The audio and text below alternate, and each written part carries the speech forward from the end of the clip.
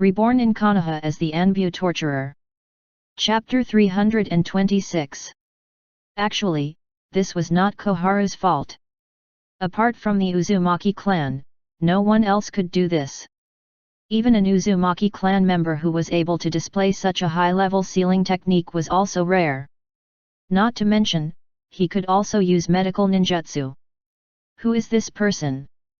Koharu became more and more curious about the mysterious person in front of her, who was wrapped up tightly and still wearing a mask. However, at this stage, she was only curious. She did not ask directly. She wanted to provide the other party with a quiet environment. This way, he could focus on treatment when treating Danzo. As Konohagakure's advisor, Koharu could still handle this kind of thing. Danzo needs to be treated first, then slowly investigate the identity of this mysterious person. Aoba knew that Koharu was looking at him. However, he did not care. This identity of his would not appear in front of Koharu and the others again. Of course, if he had the chance to appear again in the future. In that case, it would be another identity. In short, it would definitely not expose Aoba's identity. The sealing technique is completed. Aoba exchanged a look with the other two idol shadow clones. Then, he turned around and walked toward Danzo. Danzo-sama, we need to put you on the seal and treat you, you just need to relax. Aoba walked to Danzo's side and said softly to him, because the treatment is more complicated, I have to remove your clothes, including the bandage wrapped around your body. Please be mentally prepared. No, there was a trace of anxiety in Danzo's voice, but his body could not move at all, so he looked a little flustered. Don't worry, Koharu-sama won't know your secret, and I won't tell anyone. Aoba said in a voice that only Danzo could hear. After that, his voice turned heavy, and he said again, I'm not here to ask for your opinion. I'm here to inform you.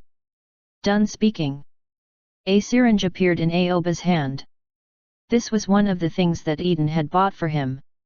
No. Don't, Danzo said weakly. He wanted to shout, but his voice was too weak. He couldn't use any strength at all. Aoba grabbed Danzo's left hand and lifted it up. He raised the syringe in his hand and injected it directly into Danzo's arm. Danzo's arm was soft and weak, but it was not completely paralyzed. After Aoba's previous examination, there was no feeling from Danzo's chest downward.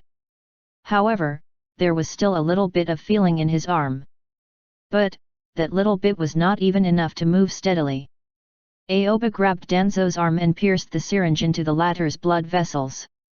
He directly injected the prepared anesthetic into it. Aoba specially concocted this anesthetic for Danzo. In just a few minutes, it could completely numb his entire body and would be at Aoba's mercy. No. Danzo still wanted to say something, but he suffered a severe injury. Coupled with the powerful anesthetic, it directly made his tongue numb. After that, Aoba and the other two shadow clones lifted Danzo's body and placed him in the soul imprisonment seal prepared on the ground. Koharu-sama, now I am going to treat Danzo-sama's injuries. During this treatment process, Danzo-sama's clothes have to be removed. Aoba said meaningfully. Aoba had already made it very clear. Of course, there was no need to do this at all. However, he also did not want to be stared at by Koharu while he was treating Danzo. Just do whatever you want, Koharu said indifferently. She was already 50 years old, so she did not care about these things at all. She directly waved her hand at Aoba. Okay. Aoba was not surprised by this result, but he still had an even more powerful trump card behind him, so he was not in a hurry now. Aoba, along with the other two shadow clones, removed the dark green robe that had been worn for a long time and was about to fade. After this robe was removed, Aoba's gaze fell on Danzo, and his eyes became serious. Aoba wanted to cure Danzo first. Then he would do something to Danzo. Otherwise, everything he prepares would be wasted. Who? Aoba could not help but take a deep breath. After all, with Danzo's condition, he could be treated only in theory, but he was not particularly sure if it would be successful in actual operation. Otherwise, he would not have worked so hard to build a soul imprisonment seal. After that, Aoba raised his right hand and condensed the chakra in his right hand. In an instant, a layer of pure blue chakra formed in his palm. The edge of the chakra looked very sharp and it was as if it could cut anything. It was Chakra no Mesu, chakra scalpel. After the Chakra no Mesu, chakra scalpel, in Aoba's hand appeared, it instantly attracted Koharu's gaze, causing the latter to widen her eyes.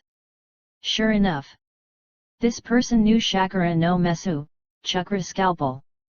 Sealing techniques and medical ninjutsu coexisted. Who was this person? Koharu became even more curious about Aoba's identity. She already understood what Eden had said at that time. This was the type of person who truly possessed strength. The reason he put on the mask was to conceal his identity. He was worried that treating Danzo's injuries, he would be too dazzling. This point, Koharu was almost certain in her heart. Aoba could clearly feel Koharu's gaze, but all of this was no longer important. He was already about to make a move on Danzo. Swish! Aoba's right hand accurately cut across Danzo's chest, directly opening it. Just as Aoba was cutting Danzo's skin, the two shadow clones beside him used Shozen Jutsu, mystical palm technique, to stabilize the blood vessels around them at the same time to stop the bleeding and prevent the blood from splashing out so easily. After opening Danzo's chest, Aoba looked at Danzo's organs. Several internal organs obviously have some symptoms, such as inflammation. When Third Reikage stabbed him, he brought bacteria into it and affected the function of the body's organs. Aoba grabbed Danzo's liver and directly pulled it out of his body, handing it to one of the shadow clones. Then he pulled out Danzo's kidney and placed it in the hands of another shadow clone.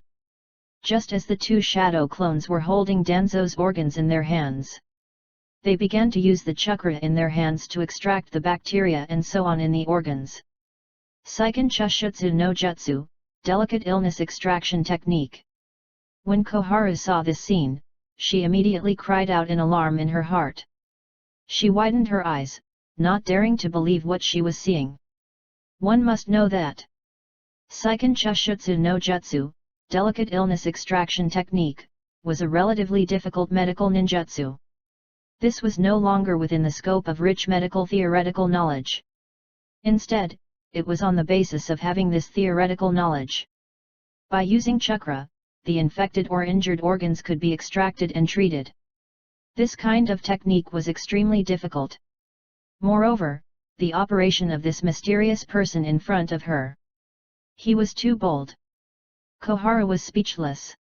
She did not know what words to use to describe this mysterious person in front of her.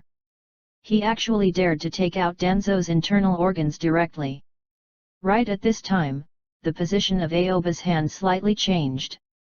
His hand moved and grabbed toward the position of Danzo's heart. This kind of action had initially attracted the attention of Koharu. Still, Aoba moved a little at this time and provided Koharu with an excellent view. Koharu unnaturally focused her gaze on little Danzo. At this moment, little Danzo was in full view, so she was dumbfounded. Aoba keenly felt the change in Koharu's breathing and immediately controlled the chakra to surge toward Danzo's waist and instantly pour into the latter's nerves. Now the nerves at Danzo's spine have been broken, so no nerve sends signals to the lower body, but Aoba used chakra instead of Danzo's central nervous system to send signals. In an instant, little Danzo seemed to have seen Koharu. He immediately took off his hat and saluted Koharu. With the hat off, little Danzo aimed his entire head at Koharu. His high-spirited posture did not look like that of a 50-year-old man but of a young man with strong vigor. Cough cough, cough. Koharu choked on her own saliva because of this sudden change. She did not even think about why it became like this. After all, Danzo had been paralyzed in bed for a long time. It was impossible for such a change to happen. It was just. Her heart was shocked by the imposing manner when little Danzo took off his hat and saluted. A long-lost palpitation unexpectedly appeared in her heart. She immediately moved her eyes away. This was her instinctive reaction. However, after moving away, she couldn't help but feel some regret in her heart. She slowly shifted her gaze back and stared at little Danzo's head with wide eyes. She wanted to take a closer look at the scenery that she had never seen before. Aoba used the gap between Koharu's distraction and stretched out his right hand, grabbing Danzo's heart. Kinkaju no Fuda, Forbidden Individual Curse Tag. Aoba's eyes suddenly lit up. When his palm touched Danzo's heart, a piece of white paper appeared. This piece of white paper quickly stuck to Danzo's heart as if it was gangrene attached to his bones, difficult to remove. On the white paper, chakra energy appeared, and a light green circle was formed. At the same time, Aoba cut his finger with chakra no Mesu, chakra scalpel, and dropped a drop of blood in the middle of the green circle. The paper tag trembled, and a red dot appeared in the middle of the green circle. It had activated the Kinkaju no Fuda, Forbidden Individual Curse Tag. After that, Aoba quickly stuffed Danzo's heart back into his chest. The entire process was extremely fast. Koharu, who had already placed her attention on little Danzo, had not noticed it at all. Aoba had seen this cursed seal tag on the book that Minato had given him. This was not a complicated sealing technique and many ninjas could do it. Usually, a high-ranking person would use this cursed seal tag to hit their subordinates. The cursed seal tag could restrict other people's movements. The strength of the cursed seal tag was extremely high. Even if it were a cage-rank ninja, they would be bound by a very strong restriction as long as this cursed seal tag hit them. Moreover, they could not remove it themselves. It was a very disgusting sealing technique. In the official plot, Madara had once implanted this cursed seal tag into Obito and Rin's hearts. Sasori had also implanted such cursed seal tags into Tsunagakure ninjas in Kabuto, but Orochimaru removed the cursed seal tag on Kabuto. Aoba knew about this information. So it was very clear.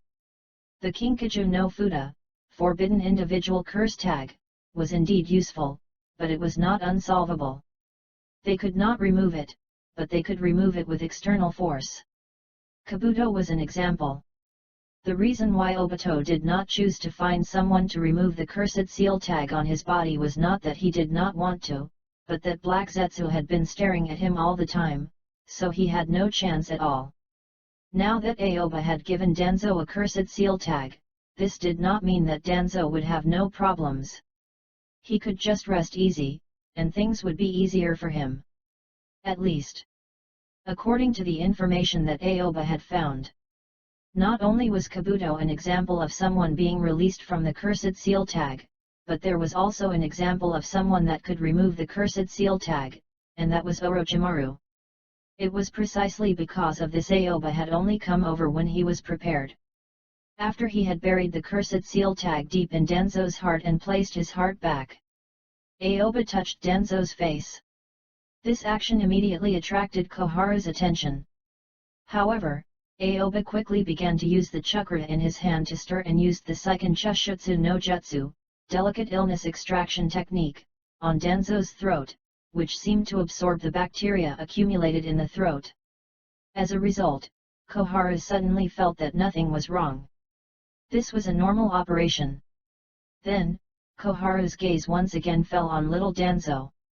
This rare scenery might not be seen in the future, so she could not help but think about taking a few more glances. Koharu's cheeks were slightly red.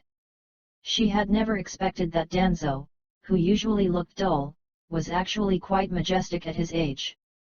It was unexpected. The corner of Koharu's mouth slightly curled up, and her tongue lightly licked the corner of her mouth, revealing a thoughtful smile. At this time, Aoba's left hand stretched out 2 fingers and directly tapped Danzo's chin, and all of a sudden, chakras poured out. Chapter 327. Outside of the room. Eden stood at the door of the room. To be precise, It was the door of the room opposite the Hokage's office. It has already begun. Eden was full of curiosity. He really wanted to see how Aoba treated Danzo on the spot, but he was sent out to do such a job. My position is still not enough. Eden silently thought in his heart. If he was an advisor and Koharu was just an ordinary higher-up in the village, then he would not be the one to go out. I have to climb up in the future. Eden silently made up his mind in his heart. He did not want to be such a sacrifice anymore. Creak. At this time, the door of the Hokage's office opened. Hiruzen, who was dressed in a Hokage robe, walked out from inside, and his eyes immediately fell on Eden, who was at the door. Eden, why are you here?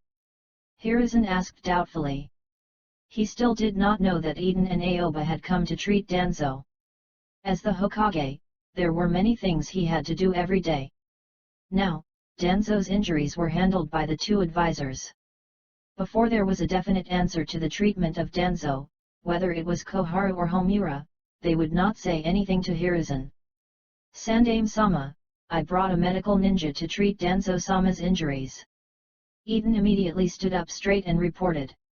He had just decided to climb up when he saw the Hokage standing at the top of the village.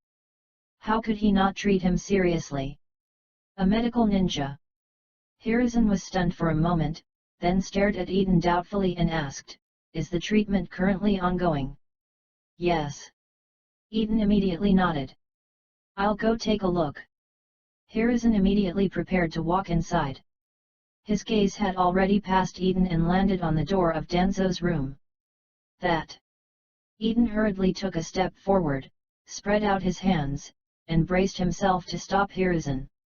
Sandaime-sama, you can't go in. Eden said in a low voice. His expression was very serious. He was not joking at all. Moreover, he did not dare to speak too loudly for fear of disturbing Aoba, who was treating Danzo inside. Hey! Why? When Hiruzen heard Eden's words, he was stunned. He did not expect that Eden would stop him, so he looked at Eden with confusion. Ah! The medical ninja is currently treating Danzo-sama's injuries. He told me that no one can go in and disturb him during the treatment. Eden said in a low voice. He was helpless about these, but there was no other way. Aoba had already told him that if Hiruzen wanted to go in now, he would disturb Aoba's treatment of Danzo, so he had to say it. When Hiruzen heard Eden's words, he was stunned. Then, he looked at Eden. Hiruzen stared at Eden's face for a while. After that, he nodded, all right, I understand. You did well. Who is the medical ninja who is treating Danzo? Hiruzen asked. This. I can't say, Eden shook his head. Hey! When Hiruzen heard Eden's words, he was stunned once again. The corners of his mouth couldn't help but twitch slightly. What kind of thing was this? Not allowed to enter. Not mentioning the other party's identity. Cough cough. Hiruzen cleared his throat. He felt that this kind of thing was a bit outrageous, so he raised his eyes and stared into Eden's eyes. I am the Hokage of the village. Even I don't know the identity of that person. Hiruzen asked in a deep voice. Sandaime-sama, the identity of that medical ninja is special. He specifically told me not to reveal his identity. Only then would he agree to treat Danzo-sama. So now I can't reveal his identity. Eden's face turned serious. When he agreed to Aoba's request, Eden knew he would encounter all questions, so he had long been prepared for it. You can't even tell me? Hiruzen asked again. Sorry, Sandaime-sama, I really can't tell you. Eden shook his head. He knew that if he said it now, it would be a perfect way to get closer to Hiruzen, but his bottom line made him unable to betray Aoba. Okay. Hiruzen nodded.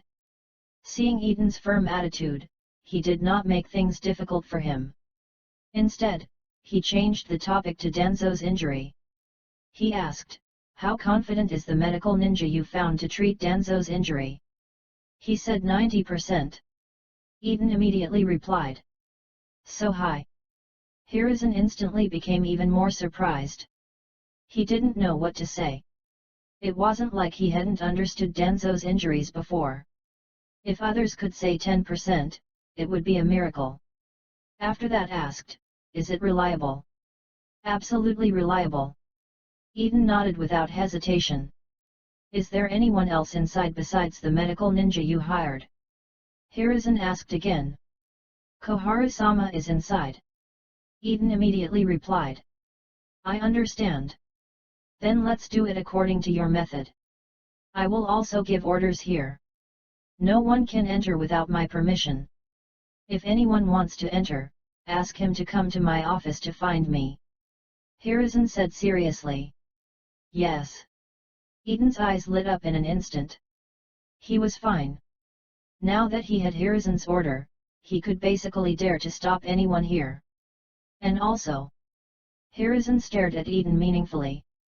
His dark eyes made it impossible to tell what he was thinking. If Danzo's treatment is over, come to my office and report to me. Hiruzen said. Yes. Eden immediately responded. He understood that Hiruzen had accepted this and even provided him with help on this matter. This made the stone that was hanging in his heart suddenly drop. Hiruzen nodded at Eden and didn't say anything else. He turned around and directly returned to the office behind him. Just as Hiruzen turned his head, before he entered the door of the office, a figure came from the stairs of the corridor. It was Konohagakure's other advisor, Homura. Homura immediately saw Eden and Hiruzen standing at the door. A lot of question marks appeared in his head. He did not understand what had happened, so he quickly walked over. Homura saw Hiruzen. Hiruzen also saw Homura. Homura, come with me. Hiruzen immediately stopped walking and waved to Homura, who was walking over. But, this, hey. Homura looked at the room where Danzo was and then looked at Eden, who was standing at the room door. Many small questions mark popped up in his head, and he did not know what was going on. Come with me. I will explain it to you. Don't talk in the corridor anymore and disturb Danzo's treatment. Hiruzen waved to Homura and said in an unquestionable tone. After he finished speaking, Hiruzen did not even turn his head and directly walked toward his office. Ah, this. Homura looked at Hiruzen's back in a daze. Now, he was even more puzzled about this matter. However, he did not say anything else and directly followed Hiruzen into the office. After the two of them entered the office one after another and closed the door, Eden let out a long sigh of relief.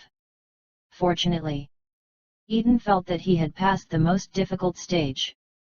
As long as the Hokage and advisor didn't forcefully break into this room, that was equivalent to stabilizing the current situation. After all, there was no one more powerful than the two of them in Konohagakure. Now the two of them said nothing more. The task of guarding the door could be said to have been completed. Thinking of this, Eden once again focused his attention on Aoba, who was inside. At this time, he really wanted to know what had happened inside. His heart was filled with curiosity. At the same time, Aoba's left hand poured chakra along Danzo's chin into the latter's throat. Hum. Hum. Hum. Danzo's Adam's apple trembled slightly like a mobile phone, but there was no vibration sound. On the contrary, because of this vibration, little Danzo nodded repeatedly. Koharu was stunned. This.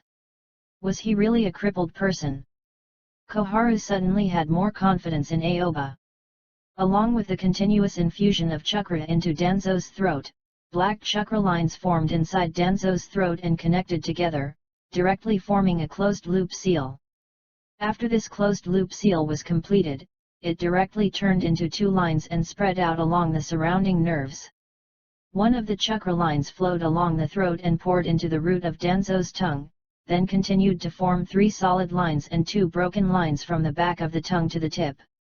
The other chakra line directly extends toward the brain and finally connects with the brain nerves. It was done. Aoba's eyes suddenly lit up. and he retracted his hand. He placed Cursed Tongue Eradication Seal on Danzo's tongue. This mark could be said to be a supplement to Kinkaju no Fuda, Forbidden Individual Curse Tag. It almost perfectly repaired Kinkaju no Fuda, Forbidden Individual Curse Tag, S bug. This was what he thought of when he was studying this cursed seal tag. Aoba was not an ordinary ninja but a ninja who crossed over from the modern world. He had a lot of information which was a natural advantage for him. He knew what was going on with Forbidden Individual Curse Tag and what was going on with Cursed Tongue Eradication Seal. In the past, when he was watching anime, he felt that the two were very compatible. Unfortunately, Danzo did not have the Forbidden Individual Curse Tag, and Uchiha Madara did not have Cursed Tongue Eradication Seal.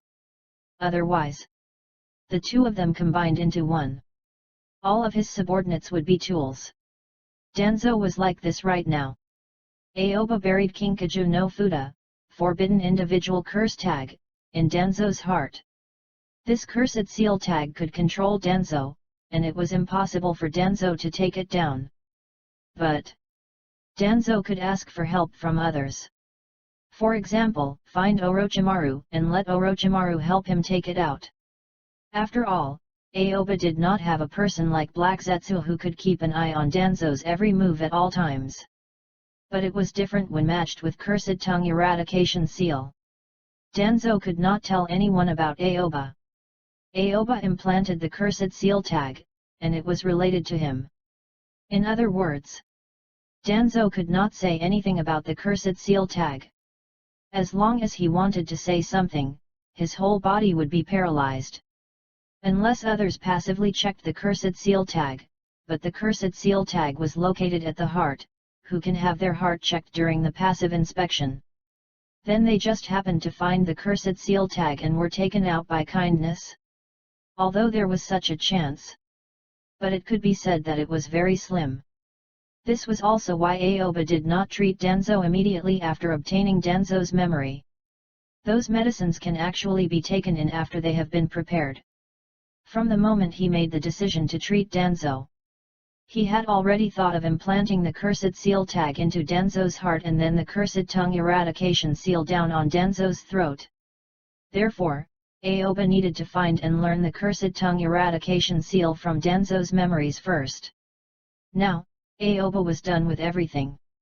He turned to look at the two shadow clones next to him. The two shadow clones immediately understood and stuffed the internal organs in their hands back into Danzo's body. When the two shadow clones put the internal organs in their hands back, one of the shadow clones took out a box of ointment from Aoba's ninja pouch. The other shadow clone began to stabilize Danzo's broken sternum and ribs through Shozen Jutsu, mystical palm technique. Then, the other shadow clone smeared the ointment on Danzo's broken bones. When the ointment came into contact with the bone, it was as if it was melting the bone. And like glue, it stuck the bone together. Under the double catalysis of the ointment and Shozen Jutsu, mystical palm technique, these bones quickly grew together. Just like this, it lasted for almost half an hour for Danzo's broken sternum and ribs all connected. Although it was not the same as when nothing had happened. But as time went on, it could still slowly recover. Bang! Bang! After Aoba's two shadow clones connected Danzo's bones, they were removed and returned to Aoba's body.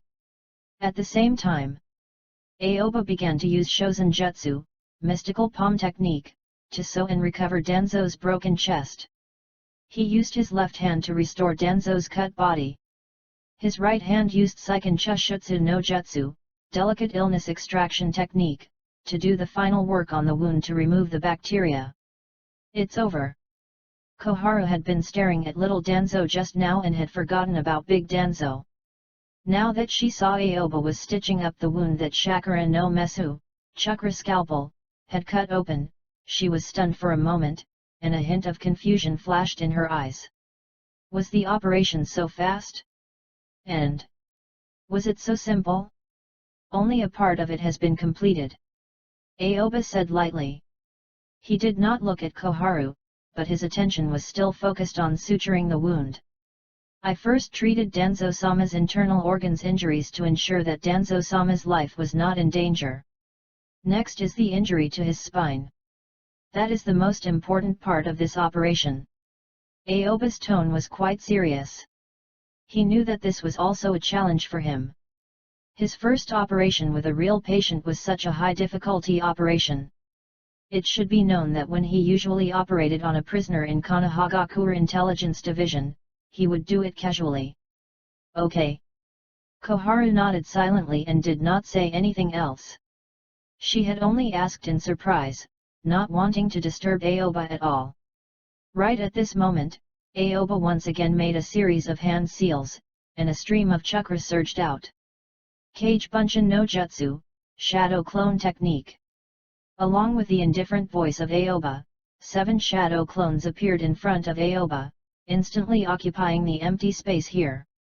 Koharu widened her eyes and looked at Aoba in shock. It was actually Kage Bunshin no Jutsu, Shadow Clone Technique, again. And there were so many shadow clones. Could it be? Did I really guess right? He is a member of the Uzumaki clan. Koharu's suspicion of Aoba deepened a lot. After all, to continuously use Kage Bunshin no Jutsu, Shadow Clone Technique, like this was not only a matter of talent for ninjutsu but also needed enough chakra to support him. Otherwise, it could only be said to be self-defeating. At least, in her opinion, the current scene was.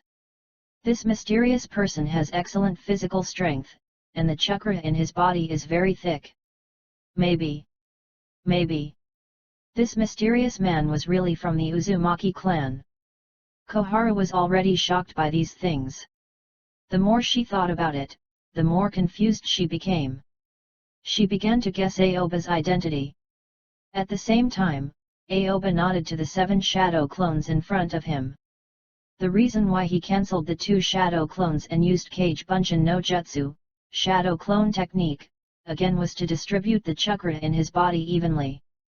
This way, the strength of these shadow clones in the operation would be the same.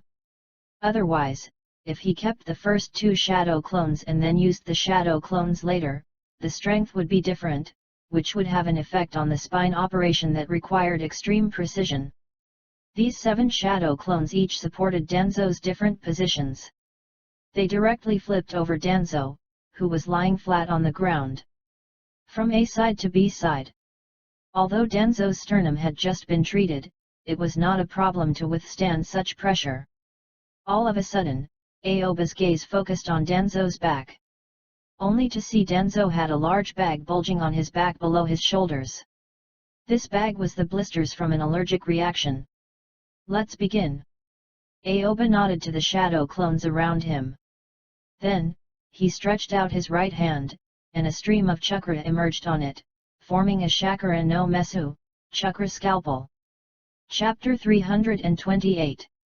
Aoba's Chakra no Mesu, chakra scalpel, directly cut open Danzo's skin and muscles from the back. The other 2 shadow clones immediately used both hands to heal the part of Danzo's body that was cut open, preventing the blood from flowing out. In addition, a shadow clone used Seiken Chushutsu no Jutsu, delicate illness extraction technique, to extract all the bacteria on the wound, preventing Danzo's body from being infected because of the cut. Puchi. Thick yellow water began to flow out from the swollen bump on Danzo's back. This yellow water was all extracted by Aoba's chakra. After dealing with the bump, Aoba's gaze fell on Danzo's spine. At this time, he could clearly see it. Danzo's spine had been dislocated to a certain extent. This dislocation caused the surrounding nerves to be damaged, causing the body to become crippled. Let's go together. Aoba said to the remaining 4 idle shadow clones. What he needed to do now was to adjust Danzo's spine and reconnect the damaged nerves around it. Then, through Shozen Jutsu, mystical palm technique, and the special ointment, he would restore the damaged part to normal. In the following time, Aoba's main body and the 4 shadow clones began to reconnect these nerves. This was a cell-level operation. It could be said to be very difficult. It required an extremely meticulous operation. Aoba had already involuntarily concentrated his chakra on his eyes in order to see the scene in front of him more clearly. Aoba then sighed with emotion in his heart. Whether it was Kumigakure's style of rampaging through training's body techniques or the delicate operation of medical ninjutsu, if he could get Byakugan, it would be a qualitative improvement. In the future, it was possible to organize the Hyuga clan to transform in the direction of medical ninjas. Those acupuncture points could have high attainments in massage. Such a plan appeared in Aoba's mind, but this matter only passed in the blink of an eye. He paid more attention to Danzo's treatment. Unconsciously. Time passed by. Half an hour. 1 hour. 2 hours. Aoba had operated for 5 hours. Even with his physical fitness, he felt that his eyes were a little blurry. However, he had no intention of stopping. This level of surgery cannot press any pause button from the middle. It must be one step at a time. If it didn't succeed, then it was a failure. Next time, if he wanted to do it again, it could be said that it was extremely difficult. There was no such good condition as now. Aoba controlled the state of his body and tried his best not to shed a single drop of sweat. Including the 4 shadow clones, there were 5 people with 10 hands. The tips of each hand surged with chakra, and the nerves on Danzo's spine were reconstructed bit by bit. Another half an hour passed. The operation had arrived at the most critical moment. The sky outside had already darkened. Koharu next to him turned on the light and was afraid that it would suddenly pierce Aoba's eyes, but if she did not turn on the light, she was worried that Aoba could not see clearly. She wanted to ask. But she didn't know if she should open her mouth. Would she disturb Aoba? Of course, Aoba did not care about this. He quickly used both of his hands to stir up the last nerve. All the damaged nerves would be completely repaired if this nerve were repaired. The next moment, the 4 shadow clones next to Aoba immediately took out the ointment at the same time. They applied it to Danzo's newly built spine and nerves. After they finished applying it, they start to gather the surrounding muscles little by little. Combined with Shozen Jutsu, mystical palm technique. Gradually, the damaged parts of Danzo's body began to heal. This process looked fast but actually slow. It needed to repair every part of the cut blood vessels and tissues. After Aoba finished all of this, he slowly let out a sigh of relief. He personally completed this kind of delicate operation, and it still took some effort. Before he did this operation, he thought of what Tsunade looked like when she performed the operation for Rock Lee at that time. It is just as Tsunade said. Either succeed or die. After all, Tsunade did not have a sealing technique like soul imprisonment seal to lock the soul inside. Although Aoba did not have any use for it, the existence of such a thing could indeed reduce a lot of pressure, allowing him to be more focused. Aoba then turned Danzo back from B to A and wrapped the bandage on the latter's body again.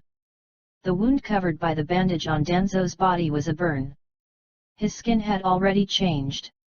The right eye that was not opened was a Sharingan. However, he did not expose this matter. Now that Danzo had been implanted with Kinkaju no Fuda, forbidden individual curse tag, it could be said that it still had some effect on him. For the time being, Danzo would not reveal his secret. Aoba quickly put on Danzo's long robe again in his body, and then together with a few shadow clones, they carried Danzo back to the bed. It's done.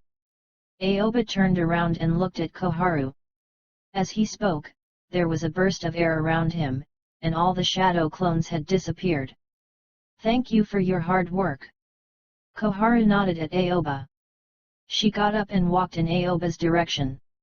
Her pace was not fast, but it gave people a feeling that she was closing in step by step. As Koharu walked in the direction of Danzo's bed, she seemed to be walking toward Danzo, but in fact, she was compressing Aoba's space step by step. This list is for you. Aoba took a piece of paper from his ninja pouch, which listed all kinds of herbs.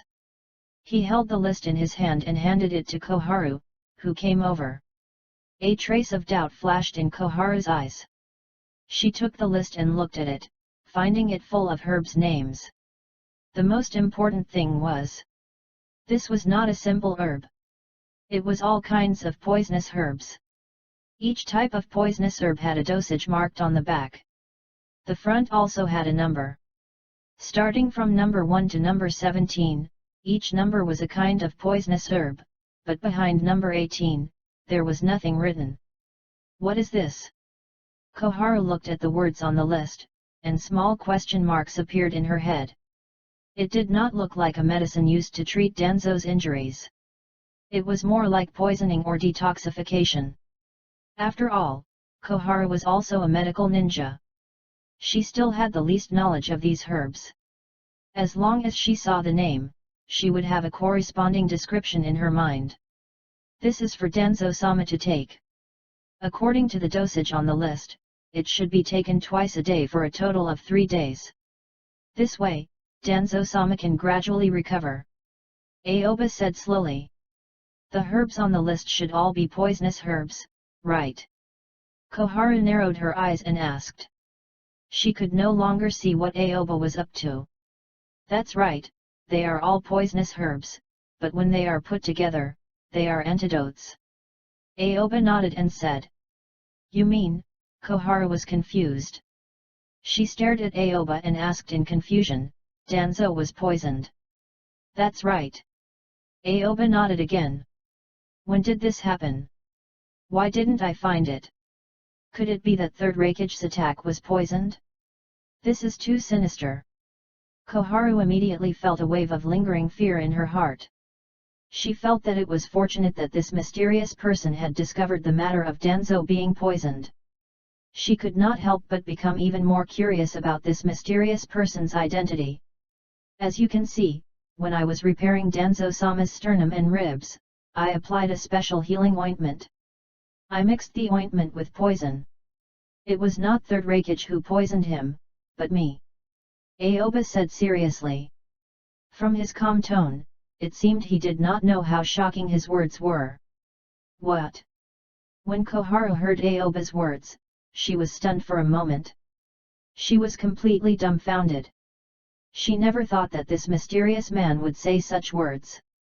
It could be said that he did not hide it at all. What do you mean by this? Koharu frowned and stared at Aoba with a cold and threatening look in her eyes. She seemed to be very angry. In her opinion, the mysterious man in front of her was using this method to threaten them. If they don't help him, then Danzo would be poisoned to death. It looked like he was treating Danzo, but in reality, he had other plans to use this despicable method to seek benefits. Koharu-sama should be very clear about why I did this, right? Aoba said meaningfully. What do you want? Koharu asked coldly. She already had the intention of turning hostile. I don't want anything. Aoba shook his head. His pair of pitch-black eyes focused on Koharu's face through the hole in the mask, making him look so calm and composed.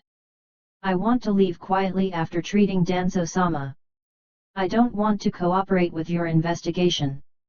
Aoba said indifferently. You are thinking too much.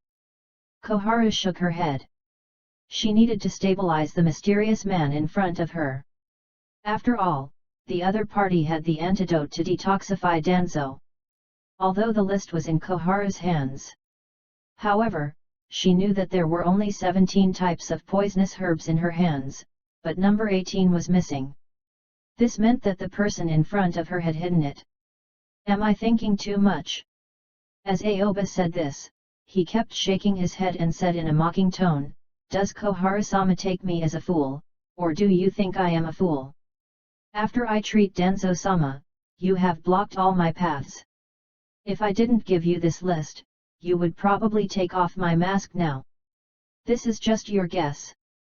Koharu was non-committal, but her body did not move forward or retreat. She did not block Aoba again, but she also did not give way. Koharu-sama, since it is my guess, please don't block my way out and let me leave here. I will tell Brother Eden the number 18 herb. At that time, you will naturally get the antidote to the poison in Danzo-sama's body, Aoba said indifferently.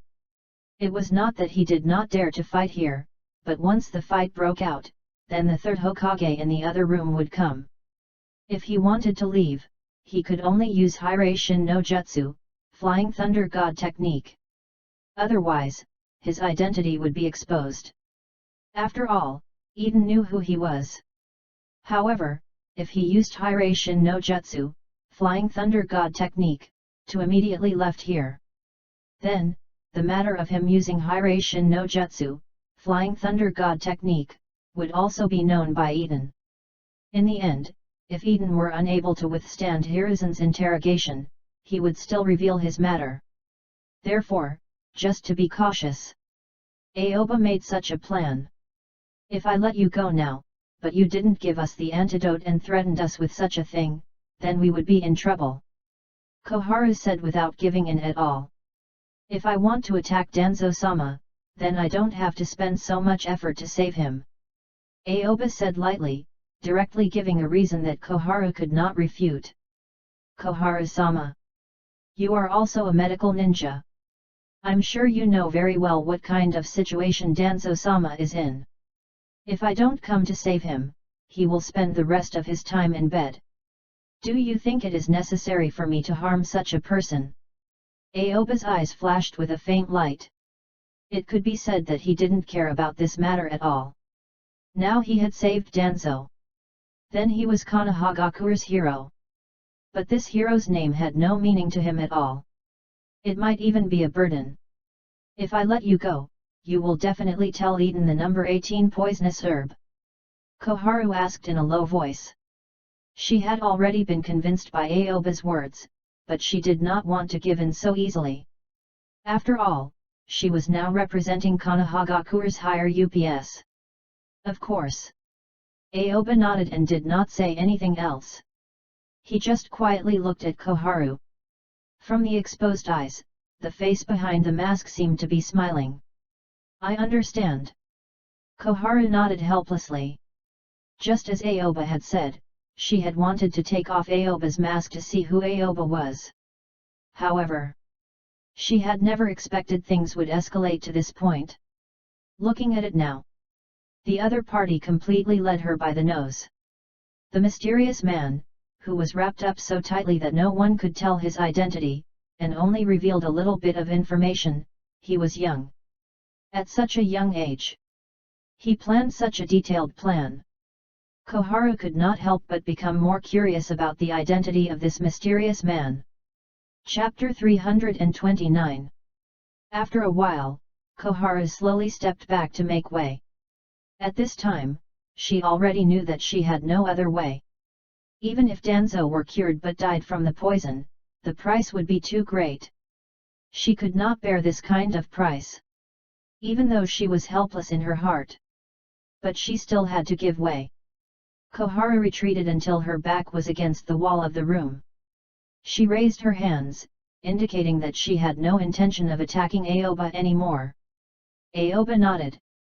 He knew that Koharu would not make a move again, but he still stared at Koharu with a cautious look to show that he did not feel so confident. Aoba took a step forward. Step by step, he walked toward the door. His eyes were fixed on Koharu. When Aoba walked to the door, he immediately opened the door, stepped out, and appeared beside Eden. Did it succeed? Eden had been paying attention to the movements in the room. When he heard that the door was opened, his eyes immediately widened. His eyes were full of questions, wanting to hear Aoba's explanation at the first moment. Only, he did not receive an answer. Brother Eden, come with me. Aoba directly pulled Eden's arm and walked out. He deliberately pretended to be in a hurry, showing a nervous state, which directly made Eden nervous. Ah! After Eden was dragged a few steps away by Aoba, he was still in a state of confusion. After a while, only then did he recover. Ao! That! I want to report this to Sandaime-sama. Eden said to Aoba. He almost shouted out Aoba's name. Fortunately, he quickly took it back, which did not lead to the exposure of the matter. "You will have time to report later," Aoba said in an unquestionable tone. Just as he said this, Eden had an illusion. It was as if Aoba was the captain of the Konoha Intelligence Division, and he was just a small subordinate. Eden was stunned for a moment. Then, he allowed Aoba to pull him. Without asking another question, he directly followed Aoba out. Soon, the two of them left the building. At this time, it was already dark outside. Unknowingly, after Aoba completed the operation, it was almost midnight. There were no pedestrians outside now. However, as the two of them walked toward Eden's residence, they could still feel shadows running around. Those black shadows were all Anbu. They were responsible for keeping an eye on the two of them. When Eden feels this situation, he immediately becomes furious. An extremely unpleasant feeling spread in his heart. After all, in his opinion, they had made a great contribution to the village. He had led such an excellent medical ninja like Aoba to treat Danzo, who was seriously injured. Not only did they not receive any superior treatment, but they were also monitored like a criminal. This feeling made him extremely unhappy. Just as he was about to shout at these people, Aoba tugged at his shoulder. "Brother Eden, don't say anything. Let's return to your house," Aoba said in a low voice. His footsteps became faster. Although he was not flustered and had already calculated all of this, he still had to avoid any possible accidents. He wanted to end things as quickly as possible. Eden wanted to respond, but when he heard that Aoba had just said nothing, he immediately closed his mouth. It seemed that Aoba had encountered something.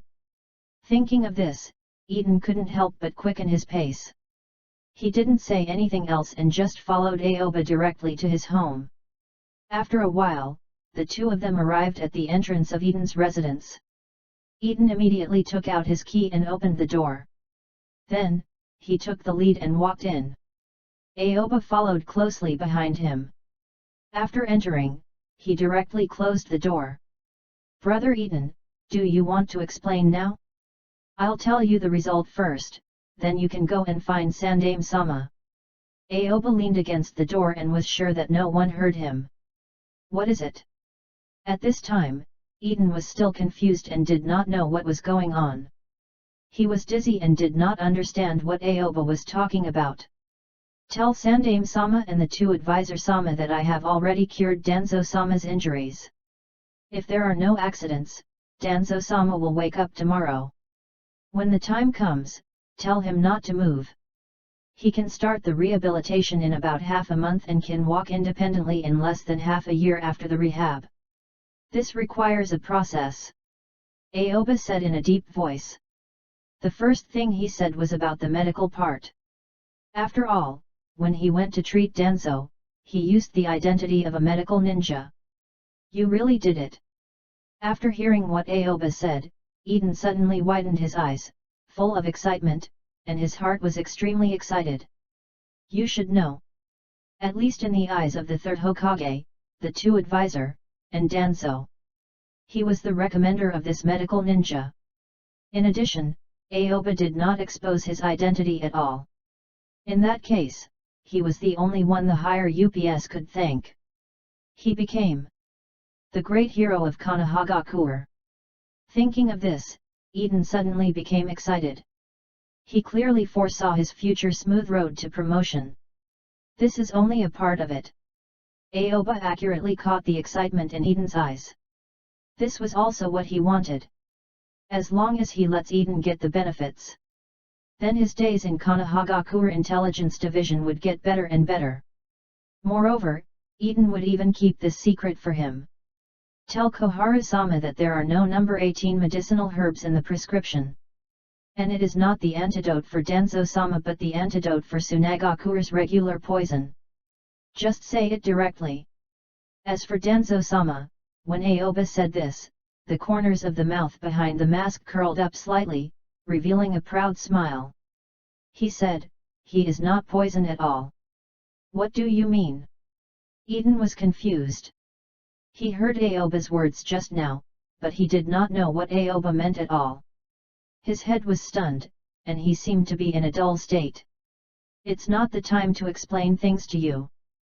Brother Eden, go and report. When you come back, you won't be able to see me. I have already left. You don't need to care about how I left. Just pretend that you don't know about this. I will go to your office tomorrow and explain these things to you in detail. Aoba said to Eden. All right. Eden nodded. He still believed Aoba in his heart. Although he was curious about what had happened, he was not in a hurry. On the contrary, reporting Denzo's matter being cured was the most important thing. After Aoba said these words, he directly stepped aside from the door and motioned for Eden to leave. Eden did not say anything more.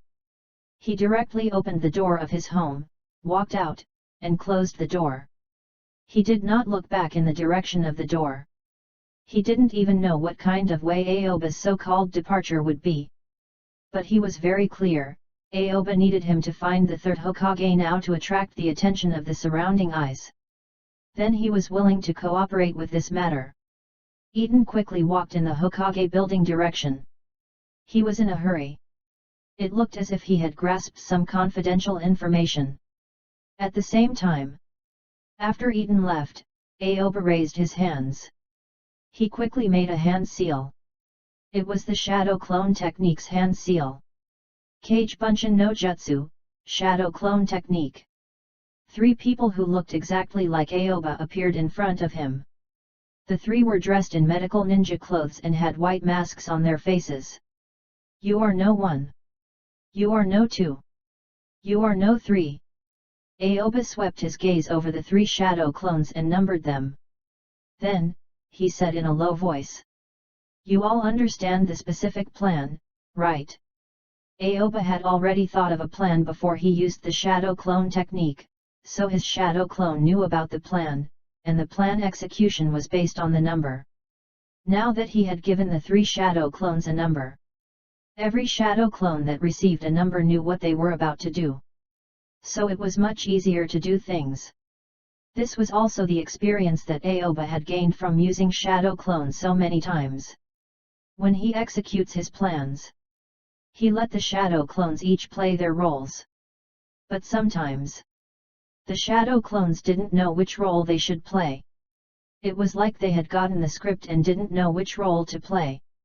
What Aoba was doing now was to determine the roles played by the 3 shadow clones through numbers and finally complete the distribution and positioning of the parts. Yes. After hearing Aoba's words, the 3 shadow clones instantly understood their position and immediately responded. Get ready to start. Aoba nodded at the 3 shadow clones and then directly used Hiraishin no Jutsu, Flying Thunder God technique. He disappeared, leaving only the 3 shadow clones here. The next moment, Aoba appeared directly in the underground room. He did not need Eden to help him attract attention at all, but he had to act as if he needed Eden to attract attention. Only after he left could he perform what seemed to be a good play. Then, Aoba took off the white medical ninja costume and the white mask. They were all thrown into Madara's coffin. It was stored inside. It may be useful in the future. After that, Aoba again used Hiraishin no Jutsu, Flying Thunder God technique. From this dark room, he instantly moved to the watchtower on the tower's 3rd floor, his secret base. Aoba could see the forest in front of him that was shrouded in darkness. His tense expression when he was treating Denzo eased in an instant, and he relaxed a lot. Now, let me appreciate Denzo's memory. Aoba slowly closed his eyes. He sat on the watchtower and immersed himself in Denzo's memory. Although he had arranged many shadow clones to read Denzo's memory, it was only rough progress to find the learning method or use of the cursed tongue eradication seal. After all, he was short in time. He wanted to treat Denzo quickly before the higher UPS of the village could react. He also wanted to leave those seals on Denzo, making this root boss, who had done many things, become a chess piece for him. In that short period of time, Aoba had no time to check what Danzo's specific memories were. At this time, Aoba felt that it was the most suitable time to read Danzo's memories. He did not use many shadow clones to read it together. The feeling of stuffing the results might be more suitable for reading other people's memories, but for someone like Danzo, personally reading it was the most interesting thing. Gradually, Aoba was immersed in Danzo's memories. On the other side, at Eden's residence, there were many Anbu lurking around, staring at this place. They were all instructed by the advisor, Homura, to come here to investigate the mysterious man's identity. Now their task was to keep an eye on the mysterious man. They could not let the mysterious man escape. The mysterious man would be arrested if Eden revealed the last medical herb in the antidote prescription. As a result, they could still know the identity of the mysterious man. Suddenly, just when these Anbu thought that they would guard this place until the following day, the door of Eden's residence suddenly opened. Immediately after, a white shadow rushed out quickly. It felt like he was running for his life. He basically did not care about the Anbu around him. The group of Anbu who were watching the scene suddenly had a lot of question marks on their heads. They were clear that the person who ran out was the medical ninja they were responsible for watching. No way! Did he run out so openly? Did he really not treat them as people? These Anbu did not take the medical ninja seriously. After all, medical ninjas were powerful in medical aspects, but in terms of escaping and chasing, these Anbu were the experts. However, just as all of their attention was drawn away by the running figure at the entrance of Eden's residence, another medical ninja wearing the same medical ninja outfit and mask ran out.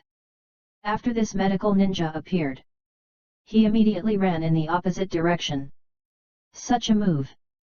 The Anbu at the scene suddenly realized something. Shadow clone! This thought appeared in everyone's mind, but they were not sure whether they should catch these two or not. If they caught the shadow clones, it would expose that they were guarding here. But if they miss them, he will run away if he has the actual body. Go! At this time, the Anbu captain responsible for this mission immediately shouted. He was very clear that he would instead catch wrongly than let go. He could not let the other party run away. In a split second, these Anbu, hiding in the dark to monitor Eden's residence, rushed forward and grabbed the two white figures. Chapter 330. These Anbu were all elites but couldn't see through the shadow clones. They had to capture these medical ninja shadow clones who ran away. All of a sudden, these Anbu chased after Aoba's shadow clones, who ran in different directions. Bang! Bang! Just as they were about to touch the shadow clone, the two shadow clones did not give them a chance to touch at all. They directly turned into smoke and disappeared. Both of them are shadow clones. When the surrounding Anbu saw this scene, they all widened their eyes and could not believe what they had seen. It was beyond their expectations. They did not think that a medical ninja could use two shadow clones after a day of surgery, which greatly surprised many. One must know shadow clones were not rare ninjutsu in the Anbu circle. Many Anbu knew it. However, everyone knew that the shadow clone divided the chakra equally. The more shadow clones created, the more chakra would be divided, directly leading to further weakening of the original body. Even if they were Anbu, when using shadow clones, they would also control the number. Even some people would not create too much of the number. So this made them realize that one of the two clones must be the real one. But what made these Anbu very shocked was the two clones were removed when they were about to catch up. No one was the real one. All of a sudden, these Anbu's attention turned back to Eden's residence's direction, and they began to panic. They realized a possibility. Swish! It was at this time it seemed to confirm their guess. A white figure quickly ran out from the door of Eden's residence. It was very fast. It was as if everything had been planned out. He ran straight to the position where there was no Anbu. At this time, the Anbu had all been pulled to the sides. They had already distanced themselves from this white figure. Chase! The Anbu all had the same thought in their heads. They all realized that this white figure that had run away was the medical ninja himself. It was absolutely impossible for it to be a shadow clone again. Everyone at the scene was obvious. It was relatively difficult to split out 3 shadow clones because it has a very high requirement for chakra. Even Anbu would not easily try it. Otherwise, it would be easy to cause more damage to themselves than help. Then, these Anbu rushed toward the white shadow. Their speed was very fast. They had no intention of holding back at all. After all, they had already made their move. There was no point in continuing to hide. Why not just capture this person first? However, it was the same as what had just happened. Just as these Anbu were about to catch this white shadow. Bang! A blast sounded. It was clearly transmitted into everyone's ears. Then, the white figure turned into wisps of smoke and disappeared from their sight. All the Anbu present were dumbfounded. They failed 3 times in a row. They watched helplessly as the 3 shadow clones were removed in front of them. This made them unable even to touch it. Their mentality was about to collapse. Not good! Someone from the Anbu group exclaimed. Everyone instantly reacted and looked in the direction of Eden's residence. The door was wide open. Through the darkness, one could see the lights in the living room. There was no one inside. He escaped. These Anbu all realized this, and everyone was stunned on the spot, not knowing what to do. It was too exaggerated. They were all a little dumbfounded. A mere medical ninja. In front of dozens of Anbu, he actually escapes without these Anbu seeing him. Everyone had been fooled by him. Damn it! An Anbu cursed in his heart. He had already realized that the target they were responsible for staring at had disappeared. Now everyone is divided into 2 teams. The first team will stay here and guard Eden-sama's residence. Make sure no one goes out. The medical ninja may still stay in Eden-sama's home. The second team will start to search the surrounding areas quickly. Find the people wearing medical ninja clothes as possible or the medical ninja clothes that have been thrown away. Move now! This Anbu captain ordered everyone. Because of the mask, no one could see the face of this person, but the tone of the voice made people feel a sense of urgency. When such a mission was given to them from the very beginning, none of them felt that this was a relatively difficult mission. They used so many Anbu to watch a medical ninja who had already exhausted his strength. This made them feel that it was a waste of personnel. However, at this time, they gradually realized. The medical ninja was not as simple as they thought. These 3 shadow clones were the 3 numbered actors that Aoba had instructed. Number 1 took the lead and rushed out to attract the attention of all the Anbu present, making them think that he was going to run away, and then they began to prepare to chase him. Immediately after, Number 2 would immediately run in the opposite direction, catching Anbu off guard. However, when they chased and were about to catch up to Number 1 and Number 2, they would then release the shadow clone technique, causing the Anbu who were chasing them to be shocked. Finally, before they can react, let the shadow clone Number 3 run out. At that time, according to Anbu's original thinking, they would not think that this was a shadow clone. Because of this, when they found out that this was a shadow clone, the impact would be even greater. Aoba did not leave Eden's room at all. He had already used Hirei Shin no Jutsu, Flying Thunder God technique, to go. However, he used this method to create a strange atmosphere. After the Anbu found out that it was a shadow clone, they would feel that they had been fooled, and he ran away while at it instead of guessing that he had used space-time ninjutsu to escape. This was very important to Aoba. Otherwise, when Aoba disappears from Eden's residence, not to mention these Anbu, even Eden would want to ask him how he escaped. At that time, Aoba would not have a reasonable explanation. But it was much more convenient now. Aoba sat on the tower's 3rd floor and felt the 3 shadow clones transmit what they had experienced in turn. The corners of his mouth rose slightly, and he continued to read Danzo's memories. On the other side, after hearing Aoba's arrangements, Eden hurriedly walked toward the Hokage building. When he left in a hurry, he directly took away a portion of Anbu's attention. These Anbu quickly shuttled through the darkness and focused their attention on Eden. In this situation, they could not be sure if he was the genuine Eden or someone who used a transformation technique. Eden did not care about these Anbu at all, or rather, he hoped that more Anbu would follow him. This way, Eden would think he had created a bigger space for Aoba. However, if not for the urgency, Eden might even take these Anbu to walk around on other roads. But now it was an urgent matter. Eden had no other choice. He could only go to the Hokage building as fast as possible. A few minutes later, Eden came to the entrance of the Hokage building. When he walked to the entrance, 4 ninjas were standing at the entrance of the Hokage building. They were all Chunin. They were in the middle of changing shifts. 2 of them were the ninjas who had seen Eden in the daytime. When Eden came over, these 2 ninjas immediately saw Eden. Their faces immediately turned respectful. Eden-sama.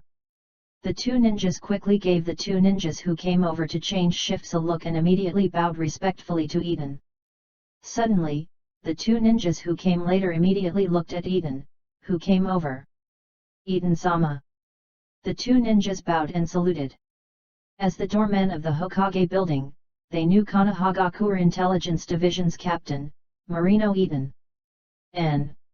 Eden just nodded to the 4 people and did not speak superfluously. He walked directly into the Hokage building. When the 4 ninjas saw this scene, they immediately opened a path. No one dared to say anything. After all, the other side was Konoha Intelligence Division's captain. Just like this, under the gaze of the 4 ninjas, Eden entered the Hokage building. Not far away, all the Anbu who followed Eden saw him enter the Hokage building. They exchanged glances. No one left. They stay in the same place. They knew very well what their mission was, and it would not end just because Eden entered the Hokage building. Eden entered the building very smoothly and shook off the tails behind him. At least they did not follow in. Eden walked and went up the stairs. When he reached the middle of the stairs, he suddenly stopped. Who? Eden took a few deep breaths and tried his best to calm himself down. He knew well that the people he was facing now were the 3rd Hokage and the 2 advisors. At this time, he could be said to be the one who had healed Danzo-sama's injuries. He was someone who had made great contributions. He was Konohagakure's great hero. He had to have confidence. After brainwashing himself, Eden immediately straightened his back and became even more confident. Eden walked up to the 2nd floor of the building with his head held high. After a few steps, Eden came to the door of the Hokage's office. He raised his right hand, clenched it into a hollow fist, and suspended it at the door of the Hokage's office. After a slight hesitation, he resolutely knocked. Knock. Knock. Knock. A dull knock sounded on the door. This time, the voice was not as soft and gentle as before, but through the movements and sounds, one could feel the firmness. Please come in. Through the door of the Hokage's office, a low and magnetic voice sounded. This voice was very recognizable, it was the voice of the 3rd Hokage, Sarutobi Hiruzen. After hearing Hiruzen's voice, Eden pushed the door open. At this time, the Hokage office was brightly lit, and 2 people were inside, sitting opposite each other, both of which meant sitting at the desk. Hiruzen was facing the door directly. The other person was Konoha's advisor, Homura, who had his back on the door. The moment Eden opened the door, they turned to look at Eden. All of a sudden, Hiruzen and Homura's eyes were focused on Eden. Eden is here. When Hiruzen saw Eden, his eyes suddenly lit up. Then he turned to look at Homura and said, "You go to Koharu. I want to have a few words with Eden alone. Then we will go and find you." "Okay." Homura nodded. He knew that Hiruzen was going to whisper something to Eden. However, he did not care about it at all. It was as if these things had nothing to do with him. He got up and walked toward the door, walking to Eden's side and brushing past him. Homura did not speak to Eden. Eden also did not say anything to Homura. In fact, both of them were very clear in their hearts. Homura sent those Anbu ninjas. After Homura left, the office door was closed, leaving only Eden and Hiruzen inside. Eden, sit down and talk. Hiruzen's eyes focused on Eden. He used his eyes to signal Eden to sit on the chair in front of him, which was the chair that Homura had just sat on. Yes. Eden walked towards the chair. When he was in the corridor, he was still a little nervous. Now that he had entered the office, he relaxed and was no longer nervous. Under Hiruzen's gaze, Eden sat on the chair.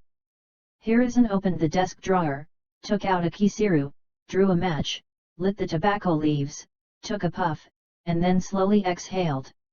Eden, there are only the two of us now.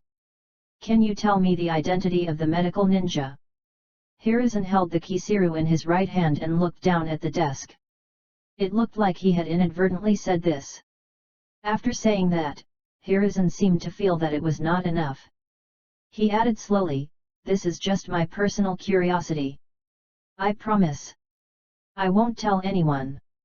There was a hint of promise in Hiruzen's tone.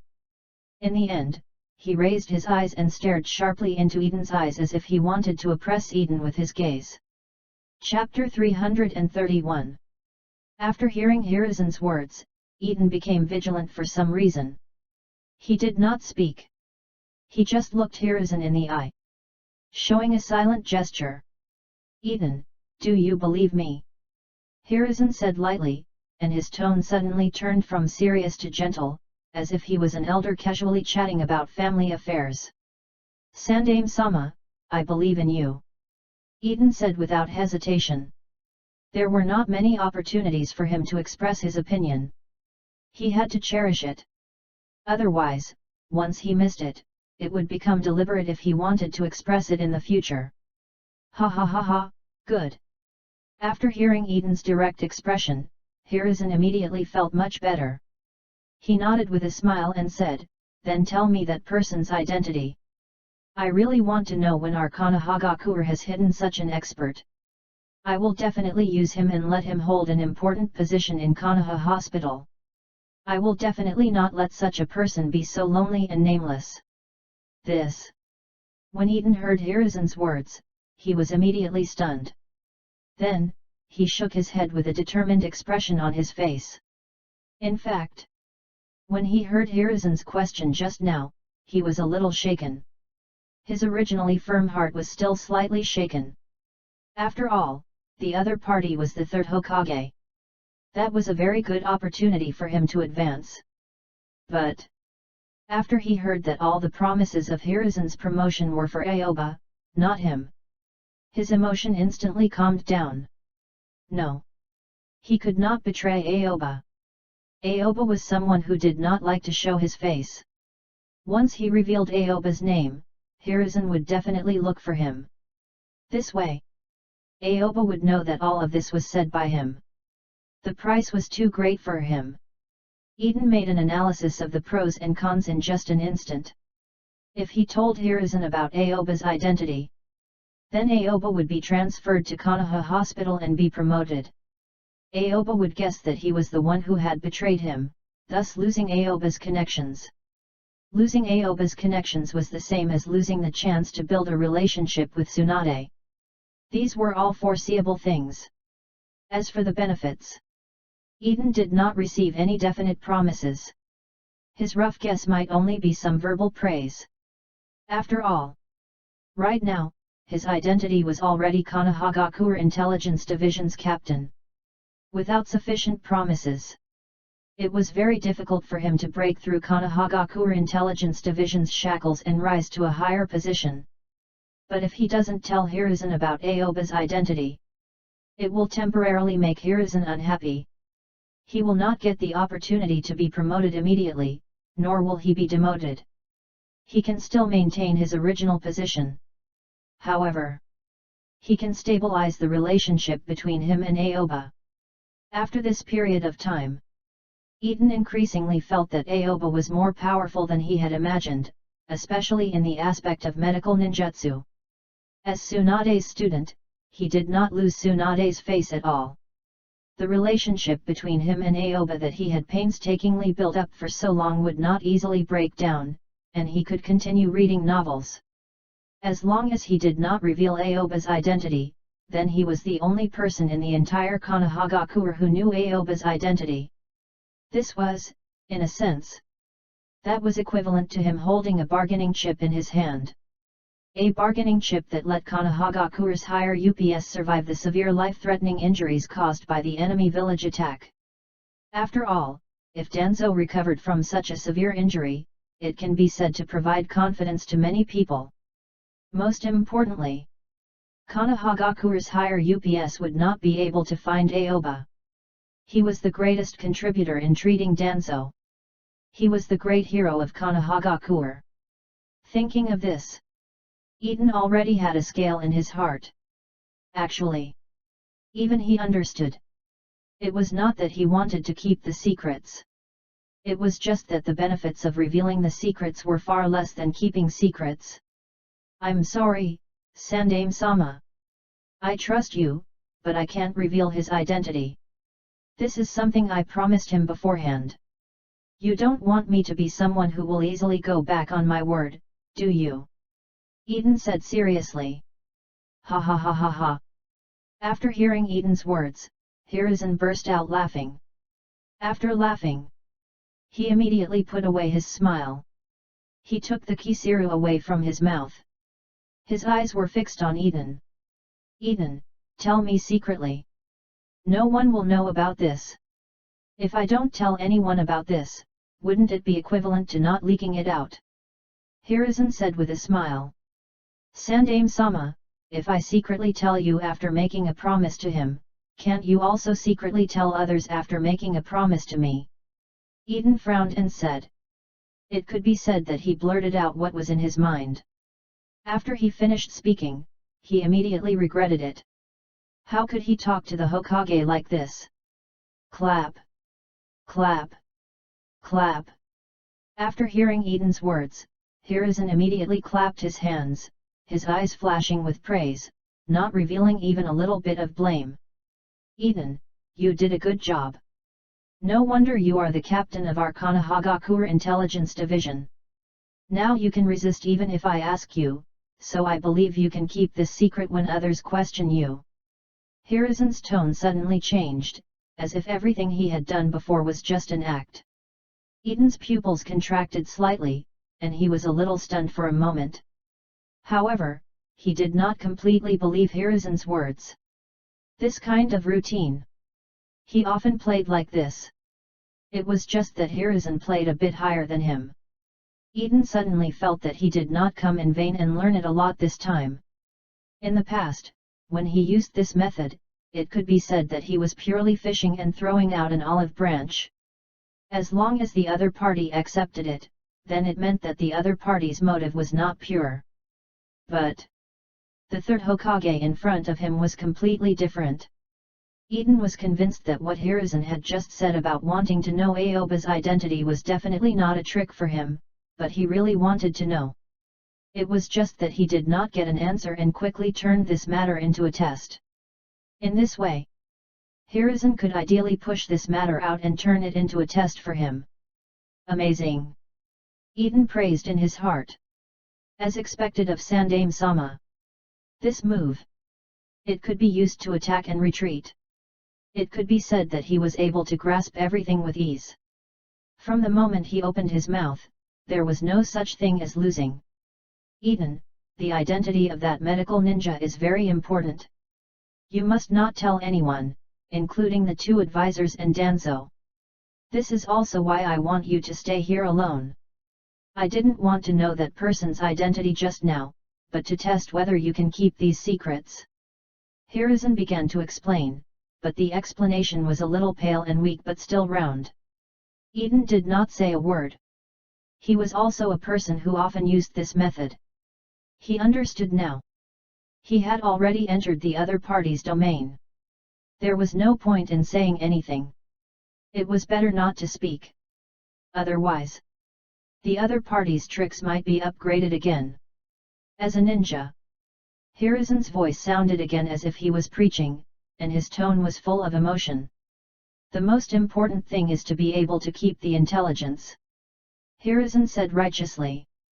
After that, he stared at Eden. He nodded heavily. His eyes were full of praise. You did very well. Hiruzen praised Eden again. Thank you, Sandame-sama, for your trust. Eden immediately replied. Now I can rest assured. Let's go to Danzo. I think the medical ninja must have told you a lot of things. I will go with you. Hiruzen stood up from his seat. The moment he stood up, he put the Kisiru in his right hand and put the Hokage hat on the table on his head with his left hand. When the Hokage hat covered his head, a touch of coldness appeared in the depths of Hiruzen's pupils. This kind of gaze disappeared in a flash as if it had never appeared. Yes. Eden watched as Hiruzen stood up in front of him and immediately stood up. He only gave a simple reply and did not say anything else. At this time, although he didn't show anything, his heart had already become cautious. He gradually understood something. Why did Aoba have to hide his identity? Suddenly, Eden followed Hiruzen out of the office and walked toward the room opposite them that had temporarily become Danzo's ward. Hiruzen walked in front. Eden followed behind. Just like that, they entered Danzo's room. After Eden entered, the eyes of Konohagakure's two advisors, Homura and Koharu, focused on Eden. In an instant, it was as if two knives were cutting his face.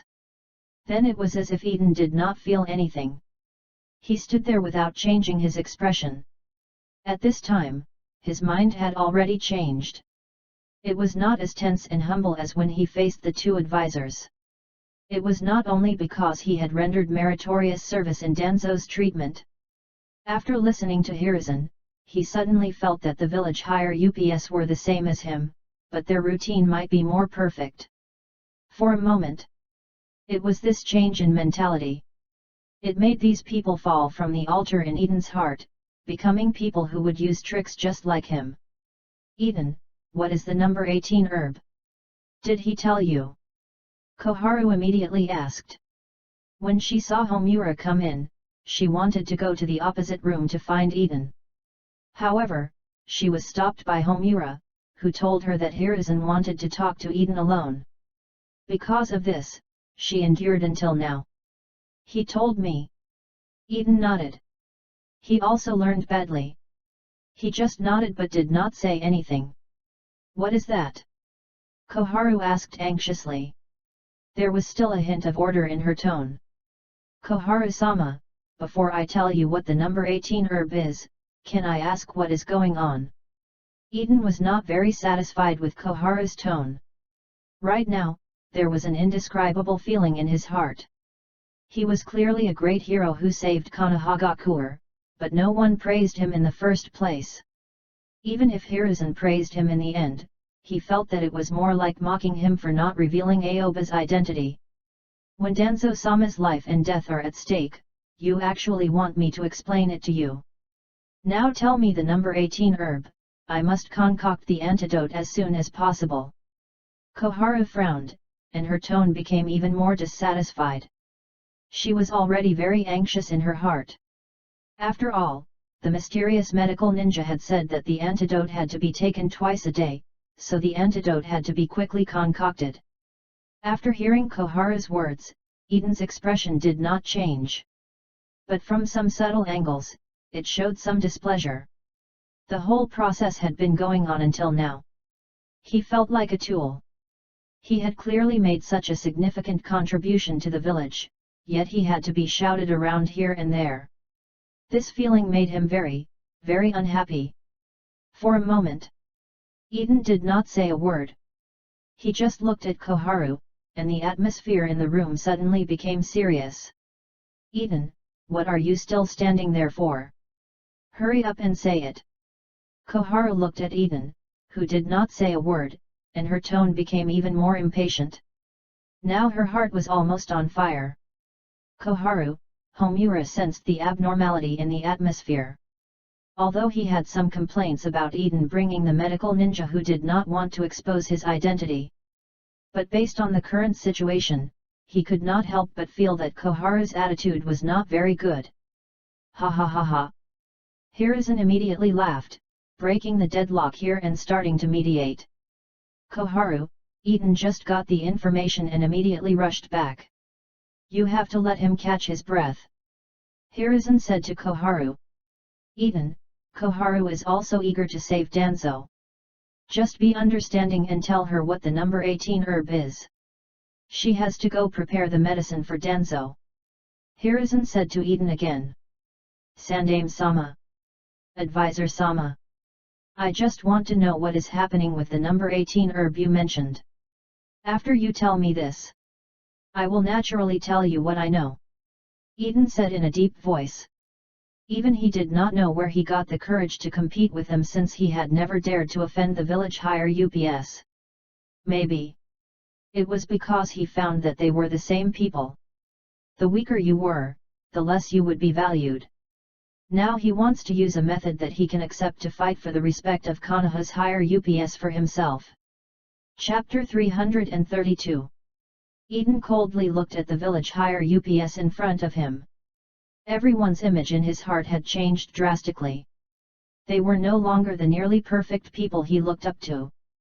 Just when he was in the Hokage's office, he found that everyone was the same as him. In the past, his impression of Konohagakure's higher UPS remained when he had just stepped into the political circle. It was just that over the years, he had always been deep in Konohagakure Intelligence Division. He had no chance to have too much contact with Konohagakure's higher UPS. Now, he found that many things in the past had changed. It made him feel that Konohagakure was like a magnified Konohagakure Intelligence Division. Even the village's Hokage was no different from the Konohagakure Intelligence Division captain of the past. Once this feeling appeared, it wasn't easy to disappear. It made it difficult for Eden to feel strong awe from the bottom of his heart toward Hiruzen and the others. Originally, he felt that the glory of these higher UPS had brought more and more prestige to Konohagakure, and it seemed that the halo of these positions had been applied to them, making them even more brilliant. At this point, Eden's respect for these Konohagakure higher UPS had changed. This was not his respect for these people. It was his respect for this position. In other words, anyone who sat in the Hokage position would receive his respect, even if it were a dog. This was his view of this position. As for the person, that was all. There was an indescribable sense of disappointment in Eden's heart. He found that, to a certain extent, these higher UPS were not doing better than some of the middle-level people he knew, they just happened to occupy this position. After Eden said this, everyone, including Hiruzen, was silent for a moment, and the atmosphere suddenly became strange. Especially Hiruzen, his face turned a little ugly. He was just trying to smooth things over for Eden. Now, he suddenly realized. This Konohagakure Intelligence Division's captain, he was especially inflexible when it came to doing things. It was one thing to ask about the identity of the medical ninja just now, but now he had to let Koharu explain what had happened before he was willing to say what the number 18 herb was. This made his impression of Eden become very bad. Eden, you don't have to be so stubborn. You can take a step back in this matter. Tell Koharu the number 18 herb so she can be at ease and patiently tell you what happened. Seeing that the situation was not good, Homura pushed his eyeglasses and began to use words to break the awkward atmosphere. Koharu-sama, as long as you tell me what happened here, I will tell you what the number 18 herb is. Homura's words aroused Eden's stubbornness. If it were in the past, they would only use their position to suppress him. Right now, he had secrets that these people did not know about. Could it be? Do you have to be so tough when you are asking about secrets? Are you interrogating me? Eden suddenly understood why Konohagakure had been in such a mess during this period, and forces that betrayed the village often appeared. Konohagakure's higher UPS were definitely not without problems. Eden had already made some judgments in his heart. Based on Denzo's treatment this time, whether it was him or Aoba, neither of them received the praise, but instead, they got deeper suspicions. Eden, what exactly is going on with you? It is a moment of life and death. Do you have to show your personality at this time? Now that Denzo urgently needs the number 18 herb to save his life, do you have to let me explain what the situation is first before you are willing to say what the herb is? Koharu narrowed her eyes and said. The expression on her face and the tone of her voice did not hide the dissatisfaction and anger in her heart. If not for the sake of the number 18 herb, she would probably have to teach Eden a lesson. He, Koharu-sama, if you had explained it to me from the beginning, I'm afraid it would have been finished by now. Eden sneered. He was still more enthusiastic. Anyway, he could see that this matter would not bring him any hope of promotion. As long as these people were the higher UPS, he had no hope of advancement. He might as well let himself be happy. What are you saying? After hearing Eden's words, Koharu frowned even more. Her face was full of anger, and she was about to go crazy. Eden, you are disregarding Denzo's life and death. Now tell me the number 18 herb. Don't talk so much nonsense. Koharu shouted angrily. Ha ha ha ha ha. When Eden heard Koharu's words, he laughed. Instead, he suddenly let go and did not care about those things anymore. Koharu-sama. You said that I don't care about Denzo-sama's life and death. Then who found a medical ninja to treat Denzo-sama's injury? Eden's tone became more and more serious. As he explained the truth, he also completely vented the unfair treatment he had suffered in his heart. This was what he was thinking right now. Eden knew that the one who contributed the most was Aoba. Still, he was also very clear that if he hadn't mentioned the problem of treating Denzo's injuries to Aoba, then Aoba might not have taken the risk of exposing his identity by revealing his hidden medical ninjutsu. Compared to the three people in front of him. On the contrary, Eden felt more trust in Aoba. After all, he was the only one in Konohagakure who knew that Aoba was Tsunade's student and the only one who knew that Aoba was here to treat Denzo. In fact, he knew what the number 18 herb that Aoba had told him was. Aoba had already told him. It just doesn't exist at all. But it was precisely because of Aoba's words that he had doubts in his heart. He did not know why he said that Denzo was not poisoned. He wanted to ask what was going on. This was not his curiosity. It was a question of his principles. Because he vaguely realized something from Aoba's words. That was. They were the people who came to treat Denzo-sama's injuries. They were the heroes of Konohagakure. But it seemed that they did not receive the treatment they deserved. Good. When Koharu heard Eden's words, she suddenly laughed. However, her smile was filled with displeasure. Eden, that medical ninja is the person you found. I did not want to say this, but I felt that I should give you a face. But you forced me. Koharu's tone began to become fierce. That medical ninja is indeed the only medical ninja I have ever seen in my life. Even the slug princess Tsunade herself might not be able to do this. I admit this. Koharu's eyes focused on Eden. Her serious and dignified eyes seemed to want to frighten Eden. But Koharu's tone suddenly changed. Her voice instantly became even more serious, immediately bringing the emotions of the surrounding people into it. Homura and Hiruzen were also puzzled. They did not know why she suddenly looked so angry. You probably don't know what he did. What did he do? Eden asked in a low voice.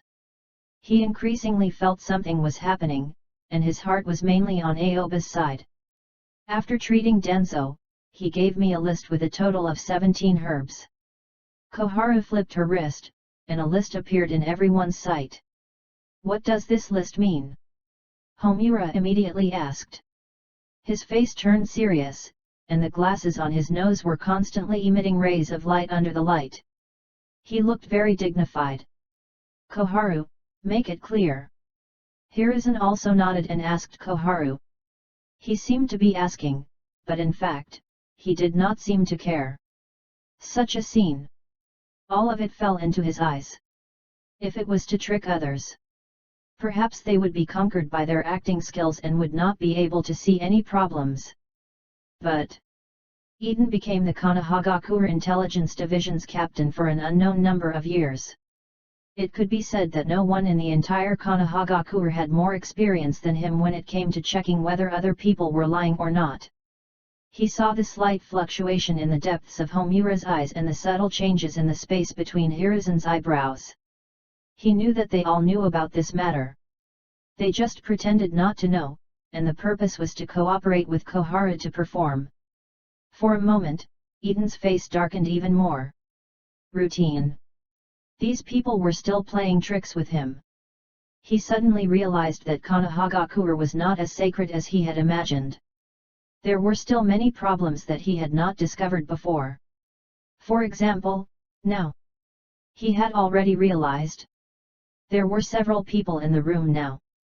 Including Danzo, who was unconscious on the bed. They were just a few people standing at the top of Konohagakure.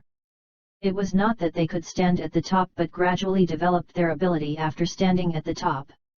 Eden quietly looked at Koharu. The more they acted like this, the more he felt that there was something wrong with the content of these words. Perhaps this was the case. But it would display a completely different effect when the same thing was said from different angles.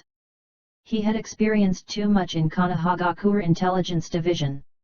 When prisoners explained things, they chose to avoid the important and deliberately let the focus be on the past so that their crimes were not so obvious. Koharu stared at Eden. She did not see the effect she wanted from Eden. However, Homura and Hiruzen had already cooperated with her. She could only continue to explain. This is a list for an antidote. Koharu said coldly. She seemed to recall what had happened when Aoba left, and her expression worsened. It's the medical ninja you found. After he gave this list to me, he told me to follow the dose on the list. 2 times a day, a total of 3 days. Give the antidote to Danzo to take, and then the poison on Danzo will be removed. You should understand now. The medical ninja you found secretly poisoned Danzo during the treatment. Do you still think that you did a good thing? I didn't tell you about this, I just thought you were kind to the village and took care of your face. Who knew that you had to ask like this? Are you satisfied now? Hurry up and tell me the number 18 herb. I have to hurry up and prepare the antidote for Danzo. Koharu said one sentence after another. She was already furious in her heart. She was extremely dissatisfied with what Aoba had done. In addition, when Eden spoke to her, he was adamant. This made the dissatisfaction in her heart rise again. After continuously growing, it reached an unpleasant standard. It was because of these reasons stacked together. It had already made her forget or ignore the fact that she wanted to take off Aoba's mask, completely wrapping Aoba up as a bad person. Koharu-sama, there is one thing I don't understand. The medical ninja I hired saved Danzo-sama, so why did he poison Danzo-sama? Eden asked in a deep voice. After listening to Koharu's narration, he had a general understanding of this matter. He believed that what Koharu said was true. Of course, there might be some added content, but some details were definitely omitted. As for those details, with his years of experience in interrogation, he had already guessed the gist of it. That's simple. After he saves Danzo, he will use his poison to threaten the village and achieve his goal. Koharu said coldly. In fact, she was half right. Aoba really wanted to achieve his goal when saving Danzo. However, he did not poison him. Instead, he used Kinkaju no Fuda, forbidden individual curse tag. He did not want to threaten the village. Instead, he tried to control Danzo to achieve the effect of controlling Konohagakure's hidden forces. Of course, compared to Koharu's clumsy cover-up, Aoba covered everything up very well. He first said that he had poisoned Danzo, then told Eden that he had not poisoned him. From then on, these people would not think that there was another curse seal tag besides poison. The reason for this poisoning. It became an excuse to block a bullet on the surface. Koharu-sama, I don't understand. Then what did he threaten the village? Eden narrowed his eyes and stared at Koharu not far away. He said, he told me what the number 18 herb is. You have to tell me what he threatened the village and what he achieved. You.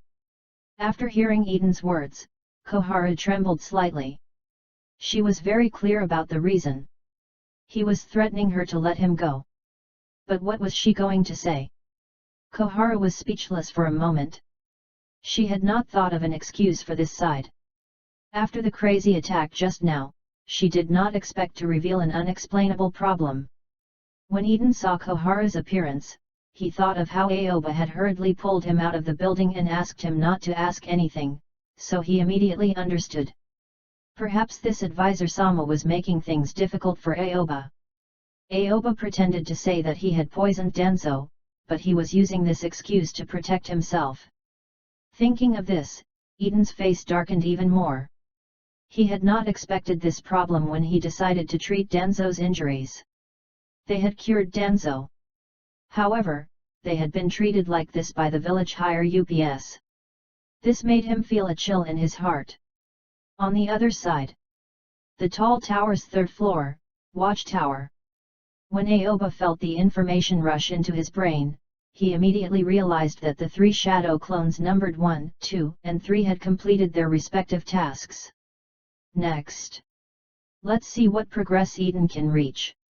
He has already played the part that he can perform to the extreme, slowly making the middle level lose confidence in the higher UPS of the village, paving the road for Minato's future power replacement. Chapter 333. Eden. After hearing Eden's words, Hiruzen's face suddenly became a lot uglier. His expression became serious. Since you have already obtained the number 18 herb, then tell the herb first. We all have the same goal, to cure Danzo's injury. We can't joke with Danzo's life. Hiruzen's voice became much more serious. As he spoke, he had already picked up the kisira by his lips, but his face still showed deep majesty. At this time, Hiruzen no longer wanted to continue the topic. The moment the mysterious medical ninja and Eden left, Koharu had already told him the specifics of what had happened. He knew very well what Eden was asking about. That was, Koharu wanted to remove the mysterious medical ninja's mask and was threatened in the end. But he still had no way to say it out loud. After all, it was not appropriate to tell the truth. I got it. After hearing Hiruzen's words, Eden immediately understood what he meant. He no longer continued to dig deeper into this topic. He dug deep into the step he had just taken. He had already understood what was going on. It could be said that his goal had been achieved. He had asked the question before because he needed clarification about what was happening. Although the three people here had not spoken clearly, he already completely understood what was going on. I'll tell you. Eden's tone was low. He first looked at Hiruzen, and then his gaze shifted to Homura. Finally, it landed on Koharu and then stopped. Koharu-sama. Danzo-sama is not poisoned. The list in your hand is the antidote for the poison that Tsunagakure often uses. We can equip these antidotes to our Konohagakure ninja. This way, we can avoid the possibility of our Konohagakure being poisoned to death in the war with Tsunagakure. Eden said one sentence after another. His tone was quite deep, trying to suppress the emotions in his heart as much as possible. As Eden said this, the three people present were all stunned. Everyone's eyes flashed with disbelief. Eden, is what you said true? Koharu immediately asked nervously. She had been too anxious and had not thought about these things at all. Now that she heard Eden's explanation, she was completely stunned. She could not tell if this was true or false. You mean that Danzo was not poisoned? Homura could not help but ask. His expression was much calmer. He did not show too much shock like Koharu. On the whole, he still looked the same as usual.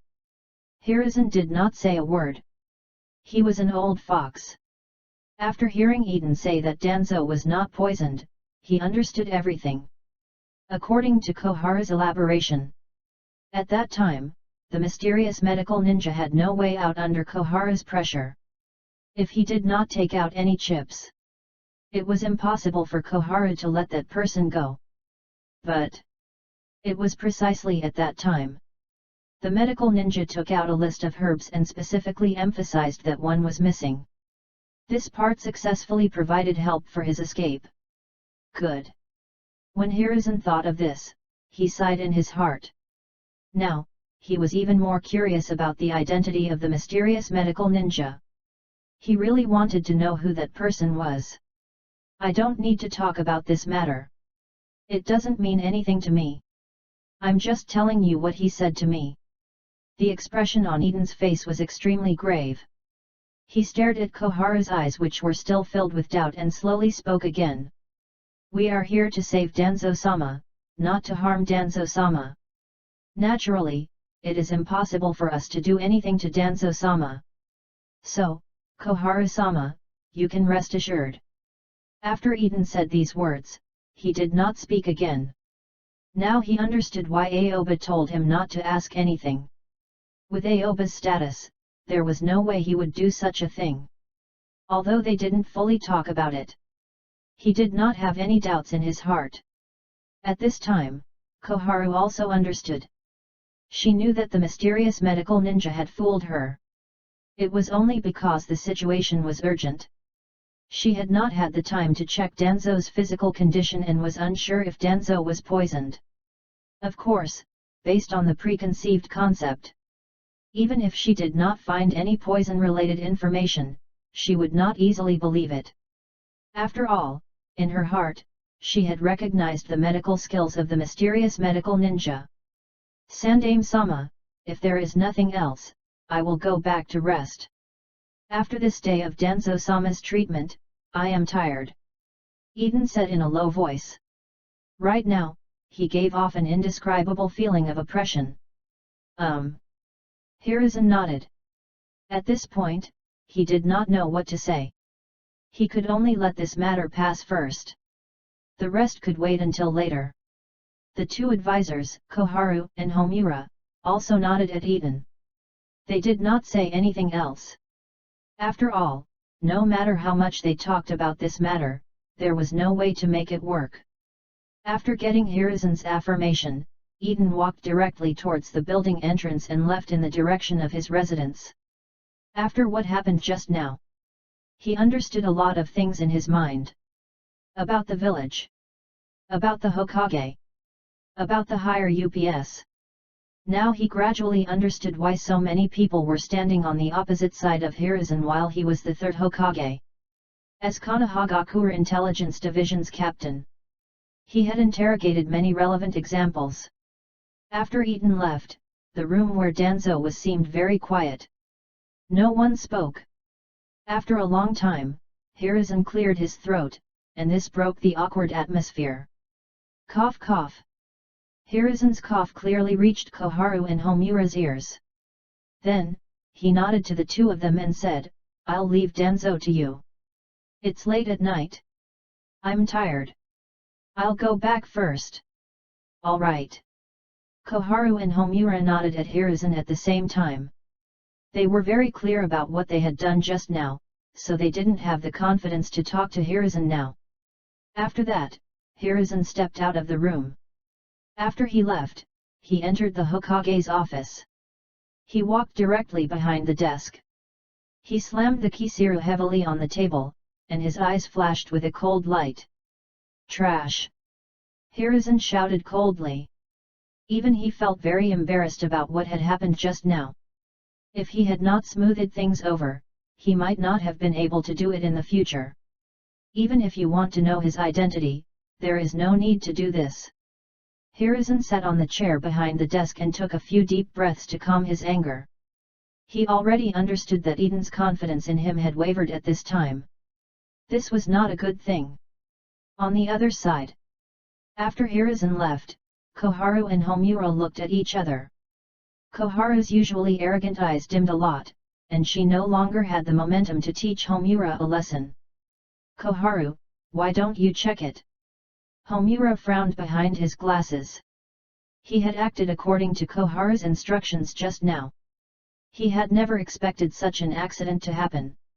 From the beginning to the end, Eden had been talking to them with a handle. He felt extremely constrained and couldn't exert it at all. Why would I think that the medical ninja was lying to me? He was so confident when talking to me. Even now, I still believe that Danzo is poisoned. I want to check him immediately. As Koharu spoke, she walked directly to Danzo's bed, ready to use Shozen Jutsu, mystical palm technique, to check the position of Danzo's breastbone to make sure that Danzo was really not poisoned. Eden would not lie to us about such a thing, and he is right about one thing.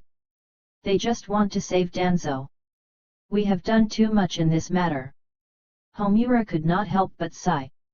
He knew that what they did was wrong. He had already reflected in his heart. He knew that Koharu's examination of Danzo's body had no effect, but he did not deny it. After all, this was safer. They actually tricked me. Koharu sat next to Danzo's bed and used both of her hands to use Shozen Jutsu, mystical palm technique, on Danzo's chest. She quickly checked if Danzo had some kind of poison. In fact, there were some words in her heart. It was a secret that belonged to her. Whether it was Hiruzen or Homura, she did not say anything. It was about little Danzo. It was precisely because little Danzo had attracted her attention at that time that her mind was a little disturbed, which led to her not seeing clearly whether the mysterious medical ninja had poisoned Danzo. So after Aoba said that Danzo had been poisoned and after careful consideration, she decided to take a step back. She told Aoba to leave directly. After a quick check, Koharu found things were similar to what Eden had said. Danzo's body showed no signs of being poisoned. However, it was precisely because of second preconceived notions. Before Koharu went to check on Danzo's body, she had already believed what Eden had said. Danzo was not poisoned at all. Therefore, after a rough examination, she was able to see through it. There was no need for a further in-depth examination. This also prevented the matter of Kinkaju no Fuda, forbidden individual curse tag, from being discovered in Danzo's heart. When Eden returned home along the way, the sky was already very dark. Even the street lamps only lit up once in a while, and it had already entered the mode of saving electricity. When he walked to the door of his house, he was stunned. The door of the house was open. No one closed it. Not only that, but he could also sense that a few Anbu were guarding the area. Obviously, they were waiting for Aoba to leave. Humph! Eden snorted coldly, and his mood that had just calmed down once again became dissatisfied. No matter what, they were heroes who saved Danzo's life. Yet this was the kind of treatment they received. Eden walked into his house and then slammed the door shut. Aoba! Eden called softly in the room, but there was no response. After that, he went to the basement to check again. Empty. Ran. The corners of Eden's mouth slightly curled up. He suddenly realized that Aoba was really the author of Teacher Bai of the ninja school. His thinking was indeed very meticulous. He could even escape from Anbu's watch. It seemed that he had underestimated this person. Now that Aoba was not here, he also had some leisure time. After all, they had cured Danzo-sama's injuries. After returning home, he stopped thinking about those terrible things. His mood also became much better. Outside Eden's residence. Swish! Swish! Swish! Swish! Swish! The figures of Anbu quickly passed through the dark space and landed in the direction of Eden's residence. Now that Eden-sama is back, we have not found any signs of the medical ninja running away, which means that he is probably still in Eden-sama's house. Keep a close eye on him and report to me immediately if anything happens. Among the Anbu, a squad leader spoke to the surrounding Anbu who were hiding here to collect information. Yes.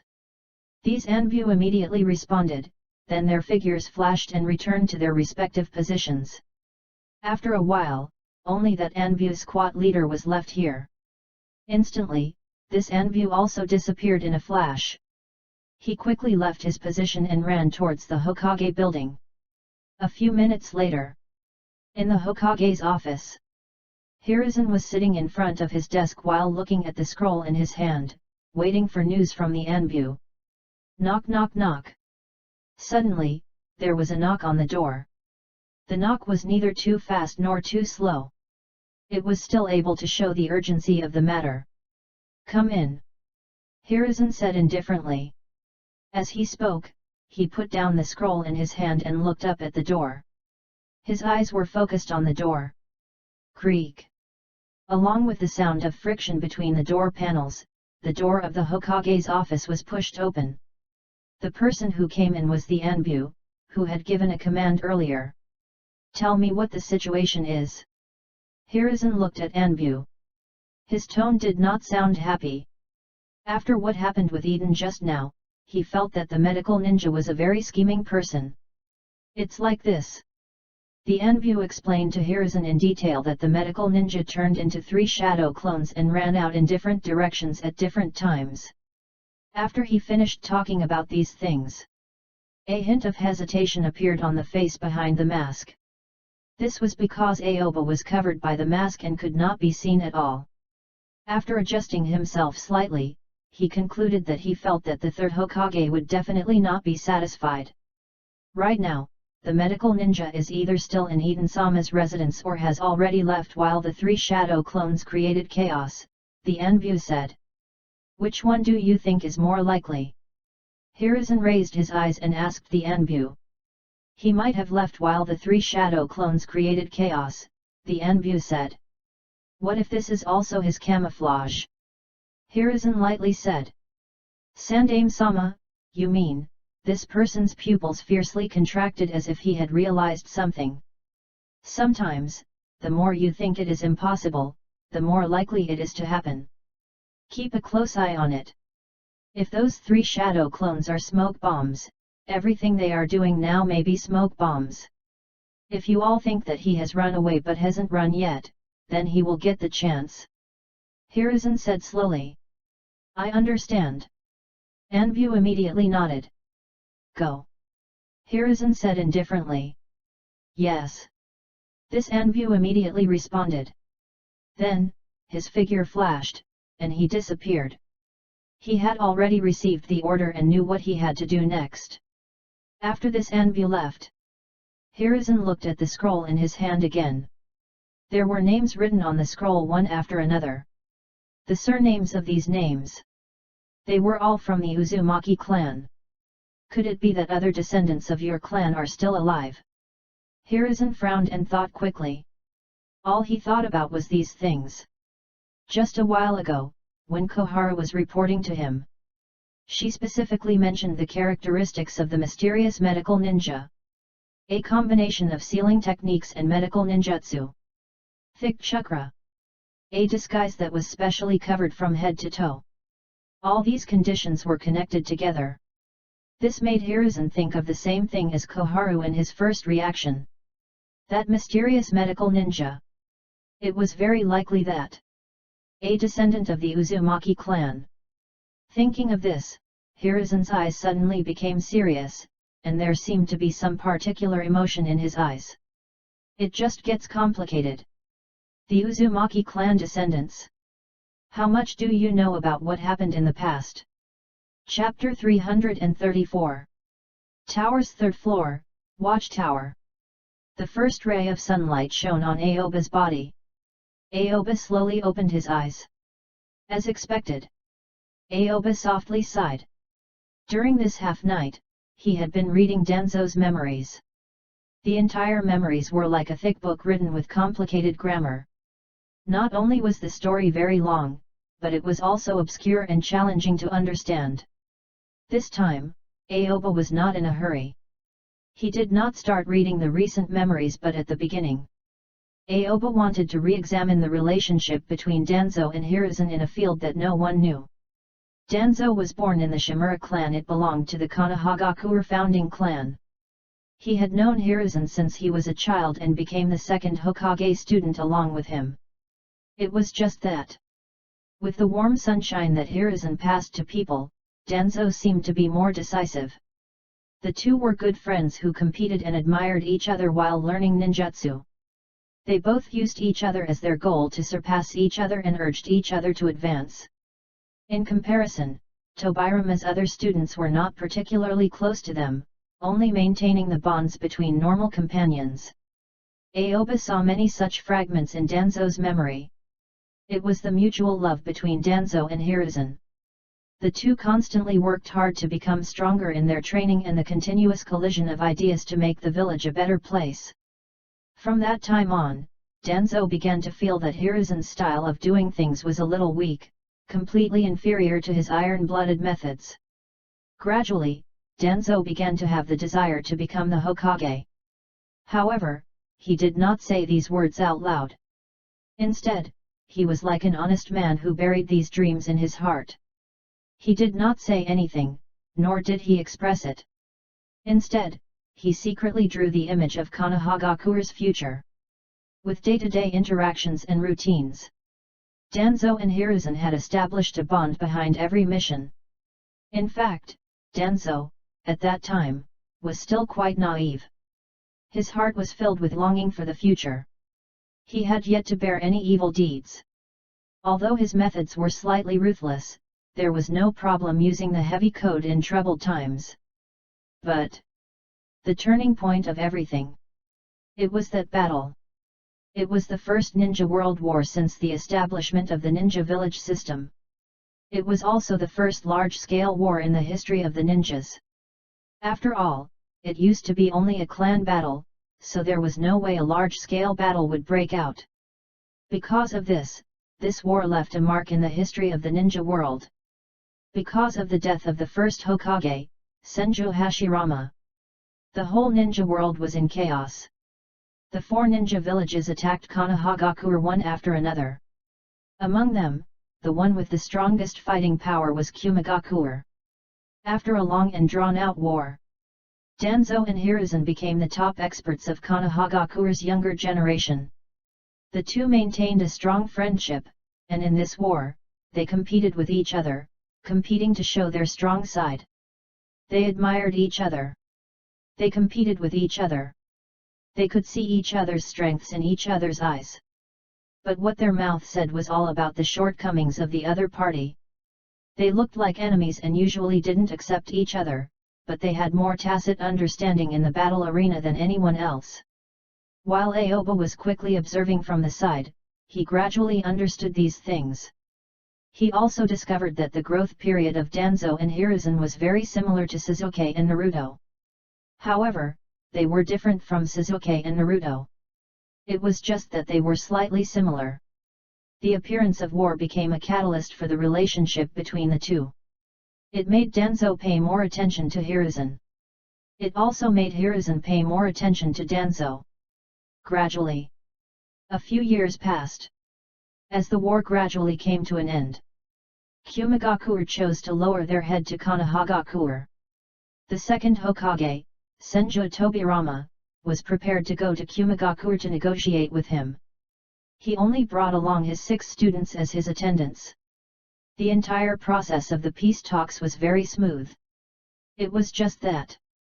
Just as the peace talks ended, a change occurred. Kumigakure's Kinkaku force suddenly appeared in the venue. They assaulted the second Raikage, who was in the peace talk while carrying the Sage of the 6 Paths' 5 treasured tools and directly set off a coup d'état. After that, they then began to chase after Konohagakure's second Hokage, Senju Tobirama. Because Kinkaku force was extremely good at tracking, The Tobirama's team had no way to shake off them. If they caught up, Tobirama had no guarantee that he would be able to protect the 6 students who followed him when he fought against the 2 ninjas who had the Sage of the 6 Paths treasure tools. One must know. These 6 students, they were the future of Konohagakure's next generation. At this time, through the perspective of Danzo, Aoba saw the scene that happened to Danzo and Hiruzen. The second Hokage, Senju Tobirama, brought his 6 students to rest under a tree for a short period.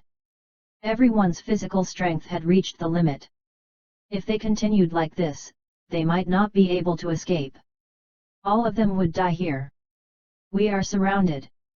Tobirama slowly opened his mouth and said. At this time, he closed his eyes. His right hand stretched his index and middle fingers together and poked the ground. He used his chakra to sense the location of the surrounding ninjas. Judging from this tracking ability, it should be the Kinkaku force who has the strongest tracking ability in Kumagakure.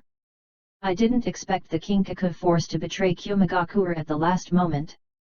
We will be in great danger if we continue to be in a stalemate. Tobirama slowly said. His tone was indifferent and calm, with no slight bit of panic. By looking at the memory of that time, Tobirama seemed to be mentally prepared. To be the bait. To protect his 6 students by sacrificing himself. This was what Aoba thought. It was also the most reliable plan. Because whether it was Hiruzen or Danzo, they would not be able to lure the enemy away as bait because the enemy's biggest target was the Senju Tobirama, the second Hokage at the time. Except for Tobirama, anyone else who would go up would be a meaningless sacrifice. There would be no effect at all. So, this was not a multiple-choice question at all. From the moment this situation appeared, it had already been decided that the only person that could act as bait would be the second Hokage, Senju Tobirama.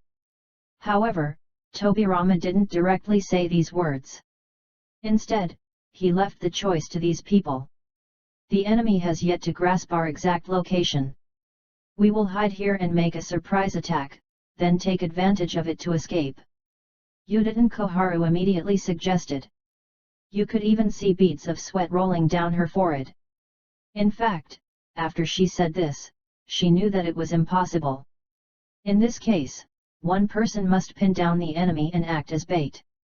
Otherwise, we will not succeed in breaking out of the encirclement. Uchiha Kagami also saw the current situation and said nervously. The person who was used as bait will die.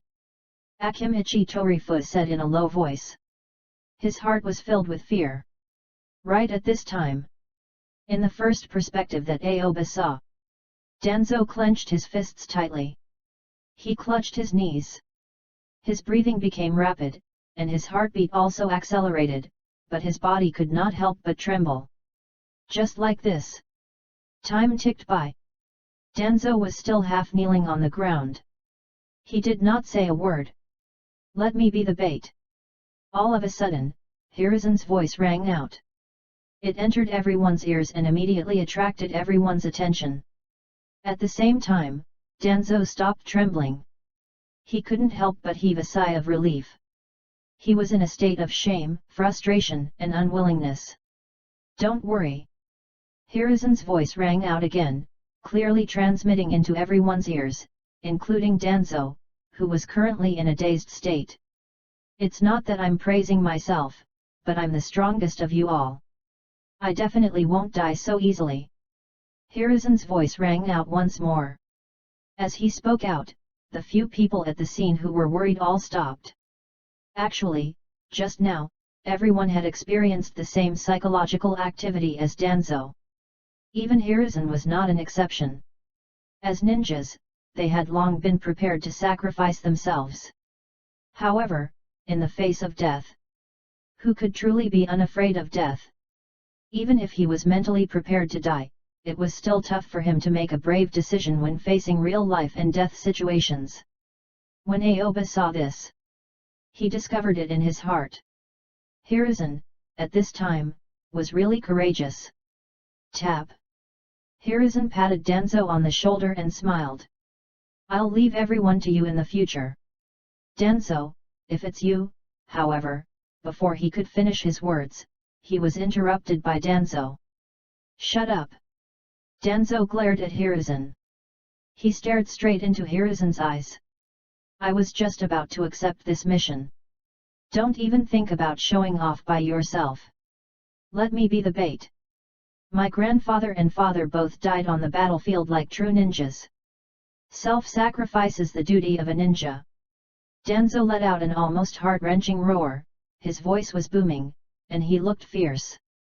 However, Aoba could feel it. Danzo did not have that kind of consciousness.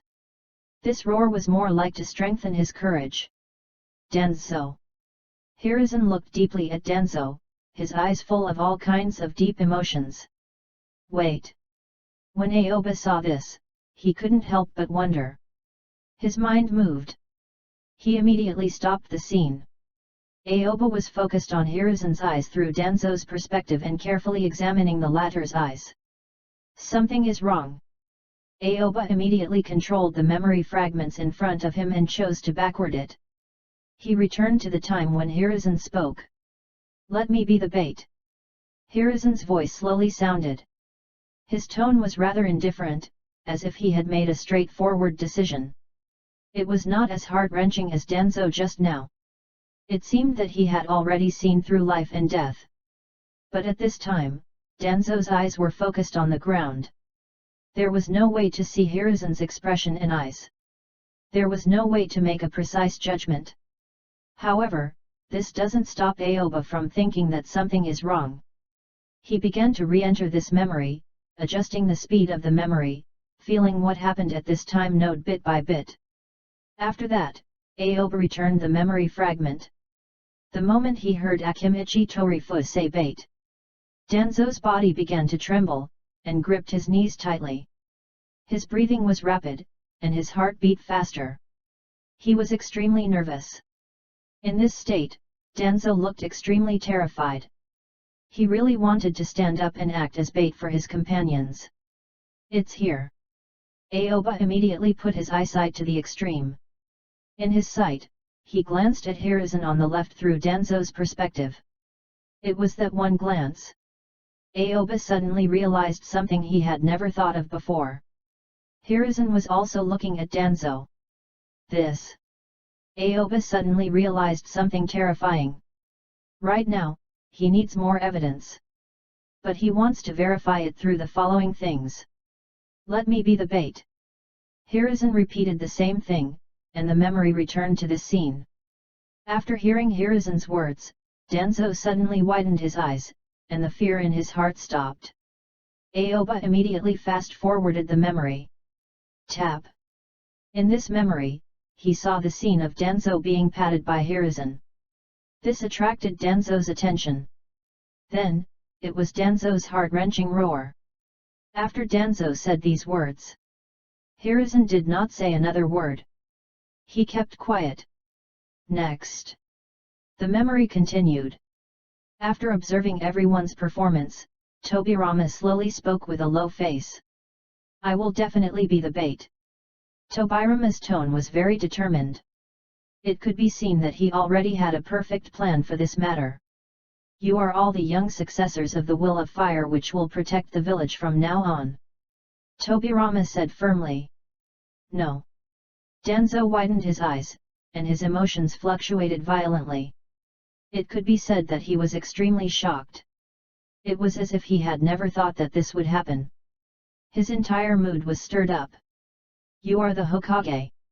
You are the most important ninja in the village. Why do you want to be the bait? Danzo shouted. At this time, his heart was already in a very emotional state. Danzo, you and Saru always quarrel all the time, but now the companions have to be united. Don't quarrel over personal grudges. Tobirama shouted coldly. When you made your decision, you did hesitate. You have to recognize yourself first. Don't lose your cool. You have to know what you are doing.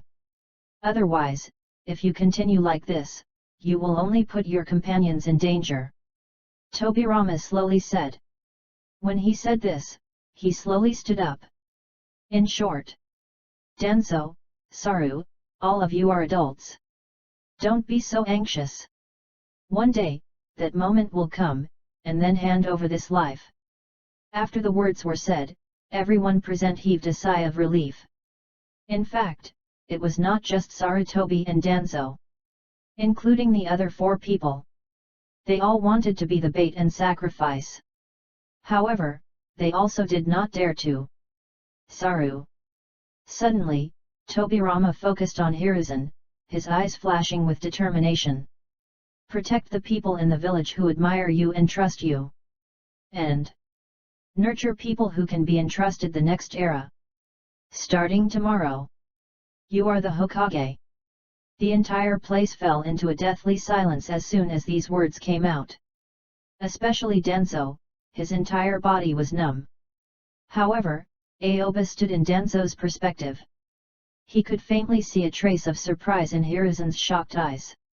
However, this emotion was hidden very deeply. It was difficult to discover in the dark and anxious environment at that time.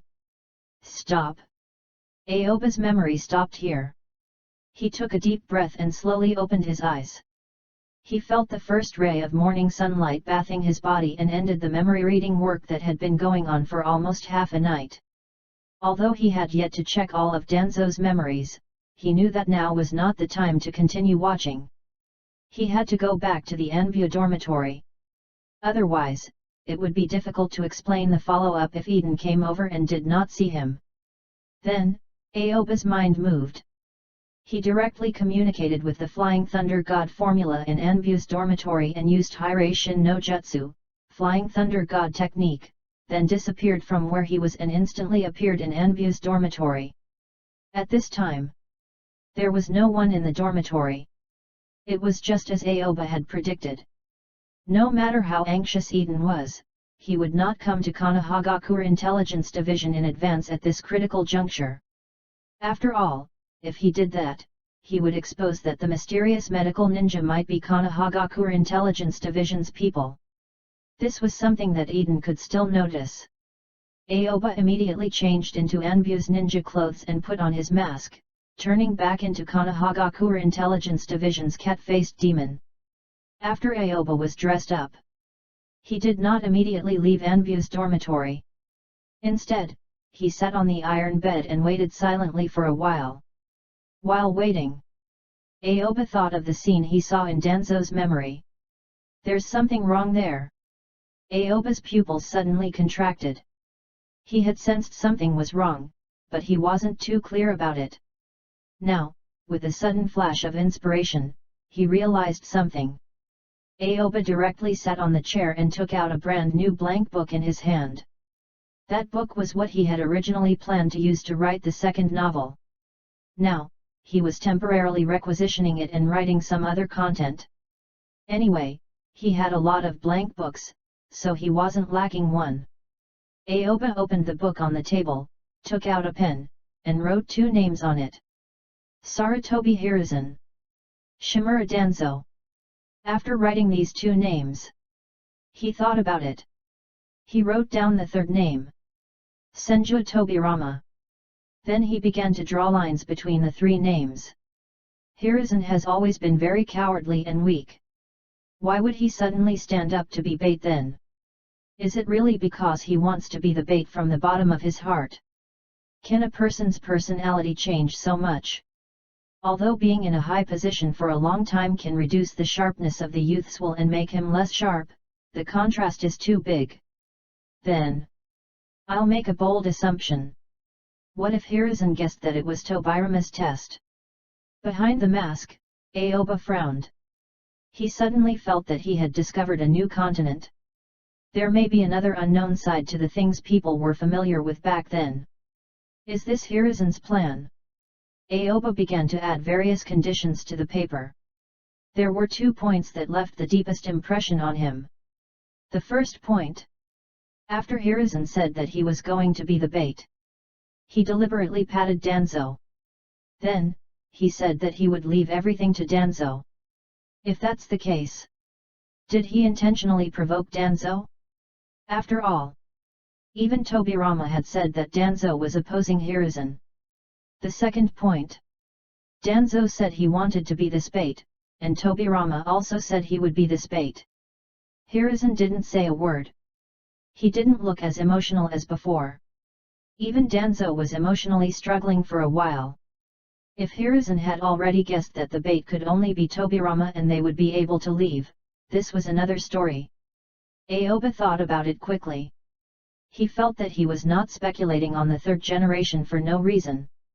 After all, when there was a problem at the negotiation table in Kumagakure, and they ran into the woods together, he had too much time to think about it. Hiruzen stepped forward when he knew that he would not be the bait. After saying a few words, he found that Tobirama did not say anything. He immediately patted Danzo and used words to stimulate Danzo to let Danzo take over the bait. Aoba silently analyzed in his heart. His thinking became faster and faster. From the beginning, he did not believe that Hiruzen was a truly pure and flawless person. He just held Danzo tightly.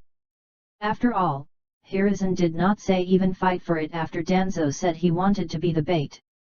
If my guess is correct, Hiruzen reaped the benefit first and then pushed Danzo to take on the role of bait.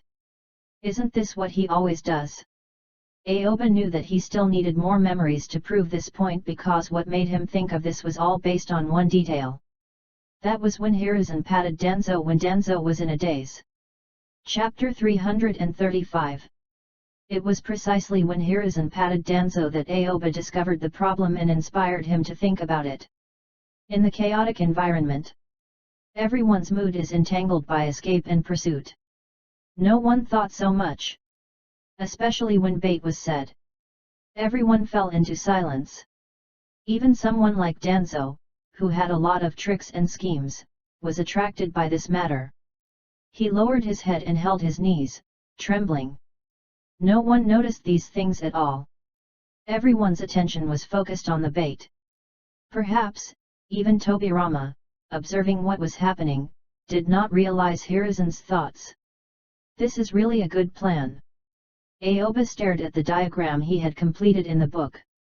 According to his deduction, if Hiruzen were a fierce person who dared to sacrifice himself at the critical moment and acted as bait for the entire team to buy time for everyone's lives, then everything would be the same as it was before. But what if Hiruzen had already guessed everything? Then this would be a carefully planned strategy. When Hiruzen said that he wanted to be the bait, he already knew in his heart that Tobirama would take the initiative to be the bait. This way, no matter how he expressed himself, he would not become the bait to cover their retreat. If he chose to say this first, he could become the hero in everyone's eyes who was willing to sacrifice himself for his companions. Not only that, he could also win Tobirama's trust. All of this happened just in time. Just do it again. But Hiruzen was still fearful. After all, nothing was entirely sure, not to mention that the matter of Tobirama covering up the rear was only Hiruzen's speculation. Tobirama had yet to say such words. Actually, there was not much time at that time. Since Hiruzen said he would be the bait, every second made him feel closer to death. He first emphasized to everyone that he was the most powerful one. Even if he went, he might still be able to survive. He used this method to vent his anger and secretly told Tobirama that his strength was the strongest among them and could be entrusted with heavy responsibilities. Then, he saw that Tobirama still had not expressed his opinion yet. He was afraid that his words become certain. If he really became the bait, he would suffer a great loss. Therefore, he quickly patted Danzo and stimulated Danzo from his timid state. After all, he was very clear about Danzo's character. No matter what, he was willing to compete with him, even if it was a matter of sending himself to his death. Sure enough, it was just as he had expected. Danzo immediately accepted the mission of sending himself to his death. This made Hiruzen immediately heave a sigh of relief, and he did not snatch it back. Then, it was time to announce the results of the courage assessment, and Hiruzen won because of this. Things are getting more and more interesting. The corners of Aoba's mouth slightly curled up behind the mask. He did not expect to see such details in Danzo's memory. He had long known that Hiruzen was not such a simple person. However, he did not expect that he would start having his calculations at that point in time. For a moment, Aoba decided to take a closer look at Danzo's memories during his free time these past few days. What kind of personality was Hiruzen exactly? It was still very important to him. After all, Minato still had to take over the position of Hokage in the future. He should have a basic understanding of these things. Moreover, the feeling of being able to read memories and dig out those secrets greatly satisfied Aoba's curiosity. Dong dong. At this time, there was a knock on Aoba's iron door. He's here. Aoba had already expected such a scene in his mind. He immediately walked to the door and opened it. He just happened to see Eden standing at the door. Aoba, you are here. Eden's eyes were slightly deep. He was now quite disappointed with the problems exposed when treating Danzo. Brother Eden, this is not the place to talk. Let's go to your office. Aoba immediately came out of the dormitory and looked around. After making sure that there was no one in the corridor, he heaved a sigh of relief. Okay. Eden nodded. He came directly to find Aoba so early because he had a lot of things to say in his heart. Come with me. Eden immediately turned around and walked in the direction of his office.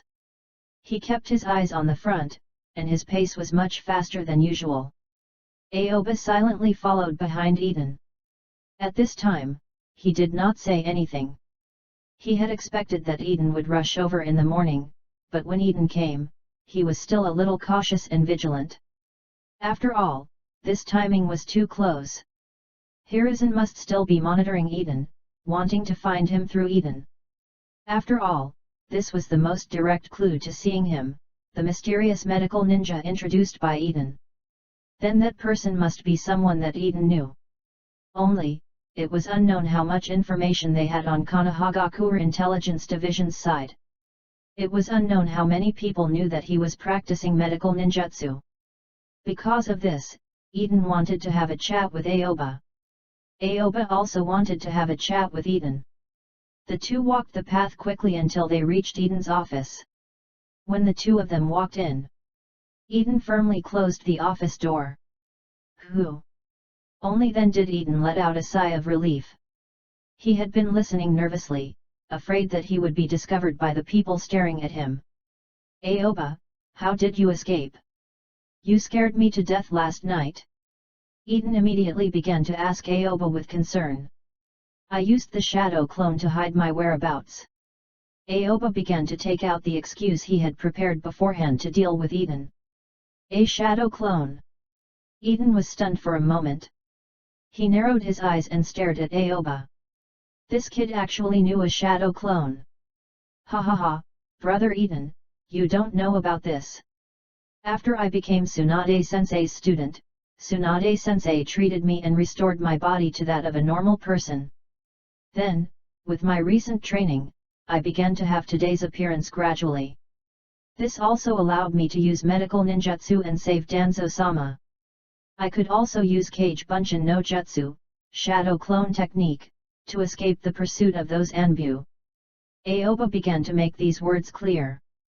After all, he had been paying attention to one detail.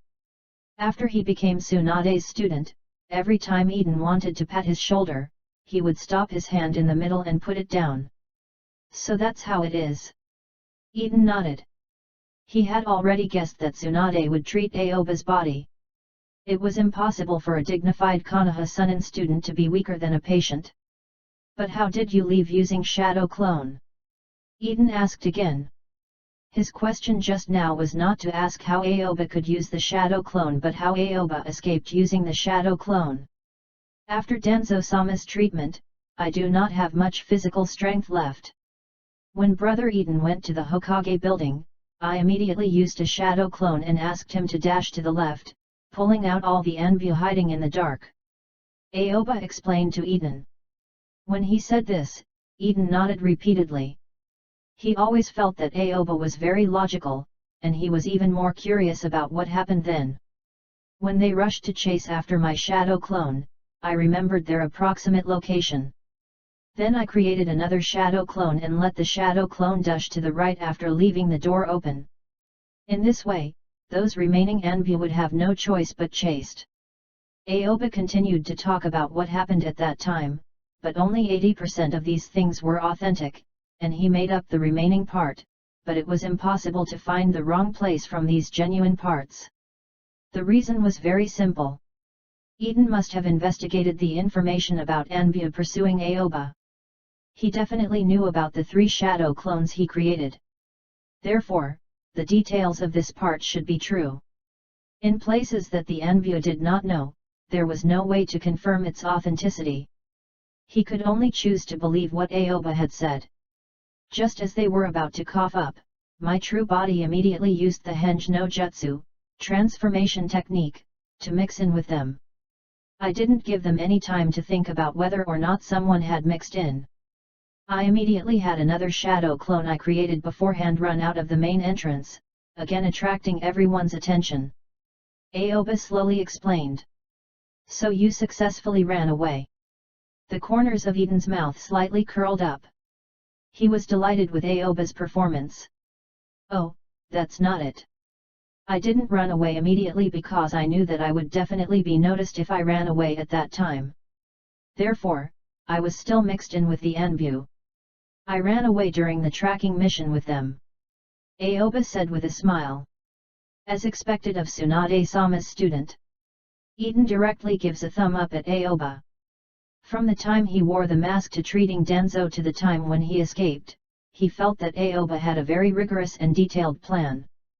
Moreover, he did not panic in the face of danger and planned everything very well.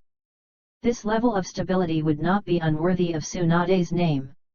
Aoba, I happen to have something to ask you. When we finished treating Danzo-sama, you directly pulled me away and told me not to ask anything. What does that mean? Eden immediately asked in a low voice. This matter was like a thorn in his heart. If he did not figure it out, he could not accept it. Because of this, he had been holding it in for half a night just to come here and ask Aoba what had happened at that time. Didn't Koharu-sama tell you? Aoba said with deep meaning. In Eden's memory, Aoba saw that the other party had a little bit of pursuing the truth, so he felt there might be a chance to use it. Of course, this did not mean that Eden pursued the truth with all his feelings. If that were the case, it was also impossible for him to reach this point. Eden was only willing to investigate matters related to him. This matter was not only about Aoba, it was also his matter. It was a matter that they worked together to treat Danzo's injuries. Koharu-sama said you poisoned Danzo-sama. Eden said coldly. Brother Eden, what do you think? Aoba asked with deep meaning. Of course, I don't believe it. This is not good for you and me at all. Besides, didn't you already tell me that Danzo-sama is not poisoned? Eden immediately expressed his stance.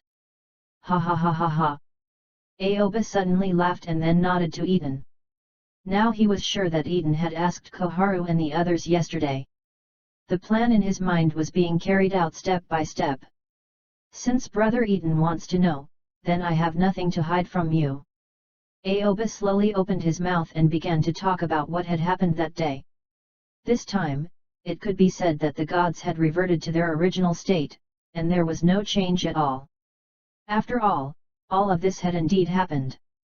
At that time, I tried my best to treat Danzo-sama in the room, and in the end, I was successful. If nothing unexpected happened, Danzo-sama would be able to walk in a few months. However, as I moved Danzo-sama onto the bed, Koharu-sama moved closer to my position, directly blocking my way. If I didn't think of a reason to stop her, I might be in danger. Aoba explained directly. Do you mean that Koharu-sama wants to use force on you? Eden suddenly widened his eyes, and a touch of horror flashed in his eyes. Brother Eden, you misunderstand. Koharu-sama wants to take off my mask and see what my real identity is. Aoba's face was suddenly covered with black lines. He didn't know whether Eden said was what he understood, but no matter how he heard it, it felt strange. That's what I meant. Koharu-sama wants to take off your mask and see who you are. This time, I am quite disappointed with Konohagakure's higher UPS. They have done a lot of wrong things.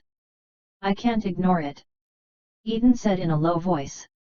Brother Eden, don't tell anyone this thing. Aoba immediately warned. Right now, Eden's position was still indispensable. Otherwise, no one would come to protect him. I know what to do about this matter. If I'm not mistaken, Aoba, you gave this antidote formula to Tsunagakure's poison to Koharu-sama, so you can leave by saying that you poisoned Danzo-sama. Moreover, if I'm not wrong, this antidote formula should have been entrusted to you by Tsunade-sama to give to the village. Eden said with a smile. His eyes seemed to have seen through everything. That's right. When Tsunade-sensei left, he gave me the antidote she had developed and asked me to give it to the village at the right time. At that time, there was no conflict between the village and Tsunagakure, so I was not in a hurry to take it out. Now it is the Third Ninja World War, so I think it is just right to take it out, so I take advantage of it. Aoba nodded and said. Now, he had successfully connected all these reasons. This made everything make sense. Aoba, you made a great contribution to the village this time. The village has wronged you and did not let you get the treatment you deserve. I apologize to you on behalf of the village. Eden immediately bowed to Aoba. He knew how unhappy and unwilling he was, so Aoba might be more emotional than him. Brother Eden, you and I don't need to say this. This time, I have a question to ask you. Aoba waved his hand and said. He had no interest in being a great contributor, so he didn't care what kind of treatment he was given. Ask. Eden immediately nodded and stared at Aoba. He had a feeling that he would tell Aoba everything he knew. He wanted to make himself feel more comfortable in this way. Brother Eden, how many people know about me practicing medical ninjutsu? Aoba immediately asked the most important thing. I knew you would ask this question. Eden stared at Aoba and said, in fact, strictly speaking, other than me, no one knows that you can use medical ninjutsu. People only know that the cat-faced demon has mastered some medical ninjutsu. Does no one know that I am the cat-faced demon? Aoba asked Eden. It's not like you don't know how low-key you are. Only a few people know that you are in Konohagakure Intelligence Division and you don't have any friends. People only know that Yamanaka Aoba is weak and useless. The cat-faced demon is a terrifying existence, but they don't know that cat-faced demon is you, Yamanaka Aoba. Otherwise, their beliefs would have collapsed. Eden said seriously. He was very sure about this. To be precise, he was not investigating Aoba but the cat-faced demon. However, he later found out that the cat-faced demon was Aoba. Now that he thought about it, it was a little magical. It had been more than a year since Aoba came to Konohagakure Intelligence Division, yet he was so low-key that it was as if he had never been here, and he didn't even have a single friend. Let me think. Aoba pursed his lips, and his brain spun rapidly. In the end, the corners of his mouth curled up slightly. Since everyone doesn't know who the cat-faced demon is, then let's give the cat-faced demon a real identity. Chapter 336. What Aoba said, Eden was dumbfounded. He looked at Aoba in a daze, and a bunch of question marks popped up in his head. Eden had no idea what this meant. Cat-faced demon's real identity? Eden asked in surprise. He really needed to understand Aoba's words better. Just as Brother Eden said, the current people only know that the cat-faced demon knows some medical ninjutsu, but they don't know that the cat-faced demon is me. So as long as the cat-faced demon has an identity, it will be easy to draw a clear line between the cat-faced demon and me. Aoba said with a smile. He knew that this patch was very clumsy. Perhaps some people already know that he was the cat-faced demon now. However, even if he only made a slight change, it was better than doing nothing. What identity? Eden asked curiously. He was still trying to figure out Aoba's words. There were still many doubts in his mind when facing this matter. Yamanaka Shinichi. Aoba suddenly said the name of a Konohagakure Intelligence Division ninja. Shinichi, he can't do it. He has other tasks. He is not the cat-faced demon in the first place, and he doesn't know medical ninjutsu. How can he be the real cat-faced demon? Eden shook his head directly. He disagreed with Aoba's proposal. Brother Eden, listen to me. As long as the people in the village ask about the cat-faced demon, you can say it is Shinichi. As for Shinichi's matter, please leave it to me. He will help me. The corners of Aoba's mouth slightly curled up, revealing a meaningful smile. This question of the cat-faced demon's true identity had to be a living person here. Otherwise, there was no meaning at all. But, Eden's face was still full of hesitation. He said, doesn't this mean that as long as they investigate Shinichi, they will know what is going on? Brother Eden, don't worry. Konohagakure Intelligence Division is your territory. Not to mention, who dares to come here so brazenly to investigate these things? Even if they really come to investigate, this matter will definitely be seamless. Aoba nodded to Eden. He had great confidence in these things. When he said Shinichi, all the detailed plans had already emerged from his mind. I understand. When Eden saw Aoba's confident attitude, he thought that Aoba had escaped the sight of Anbu through the 3 shadow clones. He immediately realized that this youth had his ideas. Moreover, these thoughts had already exceeded his understanding. But he was willing to believe Aoba. Then, he said, if it is absolutely necessary to mention the cat-faced demon's name, I will say Shinichi's name. Thank you, Brother Eden. Aoba immediately smiled and thanked Eden. He now felt that the biggest gain in Konohagakure Intelligence Division was to have a helper like Eden so that he could quickly achieve many things. Aoba, I have another question. With your understanding of the current situation in the village, who do you think is likely to become the 4th Hokage? Eden asked in a low voice. His face was very serious. After seeing what happened that day, he began losing faith in the current Hokage. Why do you suddenly ask me this question? Aoba was suddenly stunned. He did not think that Eden was suitable to talk to him about such a topic. It was too sudden, which made his heart shrink back.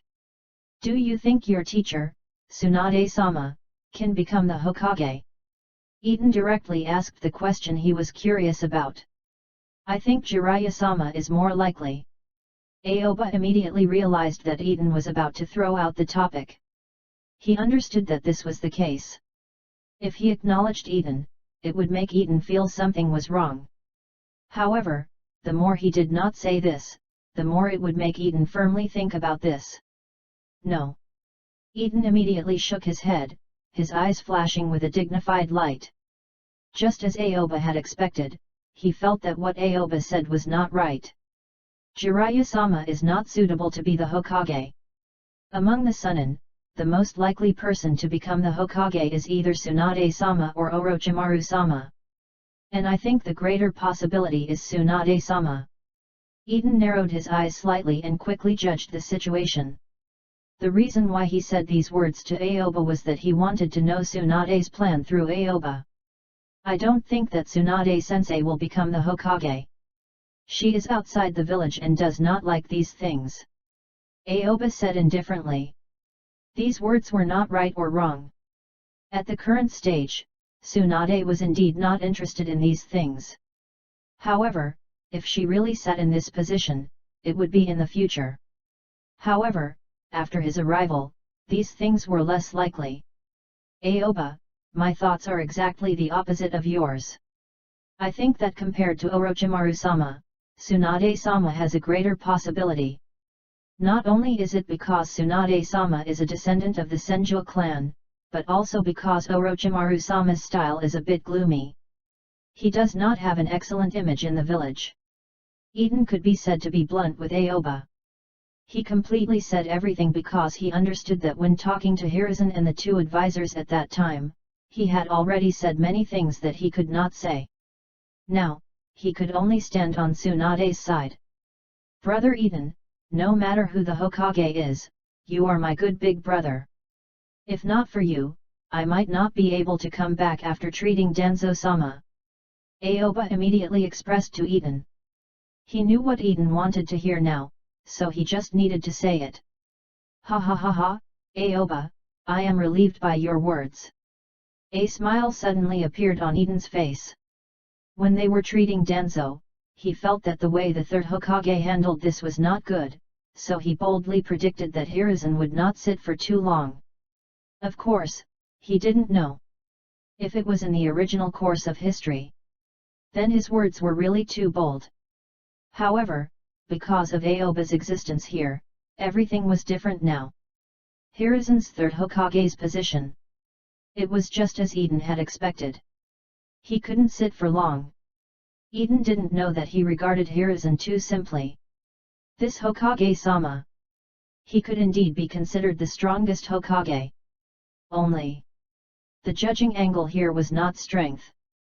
Brother Eden, there is one more thing that is the problem with the story publication of Teacher Bai of the Ninja School.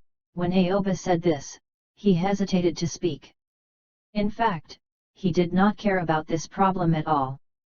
He just wanted to find a topic at the end to shift Eden's attention to other directions. I'll do it immediately in the next 2 days. Eden promised immediately. He had just gotten the complete book yesterday.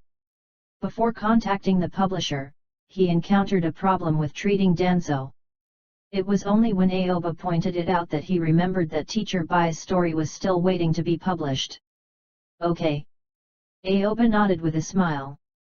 Then, he took out the cat face mask and was about to put it on. Suddenly, he had a flash of inspiration and thought of another way. Brother Eden, I thought of another way. In fact, we don't have to set the cat-faced demon's true identity. We can make him a virtual identity. Any person from Konohagakure Intelligence Division could be the cat-faced demon, including you and me. Aoba immediately thought of a better way than to find Shinichi to play cat-faced demon. After all, if only one person existed, the goal would be too apparent. Now that the identity was scattered, it would be easier to play it. This was something he had not thought of just now. He immediately corrected it. What do you mean? Eden was stunned. In fact, when Aoba said that Shinichi was the cat-faced demon, he already did not understand. However, he still believed that Aoba could handle this matter well. But now, when Eden heard Aoba say that everyone could be the cat-faced demon, he was even more confused. Eden stared at Aoba with his eyes wide open. His mind was quickly thinking about what these words meant. However, no matter how he thought about it, he could not understand what Aoba meant. These topics. It was a little too much. This cat-faced demon's identity can become an identity owned by Konohagakure Intelligence Division in the future. Every day, different people will wear a cat face mask to be the cat-faced demon of this day and then pass it to the next person. Aoba immediately spoke about the idea of a public account used in modern society, which anyone can use. For example, an external public account jointly operated by a certain team. This account represents the team's official account. However, every time content was posted, the people behind the post might be different. Even if an old man left a post, there was no need to be afraid. There can also be new people who will accept the management of this account after joining. As a result, the cat-faced demon became an existence with a changeable personality but an obvious goal in mind. Anyone who was sent to the Konohagakure Intelligence Division could not be easily spared and had to be intimidated. From then on, they achieved the goal of reducing the crime rate. For example, if you wear this mask today, you will be the cat-faced demon. Tomorrow, other people will wear this cat-faced demon mask. Everyone will work together to maintain this title and then pass it down together. Aoba said with a smile. This is also possible. When Eden heard Aoba's words, he was stunned for a moment. An intense surprise flashed in his eyes, and he quickly began thinking about this matter. This was the first time he had heard of such a proposal, and he felt it was pretty interesting. Of course. Aoba repeatedly nodded, a meaningful smile hanging on the corner of his mouth. He stared at Eden in front of him, and now his mood was quite happy. A plan constantly changes. This was indeed very true. When Aoba first came to look for Eden, the thought in his mind was to let Shinichi inherit the cat-faced demon's identity and use a clever method to let Shinichi accept the cat-faced demon's setting. But now, Aoba suddenly thought of this. This made him think of a better and more feasible way to achieve it. He was delighted and felt that this was the most viable plan. Brother Eden, I will give you a plan now. Then, you will arrange this plan. Before Konohagakure's higher UPS investigate it, you will mess up the cat-faced demon's identity. This way, it will be difficult to find me again. The more Aoba thought about it, the happier he became. No problem. Eden nodded. The way he looked at Aoba constantly changed. After all, he had already determined that Hiruzen would not sit for too long in his heart. He had been in Konohagakure Intelligence Division for many years and had accumulated a lot of information. He knew that some clans in the village were extremely dissatisfied with the third Hokage. They did not want to continue watching Hiruzen sit in the position of the Hokage. After his repeated consideration, now, he increasingly felt that the possibility of Tsunade becoming the fourth Hokage was very high. Because of this, he began to have thoughts of standing on a team. In addition, he had such a friendship with Aoba. Therefore, he directly stood on Tsunade's side, waiting for the follow-up events to happen. As for this small request of Aoba, he did not feel that there was any difficulty at all. After all, no matter which angle he looked at it from, Aoba was now one of his people. Helping Aoba hide his identity was also an indispensable matter for him.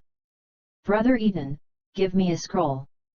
Aoba instinctively wanted to take out writing materials from his ninja pouch. Still, just as he was about to touch his waist, he immediately realized that there was a diagram on the book's paper about Hiruzen, so he could not take it out for Eden to see. Okay.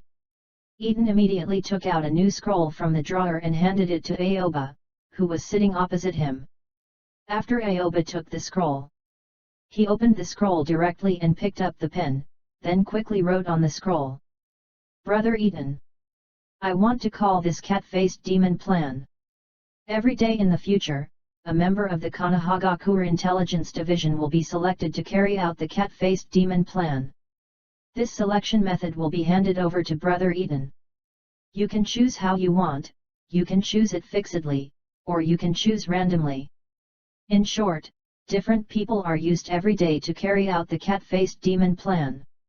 The main content of cat-faced demon plan is: first point, put on the cat face mask and go to the specific interrogation compartment, which specializes in interrogating the prisoners here. The interrogation strength is far more than the normal one, thus resulting in fear of the prisoners. Second point, when using the cat-faced demon's identity, you can use your own ninjutsu at will, but you can't expose your identity, let alone reveal the cat-faced demon's identity. Let every prisoner who comes to the cat-faced demon's exclusive interrogation compartment feel a completely new unknown experience. Third point, the cat-faced demon needs to maintain a fierce foundation. Do not harm their lives. After all, we are only interrogating them and not carrying out an execution.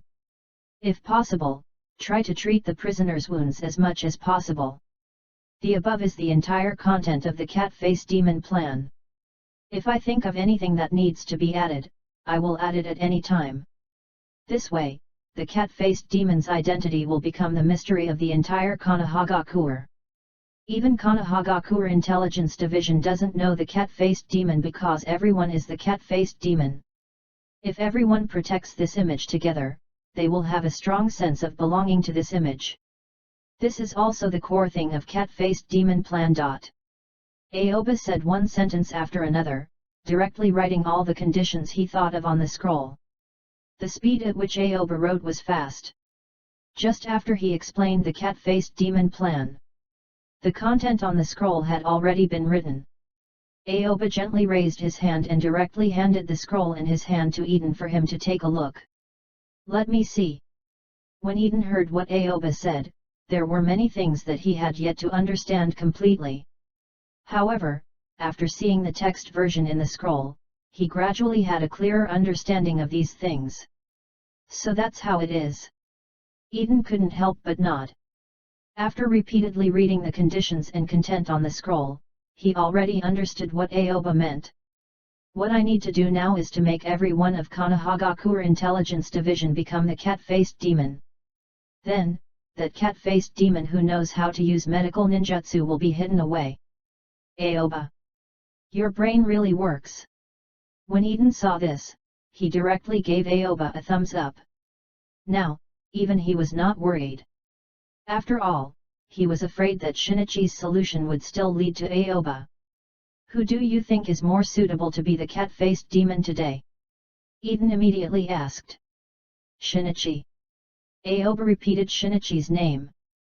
In fact, it was not only because he had an impression of this person but also because he did not know many people in Konohagakure Intelligence Division. There were not many people who could get him close. Sure. Eden nodded. Then he pointed to the cat face mask in Aoba's hand and said, "Give this mask to me. In the future, this mask will be shared by all of the Konohagakure Intelligence Division members. I will give you a new mask, and also..." Eden paused for a moment and asked a question that he was more curious about.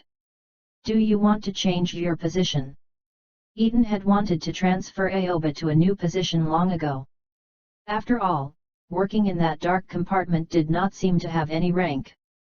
After all, Aoba was Tsunade's student. There is no need at all. Aoba shook his head at Eden. He had already thought of many things when he mentioned the name cat-faced demon. "Brother Eden, I'll change to another compartment.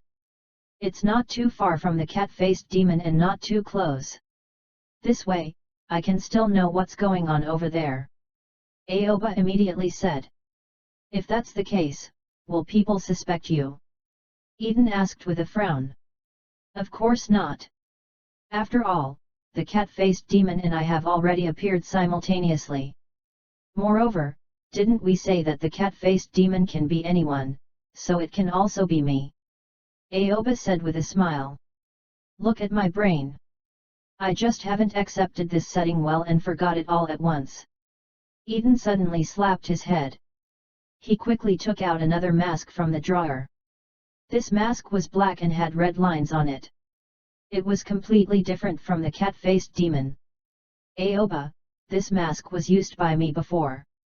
I'll leave it to you now." Eden pushed the black mask in front of Aoba. He took out this mask, which was enough to show his trust in Aoba. "Thank you, Brother Eden." Aoba immediately took the black mask and put it on. "Why are you being so polite to me?" Eden looked deeply at Aoba, who was wearing the black mask. His eyes were full of his young self. He had seen his own shadow on Aoba several times, but Aoba was far more low-key than him. Even he did not remember how many times he had asked Aoba to transfer and was rejected. "Well, Aoba, now I'll take you to your new workplace. It is indeed closer to your former compartment according to your request, but it is not the identity of an ordinary torturer ninja. I think that since you still have feelings for the name cat-faced demon, then let you be a squad leader of Konohagakure Intelligence Division." Eden suddenly said in an unquestionable tone.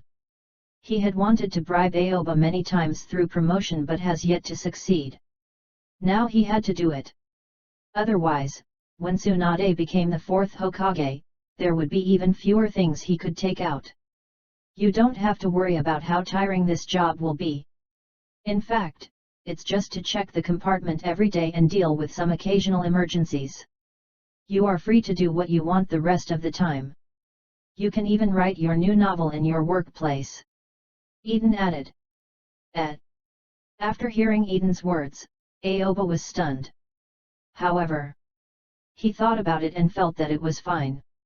After all, if he continued to stay in Konohagakure Intelligence Division's compartment as a torturer ninja, his black mask would probably create the identity of a black-face demon. And this will provides him with an overview of all the prisoners needed to be interrogated. Moreover, it was not even as eye-catching as when he was a torturer ninja. Overall, it was not bad. Most importantly, Aoba felt that he couldn't keep refusing Eden's promotion request. Otherwise, Eden might think that he was an outsider after a long time. This would instead backfire. All right. Aoba nodded and chose to accept what Eden said. He agreed to this transfer. No matter what, Eden had promised him so many things. That's great. The smile on Eden's face became even brighter. He suddenly stood up and walked toward the office door. He waved at Aoba, indicating for him to follow. Come with me. As Eden spoke, he directly pushed open the office door and walked out. Aoba followed behind Eden. The two of them walked in the direction of the Konohagakure Intelligence Division's compartment. His compartment had always been in the innermost position of the Konohagakure Intelligence Division's compartment. On the Konohagakure Intelligence Division side, this place was the innermost area. But for Konoha Prison, it was the outermost area. The intersection was a door. It was the door through which the Konoha prison guards escorted prisoners in and out. Next to it was an office. This is it. Eden took out a key from his hand and inserted it into the keyhole of the office door. After slowly twisting it, he directly opened the door. Creak. Along with a clear and crisp sound, the door was directly opened. Inside was an office much smaller than Eden's office. There were tables and chairs inside, but it was relatively simple. It has been a long time since someone came here. Since the Second Ninja World War, the original squad leader has been sacrificed. I have never set up a squad leader. Now, I just happened to arrange this position for you. In fact, even if you do nothing, it doesn't matter. Everything here can operate normally. Eden said to Aoba. This was a super idle position. He also hoped to give Aoba some space to do things that Aoba was more willing to do. Thank you, Brother Eden. Aoba thanked him again. It had to be said that this was the environment he wanted to see more of. It was much better than he had imagined. You are being polite to me again, aren't you? Eden waved his hand at Aoba, then turned around and walked out. When he turned around, he told Aoba, I will inform the torturer ninjas and prison guards here in the next 2 days. Let them come and report the contents to you. There is a bit of dust here. You can clean it yourself. I will arrange for today's cat-faced demon, so I won't stay here for long. Okay. Aoba nodded at Eden and watched him leave. It was only when Eden left the room, only then did Aoba re-examine this small room that was not large. This place needs to be cleaned up. Aoba could see the water stains on the floor and the dust in the corner. Obviously, this place had also been soaked in the water last time, but it still needed to be cleaned. Suddenly, Aoba raised his hands and made a hand seal. He was ready to use Kage Bunshin no Jutsu, shadow clone technique. However, dense footsteps sounded in the corridor at this time. When Aoba heard these footsteps, he immediately stopped what he was doing. He quickly walked to the door and opened the closed door. In a split second, Aoba happened to see the guards escorting the prisoner walking past the corridor, while the guard leader was walking at the front. Wait! Aoba's voice suddenly spoke. His voice was not too loud, but it could be heard in this quiet corridor. Hey! The guard leader did not expect the voice to come from behind. He looked in the direction they had just walked and saw Aoba standing at the door wearing a black face mask. Why are you here? The guard leader was stunned for a moment.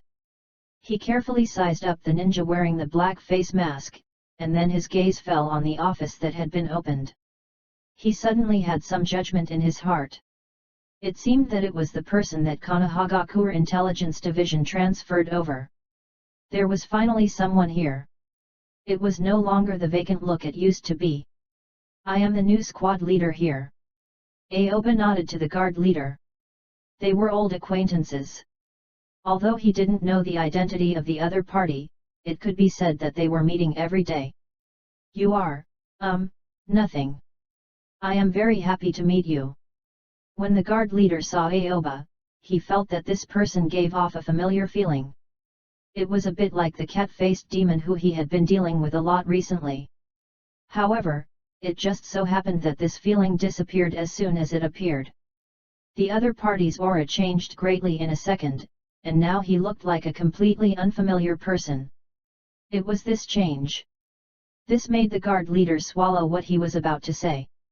Are these all prisoners needed to be interrogated? Aoba looked at the prisoners who were being escorted and asked a question that he already knew the answer to. His goal was to get confirmation from the guard leader. Yes.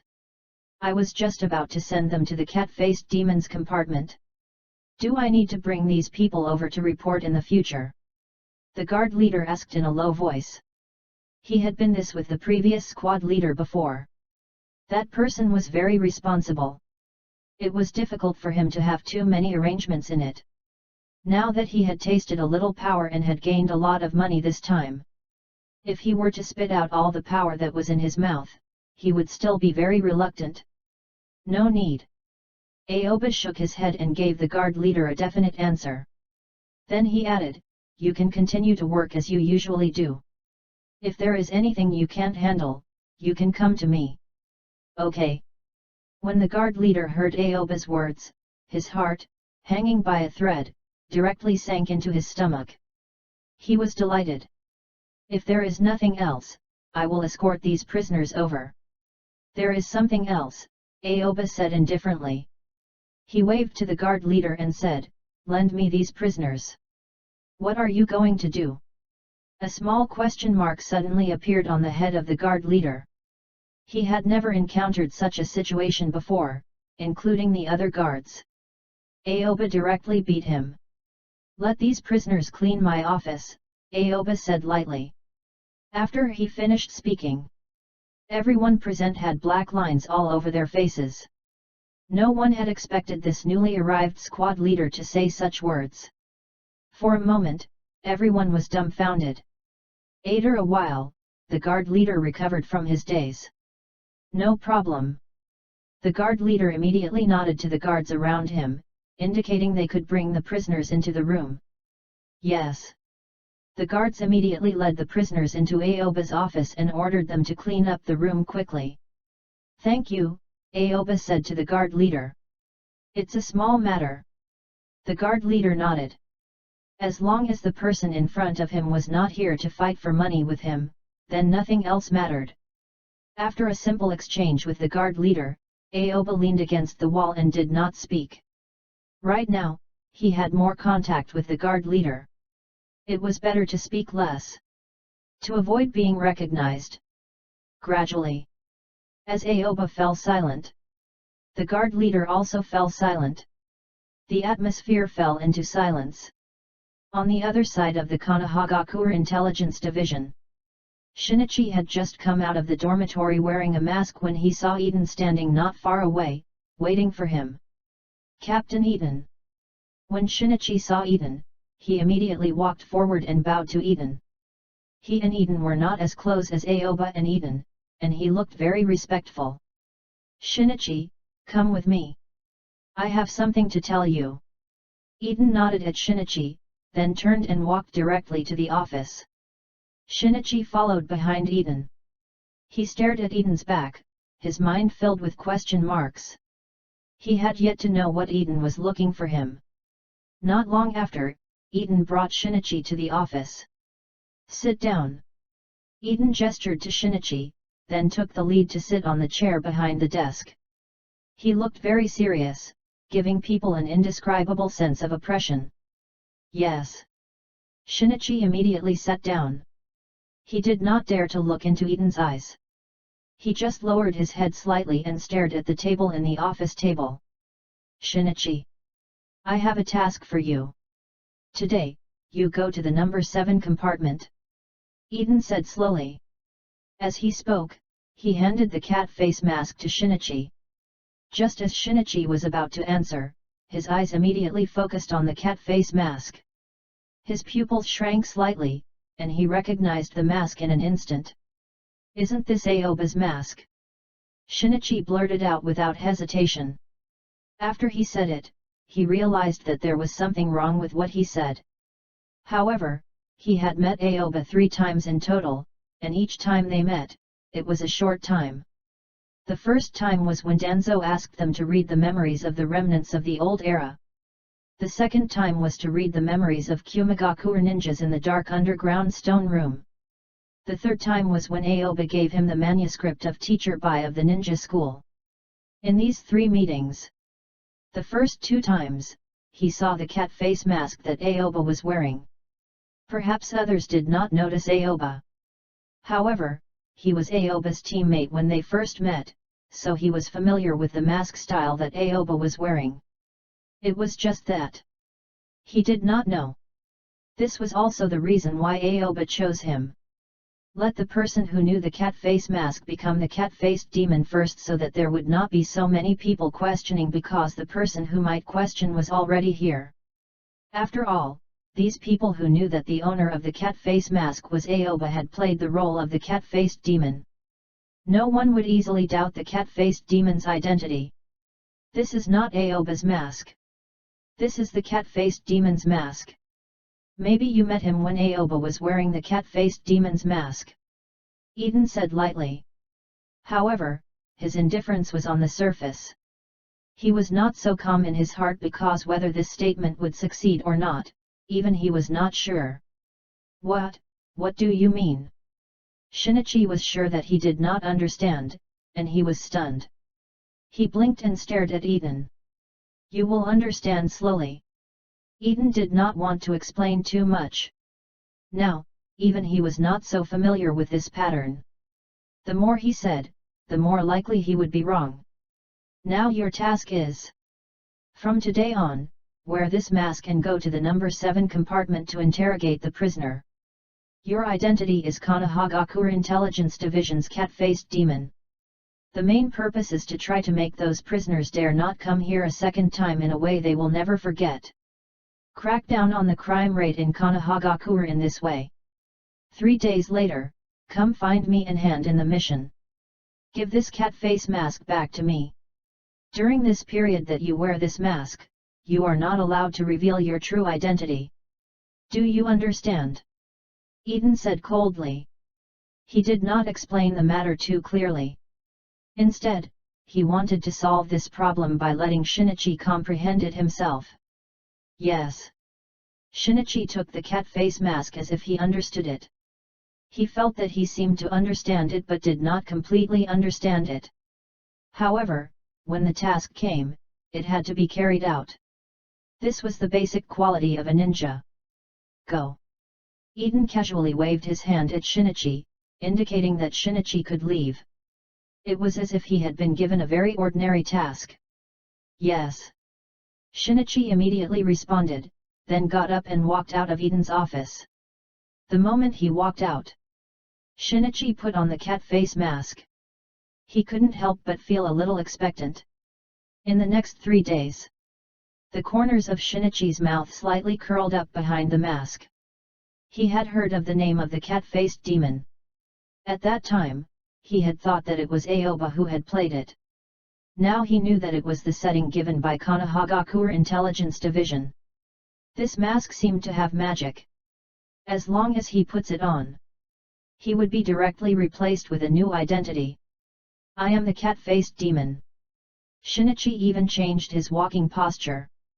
He felt that he had become another identity. He directly strode toward the Konoha Intelligence Division number 7 compartment. He had transformed into the new generation of the cat-faced demon. Chapter 337. Half an hour later. The prisoners had already cleaned up Aoba's office. These people did not know Aoba, but they were not deaf. Just now, they had heard the guard leader's words, and all knew the identity of this person wearing the black mask. Torturer Ninja Squad Leader. All the torturer ninjas in any compartments were under his control. In other words, even the legendary cat-faced demon. They were all his subordinates. How could they dare to neglect such an identity? They quickly cleaned up the office, which looked slightly old. "Thank you." Aoba thanked the prisoners who came out of the office. However, no one saw the expression on his face behind the black mask. After hearing what Aoba said, these prisoners all felt flattered. No one dared to speak and just lowered their heads. "Squad leader," the guard leader stared at Aoba. While trying to guess Aoba's identity, he asked, "Should we send them all to the cat-faced demon?" As soon as the guard leader said this, all the prisoners' eyes were focused on Aoba. Everyone's eyes were flashing with anticipation. They all hoped to win a chance not to go into the cat-faced demon's little compartment through their efforts just now. After the guard leader asked this question, he also stared at Aoba. He also wanted to know what this person was thinking. He didn't just want to know what kind of style this newly arrived squad leader had. He also wanted to confirm the speculation in his heart. When he first saw this newly arrived squad leader, a familiar feeling welled up in his heart, as if he had seen this person somewhere before. However, this feeling always made him feel as if there was nothing. At one moment, he felt as if he had discovered some secret, and at the next moment, he felt as if everything that had just happened was an illusion. Just like this, the guard leader observed Aoba for more than half an hour. Finally, he felt more and more in his heart. This new torturer ninja squad leader was very similar to the cat-faced demon. He always felt that some parts of the two people gave him a resemblance. But he couldn't tell what it was. Because of this, he also wanted to use this method to ask the new squad leader in front of him. If there was no cat-faced demon, that means the cat-faced demon was promoted. So, could this person be the cat-faced demon? The guard leader's curiosity had already started to swell. He felt that he had guessed the identity of this newly arrived squad leader, but he also thought that he had yet to guess it completely. "This is your job. You can do whatever you want. I won't interfere with your work," Aoba said lightly. As soon as this was said, those prisoners who were originally looking forward, in an instant, it withered. The expressions on everyone's faces dimmed. They had worked so hard just to get a chance not to be sent to the cat-faced demon. Who knew that this person did not say anything at all? Of course, they had no idea at all. The person they were facing now was the cat-faced demon himself. It was just that he was not meeting them as the cat-faced demon. Most importantly, relying on his acute paranoia ability, Aoba could determine that the guard leader suspected his identity accurately. Therefore, he naturally wouldn't say anything for these prisoners at this time. "Then I will send them to the cat-faced demon," the guard leader said meaningfully. "Go." Aoba casually waved his hand. His body movements showed that he did not want to be entangled in this topic anymore. After that, Aoba opened the door of his office. He walked straight in, then gently closed the door. He left the guard leader, the other guards, and the prisoners in the corridor. Other than the guard leader, the others did not feel anything at all. The guards only wanted to send these prisoners to the cat-faced demon's compartment. This was already a daily matter for them. As for these prisoners, they seemed to be in a daze. They seemed to have already lost half their lives before the official interrogation. Only the guard leader here silently looked at the door that had been closed. "Had I guessed wrong? That person is not the cat-faced demon." Thinking of this, a hint of determination flashed through the eyes of the guard leader. He immediately led the guards to escort the prisoner to the cat-faced demon's compartment. After a while, the guard leader brought these people to the door of the number 7 compartment. He gently knocked on the door and pushed it open. In the dark room, the guard leader saw the cat-faced demon wearing a cat face mask. Only this cat-faced demon gave him a very strange feeling. It was different from before. It is definitely different. This is not the same person. The guard leader immediately felt that he had discovered something. His eyes stared intensely at the cat-faced demon in front of him, who was very different from before, and instantly fell into deep thought. Bring in the prisoners who need to be interrogated. Shinichi was the first to speak. He did not imitate Aoba or know what Aoba had done previously. He was only doing his own cat-faced demon unique style. Okay. The guard leader nodded. After that, he gave the guards around him a look. He knew that he had discovered something but did not know what this meant. Moreover, he was not a detective. He wanted to avoid digging deeper into the details of this place. Following the instructions of the guard leader, these guards sent the prisoners to the number 7 compartment, then they left together. While the guard leader was leaving, he was still thinking about what he had just experienced. If I'm not wrong, that squad leader is the real cat-faced demon. This person is a newly replaced cat-faced demon. The purpose should be to maintain the character of the cat-faced demon. After the guard leader thought about this matter, his heart immediately relaxed. After he knew that the squad leader was the first-generation cat-faced demon, he understood that the squad leader would not do anything against him. They were old friends. As for the current cat-faced demon, he would also help maintain this character. After all, the cat-faced demon's identity was also his money tree. He could receive many benefits when distributing the prisoners to be interrogated.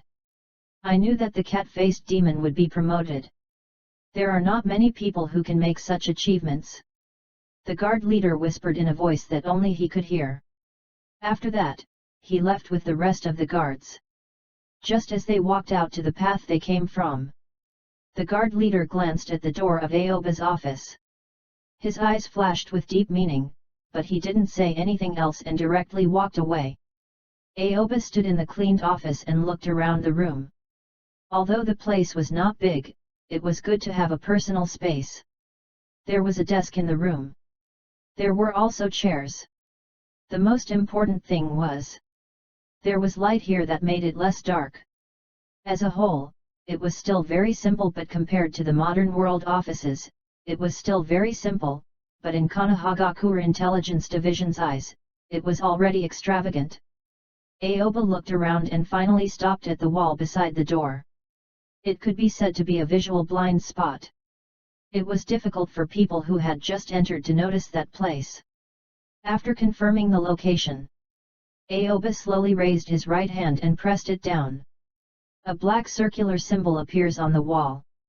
It was his Flying Thunder God formula. This is much better.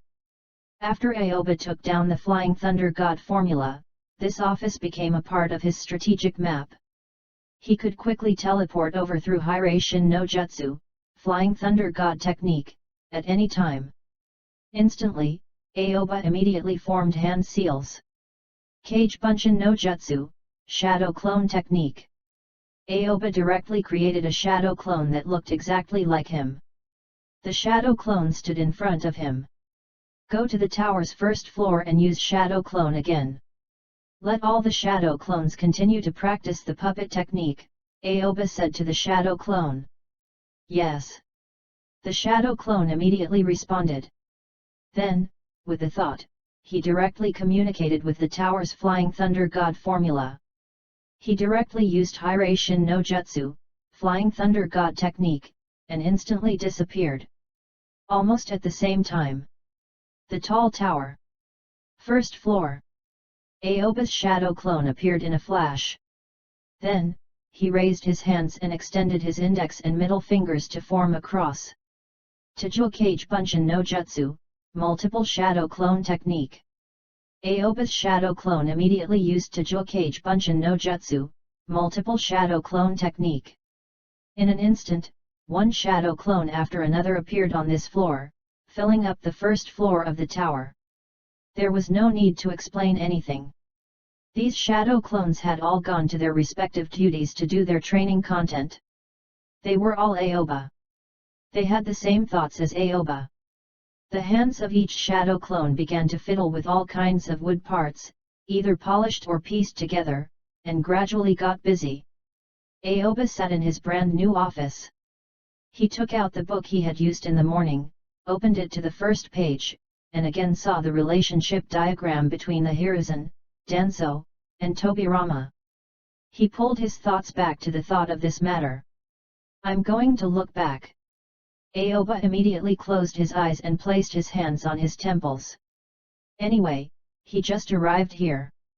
He was newly promoted in this position, and Eden still needed to inform the people here. It just so happened to be the perfect time to laze around. All of a sudden, Aoba once again opened up Danzo's memories.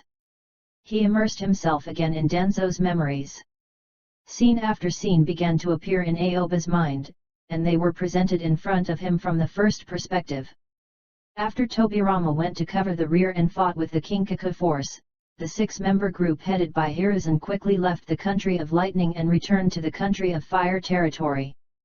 Throughout the entire process, Danzo was in a state of confusion, jealousy, and frustration. However, there was one thing that never changed. That was Danzo's gaze had always been focused on Hiruzen. Because of that matter, he had always been brooding over Hiruzen. He felt that he had suffered a loss because of his slow reaction and was unable to speak of the matter of him wanting to become bait before Hiruzen said those words. Apart from the intense regret and frustration in Danzo's heart, the entire team was immersed in sorrow. They all knew after such a thing happened.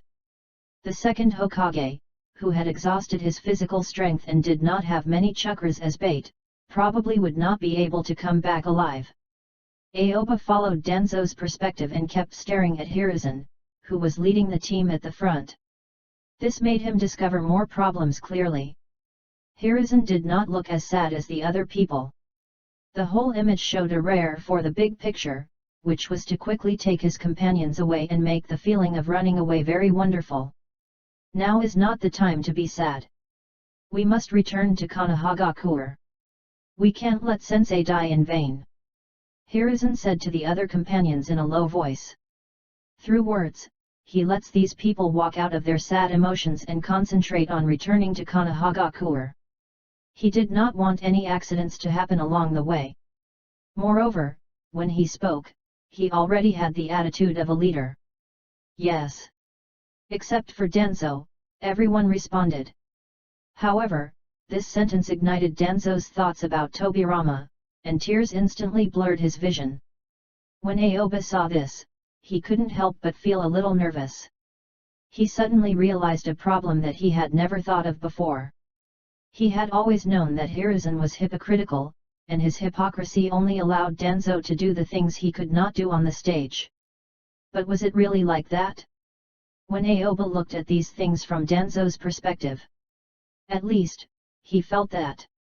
At least, he felt that all the time when the time node of Tobirama's death was pushed forward. Danzo was a normal person. It was just that he was more decisive in his way of doing things and had Tobirama's demeanor. However, he was still upright and did not use any schemes or tricks. But the Hiruzen at this time node. Oh, no. It was already the third Hokage. On the other hand, it revealed the shadows of those typical ruthless characters he had seen in history books. The things that Hiruzen had done. It seemed like it was unintentional. In reality, it was filled with schemes. The more Aoba felt, the clearer it became. It was just that he did not know what the people around were thinking, nor did he know what Danzo was thinking. No wonder.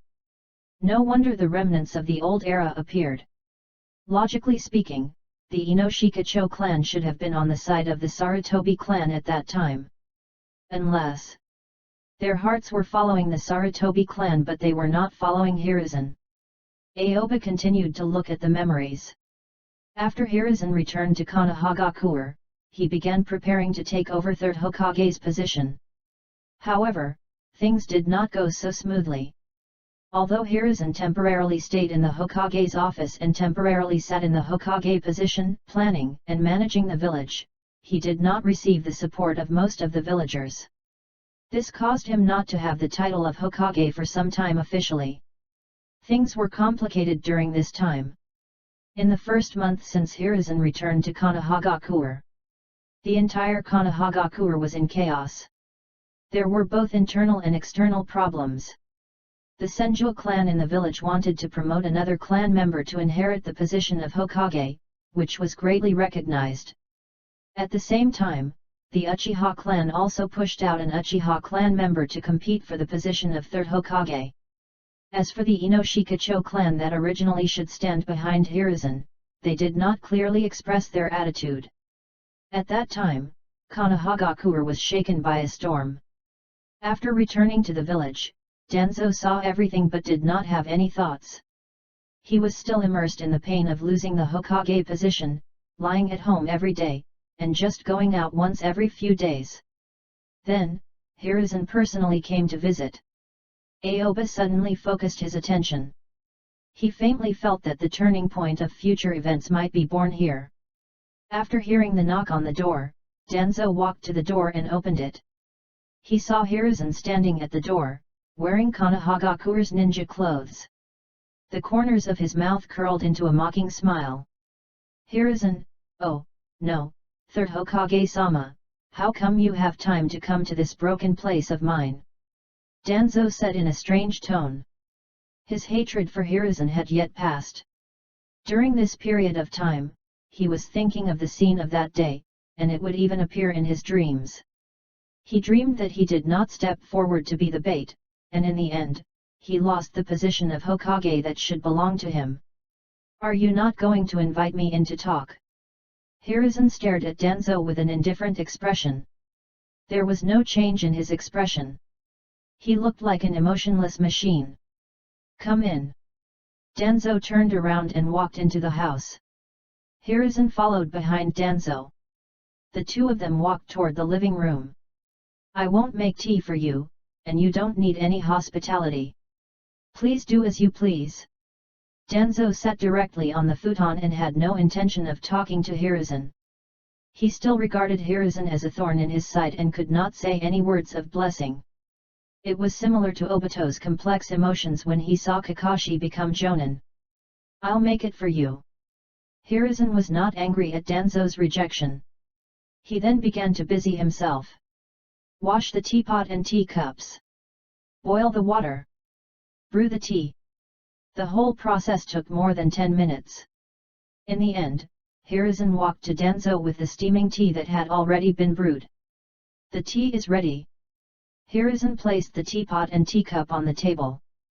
Then, he sat on the futon on the other side. He began to pour a cup of tea for Danzo and pushed it to Danzo's side. Then, Hiruzen pours himself a cup of tea. 2 cups of tea were placed on the table. In this cold weather, there were traces of white smoke rising from it. At the same time, the refreshing fragrance of tea entered their noses. You are not looking for me to make tea, are you? Danzo rolled his eyes at Hiruzen and said grumpily. He would not forgive Hiruzen so easily just because of Hiruzen's simple coaxing. Danzo, I am not here to make tea. I have something very important to find you. Hiruzen's eyes suddenly became extremely serious, and his expression was serious, as if he had encountered something big. I can't help you. Danzo refused without even listening. What kind of joke was this? How could he help Hiruzen? Danzo, I need your help.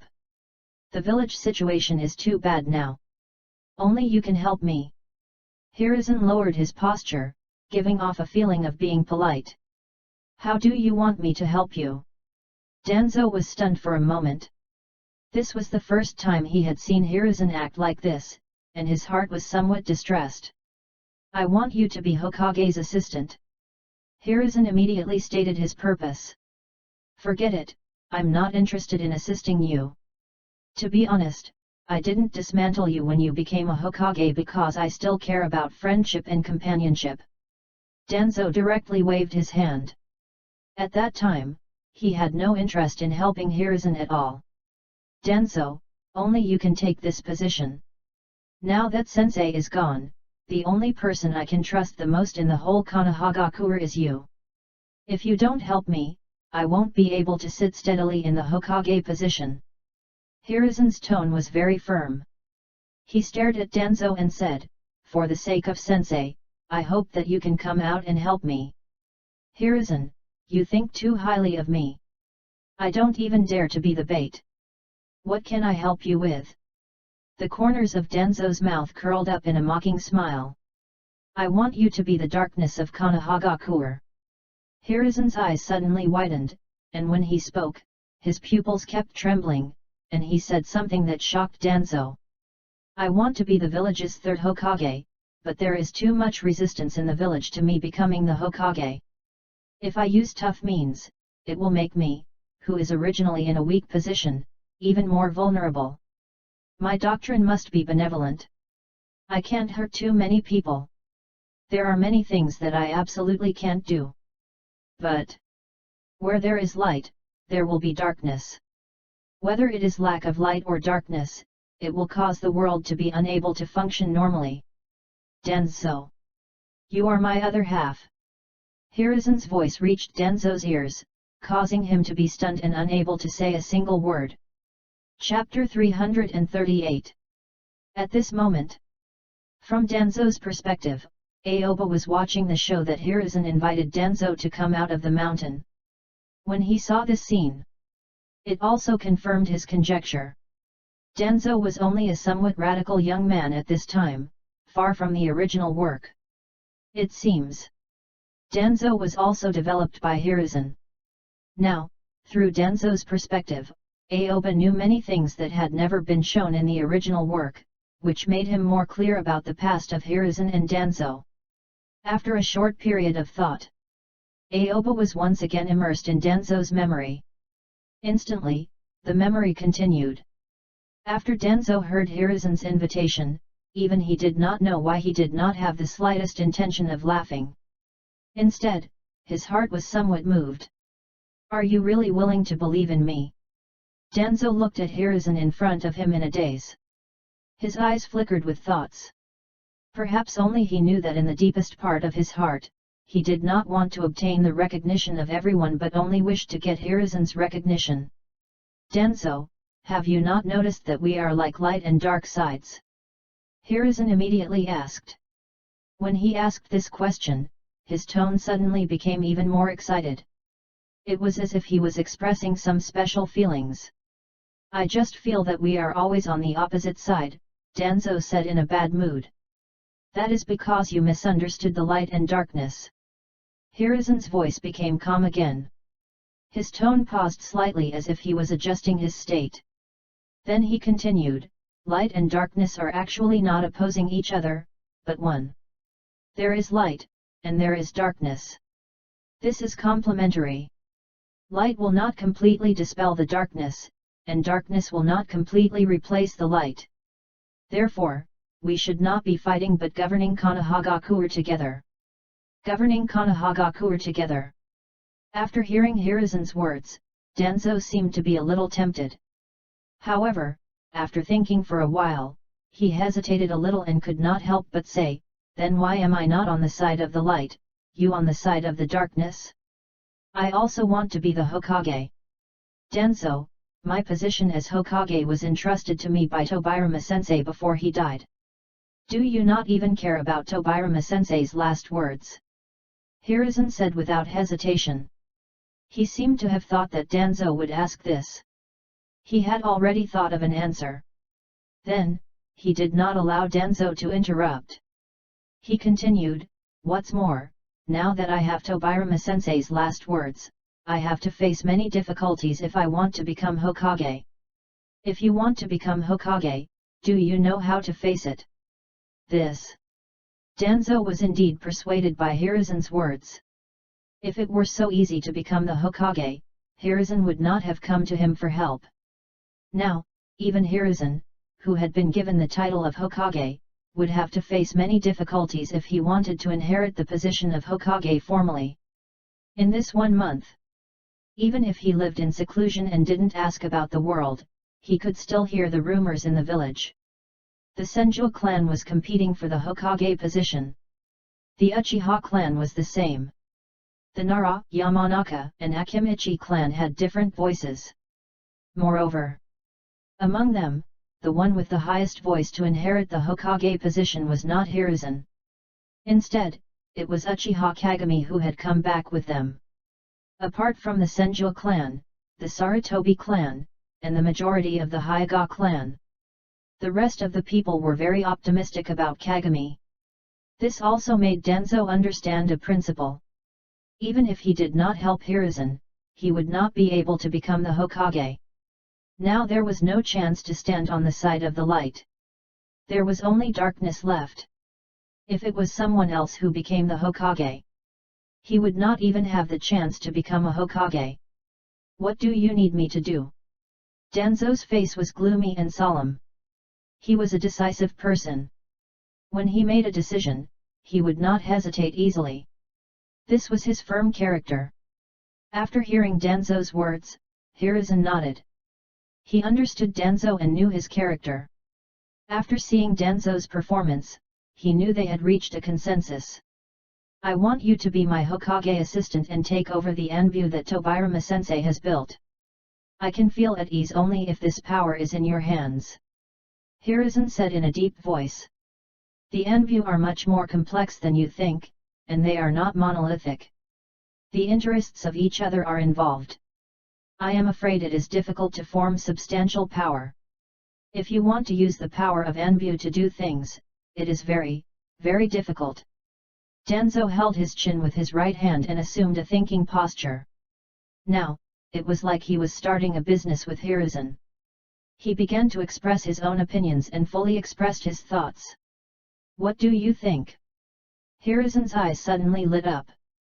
He had come to find Danzo because he had taken a fancy to Danzo's style of doing things. He was comparable to their teacher. He would come up with some things that he did not expect. Hiruzen, the current Anbu, has been severely refined by Tobirama-sensei. The Intelligence Division has a captain from the Intelligence Division, the Assassination Division has a captain from the Assassination Division, the Torture and Interrogation Division has a captain from the Torture and Interrogation Division, and other such division has their captain. Tobirama-sensei scattered the power of Anbu because he did not have the energy to manage Anbu after he became Hokage, and he did not want to hand over the overall power of Anbu to one person. Now that this situation has been formed, it is impossible for us to take back these rights from the hands of those captains, just like you can't take all the power scattered in the village into your own hands. Danzo began to mutter. He analyzed the current situation while quickly thinking of a solution in his mind. After he figured out that he wanted to cooperate with Hiruzen, he immediately entered the Hokage assistant position. I understand what you said. This is what Tobirama-sensei did to weaken everyone's rights, but this also directly weakened Hokage's rights, leading to this stage of power replacement. I have no way to win more support. Hiruzen said helplessly. He knew very well what his teacher had done. He could not say that there was a problem with this move. He could only say that there were pros and cons. Right now, he was on the side where he did not enjoy the benefits. What he felt were all drawbacks. I have a solution. Danzo raised his eyes and stared at Hiruzen. He had already thought of a solution just now, but he had not said it. He was still hesitating in his heart. Should he stand on the same side as Hiruzen and not on the opposite side? I knew you could do it. Hiruzen immediately praised Danzo.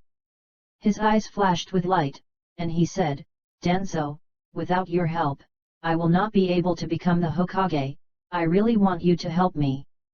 I understand. Hiruzen's speech moved Danzo. They were still hot-blooded youths at this time, and he was not as shrewd as Hiruzen. So many words of approval from Hiruzen made Danzo feel a great sense of recognition. Now he seems to feel like a bachelor dying for his confidant. Treat me like a ruler, and I will repay you as befits a ruler. Danzo was feeling this way right now. His heart was warm, and he had already abandoned his prejudice against Hiruzen. He was willing to do anything for Hiruzen, even if it was to become the darkness under the light. We can't touch the Anbu's right, just like we can't do anything like the power of the big clans. We need a little time to support our forces. So I think you can inform the public that you guard the door for Tobirama-sensei. You will not inherit the position of Hokage within 3 years. Danzo immediately said. Hiruzen took a deep breath, his eyes flashing with suspicion. He carefully stared at Danzo, hesitated for a moment, and could not help but ask, will this lead to a lot of dreams at night? What we want is long nights and many dreams. Danzo nodded directly. He had already entered a state of mind. Hiruzen was an indecisive person, to begin with. He had been too hesitant in handling many matters, causing him to miss out on many fleeting opportunities. Of course, Hiruzen took hold of the most decisive opportunity in his life. From then on, he became the third Hokage. Through that time, Danzo also discovered his problem. He might not be able to stand in front to shield himself from the wind and rain, but if he had to retreat behind the scenes to participate in the planning, he could be said to be able to do it with ease. If we fight them head-on now, the one who will lose will be you. If there is no accident, the candidate for the third Hokage will be Kagami. Danzo stared at Hiruzen, his eyes flashing with wisdom as if everything was under his control. If you, who has Tobirama-sensei's last words, do not inherit the position of the Hokage, then the person who is supported by the popularity of the village cannot inherit the position of the Hokage at this time. This way, it will be directly pushed to 3 years later. Danzo's voice was a little low. When he said these words, his brain was running fast. As he said these words, his thoughts became clearer and clearer. You mean that we will have a big decisive battle 3 years later? This is our 3-year agreement to fight for the position of Hokage. Hiruzen's breathing became rapid. He thought of the possible future battle between the two parties, and even his heart began to beat faster. What are you afraid of? Danzo rolled his eyes at Hiruzen. He could not connect Hiruzen's useless appearance with the person standing up in the forest and said he was willing to sacrifice himself as bait for everyone. However, things had already come to this. Danzo was no longer bothered about the past. Instead, he continued to look forward. These 3 years are meant to calm them down and give them mental time. But we don't need to wait for it to end, we can take action in between. The corners of Danzo's mouth slightly curled up, and he said something that directly subverted Hiruzen's inherent thinking. You mean a sneak attack? Hiruzen was stunned. He felt that finding Danzo here was the correct choice he had ever made. That's right. Danzo nodded and continued, with your current support condition, it is absolutely impossible to surpass Kagami openly and fairly, so we have to use other means. Do you have any plans? Hiruzen immediately asked. His mood was very heavy. After all, he was very clear about what Danzo meant. As the successor chosen by their teacher, he was very clear that before the accident, whether it was the favor of the teacher or the crowd, Kagami could be said to have the upper hand. Yes. Danzo immediately nodded. Now that he had said it to this point, he naturally would not hold back anything. The first step is to accumulate our power. This power must belong to us. It can't be obtained from other existing power. Otherwise, there will likely be problems. So I suggest we have to set up a special Anbu team, which only listens to you alone. It is similar to Tobirama-sensei and the 6 of us.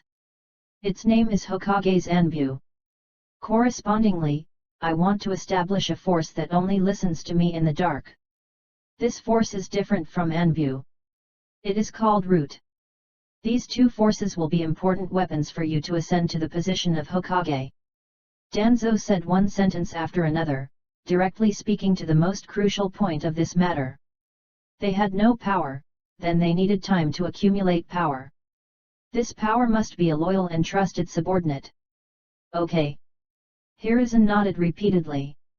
For the matter of the Hokage position, he had been so anxious that his hair had turned white in the past few days. He had no way to calm down and think about it. This state made him fall into a strange circle. The more anxious he was, the more confused he became. The more he couldn't think of a way, the more anxious he became in the end. Now, Danzo had clearly explained everything. This made him feel much more confident in his heart. He then silently remembered Danzo's decision in his heart. Hiruzen, remember this. In the early stage of the development of these two power, we have to focus on elites. We would rather have fewer people than have more. Danzo warned Hiruzen. Understood. Hiruzen nodded again. Then I will go on to the second step. Seeing that Hiruzen had fully understood his meaning, Danzo began to change the topic. What I want to say next. It might sound a bit harsh. But this is the only path you must take to become the Hokage. There is no other way. Do you understand what I mean? Danzo narrowed his eyes and asked Hiruzen. He had to confirm whether the person he entrusted was really worth it or not. Otherwise, no matter how many ideas he had no room to use them. I understand. Hiruzen nodded. At this time, he didn't want to pretend to be the Hokage with Danzo. He just wanted to fulfill their teacher's last wish. He had already clearly expressed that he wanted to be the Hokage. This is what I said we must do in these 3 years. Danzo began to tell Hiruzen about his plans. These plans really made many people feel uncomfortable. Your Hokage's Anbu only has one purpose, and that is to protect your safety. Because in these 3 years, you will be assassinated countless times. You have to be mentally prepared for this. Danzo had just said this sentence, but before he could enter the main point, he was interrupted by Hiruzen. Assassination? Why? Aren't we Tobirama-sensei's students? Even if we compete for the position of Hokage, they won't assassinate me, right? There was doubt in Hiruzen's eyes. Although he was very shrewd, he was still a young man, and his understanding of the sinister nature of the various clans in the village was not that deep. In the fight for the Hokage, the winner becomes the king, the loser becomes the thief. There is only one person between you and Kagami who can live. The one who survives is the third Hokage. So, do you think the Uchiha clan will not do anything to you? Don't be too naive, and don't think that everyone in the world is naive like you. Danzo said snappily. When he spoke, he did not forget to roll his eyes at Hiruzen. He felt that this person was thinking too little. So, your plan is? Hiruzen's pupils slightly shrank, and an ominous premonition emerged in his heart. That's right. Danzo nodded with an evil smile on his face. You don't need to do these things. Leave everything to me in secret. I won't leave any evidence behind and do things beautifully. It's just as you said. You have to be on the bright side, show your kindness and heart to the people in the village. Use these 2 or 3 years to make the people of the village love you and secretly express that you are being assassinated. You must let the people in the village know that the other party is using some nasty tricks on you. But what you have to express is that you don't need to do this at all because you are the Hokage personally appointed by Tobirama-sensei. You are justified and fearless. This is what you have to do. What I want to do is to collect Anbu's resources through the root's power. Take the assassination division as an example. If the captain of the assassination division is willing to stand on our side, it is a good thing, but if he doesn't know how to appreciate kindness. When Danzo said this, he suddenly stopped. His tone suddenly became very cold, full of killing intent. Then I will change it to an obedient assassination division captain and let him lead the assassination division. Any division among Anbu should be like this. I can't integrate the power of the entire Anbu, but I can turn all the division captains into my people so that we can control the entire Anbu. While Danzo was talking, Hiruzen felt his scalp go numb. Hiruzen has some tricks up his sleeve. But it was only some small black-bellied thing, and it wasn't even ruthless. But if you put it in front of Danzo, who found his position after being activated, it was really heaven and earth. Now, it was like small dirt seeing the big dirt. Hiss! Hiruzen couldn't help but suck in a breath of cold air. He couldn't guess how many people would die in this process. However, Danzo had yet to finish his sentence. The next words. This caused Hiruzen to be even more shocked. When the Anbu is integrated into one, it will be the time to attack the various big clans. If they are willing to support you, such as the Sarutobi clan, then there is no problem. But the clans that are unwilling to support you, such as this generation of Inoshikacho, and are actually partial to the Uchiha clan. There is a problem with this kind of clan head.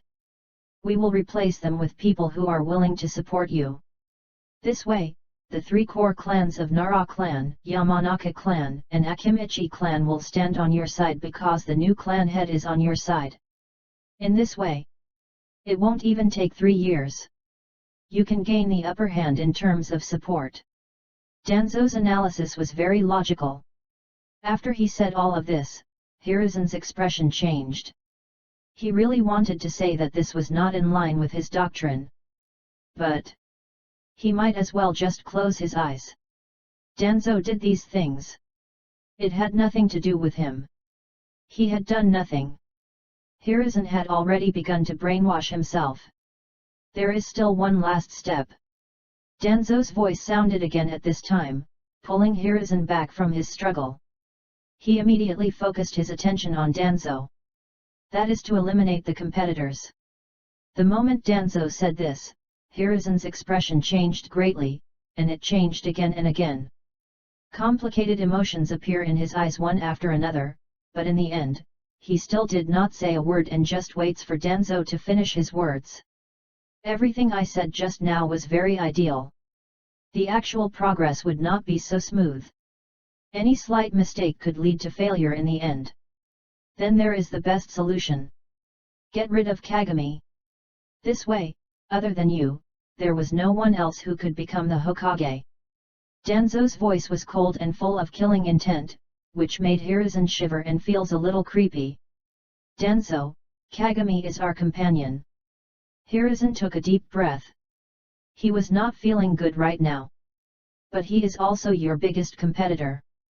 Danzo shook his head and said, even if you win in the end and become the Hokage, there is still someone in the village who can stand against you. Will your position be so stable? No. Hiruzen firmly shook his head. Leave Kagami to me. You need to know nothing. After all, you still care about the feelings of your peers, and I am not so kind. Everything in front of me is an enemy. Danzo coldly said. In fact, he was not completely thinking about Hiruzen. This was also to clear the obstacles in his taking over the Hokage position. After all, when Hiruzen successfully became the Hokage, he only needed to get rid of Hiruzen. Let's do as you say. Hiruzen nodded with pity on his face, but he disappeared in a flash.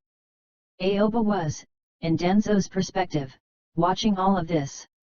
He had been focusing on observing Hiruzen. He wanted to see if this person really felt that this was not a good thing and pretended to say so.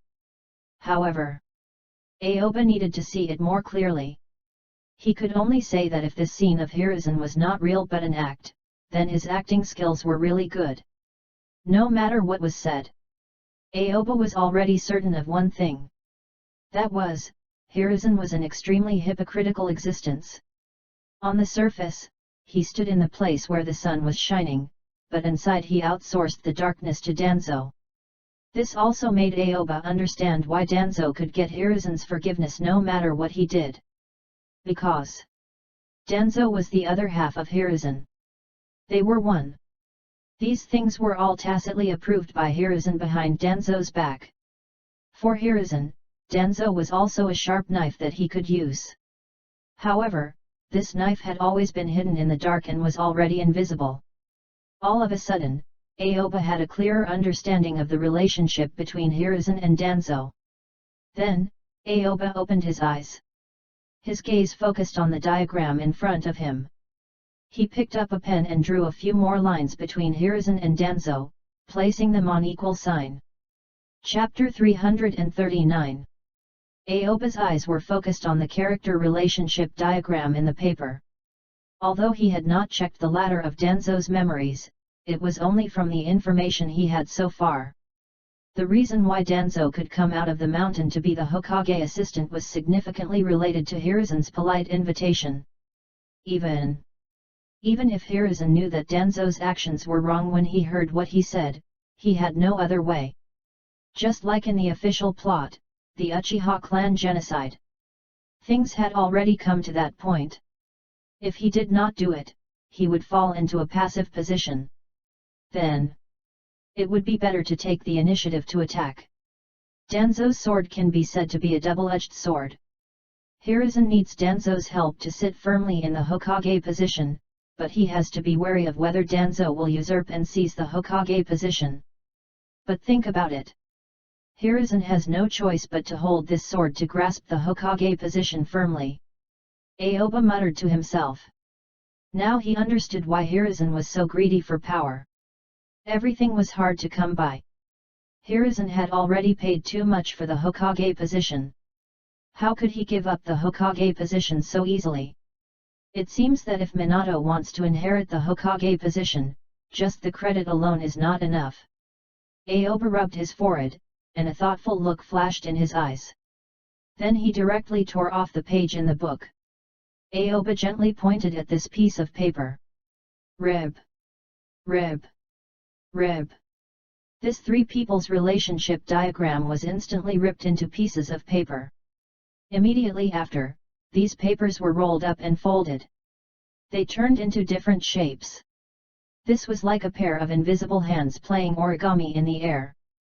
As these papers changed into different appearances, they gathered together and turned back into blank paper. The content on the paper had disappeared after being ripped apart several times. After Aoba took the paper directly merged into his palm as if it had never appeared before. The entire process only happened in the blink of an eye. After Aoba had dealt with the paper, he walked toward the office door, opened the door, and walked into the dark corridor. Oh! Ah! Ga! A series of screams faintly entered his ears. These voices came from different compartments. The interrogation works were in progress.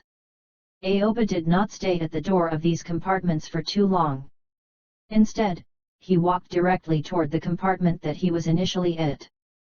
Just as he walked to the door of the familiar compartment, the sound of intense whipping continued to sound inside. Snapped. Snapped. Snapped. These sounds were fierce and full of a certain rhythm, and with the screams of the tortured people, it was like a picture of interrogation scenes in Aoba's mind. Aoba could feel the intensity inside through the compartment's door, and he nodded silently. You did a great job. Aoba silently gave Shinichi a thumbs up in his heart. As he expected, there was a demon in everyone's heart, but it was just that it had not awakened. The title of the cat-faced demon was entirely reserved for any ninja in the Konohagakure Intelligence Division. Just told them that they could do whatever they wanted to the prisoners to be interrogated, make them fear the Konohagakure Intelligence Division, and finally dare not commit crimes again, which was an important method for Konohagakure to reduce the crime rate. Aoba no longer specifically looked at how Shinichi played the cat-faced demon. None of this was important. It would be fine if everyone were playing the role of the cat-faced demon. This way, the cat-faced demon's identity would become a public identity. No matter what happened to the cat-faced demon, it was impossible to investigate one person. After knowing that Shinichi had entered the state, Aoba directly turned around and left, returning to his office. Unconsciously. An entire day passed just like that. Aoba didn't do anything. He just went through Danzo's memories in his office. He saw that Danzo was starting to go all out. Constantly accumulating strength every day. This period lasted 3 years. If Aoba played it too quickly, he might miss some details. But just looking at it a little bit was too troublesome. However, Aoba still decided to check it slowly. He wanted to see with his own eyes how Danzo had done it for so many years. He was like an intern sitting in the back row of an old driver. How did the old driver do the extreme operation in the curve? Not only could he observe the other person's process, but he could also learn some skills. After leaving the office, Aoba walked directly toward the dormitory and returned to his room. After closing his room door, Aoba immediately formed a hand seal and created a shadow clone to stay in the dormitory. "You are here in place of me," Aoba said to the shadow clone. Then, he immediately used Hiraishin no Jutsu, Flying Thunder God technique, and disappeared. He appeared directly on the first floor of the tower. In an instant, scenes appeared in front of him. Those things that were still wooden blocks in his previous memory have now been completely pieced together into puppets. Although these puppets were not complicated and there were no mechanisms, they were puppets that could be controlled entirely. "Cancel it." After Aoba arrived, his gaze fell on these shadow clones. He felt that he should gather the experience of these shadow clones. This way, after summarizing it in his mind, the shadow clones he created again would become even more skillful. "Yes." These shadow clones responded in unison. Just as they finished speaking, a series of explosions rang out, and after that, memories poured into Aoba's mind. These memories were all the memories brought over by the shadow clones just now, causing Aoba's head to shake. Aoba felt a pain in his head. Using shadow clones in training is really not something that ordinary people can use. Aoba could not help but sigh. Every time he used the shadow clone in his training, his brain would be hit by an extremely strong impact. One had to know that he has sage body and extremely strong resilience. Even this would be affected, let alone an ordinary person. Naruto was able to use this method to shorten his training. Not only was it related to Naruto's dense chakra but also to Naruto's powerful body recovery ability. If it was an ordinary person, after a few times of Tajokage Bunshin no Jutsu, multiple shadow clone technique, training, he would probably be unable to deal with the information, causing his brain to collapse. A moment later, Aoba recovered and after a brand new summary. He already had quite a bit of experience in puppet production. Of course, he was still stuck on the most basic puppet creation. Compared to those stronger puppet masters, there was still no way to compare them. At most, he was a beginner. As for why he wanted to learn the puppet technique, Aoba felt that the second Kazekage's thinking was correct. Sometimes, one person could not become an army. He could indeed use Kage Bunshin no Jutsu, shadow clone technique. However, after reading the second Kazekage's theory about puppet creation, he felt that there were many things that the main body could not do. For example, Aoba could make a contract with the parasite and put it into the puppet so that the puppet could replace the ninja and use the secret technique of the Abarame clan. Ever since Aoba saw the second Kazekage's knowledge teaching about puppets in the memories of those ninjas in the Tsunagakuer, he has been making puppets silently. It is indeed quite troublesome. Aoba discovered that the production of these puppets was like that of a precise artisan. Not only did he have to consider the intensity, but he also had to consider the flexibility. He did not feel anything when he had not personally made them. Now that he had been doing them for a few days, he realized it was more challenging than he had imagined. Instantly, Aoba raised his hands and quickly made a series of seals. He crossed his two fingers and made a cross in front of his chest, which was exactly the Tajokage Bunshin no Jutsu, multiple shadow clone technique, hand seals. Tajokage Bunshin no Jutsu, multiple shadow clone technique. With a thought, all the chakra in his body surged, and hundreds of shadow clones appeared in front of him in an instant. "Now, each of you takes a puppet and fills up the parts where the puppet is not finished, and then start the puppet control technique training," Aoba said to these shadow clones. "Yes." These shadow clones immediately responded, and then their figures flashed out one after another, quickly landing in front of each puppet and beginning to enter their own work. When Aoba saw this scene, he silently nodded. These puppets might have had some special effects during the Third Ninja World War. He was looking forward to it.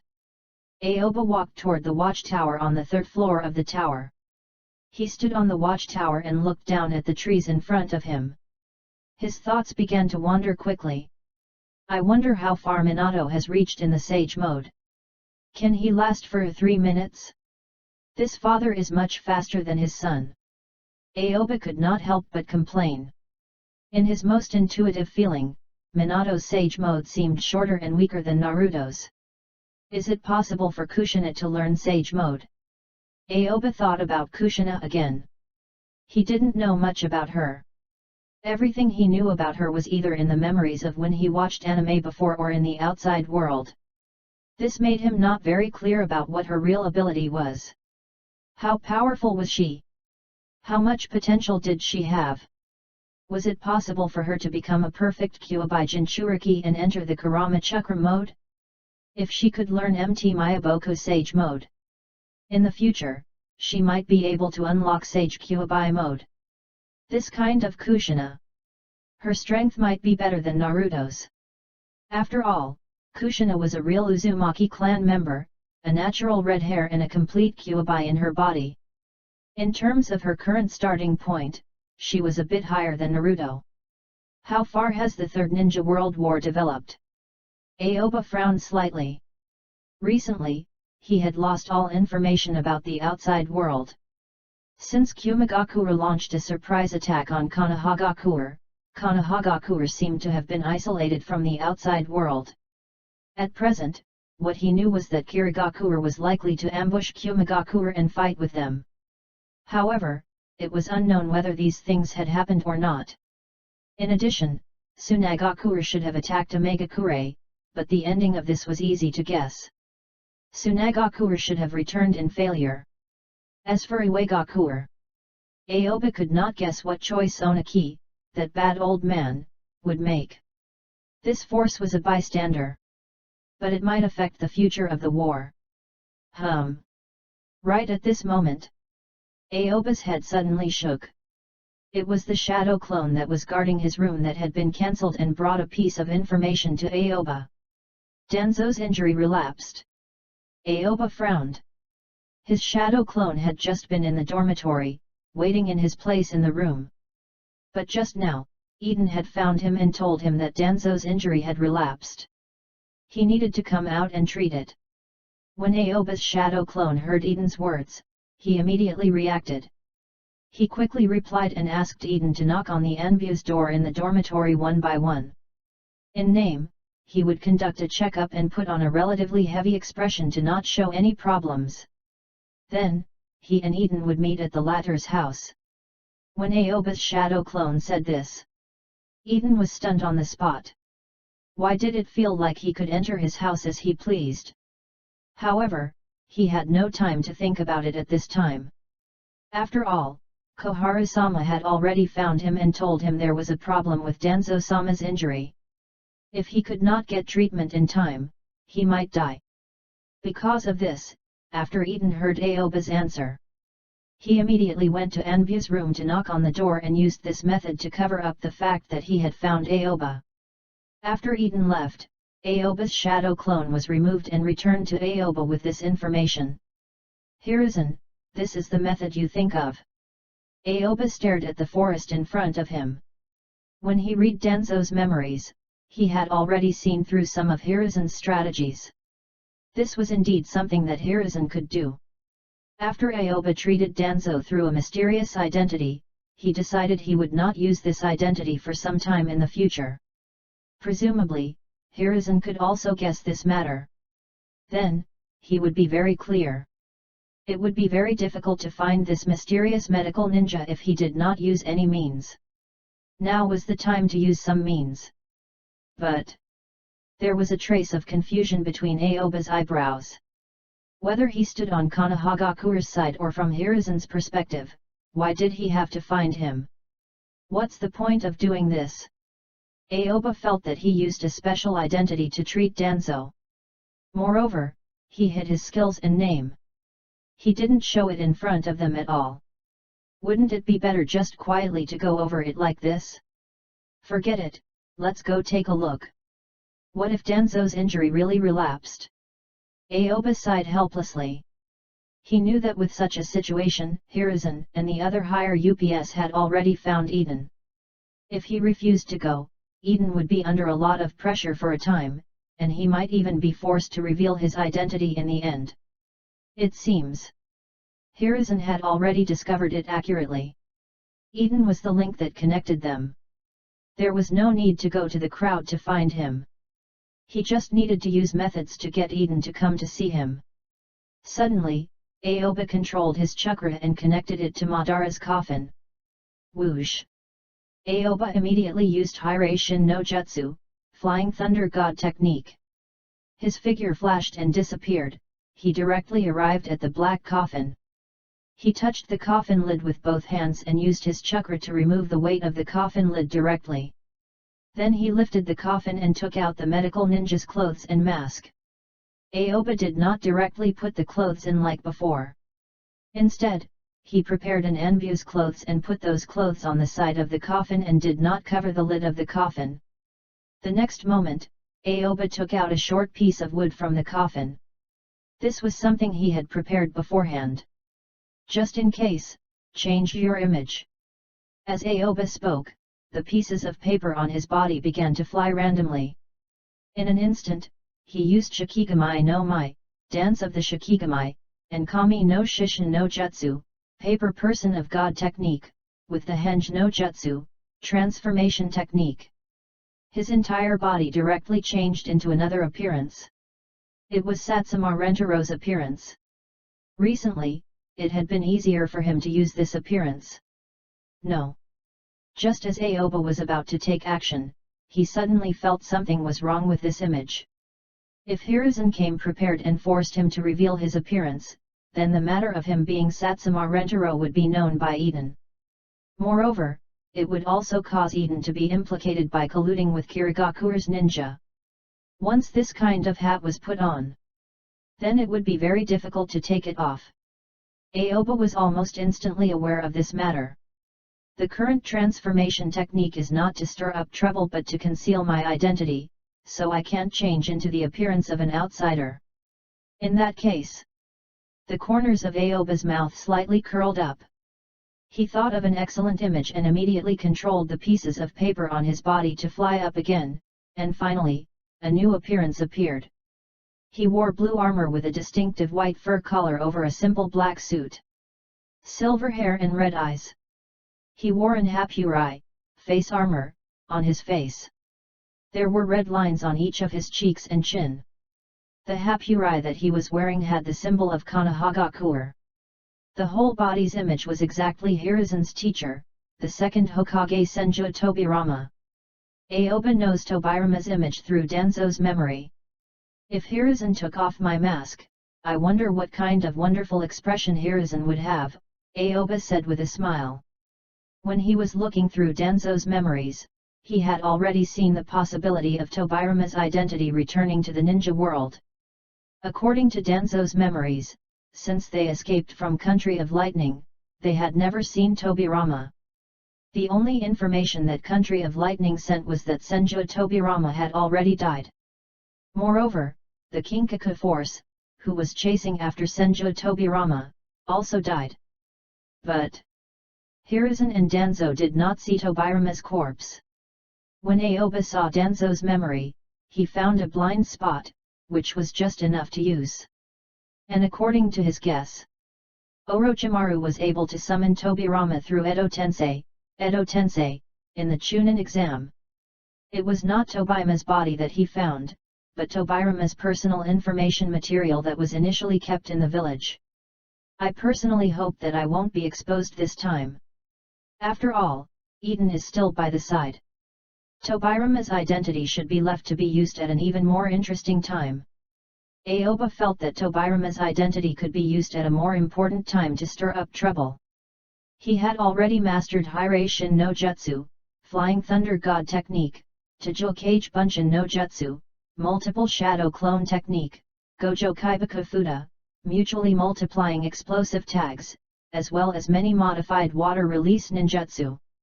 Coupled with his abundant chakra, he could completely simulate Tobirama. If the second Hokage suddenly appeared in the current ninja world, it should be able to produce a fascinating effect. At least, the deterrent force would exist. The third-generation cage could not be compared to Tobirama. Not to mention that Tobirama was the younger brother of Hashirama. In many people's hearts, Tobirama was also a legend. After that, Aoba began to put on the white medical ninja outfit. From the appearance, it was no different from when he went to treat Danzo. Aoba reached his right hand and picked up the white mask on the ground. He put the mask on his face. Combined with the medical ninja protective suit, he perfectly wrapped himself in it. At this point, Aoba no longer had to worry about being exposed. He had added several layers of insurance to his identity. Even if his mask was torn off, there was still a cover layer. Even if they suspected the cover was fake, they would definitely not suspect him. When Aoba had completely changed his clothes, he controlled his perception to determine the Flying Thunder God formula in the basement of Eden's house. Swish! Aoba's figure flashed and disappeared, directly appearing in the basement of Eden's house. At this time, Eden should not be back yet. Aoba asked Eden to check each room in Anbu's dormitory, not only to cover up the fact that Eden had been to his room but also to provide him some time. Hey! Just as Aoba was about to walk out of the basement, he saw all kinds of props, leather belts, handcuffs, maces, and wax stains on the ground that had not been cleaned yet. You played quite well. Aoba nodded with a smile. He only swept his gaze over it once before directly going up the stairs in the basement. He did not stay here for too long. When Aoba walked to the top of the stairs, he pushed open the door and directly came out of the basement. He had already determined through his perception that there was no one here. Therefore, he was not afraid of meeting anyone. He swaggered to the sofa in the living room of Eden's house and sat on it. His eyes looked straight ahead, and his mind thought about why Hiruzen was looking for him. Time passed by. 10 minutes later, a series of rapid footsteps sounded and finally stopped at the door, then the sound of keys being inserted into the keyhole. Click! The door was unlocked. Eden quickly opened the door and leaned in. His eyes were fixed on Aoba, who was sitting on the sofa. His pupils shrank fiercely, and his eyes were full of shock. Chapter 340. How did you get in here? Eden stared at Aoba, who was already sitting on the sofa waiting for him and felt his head buzzing. One must know. This was his home. Konoha Intelligence Division Captain's home. Just like that, someone was able to enter without anyone noticing. A bizarre thought suddenly appeared in Eden's mind. Right now, Aoba had told him about coming here, then what if he did not tell him? Wouldn't that mean that he could enter at any time? He could go out at any time, and no one was able to find him walking in and out. This was not too good. Eden's face became serious. He knew that this was a method that Aoba used to avoid the possible sights around him. However, this method was a bit hard for him to accept.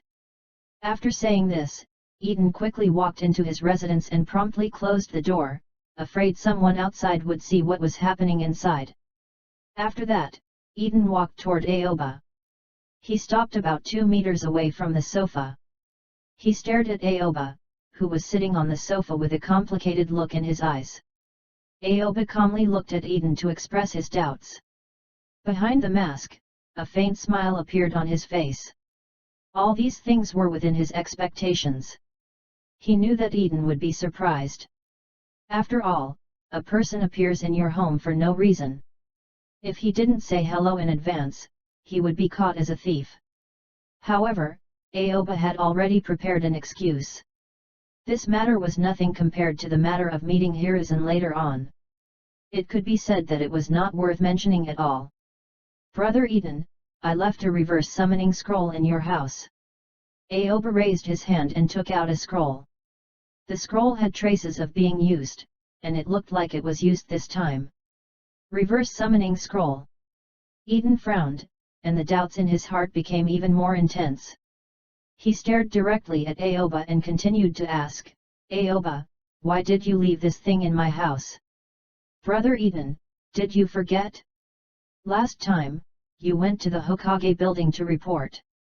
At that time, I was alone in your home, and many Anbu were outside. Although I succeeded in breaking out of the encirclement, I had to leave behind a little backup. So before I left, I put a reverse summoning scroll in your home. Aoba lightly explained. But why didn't you tell me about this? Eden didn't know whether to laugh or cry. His home was directly set up with a reverse summoning scroll, and Aoba could come in any time. This feeling was too strange. Fortunately, he didn't play too intensely with his wife. Otherwise, it would be hard for him to accept if this person suddenly appeared. Brother Eden, wouldn't you get rid of this scroll if I tell you? Then how can I enter your house today? I guessed that Hokage-sama might use some methods to lure me out again, so I left behind this little trick. Aoba explained to Eden. You mean? Eden shifts his attention from the scroll in Aoba's hand to the third Hokage. His face suddenly became more serious. His eyes stared at Aoba, and his lips moved slightly. After a bit of hesitation, he said, Is Hokage-sama wants to lead you out? What else? The corners of Aoba's mouth slightly curled up behind the mask, but this did not appear on the mask. It still showed Eden an indifferent attitude. Could it be that there is a problem with Danzo-sama's injury? After hearing Hiruzen's call, Eden secretly thought of this problem in his heart. However, he did not take it too seriously. More importantly, he felt that Danzo's injury was too severe or that Aoba's medical experience was insufficient, so there was a problem in the treatment process. However, now that he heard Aoba's words, the suspicion that was strongly suppressed in his heart suddenly erupted. It can't be. Could it be that the dignified Hokage-sama will use this method to find people? This is too strange. If I'm not wrong. Aoba stared at Eden, his eyes flashing with thoughts. Then, he slowly said. Hokage-sama won't do anything that will cause trouble for others. I think he will more or less cause some problems for Danzo-sama. After all, Koharu-sama is a medical ninja. It is not difficult to do this. In this way, he can use this method to call me over and let me treat Danzo-sama. If I go, I will risk exposing myself. However, if I don't go, Brother Eden will take a bigger risk and leave some reason for the higher UPS of the village. So I must go. Aoba said slowly. His tone was not too strong, but anyone could hear his determination. Aoba. After hearing Aoba's words, Eden was still very moved. After all, the other party was very frank with his words. This was not only an act of knowing that there were tigers in the mountains yet still preferring to go to the mountains but also taking risks for him. Actually, it's fine if you don't go. After taking a deep breath, Eden stared at Aoba thoughtfully and said something that he had thought about for a long time, if you can be sure that Danzo-sama's injuries are fine and his life is not in danger, then even if you don't go, they won't let Danzo-sama die. In this way, this trap will break by itself. Eden knew about this problem.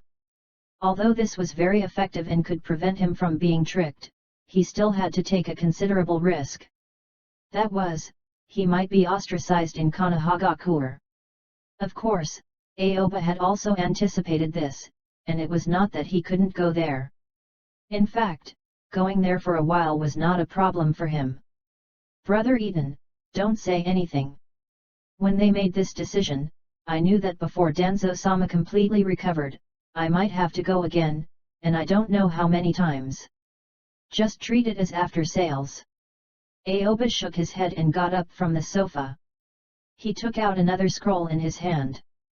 The scroll was sealed properly. Brother Eden, this is the reverse summoning scroll. I will give it to you. If this happens again, you can come to me and open the reverse summoning scroll at home. This way, I can enter your house without anyone knowing, said Aoba. This. Oh. Okay. Eden took the scroll. He felt that this kind of thing was strange. It should not appear like this at all. However, there was no way to refuse it. He had no choice but to take the reverse summoning scroll from Aoba. Aoba, how do you think Denzo-sama's injury appeared? Did you not treat it well, or did Koharu-sama do it? Eden immediately asked in a low voice. In fact, he wanted to say the Hokage, but he could not say it. In the end, he stayed with Koharu. I can't say for sure now, but I don't think there is any problem in the treatment process. But what exactly is the situation? I will give you a conclusion after I check Denzo-sama's body. Aoba said conservatively. Understood. Eden nodded and said, we don't have much time left. Let's not talk about this here. I'll take you to Denzo-sama now. Let's go. Aoba nodded and followed Eden, walking out of the door. Then, Eden led Aoba, who was wrapped up, to the direction of the Hokage building. Although the two of them attracted some people's attention along the way, it was not a lot. Most of the time, it was because the clothes that Aoba wore were too eye-catching, and they did not know that they were going to treat Danzo. Danzo's injury being cured was only known to the higher UPS of the village, and they would not let others know about it. Now, Konohagakure had gradually recovered to its former state. The ninja world was in chaos, but Konohagakure was relatively quiet. The other forces were busy fighting each other, and they could not care less about Konohagakure. 10 minutes later, Eden and Aoba came to the Hokage building entrance. The guards seemed to have been instructed. After seeing Eden and Aoba, they immediately step aside, leaving a place for the two to enter directly. Eden did not care about the two ninjas guarding the entrance and directly walked in. Aoba followed behind Eden and went in together. They went directly up the stairs and walked to the end of the corridor on the second floor. That was the place where the Hokage's office and Danzo were recuperating. At this moment, there was a person standing at the end of the corridor. From his posture, it seemed that he was waiting for the two of them. It was Konohagakure's advisor, Midokado Homura. Homura-sama. When Eden saw Homura, he immediately bowed and greeted him. Aoba followed Eden and did the same thing. But he did not say anything. Homura slowly nodded. His gaze focused on Eden, then quickly shifted to Aoba, who was already completely wrapped up. His deep eyes seemed to want to see Aoba's expression through the white mask. It's good that you're here. Homura nodded. He immediately turned around and pushed open the door to Danzo's room. He took the lead and walked in. Come in and take a look. Homura did not say anything too intense. This was indeed something that they had already planned for a long time ago. Just after Eden left, Hiruzen called Homura and Koharu over here and quickly discussed how to make that mysterious medical ninja appear again. Just then, Hiruzen proposed a constructive suggestion. That was to let Koharu injure Danzo to a certain extent and let Eden call the mysterious medical ninja again. Only if Danzo was still injured. Then the reason can be attributed to the problem that the medical ninja that Eden found could not cure him completely. As a result, there was nothing Eden could do. He would definitely bring the mysterious medical ninja over. Because there was a problem with Danzo's injury. If not handled properly, that would be the infamy of killing Danzo. When Homura saw Eden and the mysterious medical ninja together, he immediately understood that Hiruzen's plan had succeeded. He had successfully brought the mysterious medical ninja out. The rest would depend on the development of the plan. In fact, there were still some differences in their plans at the back. For example, when Koharu mentioned that the mysterious medical ninja appeared, they would directly launch an attack without letting him check Danzo and took the initiative to control this mysterious medical ninja. However, this point was rejected by Hiruzen. In Hiruzen's opinion, this mysterious medical ninja was the one who cured Danzo. In terms of reason, he had contributed significantly to Konohagakure. He should not be treated in such an extreme manner. Because of this, Koharu changed her mind and after confirming with Homura, they decided to invite Aoba in a relatively gentle way.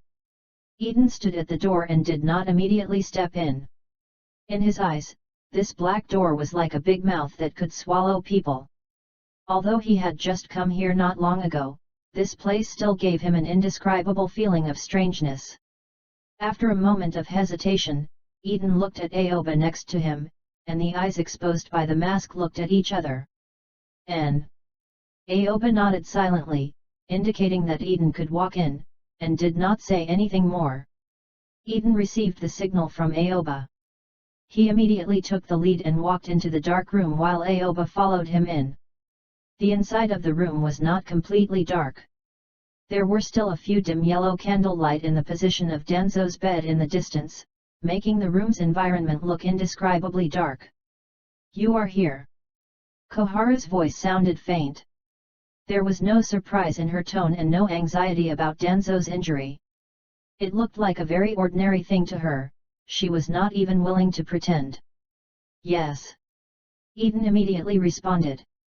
However, just as he responded, he could tell from Koharu's deep and indifferent appearance that there was no problem with Danzo.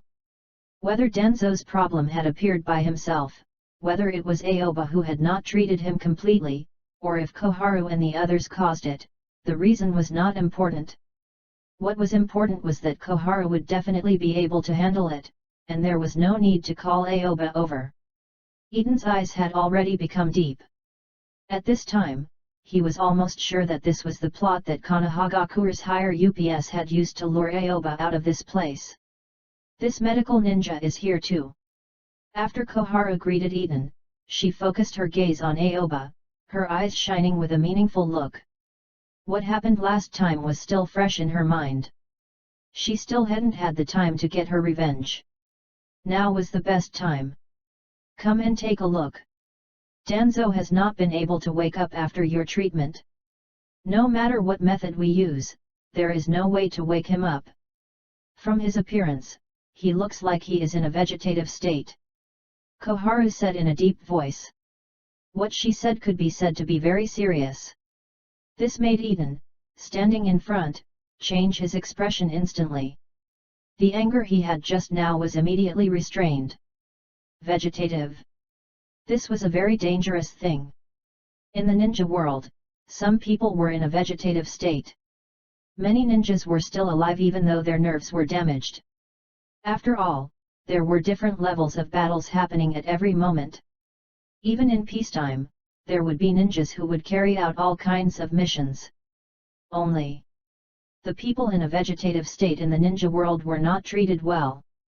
After they confirmed that they would not wake up, whether it was the medical ninja with scarce numbers or relatives who had already mentally prepared themselves, they would all come to a consensus that they would give up the treatment of this vegetative patient. This was a choice they had to make. There was no way to raise such an idle person in the ninja world. Not to mention the ninja values. How to die was more important than how to live. Then, in the end, they would choose to let the ninjas who were in a vegetative state die in a more heroic way instead of living on with their lives on the line. Eden's expression changed greatly. He didn't know whether the situation of Danzo becoming vegetative was reliable or not, but it made him very worried. His heart was already a mess. The firm feeling he had suddenly wavered. He was no longer very clear if this was really a conspiracy plan. "Okay." Aoba nodded slowly and walked toward the bed where Danzo was lying on.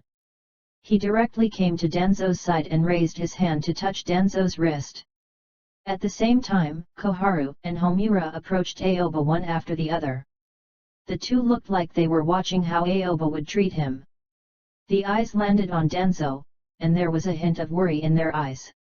However, from their actions, they wanted to completely block the path here, not leaving any path for Aoba to leave.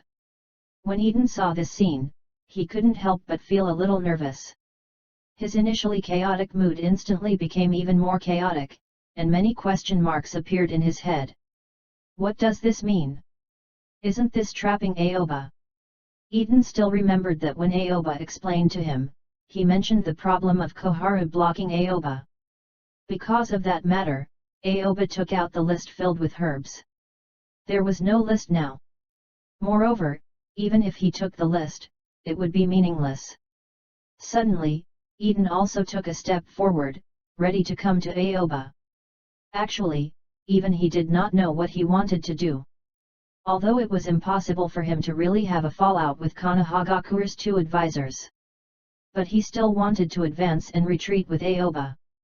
After all, the fact that Aoba could take the risk to come here was related to his future. He could not easily abandon Aoba. Eden, the medical ninja, cannot be disturbed while he is doing the treatment. You go and guard the door. We will go out in a while. Koharu said coldly. She still had the same commanding tone. After all, she was still Konohagakure's advisor. It was more than enough to deal with Eden, and was completely qualified. There was no problem at all. Koharu-sama, Eden suddenly frowned.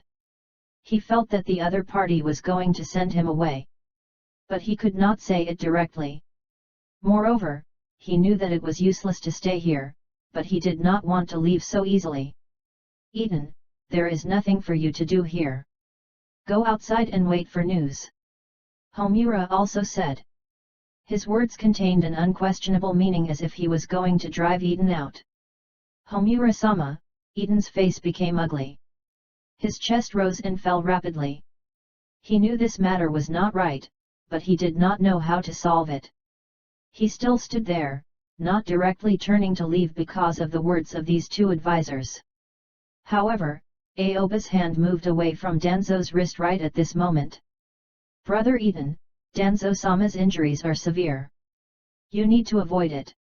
Aoba said indifferently. This. After hearing Aoba's words, Eden's originally firm heart instantly relaxed, and he no longer knew what to do. He couldn't just leave directly like this, right? However, Aoba had already spoken. So what should he do? Eden stood in place in a daze.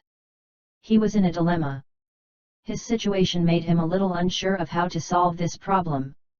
His position was simply insufficient if he were to clash directly with the two advisors. He did not have enough authority to speak, and his words had no weight at all. Not to mention that if they were to fight, he was only a special jonin. In terms of strength, he did not possess jonin's strength, and he could not stir up any waves. He could not help much, even if he took a step forward. He was very clear about this, but he would feel very unwilling if he were to leave. Creak. At this moment, the door to the room where Danzo was located sounded. Another figure walked in. It was the third Hokage, Sarutobi Hiruzen, who was wearing a Hokage robe. Hokage-sama. When Eden saw the third Hokage walking in, he was even more speechless and did not know what to say.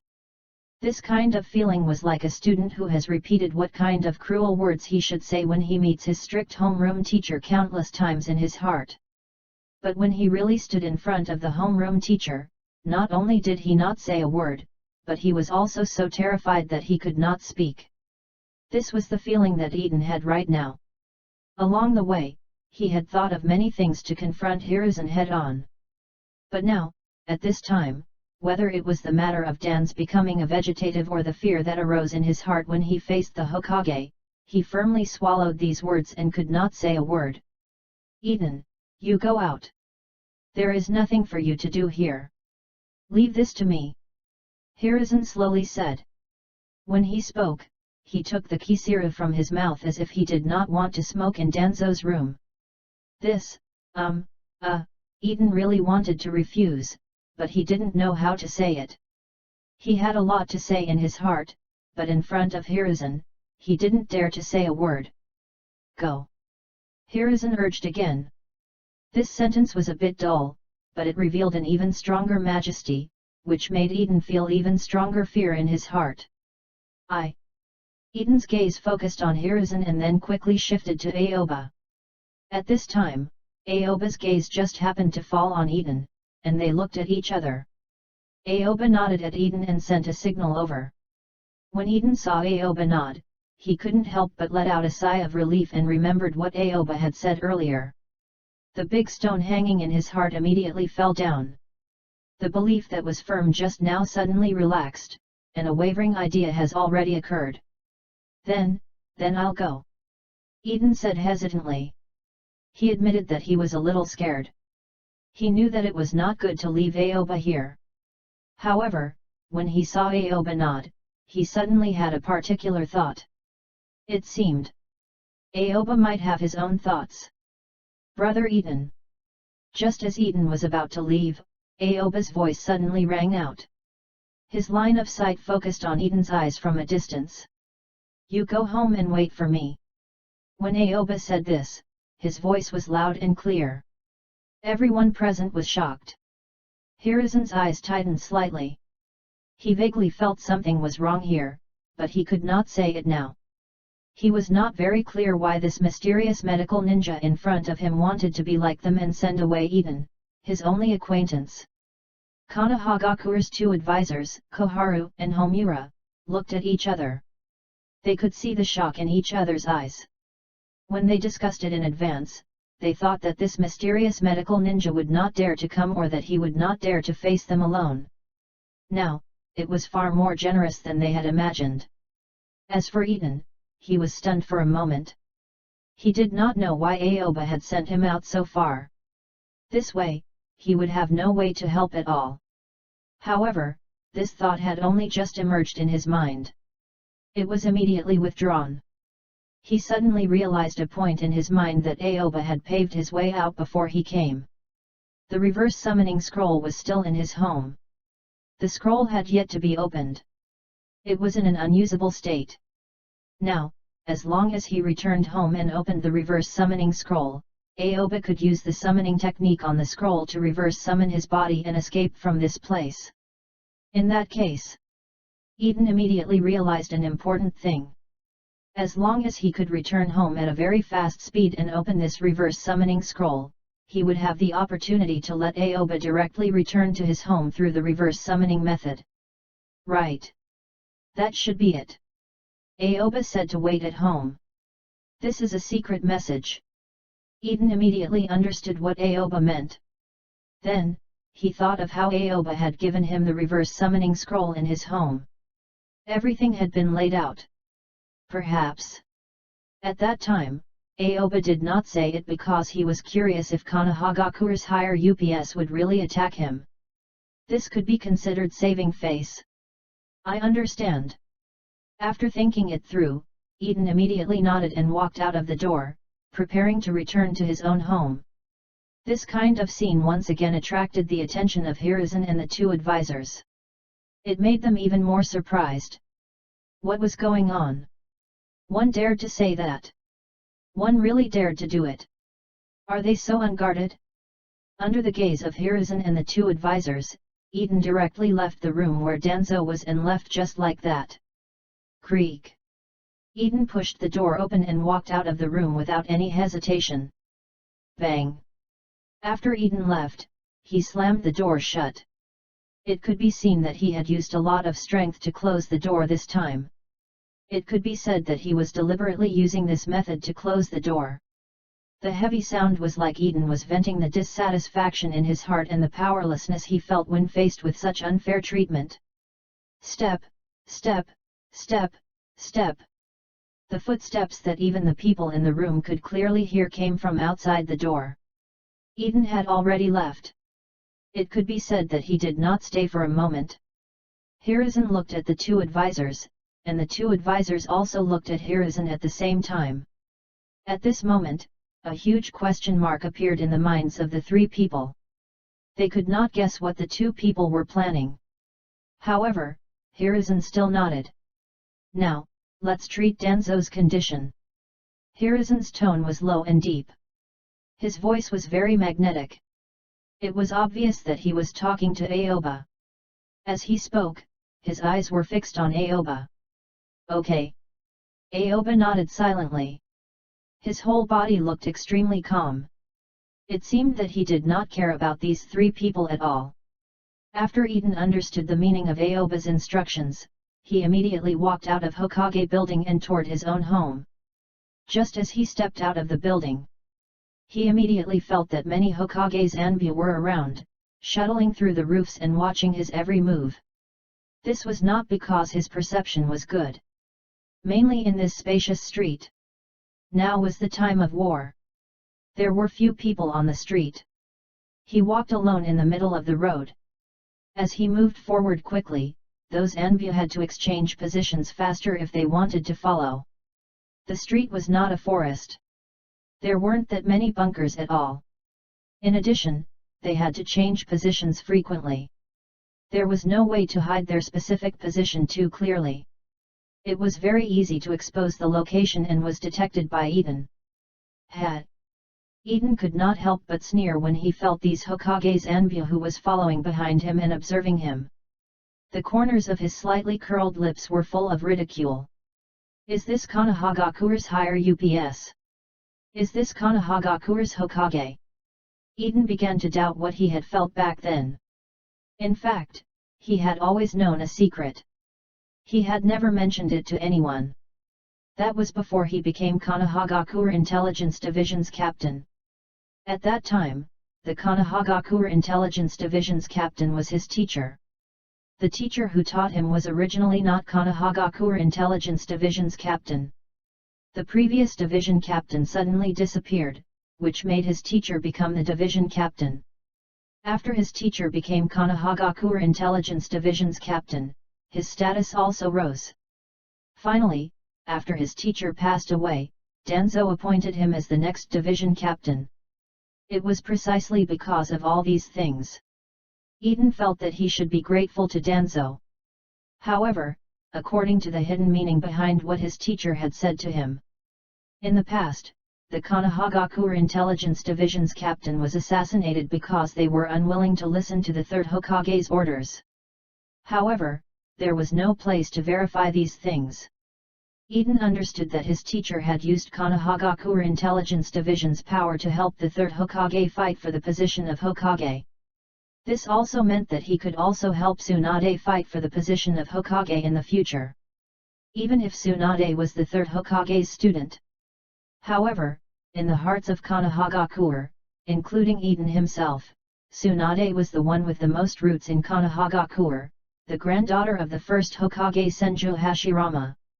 She was one of the few descendants of the Senju clan in the village. She could completely inherit the position of Hokage. You must know. It was not because Tsunade was Hiruzen's student that she had such a huge political bonus. It was the exact opposite.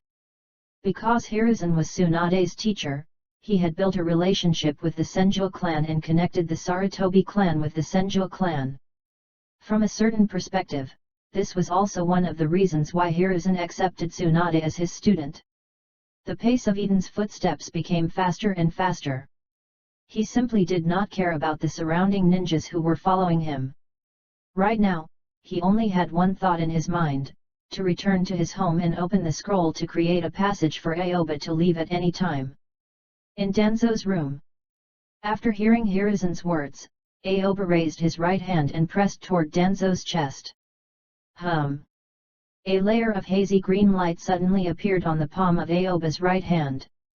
He used the medical ninjutsu, Shozen Jutsu, mystical palm technique.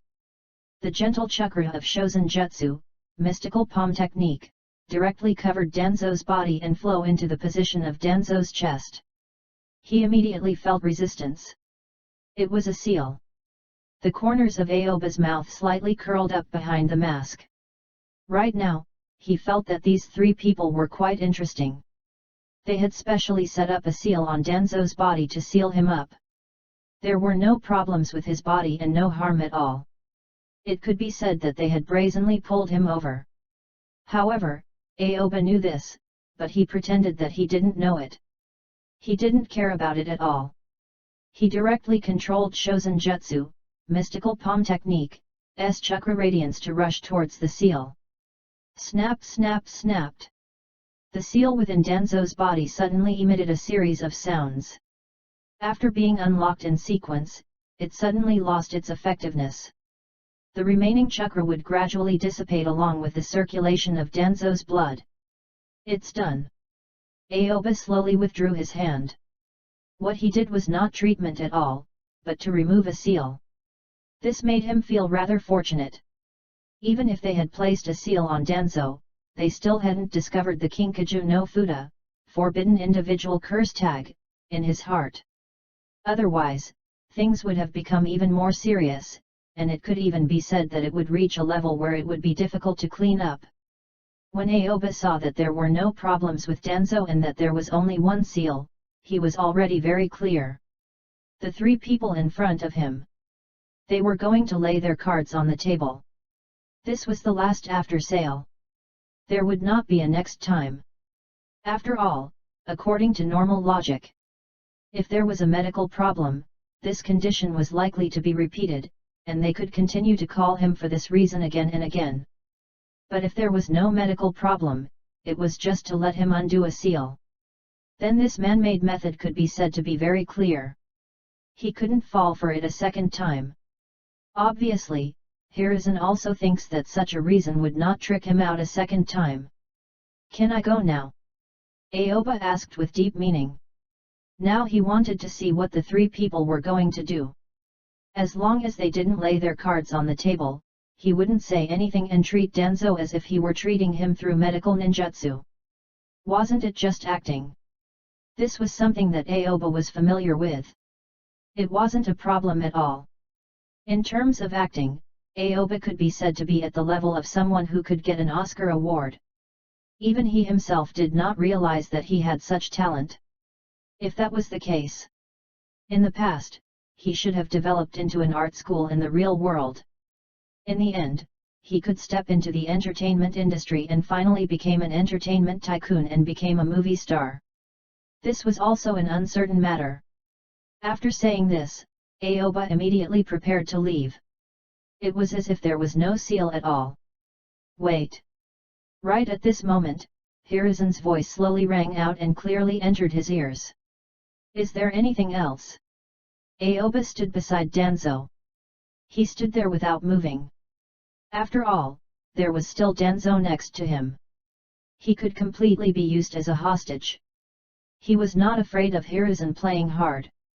I have a few questions I want to ask you. Hiruzen walked toward Aoba step by step. As he walked forward, the two advisors, Koharu and Homura, retreated. The current situation was much more ideal than the last time. Last time, Koharu was the only one here. She wanted to block Aoba but was tricked. Now, it was the three of them who had been scheming. When they came here, they had already made the arrangements. There would be no big mistakes. In this way, there would be no problems at all. Everything was under their control. In addition to the departure of Eden, which was far beyond their expectations. But it still made their hearts relax to a different degree. It was precisely because of this relaxation that Hiruzen became calm when talking to Aoba. After all, in their eyes, the situation here was under their control. As Koharu and Homura made space for the other side, the person closest to Aoba was Danzo. It looked like they had left some space for Aoba so that he would not be so nervous. But in fact, Homura and Koharu had already blocked the path to the side. This made Aoba have no choice but to stay in this room. If he wanted to get out, he must get their consent. What's the problem? Aoba sat back down on the chair next to Danzo's bed and looked at Hiruzen fearlessly. In fact, he was also very curious. He was just a medical ninja who cured Danzo. Why were Hiruzen and the others so nervous? Could he, a medical ninja, pose a threat to Konohagakure? This obviously did not make sense. What's more, Aoba read Danzo's memory during this period of time. At least in the time before Hiruzen took over as the Hokage, Hiruzen was a gentleman and had 100% trust in Danzo. It was as if the two of them had accomplished a magnificent feat together. And in the follow-up plot that Aoba himself learned about, no matter what outrageous things Danzo had done, he would always be forgiven by Hiruzen. Therefore, Aoba felt that he had saved Danzo and caused Hiruzen to be dissatisfied. This situation also did not make sense. He didn't know why Hiruzen treated him like this. What's your name? Hiruzen's question was very direct, and it was not too much to describe it straight to the point. It made even Aoba smile. Such a dumb question. There's no need to ask. Aoba stared deeply at Hiruzen. Without saying a word, the smile in his eyes showed his answer. What's your name? Hiruzen asked again. His attitude became even more determined. Just now, he felt Aoba's eyes, which made him very unhappy. What do you mean? Have you seen the situation clearly? You are already trapped here. If you cooperate well, you might be able to get out, but now you are still putting on such a posture. All of a sudden, Hiruzen's eyes became serious. Sigh. When Aoba heard Hiruzen ask for the second time, the light in his eyes changed, revealing an impatient expression. After that, Aoba slowly raised his right hand and poked at his mask. 1 time. 2 times. 3 times. Aoba poked the mask 3 times, still not saying a word, but the meaning was very obvious. I wore a mask and did not reveal my identity. Yet you asked me my name. Are you stupid or not? Aoba only used the movement of his limbs and did not say superfluous words. He did not want to answer this question, so he would not answer it. What is your name? Hiruzen asked Aoba for the 3rd time. After he said this sentence, his whole body surged with a strong sense of oppression, and the strong momentum seemed to crush Aoba. Hokage-sama, my time is very precious. If you have no other questions, then I will leave. Aoba said indifferently. Then, he stood up and made a gesture of wanting to leave. Are you not willing to tell me? Hiruzen narrowed his eyes slightly. He would not attack Aoba because he had to maintain his bright image. However, this did not mean that he had no other choice. As soon as Hiruzen said this, Homura, who was standing at the side, looked at Aoba. Those calm eyes reflected rays of light through the crystal lens of the glasses, giving people a fierce feeling as if he could attack Aoba at any time. I don't want to answer this question. Aoba said indifferently. He saw Homura, ready to attack at any time, and his heart had no worry. Even if he did not know what kind of skills Homura had, he knew that as long as he wanted to leave, he could go at any time. But Aoba retracted his gaze from Homura and turned to look at Hiruzen, who was not far away. He changed the topic. I have a question to ask you, Aoba said calmly. What question? Hiruzen frowned. His question had not been answered, but now the other party asked him a question, which made him feel disrespected. However, he was still curious about what kind of question this mysterious medical ninja would ask. Why are you so interested in me? Aoba stared at Hiruzen and asked. This was the question in his heart. He felt that even if he wanted to hide his identity, the other party did not have to find him so urgently. How long has it been? Don't you know? Hiruzen's tone suddenly became cold. I'm not sure. Aoba shook his head directly. It was not that he was arguing with Hiruzen, but he really did not understand what the other party wanted to say.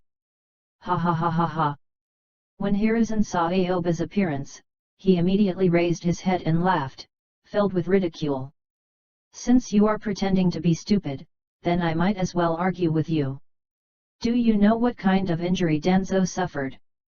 Hiruzen asked Aoba. Of course, I know. I cured Danzo-sama. If I didn't cure his injury, he would become crippled.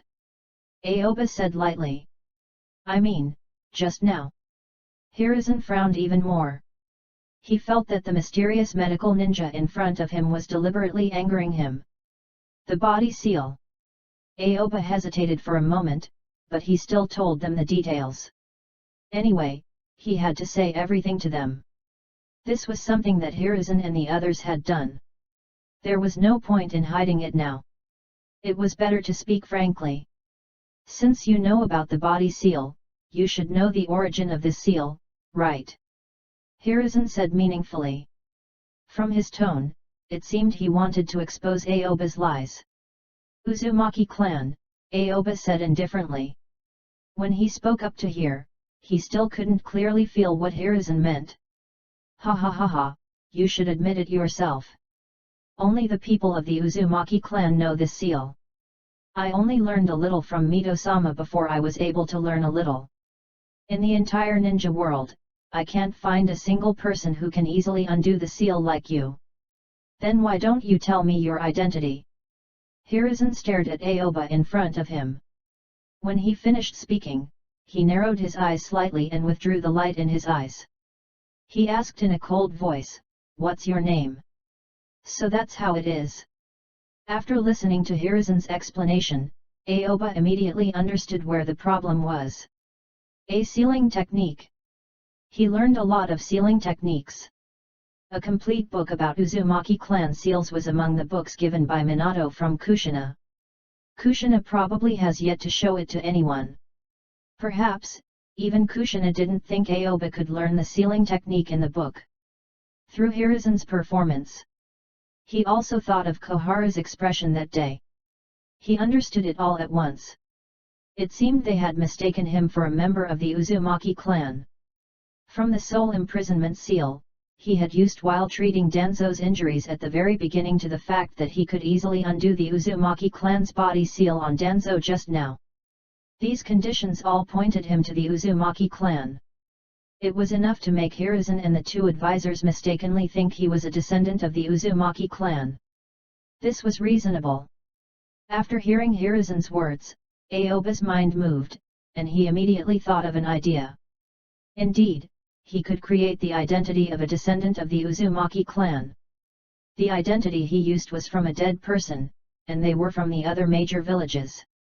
As for Konohagakure, there was almost no identity that he could use. His body itself was sage body, possessing dense chakra and extremely strong vitality, so there was basically no difficulty in imitating the Uzumaki clan's identity. Then, what name should he use? After this thought appeared in Aoba's mind, he couldn't think of any name in a short period of time, so he simply put this thought aside and turned back to talk since it was necessary to find an authentic identity from the Uzumaki clan. Then it can't be admitted now. This was also why there was no need to rush to think of a name. After thinking for a moment, Aoba immediately shook his head. I understand. Hokage-sama. You think I am a member of the Uzumaki clan. You are wrong. I am not. Aoba denied one sentence after another. His tone was firm, and there was nothing against his heart. After all, everything he said now was the truth. There was no need to lie at all. However, this truth when entered Hiruzen's ears. He felt that Aoba deliberately denied his identity. In addition to the change in Aoba's eyes just now, it completely fell into Hiruzen's eyes, which were carefully staring at him.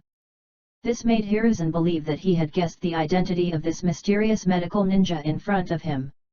It was because he had guessed it, he was flustered and denied it. This was a very normal reaction.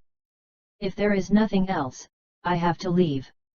My time is very precious. I can't continue to waste it here.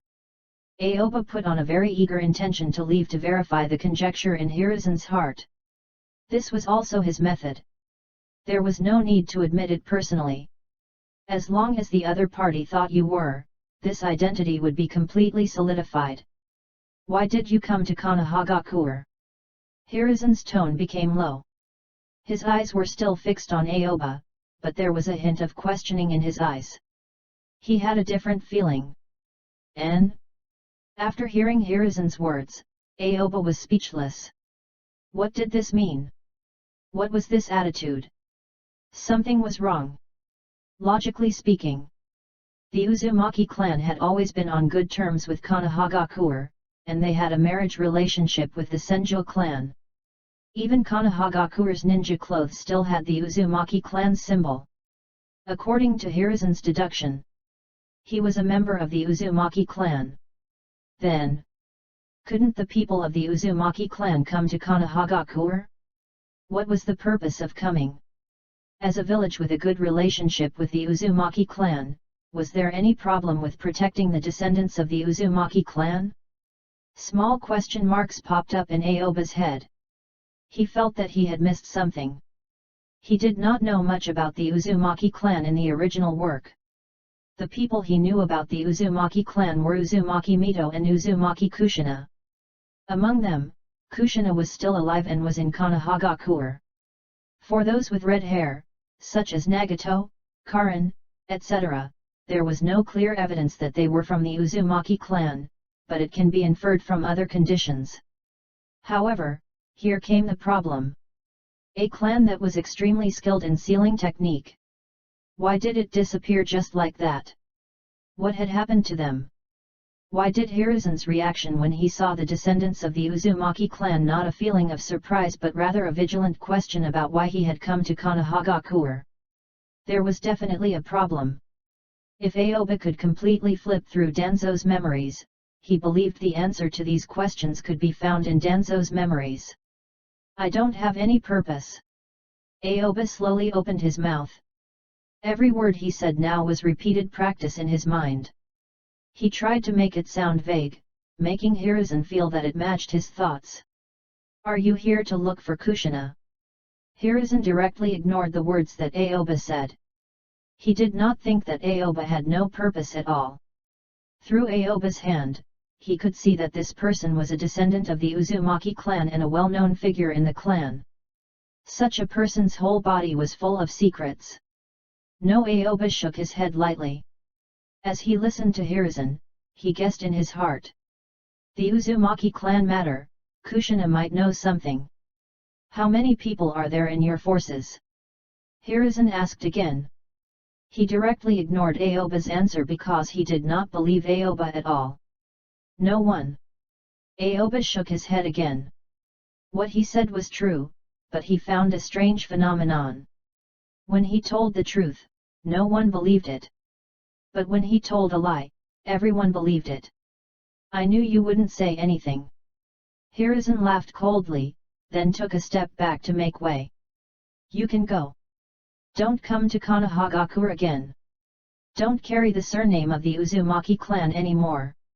Change a name that can conceal your identity. From now on, live a life of anonymity. Hiruzen slowly said. Although Aoba had denied everything, he had already confirmed in his heart that Aoba was a descendant of the Uzumaki clan.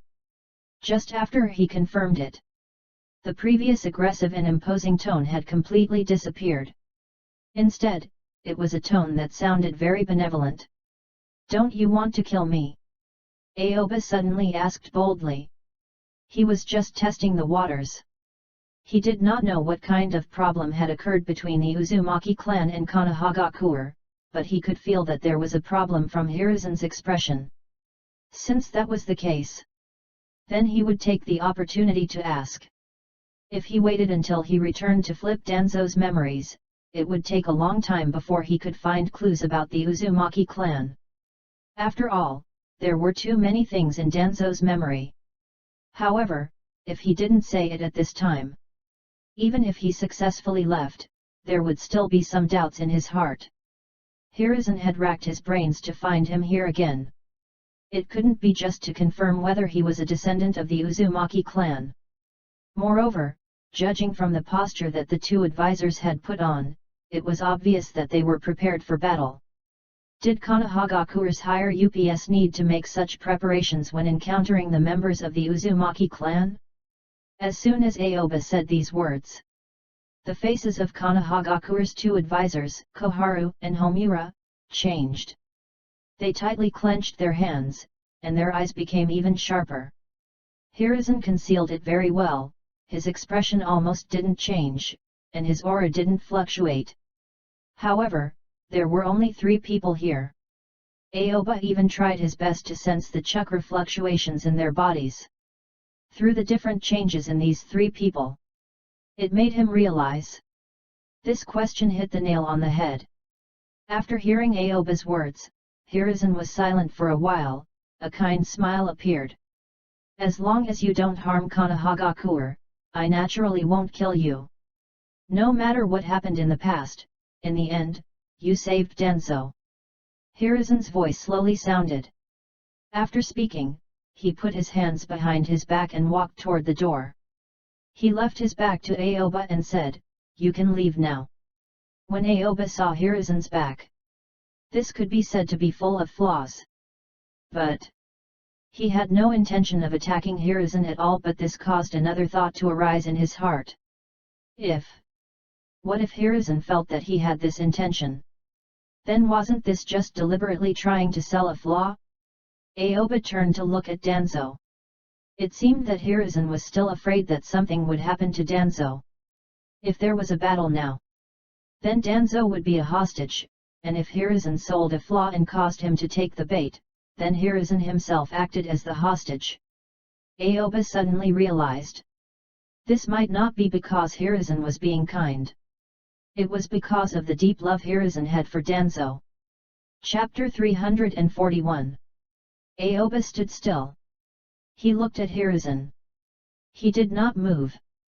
It was not only because he had no intention of attacking Hiruzen, but also because he needed to know Hiruzen's specific plans and what exactly happened to the Uzumaki clan. At this time, Hiruzen seemed to want to let him go. But it also seemed like he wanted him to leave Danzo's side. Aoba could feel that Hiruzen was attracting his attention by using the weakness exposed by his body so that he could take him away from Danzo. What is his purpose for doing this? Aoba's mind began to move quickly, and his thoughts instantly became active.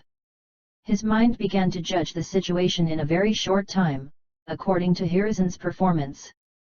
There were only a few possibilities for Hiruzen to turn around and leave like this. The first was done very casually. He trusted this mysterious person very much, and he could entrust his back to this mysterious person, who he did not know the identity of. This situation was obviously impossible. Through Danzo's memories, Aoba could tell that Hiruzen was not a simple person. He was a coward and also cherished his life. He wants to occupy more of the dignitaries he has now and would rather pay more bargaining chips than let the war started. This kind of person obviously wouldn't easily hand his back over to someone else. At the very least, Aoba didn't think so. Hiruzen didn't have to do such a thing in front of him. Then this possibility could be eliminated. The second possibility was that Hiruzen wanted to use his back to induce him to attack so that he could attack him. In that case, it could be said that there was a reason. The reason was to assassinate the Hokage in the name of treating Danzo. This possibility was relatively reasonable. Of course. Based on this possibility, there could be a deeper meaning. Hiruzen could use the weakness exposed on his body to draw Aoba away from Danzo. This way, to a certain extent, it prevents the possibility of Danzo becoming a hostage. This possibility was the one that Aoba felt was the most likely. From Hiruzen's reaction, it could be seen that he did not have a very good opinion of the Uzumaki clan. If possible, Hiruzen did not want to take the risk. After all, Danzo was still very important to him. However, Hiruzen needed Danzo as a reason to lure him over. That was why he had done such a method to ensure that Danzo was not injured. Moreover, he had confirmed that he was a member of the Uzumaki clan through the seal on Danzo's body. When Aoba thought of this, he increasingly felt that this possibility was the highest. The third, also the last, was that Hiruzen was fishing. Hiruzen might not be sure what Aoba was thinking, so through this method, he revealed his back and gave a choice to him. If he did nothing, then the matter might pass just like that. However, if he attacked Hiruzen, then he would be captured or killed in the name of assassinating the Hokage. In short, combined with the above 3 points, as long as Hiruzen was not a noob who casually trusted strangers, then it can be said that Aoba was regarded as an enemy. Aoba silently made a judgment in his mind. Through his judgment, he could guess that the relationship between Hiruzen and the Uzumaki clan did not seem so friendly. From Hiruzen's reaction, Hiruzen's most immediate impression of the Uzumaki clan was that the Uzumaki clan might come here to assassinate him. If it was based on this judgment, then it all makes sense. Aoba recalled the scene when he was treating Danzo. At that time, he was worried that if there was an accident due to his lack of treatment experience, he could imprison Danzo's soul and use other methods to rescue him. This method wouldn't directly kill Danzo, but this method revealed that he knew how to use the Uzumaki clan seal under Konoha's watchful eyes. This directly led to Koharu mistakenly thinking he was an Uzumaki clan member. Moreover, she told this information to Hiruzen. This treatment was basically testing whether he was an Uzumaki clan or not. Then, a big question mark appeared in Aoba's mind. Why? Why were Konohagakure's higher UPS so nervous about the Uzumaki clan? Could it be? Did Konohagakure do anything against his conscience regarding the Uzumaki clan's destruction? Aoba was keenly aware of Hiruzen and the other two advisors' vigilance and hostility toward him. It seemed that something extraordinary had happened in the Uzumaki clan's destruction. Almost in an instant, Aoba made a judgment and thought. He silently stood on the chair next to Danzo and put on a posture of treating Danzo as a hostage, following Hiruzen's worries. Hokage-sama, have you finished asking all the questions you want to ask me? Aoba faintly said. His voice was not loud, but everyone could hear it. As soon as these words came out, including Koharu and Homura, they looked at each other. They could see the surprise in each other's eyes. The mysterious medical ninja in front of them, who they thought was a descendant of the Uzumaki clan, was so calm. Not only did he not leave directly, but he also stayed here to chat with Hiruzen. This kind of thing made them feel terrible. This youth. At the very least, in their eyes, he was a young man. He had a calmness that did not match his age. They simply could not see such a person. Even the best of Konohagakure's younger generation, Namikaze Minato, had only made them look at him in a new light regarding ninjutsu. However, they only partially agreed with his handling of some matters and his work steadiness. Especially a while ago. Just as Kumagakure's ninjas were about to arrive, Minato actually proposed to them that Konohagakure should unite with Tsunagakure, which was simply impossible for them, but Minato said so. Naive. Young. Idealism. This was the label they had given to Minato. One had to know. The feeling Hiruzen presented to outsiders was quite idealistic, but that was just for everyone to see. It was not really like this. All of a sudden, Homura and Koharu looked at Hiruzen one after another. They both wanted to know how Hiruzen would deal with this situation. After all, the choice that the person in front of them made was completely different from what they had expected. He didn't run away directly. He also didn't assassinate Hiruzen. Instead, he stayed here to chat with Hiruzen. This scene made them feel like they didn't know how to describe it, so much so that they were deeply astonished. Didn't you say you wouldn't answer? Hiruzen said with a smile. It seemed that the answer was no longer important to him. There was nothing much to say about the current situation. In fact, at this time, Hiruzen had already decided in his heart that this mysterious medical ninja was the descendant of the Uzumaki clan. Regardless of whether Aoba admitted it or not. He had already decided in his heart that it was like this. Because of this. Regarding the latter part, he did not ask at all. Even if he asked, he would only get the denial of the person in front of him. So, for him, there was no difference between asking or not. There was no difference. However, because of Aoba's following word, Hiruzen looked at Aoba with a strange look in his eyes. It seemed that he was more interested in Aoba. Even he did not know. Why did he take the initiative to bring up such a topic? Then let me ask you a few questions now. Aoba suddenly spoke. The eyes that were revealed from his mask and eyes stared fixedly at Hiruzen, and there was a faint smile in his eyes. At this time, he had no time to see what exactly happened between the Uzumaki clan and Konohagakure. Therefore, before he figured out Hiruzen's position, he always had to keep his guard up. He just stays next to Danzo. Even if Danzo was not a hostage, he was now a hostage.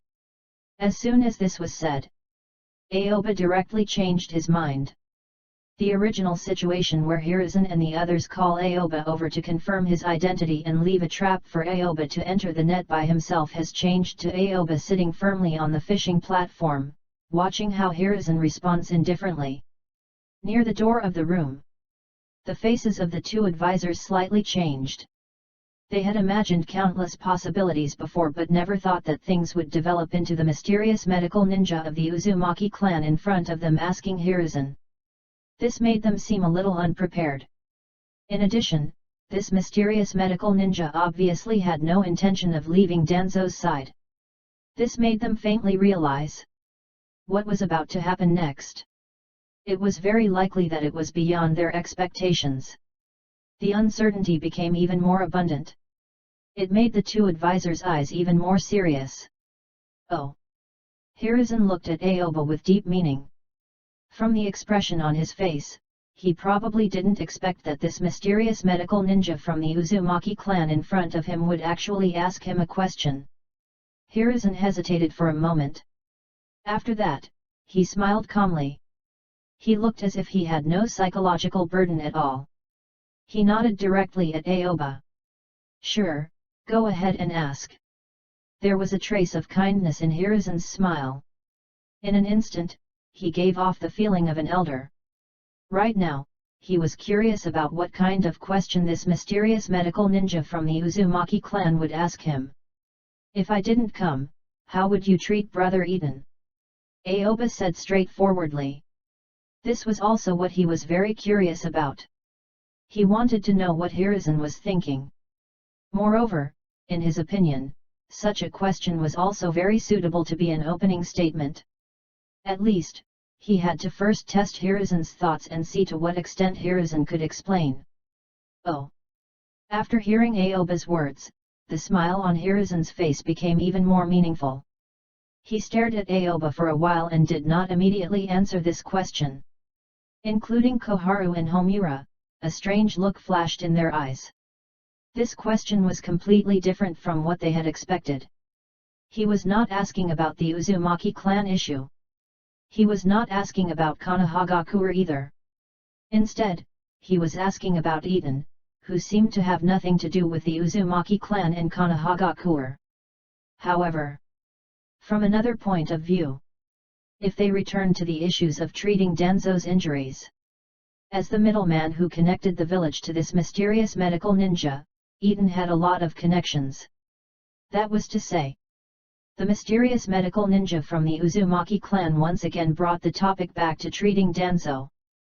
Hiruzen stared at Aoba for a while, then shook his head with a smile. Immediately after, his lips moved slightly. The smile on his face disappeared, and he looked much more serious. I will not do anything to Eden. And not only will I not hurt him, but I will also reward him. After all, he found you and successfully saved Danzo. He made a great contribution to Konohagakure. I will never do anything bad to a great contributor. You can rest assured about this. Hiruzen said in a righteous tone. It was clear that these words had been repeated in his heart several times. He insisted on presenting the sunniest image to the people of Konohagakure. If he punished a deserving subject, then it could be said to be a big failure. However, Hiruzen's words still had some meaning. He didn't mention anything about Aoba. People who didn't know might think that Eden used medical ninjutsu to save Danzo. As expected of Third Hokage-sama. After hearing Hiruzen's words, Aoba slowly nodded and gave Hiruzen a thumbs up.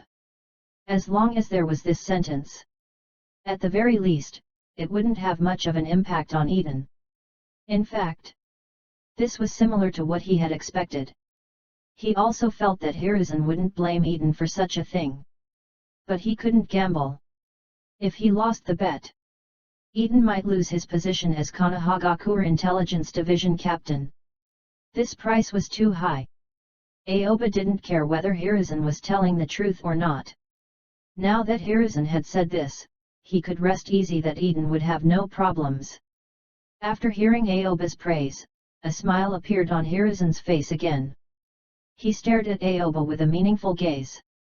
He had not expected that this mysterious medical ninja would ask him questions. What was even more unexpected was, the question was actually a question related to Eden. This was far beyond his expectations. Are there any other questions? Hiruzen stared at Aoba and asked. He still had an indescribable feeling of anticipation in his heart. He hoped that this mysterious medical ninja in front of him could ask some questions that excited him. In this matter, you won't make things difficult for Brother Eden in the future, right? Aoba asked again. The question he asked was still related to Eden. It was intentional. This was definitely intentional. Both Hiruzen and Konohagakure's two advisors had this thought after hearing Aoba's words. I will definitely not make things difficult for him. Hiruzen immediately said with certainty. This wasn't just a guarantee for Aoba. This was what he was thinking in his heart. The problem Hiruzen was facing now was that he still hadn't thought of how to treat this Uzumaki clan descendant in front of him. However, he was very clear that he would absolutely not punish Eden because of Eden's previous recklessness. In his opinion, there was no problem at all with those things. Moreover, Eden was the one who helped Danzo treat his injury after all. It was very helpful to him, and his character image could not support him to do such a thing. In fact, Eden's position was very stable. Hiruzen always needed to maintain his bright image. Even if Danzo brought people to assassinate him, he would be forgiven. This was his foundation in the village. As for those shady things, just leave it to Danzo. But it was different this time. Eden could be considered to be Danzo's real savior. Unless he had done something very serious. Otherwise, Hiruzen would not let Danzo attack his savior so easily. He had to be more or less cautious about this. After hearing Hiruzen's promise, Aoba nodded silently. Through these two questions, he knew what to do. He knew that Eden would not encounter any more difficulties. This was for him. This was to put down this layer of worry and concern. There was no need to think about anything else. Otherwise, no matter what Aoba did in the future, he would still consider Eden's situation. Would he offend the higher UPS of the village because of his previous actions or words that he should not have said? Instantly, Aoba's eyes were fixed on Hiruzen's eyes. There was a faint glow in his eyes. If I hadn't come here today, would you have continued to look for me? Aoba obviously had no intention of letting Hiruzen off just like that and asked him. This question could be said to have been directly spoken out in the open. It seemed as if he had laid down his cards on the table. As soon as this was said, Konohagakure's two advisors, Koharu and Homura, looked at each other again. The eyes of the two flashed with the same shock. This young man. Was he speaking so directly? It was a little unbearable. After all, they were all hypocritical people. They would always beat around the bush to express their hidden meaning. There was almost no time for them to be so direct. I will. Hiruzen stared at Aoba and nodded calmly. Since Aoba was already telling him the truth, then he might as well say it directly. Such a straightforward Hiruzen made Koharu and Homura a little anxious. They could no longer remember when Hiruzen was like this last time. It seemed they hadn't seen Hiruzen speak like this for a long time. After I leave this time, will you still look for me? The corners of Aoba's mouth behind the mask slightly curled up, and he immediately asked the question more directly, without any intention of letting Hiruzen go. At the same time, the two advisors pricked up their ears and listened to Aoba's even more direct question. The expression on his face became even richer. If you live a new life in hiding and don't cause Konohagakure trouble, I won't make things difficult for you. Hiruzen nodded and said. His words revealed a lot of information. Hiding. Not causing trouble. This could be seen to a certain extent. Hiruzen was still very wary of the Uzumaki clan. This just confirmed part of Aoba's guess. I still have one last question.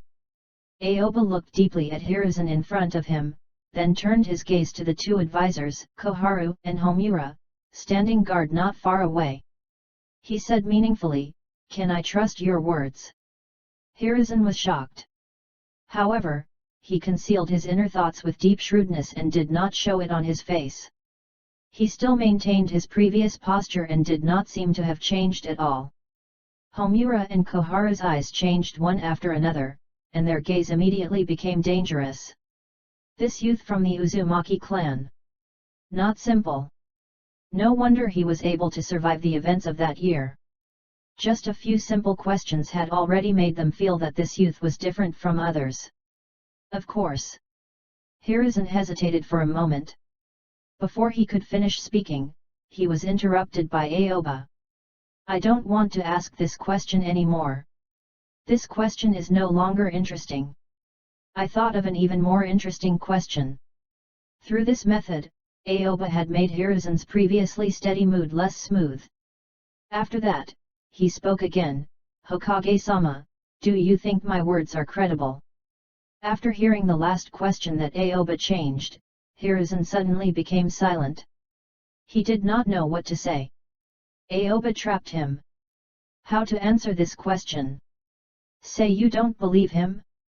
Then didn't those words just now all go to waste? Say you believe him? How could he possibly believe the remaining descendants of the Uzumaki clan? Actually, Hiruzen had just sorted out his words and wanted to answer Aoba's words patiently, but when he opened his mouth, he was interrupted by Aoba again. Well, I understand what you mean. Hokage-sama, let's stop acting.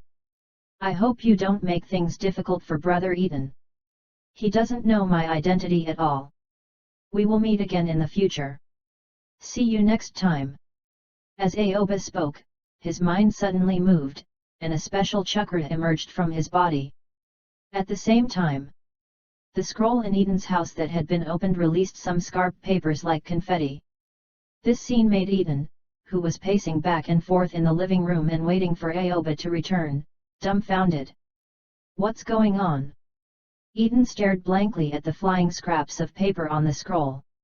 His eyes widened. He had never seen such a scene before.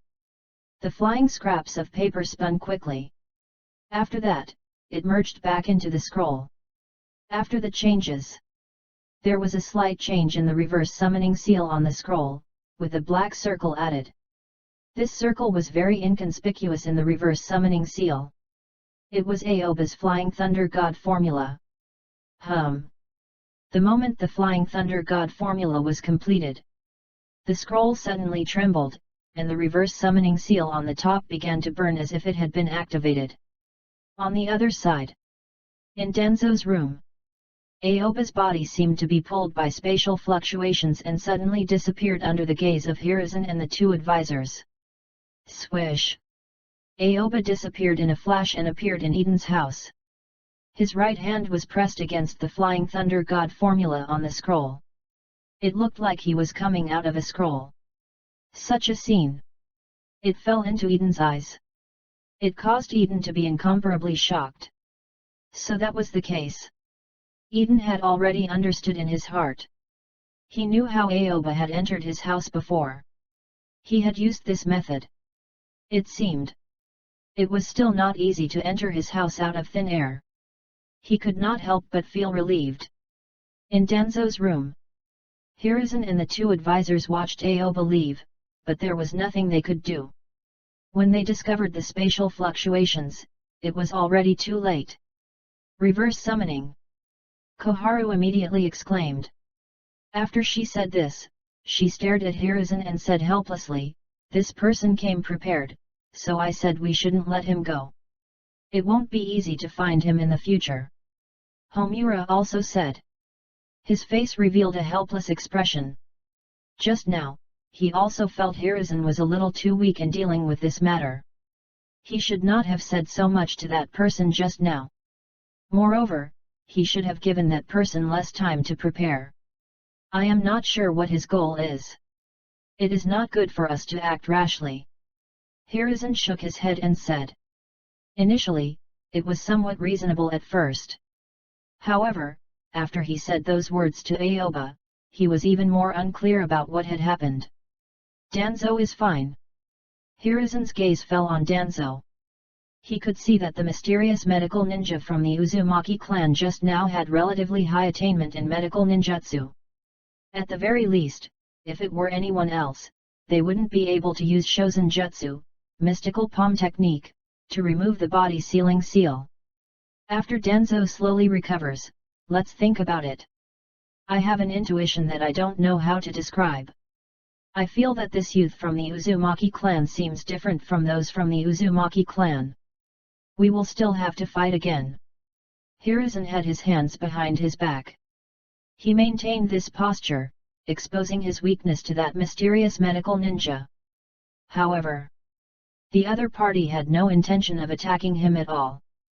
This made Hiruzen wonder what the other party's goal was. He was a little unsure. In addition, Danzo was lying there.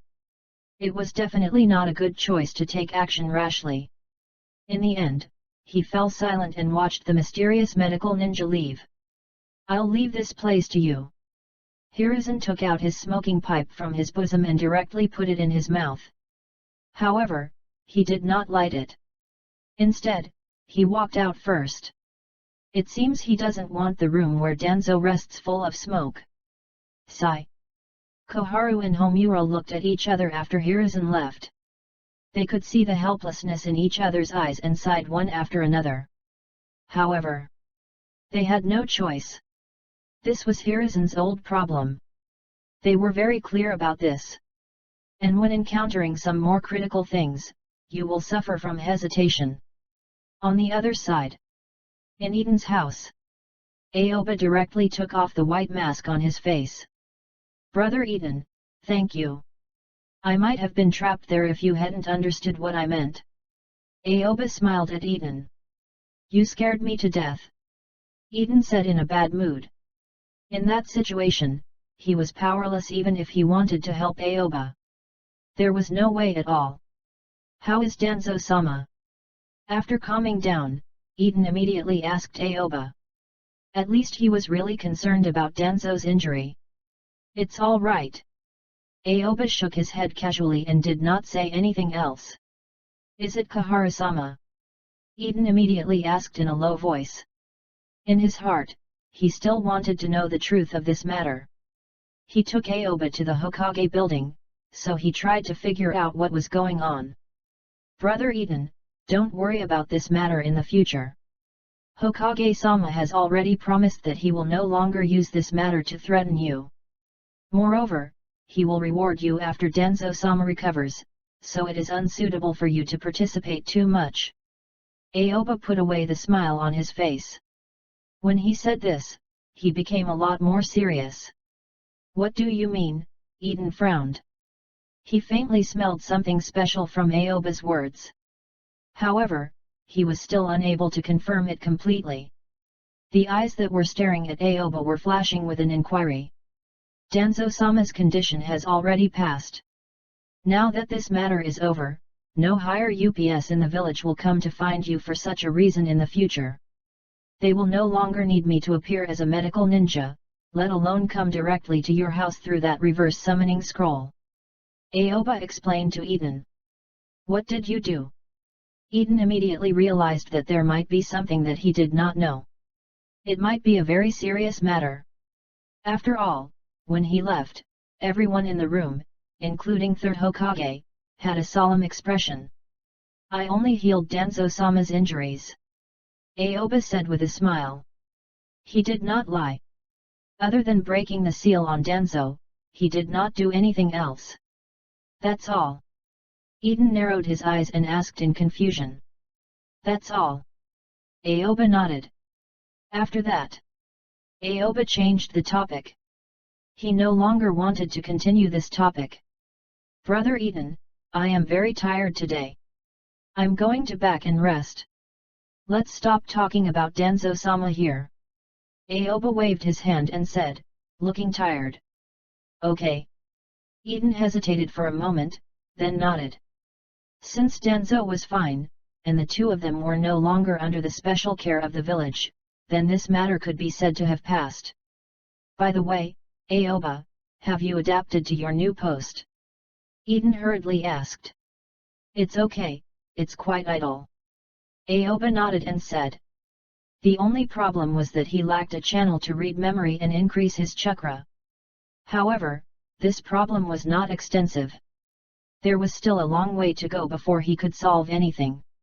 If you have nothing to do, Eden immediately squeezed out a meaningful smile. Brother Eden, I understand what you mean. Soon, I will officially start writing a new novel. Aoba said with a smile. As soon as Eden spoke, he understood what the latter wanted to say. After that, under Eden's satisfied gaze, Aoba walked toward the door of Eden's house. Wait! All of a sudden, Eden's expression changed drastically. He hurriedly called out to Aoba. At this time, he rushed to Aoba with an arrow step and opened his hands to block the door. Aoba, there are eyes outside, Eden said in a low voice. When he came, he felt the Hokage's Anbu following him. Those people were watching him come here. Obviously, they were probably still outside and did not leave. I will use the summoning scroll, Aoba said with a smile. In fact, he knew that there were people from Anbu outside. Even if Eden did not stop him, he would still stop at the door. However, he still had to do this. Suddenly, Aoba took out a scroll from his bosom. He opened the scroll before Eden and presented the content on the top. Just like that, black chakra lines appeared in Eden's line of sight. These lines were very complicated. After Eden finished looking at them, he simply did not know what the content on the surface actually meant. Aoba, where did you learn these strange things? Eden could not help but ask. If Aoba knew medical ninjutsu, he was not surprised about it, but to say that he had mastered all these messy things, he could be said to be a genius.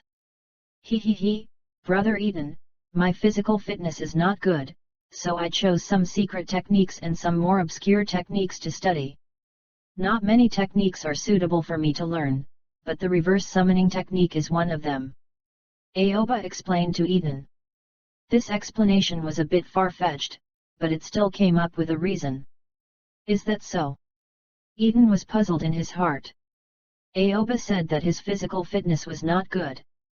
He knew this was a problem, but because his physical fitness was not good, he picked to learn such complex techniques. Was this talent good or not? Eden stared at Aoba. As he gradually got to know Aoba better, he found that he couldn't understand this young man more and more. It really brought him too many surprises. Under Eden's gaze. After Aoba opened the scroll, he patted it with his right hand and injected his chakra into it. The scroll suddenly moved. Soon after, the black lines on the scroll began to jump up and down, changing into different shapes. After that, they formed even more special lines and were suffused with a strange spatial power. Brother Eden, I'm going back to the dormitory. Goodbye. Aoba smiled at Eden. His left hand picked up the mask that had fallen to the ground. Then, under cover of these lines, he directly used Hiration no Jutsu, Flying Thunder God technique. His target was the Flying Thunder God formula in the secret room where the Madara coffin was located. Whoosh! Aoba disappeared in a flash, leaving Eden standing there silently. When Eden saw this scene, he was stunned. Is this really the Aoba that everyone usually sees as weak and barely able to become a ninja? Eden muttered to himself. At this point in time, in his heart, he already believed that after Aoba met Tsunade, he had been treated by her. It's still Tsunade-sama who taught him well. Eden couldn't help but sigh again. Now that Danzo's injury had been healed, he felt relieved. A big stone directly fell from his chest, which made him less uncomfortable. Aoba's figure appears where Madara's coffin was located. It was dark here. When Aoba first came here, he could hardly see anything.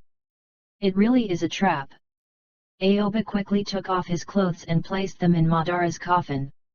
This place made him very comfortable, and no one would have thought he would come here.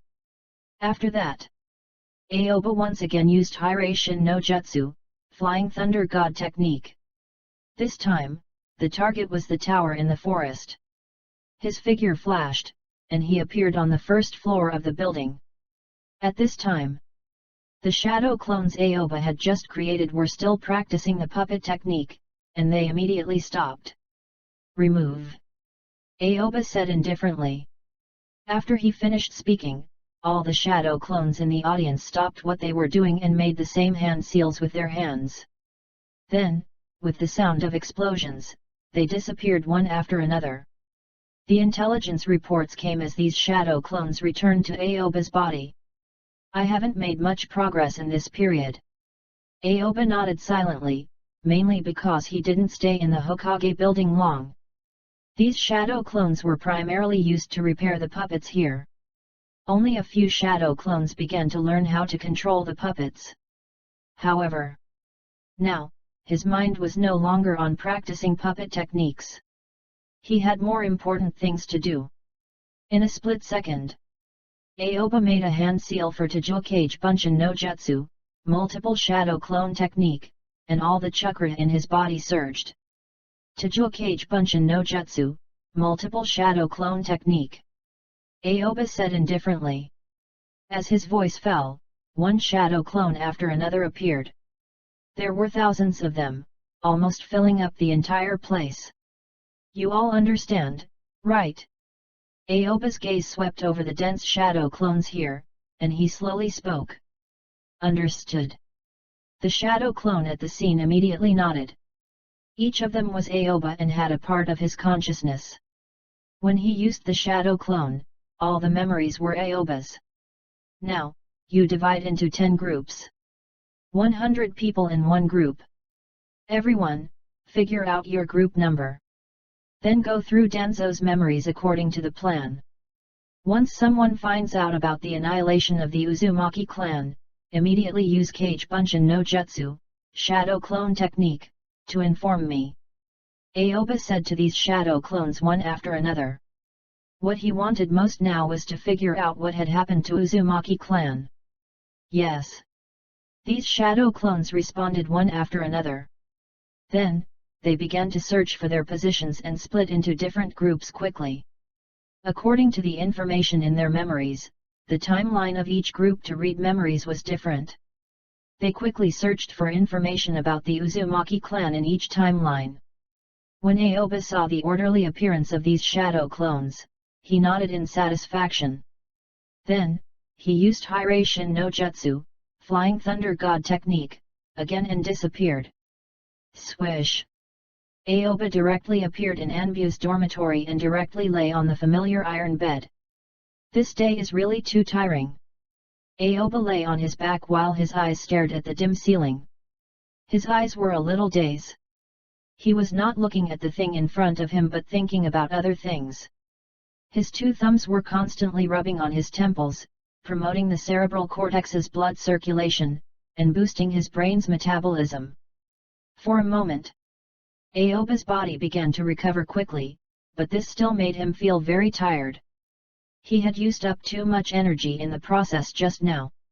Gradually, Aoba's consciousness began to dissipate, ready to fall asleep. Dong! Dong! Dong! There were heavy knocks on the door. Along with the knocks, there were low shouts. "Aoba, wake up!" This voice wasn't loud, and it wasn't even as loud as the sound of knocking. It was clear that it worried it would affect the rest of the people inside. A large number of question marks suddenly appeared in Aoba's mind.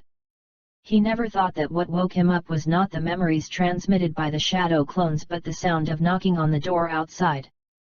"Who is it?" Aoba muttered unhappily. He usually didn't have any social circles, so how could anyone knock on his door in the middle of the night? This was very strange. Aoba got up from the bed in a daze and walked toward the door. He raised his hand. "Open the door." Suddenly, a ninja wearing Konoha military police forces uniform came into view. Aoba narrowed his eyes and scanned this person. He confirmed that this person was the Uchiha Fugaku he knew. "Brother Fugaku, it's you. What did I do?" When Aoba saw Fugaku, he was no longer sleepy, but he pretended to be very tired because he did not know why Fugaku came to find him. "Aoba, you are fine. I have something to do. I have a case in my hand, and I want you to help me." Fugaku immediately smiled and said. Since Aoba helped him find the real murderer who killed Sekai last time, the distance between him and Aoba had become much closer, and he had already regarded Aoba as a friend. "A case." Aoba rubbed his eyes and shook his head as he spoke. He had no interest and said, "I'm not an expert in solving cases. It's useless for you to look for me for this kind of thing." "No, you are useful. You are very useful. Listen to me." Fugaku directly pushed open the door of Aoba's dormitory and went straight in. He closed the door of Aoba's dormitory with a backhand and sat down on Aoba's bed without any politeness. He did not treat himself as an outsider at all. When Aoba saw Fugaku like this, he immediately became even more spirited. However, he showed that he was even more sleepy and confused. In the past few days, several murders have happened in Konohagakure in succession. The people who died had no contact with each other, and the methods of killing were different. This left me with no clue. "I need you to help me," Fugaku said in a deep voice. His face was full of seriousness, and he had no intention of joking at all. "No." The corner of Aoba's mouth twitched slightly. He did not expect that Fugaku would find him this time. He was not Conan. How could he have experience in solving cases? "I am not Konoha Military Police Forces person. I also want to help you, but I can't do it." Aoba spread out his hands and said helplessly. "As long as you want it." A smile appeared on Fugaku's worried face. "As long as you are willing to help me, this case will be much easier. Listen to me carefully. The complexity of this case." Fugaku paused for a moment, his eyes focused on Aoba. Looking at Aoba, who was still standing, he immediately pointed to the chair by the bed. "Aoba, sit down. Don't stand there," Fugaku said very casually. From his state, it was as if this was his room. "Okay, okay." Aoba smiled helplessly. He had never agreed to it and never intended to come into contact with such things. However, Fugaku, who had suddenly barged in, did not seem to care about what he was thinking at all. He walked in his own rhythm completely. "It's like this." Fugaku's eyes became deep. In fact, there were not many cases that Konoha Military Police Force could not solve. In the ninja world, very few cases need to be investigated. After all, it was very normal for people to die. However, this matter made Fugaku feel very troublesome and angry. Up until today, 4 people have already died. There is no intersection between them, and the way they die is different. However, I think the same person should have done it, and that person should be a ninja. When Fugaku said this, he directly raised his right hand. There were 4 fingers on it, and then he put them away. Then, Fugaku raised the first finger. The first person is a genin. His age is similar to yours, and he seems to be someone of the same age group as you. His name is Ishida Yamato. He is just an ordinary genin, and he is usually very popular. He has many friends, and he does not have any enemies on the surface. He was found dead in the intersection in front of the ninja school. He was tied to a tree, and the cause of his death was that his head was hit continuously by a blunt weapon, causing him to die of intracranial hemorrhage. Fugaku slowly introduced. The contents of his words were clearly transmitted into Aoba's mind. Does he really not have any enemies? After hearing Fugaku's introduction, black lines immediately appeared on Aoba's face. Does this look like he did not have any enemies? A blunt weapon continuously hit his head to the point of bleeding. This was complete torture to death. I suspect he has enemies, but I haven't investigated it yet. He was found at the intersection in front of the ninja school when the students went to school in the morning. According to the reply given by the medical ninja, from the mark on his body, he had been tied there the night before and was beaten on the head many times. The massive intracranial hemorrhage was not caused by a few heavy blows but by continuous heavy blows overnight. From this action, it is obvious that the suspect is venting the anger in his heart. Fugaku said with a gloomy face. He had been in Konoha military police force for many years and had not encountered such things.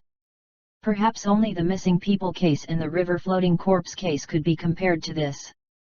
Continuously hit by a blunt weapon for a whole night and bleeds to death at the end. It seems that the blunt weapon is not that hard, and the person who did this has controlled the strength very well. Aoba said slowly. After hearing what Fugaku said, he had already been thinking silently in his heart. According to the information he had, he really did not know about this matter. Yes, you may not believe it even if I tell you. Ishida Yamato's skull was cracked, but his brain was intact. This is completely a revenge killing. Fugaku immediately confirmed the nature of this case. The brain is intact. Aoba narrowed his eyes and immediately guessed the meaning of Fugaku looking for him. He, I'll continue. Fugaku immediately smiled. He could tell that Aoba had already guessed his thoughts, but he just didn't say anything. It was as if he hadn't felt it at all. The second person was a clerk at a bookstore in the village. This clerk had worked in the bookstore for 12 years. He worked diligently every day. He had seldom had a dispute with anyone. Moreover, he was just an ordinary person who hadn't passed through the ninja school. But it was such a person who was hacked to death by a card on the way home the day after the first person died. Fugaku took a deep breath and said. He felt that these things were very outrageous. He was hacked to death by a card. Aoba was stunned for a moment. He did not understand what Fugaku meant. He had no idea what the card meant. When I heard this information, my reaction was the same as yours. I don't know what happened, but I was shocked when I saw it with my own eyes. Fugaku immediately explained to Aoba. The murder weapon used by the perpetrator was the membership card the clerk carried with him. He used the corner of the membership card as a blade to cut the clerk's body one after another. After a full 233 cuts, the artery on the neck was cut at the end, causing the clerk to die from excessive blood loss. After Fugaku said this, he raised his eyes and stared at Aoba. The smile on his face completely disappeared, and he looked extremely serious. Aoba, you didn't hear wrong. The only connection between these two people might be that they lost too much blood, but I can see the appearance of violence between them, so I guess the same person did it. Fugaku said in a deep voice. There is indeed such a possibility. Aoba nodded. He never thought he would have to burn his brain like this after crossing over to Naruto's world. Now is a special time. A world war has already begun, but the war has not erupted in Konohagakure for a short time. The appearance of such a thing makes me especially angry. Fugaku clenched his fists tightly as he spoke, and white lines appeared between his joints because he used too much force. His voice seemed to be squeezed out between his teeth as he continued, in troubled times, there are daily deaths and sacrifices. This kind of thing is not rare, but the death of anyone must have value. I can accept being killed on the battlefield by the enemy, but I can't accept being killed by the people in the village. This is a very serious matter. I must find this person. I understand. Aoba nodded as well. He could faintly hear the hidden meaning behind Fugaku's words. It was about Sekai's death. If Sekai had really been killed by Gasui, perhaps Fugaku would have felt better and put his energy into fighting Kumagakure. But now, Fugaku realized. The person who killed Sekai was not Gasui but Orochimaru, one of Konoha Sunin. This could be said to have subverted his concept. Aoba, if I didn't find this person, I will feel sorry for Sekai, who was also killed by people in the village, so I hope you can help me. Now, I will tell you the situation of the third person, Fugaku said coldly. He hates the person who killed his fellow villager. Right at this moment, Aoba's head trembled a little. Wait. Aoba immediately pressed his head with both hands and accepted the information sent by the shadow clones. His head seemed to explode in an instant. Aoba, what's wrong? Are you okay? Fugaku saw that Aoba's face was not very good and immediately stopped talking. He took a step forward and asked with concern. I'm fine. Aoba still maintained his present posture. The information kept drilling into his brain, and his brain felt very tired. Headache. Let me rest for a while. I'll be fine. To prevent Fugaku from overthinking, Aoba quickly devised an excuse. After he finished speaking, the information brought back by the thousands of shadow clones was completely stuffed into his brain. A moment later, Aoba took a deep breath and slowly exhaled, trying to calm himself down. Found it. He had found the memories about the Uzumaki clan. After Fugaku left, he could investigate. Aoba was now very curious about what had happened to the Uzumaki clan. Brother Fugaku, please continue. I'm fine now. Aoba removed his hands from his head and raised his head to look at Fugaku again. What he needed to do now was to see what had happened to the Uzumaki clan after Fugaku had left. Chapter 342. Are you sure you're okay? Fugaku stared at Aoba with his dark eyes, full of doubts. He moved closer to Aoba and carefully stared at his head. Why do you have a headache? How about I take you to the hospital? Your body is more important. Fugaku said this sentence by sentence. Through his voice, you could feel that he was not hypocritically saying these words but really caring about Aoba. In his heart, he had already regarded Aoba as a friend. That was why he ran over to talk to Aoba about the case. It had to be known that they, Konoha military police force, usually would not tell any outsider about these things. I'm really fine. Aoba waved his right hand, his left hand still supporting his head. Then, he slowly raised his head and met Fugaku's concerned gaze. He immediately explained with a bitter smile. This is my old illness. In the past, my body was sickly, and I would have a splitting headache when I used Yamanaka's clan's secret technique to read memories. Now, there are more or less some sequelae left. Aoba showed a frail appearance. Fugaku, standing next to him, was Konoha military police force's person. His insight was meticulous, so Aoba had to pay attention to it. He still had to devise a relatively reasonable reason to avoid any mistakes. So that's the case. Is there no way to remedy it? Fugaku immediately asked. In his heart, he could still understand Aoba's feelings. He had already awakened his Mangekyo Sharingan, and his strength had advanced by leaps and bounds. But at the same time, his consumption had significantly increased. Especially after he had used Amaterasu last time, he felt his eyes were about to go blind. I have asked the medical ninjas. They only say to reduce the number of times I read memories as much as possible, but I am Konohagakure Intelligence Division's ninja. There are many things I can't help but use it. Aoba waved his hand again. Then, he took a deep breath and sat up again. He seemed already fine and said to Fugaku, Brother Fugaku, I have already recovered. You can continue. Fugaku stared deeply at Aoba. He didn't dwell on this topic any further. But he still wanted to ask Aoba for help. The third person was the owner of a tea house in the village. He died after the clerk, who was hacked to death by a card. He was also greatly tortured.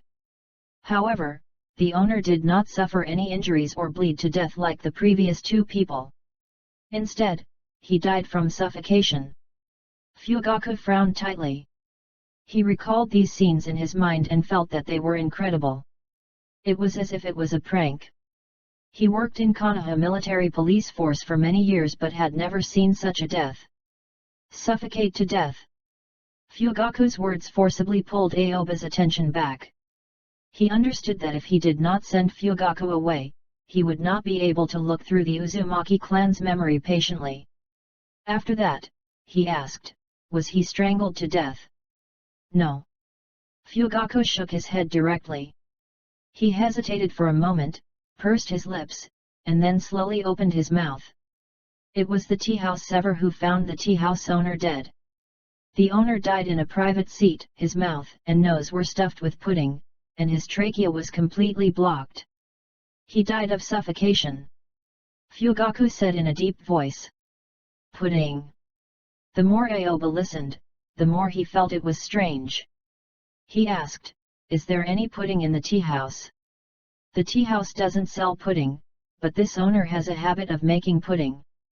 According to the server, he seems to like pudding very much, and according to our current investigation, the two people before this tea house owner have no intersection. We can't find any connection at all. But I think the same person killed them. Fugaku said with a serious expression. Ah, this. The corners of Aoba's mouth twitched slightly. He didn't know what to say. He had clearly transmigrated to the ninja world. If not for his clear mind, he would have thought that he had gone to the wrong set and come to Conan. What the hell was this? A serial killer appears in Konoha? Aoba did not know how to respond to Fugaku's words, but he was very clear that it was difficult to give a specific judgment on this matter. The fourth person was just discovered before I came to you. Fugaku's voice sounded again, his tone filled with anger. Wait. After hearing this, Aoba immediately raised his hand to stop him. He narrowed his eyes slightly and stared at Fugaku in front of him. Brother Fugaku. You came to me right after the fourth person died. Do you think I killed all these people? I have been in the dormitory all the time. You can't slander good people. Aoba explained to Fugaku one sentence at a time. He knew in his heart that Fugaku was not suspecting him, and he also knew the purpose of Fugaku coming to him. But when he heard this sentence, this was his first thought. Ha ha ha ha ha. After hearing Aoba's words, Fugaku immediately laughed out loud, as if he had heard something particularly interesting, and immediately broke the serious atmosphere, which became much more relaxed. Aoba, what are you thinking? How can I doubt you? I just came here to ask you to help me investigate. We can't find any clues to connect them from the surface, nor do we know about the murderer. I hope you can help me read the memories of these four victims and see if they have seen the murderer before their death or find some clues that point to the identity of the murderer. Fugaku explained. Brother Fugaku, you saw it just now. I have read too many memories recently and have a headache. You still have the heart to let me read memories? Aoba spread out his hands and said helplessly. After he said this, he quickly added, look at how many people Konohagakure Intelligence Division has.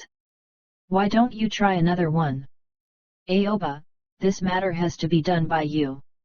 I don't trust anyone else, and I don't think they will do their best to help me. Fugaku put away the smile on his face and looked a lot more serious. How can you be sure that I can do my best? Aoba said, not knowing whether to laugh or cry. When I was in trouble, there weren't many people I could trust and help me, but you were one of them. Fugaku said sincerely.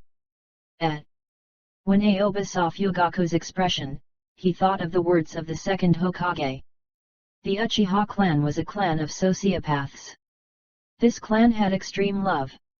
When it came to love, one could be blind, disregard everything, and devote themselves to it. Whether it was for a lover or a friend, a strong bond would be formed as long as the person recognized it.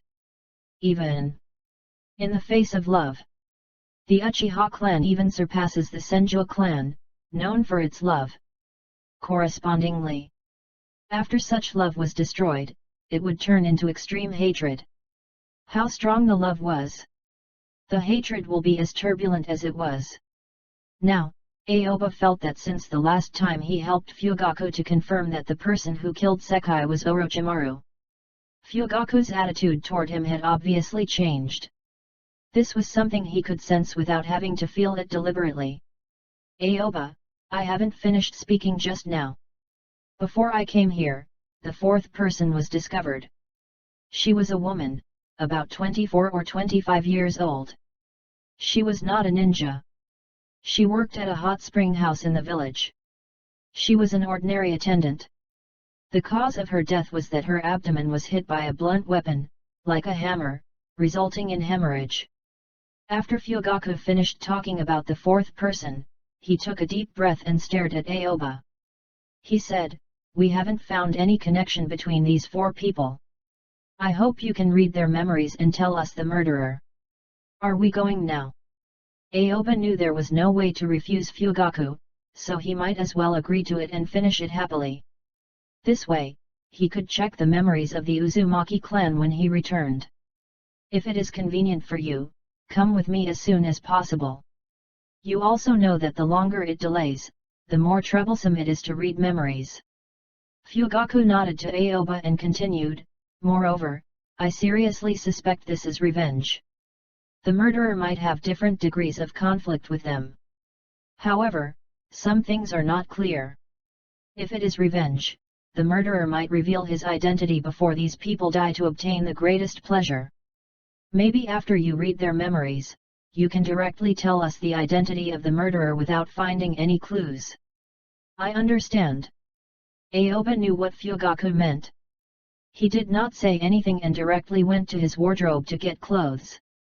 "Do you want to change into Anbu's ninja clothes?" Fugaku immediately asked when he saw Aoba's action. "Of course." Aoba nodded. As he spoke, he had already taken out Anbu's ninja clothes and began to put them on.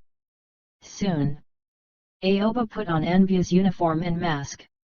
He was fully armed, and it was impossible to tell who he was. "Of course, I have to get dressed. I don't want everyone in the village to know I help you. That would be too troublesome," Aoba said indifferently. He. Fugaku smiled. He had long guessed that Aoba would do this, so he just smiled like this. Therefore, when he saw Aoba's actions, he was not anxious. Instead, he stared at Aoba. Suddenly, Fugaku's gaze fell on Aoba's new mask. "Aoba, where did your cat face mask go? Why did you change it to a new style?" Fugaku asked directly. "I left the cat face mask in the new era," Aoba said very casually. Question marks popped up in Fugaku's head. He stared at Aoba in surprise, not quite understanding what Aoba meant. "Let's go." After putting on his clothes, Aoba immediately looked at Fugaku and did not explain too much about the previous topic. "Okay." Fugaku did not ask anything else. He knew that this was not important at all. What was important was what happened next. Now, Aoba was following him to read the memories of the deceased. It was very likely that he would find the murderer in one fell swoop. Immediately, Fugaku walked towards the entrance of Aoba's room and pushed open the door to the dark corridor outside. Aoba followed behind Fugaku. The two of them walked out together. After walking out of Anbu's dormitory, it was dark outside. A full moon hung in the night sky, bringing a trace of light to the silent night so that the ground under their feet could still be seen clearly. Aoba saw that it was still midnight outside and could not help but raise his hand to rub his forehead. He really came overnight. "Aoba, are you all right? Do you have a headache again?" When Fugaku saw Aoba's actions, he immediately asked Aoba. A little. Maybe it's because I didn't sleep well," Aoba said meaningfully. "Okay then." Fugaku could tell that Aoba was teasing him, so he did not say anything else. He directly led Aoba toward the Konoha military police force station. Not long after, under Fugaku's lead, Aoba arrived at the Konoha military police force station. This was the first time he had come to Konoha military police force station. Fugaku seemed to have already greeted the people here. He nodded to the people guarding here and directly walked in. He was unimpeded along the way and did not encounter any difficulties. Aoba, I'll take you to see the fourth corpse first. She has just been placed here not long ago. We just carried out evidence collection work, and she has not been sent to Konoha Hospital. The other 3 corpses have been stored in Konoha Hospital. Fugaku looked at Aoba and said, Brother Fugaku, I only have one suggestion. Don't call my name later. I don't want to be famous here. A helpless expression appeared on the face of Aoba behind the mask.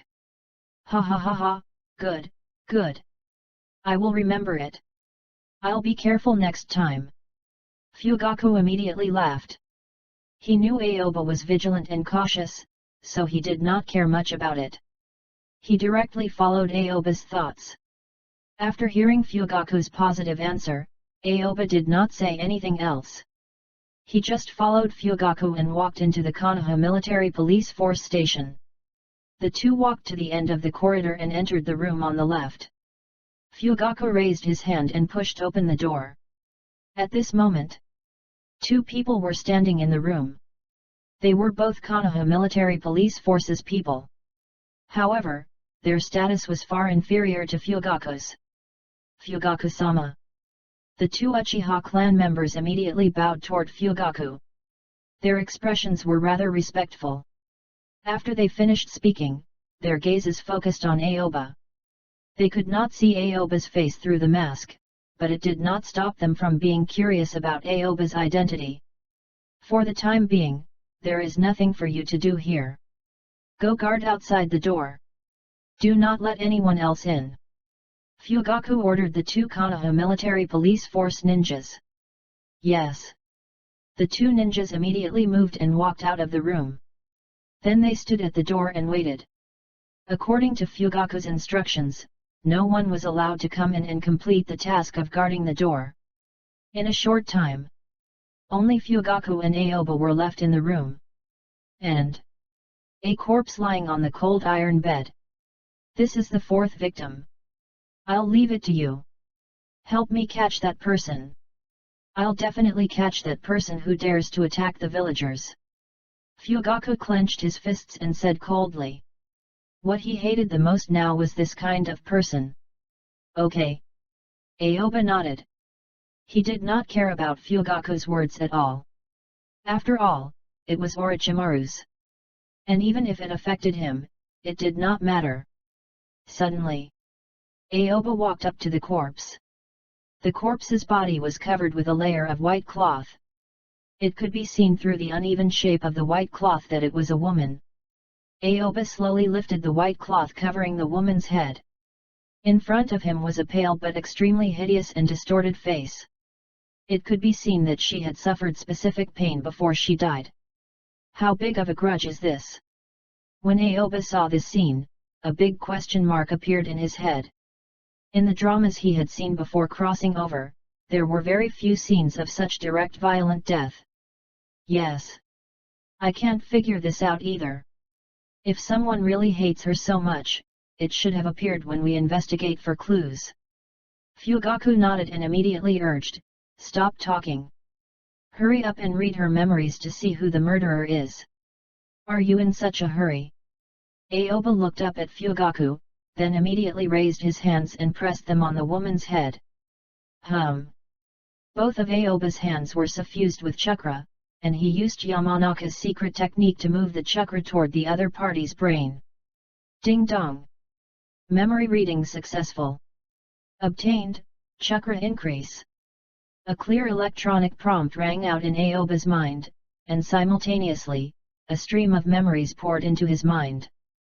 Instantly, Aoba immediately checked the woman's memory and looked at the last part. This woman was called Suna.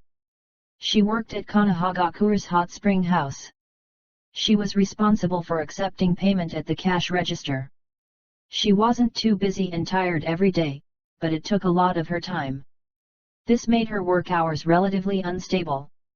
Just when she got off work today, Suna left the hot spring house and walked along the road she had walked countless times toward home. Aoba's line of sight was directly in Suna's line of sight. The overall environment of this road was dark. The distance between the two street lights was very far. The street lights were dim, and some of them were even flashing. It looked pretty horrifying. However, this kind of environment was not a problem for Suna, who often went back and forth on this road. It could be said that she was familiar with it. However, just today, something had happened. Aoba seemed to have possessed Suna. This was like watching a movie from the first perspective.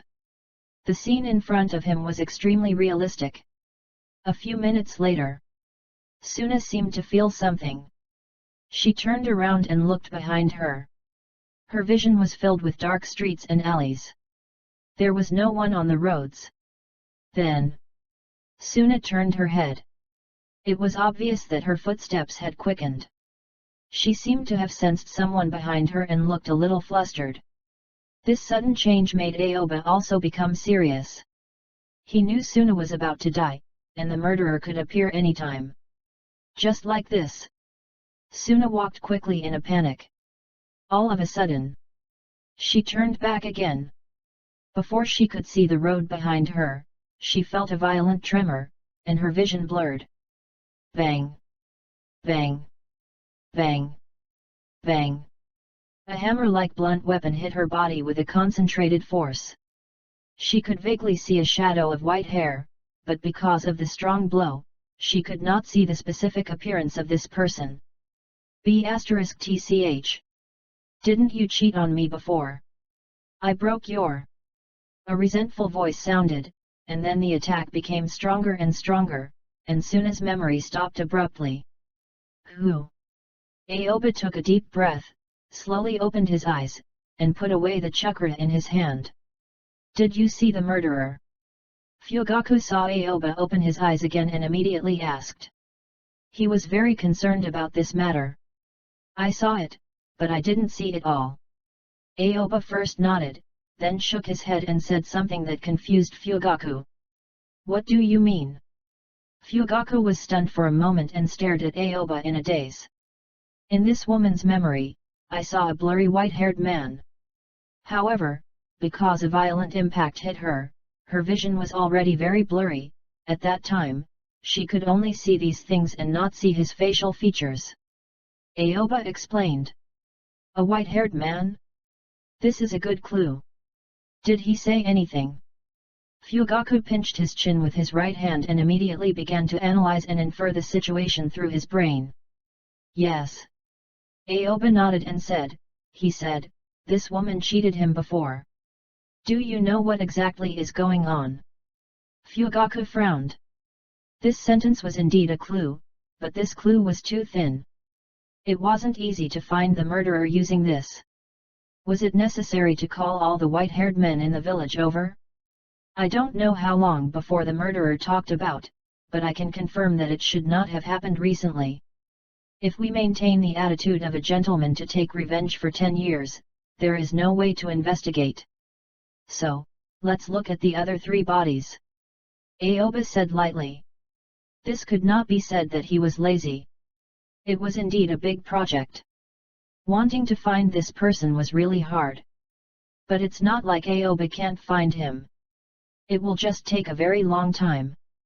Aoba has to use the most stupid method. But searching this woman's past few years or even more than 10 years of memories was like finding a needle in a haystack. It wasn't that he couldn't find this needle. But whether it was time or labor costs, they all exceeded his expectations, so there was no way to achieve it. I understand. Come with me. Let's go to Konoha Hospital. I've already informed them. Fugaku nodded. Before he came to find Aoba, he had already made all kinds of preparations. This way, after he found Aoba, they wouldn't need to waste any more time. Okay. Aoba nodded. Although he was not that curious about this matter, he also wanted to know what kind of hatred could make this person kill so many people. And the most important thing was, this person had suppressed the hatred in his heart for many years. It only erupted in recent days. This kind of suppression was also quite big. After that, Aoba followed behind Fugaku, and the two of them walked out together. Just as they walked out of the room, they saw the two ninjas. "You continue to guard here and wait for Konoha Hospital to take the body," Fugaku ordered the two ninjas. "Yes." The two ninjas responded simultaneously, then turned around and entered the room, closing the door. "Let's go." Fugaku glanced at Aoba and began to walk along the corridor toward Konoha Military Police Force's entrance. After they walked out of Konoha Military Police Force, they walked directly toward the hospital. The distance between Konoha Military Police Force and the hospital was not far, and it was only about 3–5 minutes on foot. Soon, the two arrived at the hospital. Konoha Hospital was dark. Only a few windows were still lit. It was where the medical ninjas on duty stayed for possible emergencies. Fugaku walked to the Konoha Hospital entrance, tapped lightly on the guard room glass window, and said to the inside, "I already informed Yamagata-ken-sensei. Go in." When the uncle on duty saw that it was Fugaku, he nodded to the latter. "Thank you." Fugaku smiled and waved to Aoba, indicating that Aoba could come in. Aoba stood at the hospital entrance, quietly watching Fugaku's operation, and stepped into the hospital. "I'll take you to where the corpses are temporarily stored on the hospital's 5th floor." Fugaku walked directly to the stairs on the left side of the hospital entrance with ease. He did not forget to inform Aoba about it while walking. Yamagata-ken-sensei is a very experienced medical ninja in Konoha Hospital. In addition to curing diseases and saving people, he will also help us analyze the bodies. This time we can read the memories of these corpses because of Yamagata-ken-sensei's help. Fugaku said. "I see." Aoba nodded. He knew Yamagata-ken, whether it was Kenji or Sekai's memory, both had this person. Of course. This Yamagata-ken's appearance. Aoba was still quite surprised. When he saw it in Kenji's memory, he thought he had met the Ninja World version of Bai Fuchen. However, after careful examination, he found that it was just a resemblance, and his job and expertise differed. Moreover, he had seen Yamagata-ken make some analysis of those Kumagakuer Jonin, who he had killed in the past. After that, he began to pay attention. He did not use the ability that might expose his identity. He tried his best to improve his disguise so that even if he was found on the 1st floor, there was still the 2nd floor. While Fugaku explained to Aoba, he took him to the hospital's 5th floor. It looked like an empty floor. Although there were still rooms, there was nothing in the room. This floor is not used, so it will occasionally be used to store corpses. However, it is only simple storage. After that, it will be moved out. It is not used as a morgue. Fugaku seemed to have seen through Aoba's doubts and immediately explained. "I see." Aoba nodded. In fact, he could guess the reason why they did not put it into use. Konohagakuer had few medical ninjas, so some rooms were idle. In addition, Konohagakuer's population was small, and the existing rooms were fully sufficient, so they did not expand further. "We are here." Fugaku brought Aoba to a room at the end of the hospital's 5th floor. With a flick of his wrist, a key appears. He inserted it into the keyhole. Gently turning. Kaka. Just like that, the sound of the door being unlocked rang out. A pungent stench immediately came from inside. It was the smell of corpses gradually rotting. Although it was very unpleasant, this stench was nothing compared to the secret underground room that Aoba had been to before. Let's read the first corpse, Ishida Yamato's memory. He has been dead for more than 2 days. I don't know if you can find any important information from it. Fugaku walked into the room. On one side of the dark room was a row of iron cabinets with refrigeration functions. He raised his hand and pulled the handle of one of the iron cabinets over. Then, he pulled it gently. As if pulling the drawer, he directly pulled out an iron bed. As the iron bed was pulled out, the smell of the corpse became thicker. After all, To maintain the normal appearance of these corpses and to find some clues, they did not do any embalming. This made the corpses emit a strange smell even in the cold environment. A little stinky. Fugaku said this to Aoba. Since he entered Konoha military police force, he had long been accustomed to this. These were not worth mentioning to him. Not a problem. Aoba didn't mind at all. He immediately raised his hands and pressed them on the head of this ninja named Ishida Yamato. Aoba pressed his hands on Ishida Yamato's temples. He controlled his chakra in both hands and began using the Yamanaka clan's secret technique. Just as Aoba's palm touched the top of Ishida Yamato's head, a clear electronic prompt suddenly rang out in his mind. Ding dong! Memory reading successful. Obtained, Bunshin no Jutsu, clone technique. Along with this sound, a special feeling flowed through Aoba's mind. He instantly felt that the clone technique was directly imprinted in his soul. Good fellow! Aoba sighed in his heart. As expected of Genin, the reward was such a foundation. At this game stage, he had already mastered the Tajokage Bunshin no Jutsu, multiple shadow clone technique, but the reward was just a clone technique, which looked like a joke. Of course, the most important thing was not this clone technique. Instead, Ishida Yamato's memories had been added to Aoba's mind. All of a sudden, Aoba maintained the posture of using the mind-reading secret technique and began to flip through the scenes of Ishida Yamato's death. Ishida Yamato. Konohagakure Genin. He was 14 this year.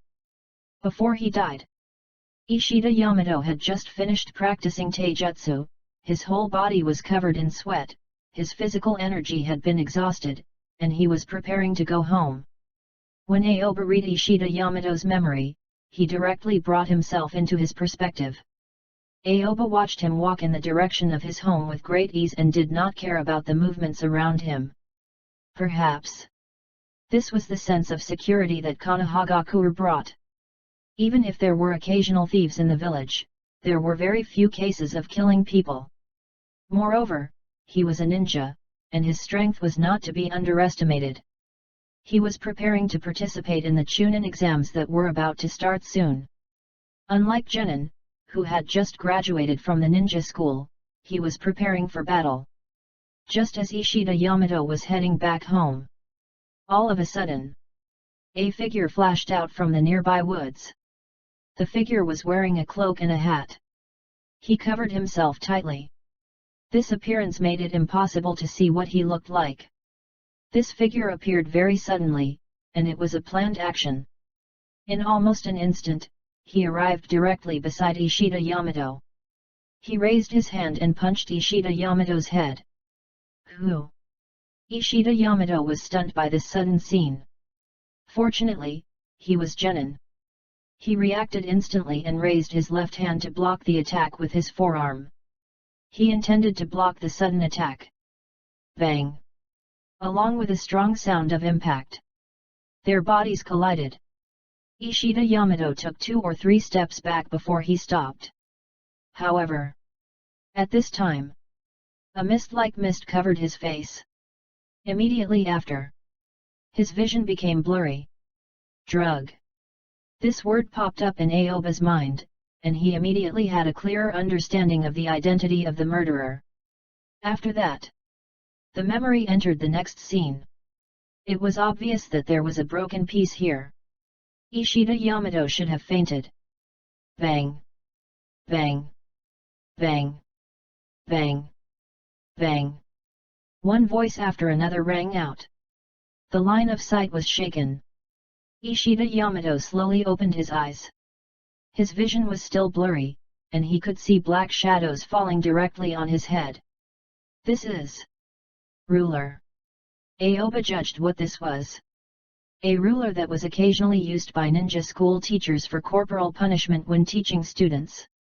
With the successive slaps of the ruler, Ishida Yamato felt his head become chaotic, and his mind slowed down. Because the sky was very dark, he couldn't see anything. At the same time, a repeater-like voice sounded. You're a stinking piece of sh*t. You're a stinking piece of sh*t.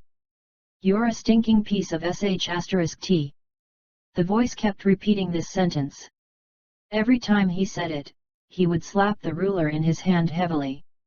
Ishida Yamato wanted to speak. He wanted to ask who this person was. However, he was unable to open his mouth. He forcefully endured the pain in his head and wanted to escape, but he discovered that his muddled body was already tied up, and he could not move at all. The ruler continuously slapped his head. This kind of attack, which was almost at the same frequency and power level, would not cause too much damage to him. However, as it continued to accumulate, it became more and more unbearable for him. Who is this person? Why did he do this to me? Question marks appeared on Ishida Yamato's head. He had no idea what exactly had happened. What kind of situation was this? He just had a strange feeling. The following memories. It was Ishida Yamato who was constantly being slapped. His consciousness became more and more blurry, but he said nothing. He seemed to realize that he was about to die and suddenly raised his head and glared at the man in front of him. And under the moonlight, Ishida Yamato faintly saw the white hair exposed outside the hat. Snapped. Just as Ishida Yamato raised his head, the ruler slapped his eyes. His vision instantly blurred. Then his consciousness became lax, and he gradually lost consciousness, entering the countdown to death. Instantly, Aoba slowly opened his eyes, and his gaze fell on Ishida Yamato's corpse. He just happened to see that his left eye had suffered a heavy blow, and his eye sockets were already shriveled. Did you find anything? Fugaku immediately asked anxiously. Yes. Aoba nodded and then looked at Fugaku. His eyes were shining through the mask. Right now, my information is insufficient to point to a certain person. That person is hiding very well. I can't confirm his identity. Do you want to wait until I finish reading the memories of the other two people or tell you about this person first? Aoba asked slowly. Tell me now. Fugaku couldn't wait any longer. He immediately nodded his head. His eyes were already shining with a light that couldn't be seen. He directly took out a notebook and began to put on the appearance of wanting to record it. I will record everything that is read in everyone's memories. Even if you can't see who that person is, it will still provide us with great help.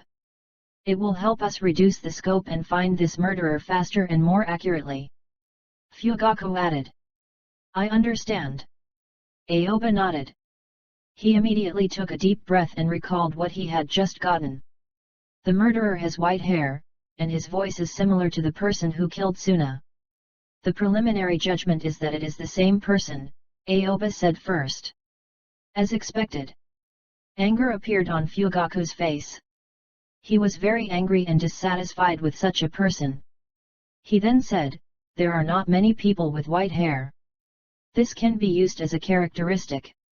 The murderer and Ishida Yamato had fought for a short time. Even if the murderer made a sneak attack, the murderer's strength was not greater than Ishida Yamato's. His strength should be between Genin and Chunin. Because I saw in the memory that Ishida Yamato wanted to participate in Chunin exam. But I am not sure if the murderer also wants to participate in Chunin exam. Aoba also said this information. That's great. This way, the target will be much smaller. A white-haired genin that is close to Chunin in strength. It seems like there aren't many people left. Fugaku nodded. Konoha military police force had detailed records of the Konohagakuer population. Based on the current conditions, it could be a breakthrough in the selection process. Not to mention, there might be even more detailed information. This person has been repeating, you're a stinking piece of sh*t. If this is the case, it seems that he has been hurt by this sentence before or has some special meaning. This may be a breakthrough, but I don't know what this sentence means right now. Aoba said indifferently. He only told Fugaku about the recent things he had seen and did not expend any effort to dig out that person's memories. After all, that would be too much of a waste of energy. You're a stinking piece of shit. Fugaku frowned. He felt that this sentence was not ruthless. At most, it was a little insulting. Why would it be remembered so deeply? Could he be so narrow-minded? However, he did not say these questions out loud. Instead, he silently remembered these words. It may be useful in the follow-up time. The last point is that this person finally defeated Ishida Yamato by using a spray. I suspect that it is a kind of drug.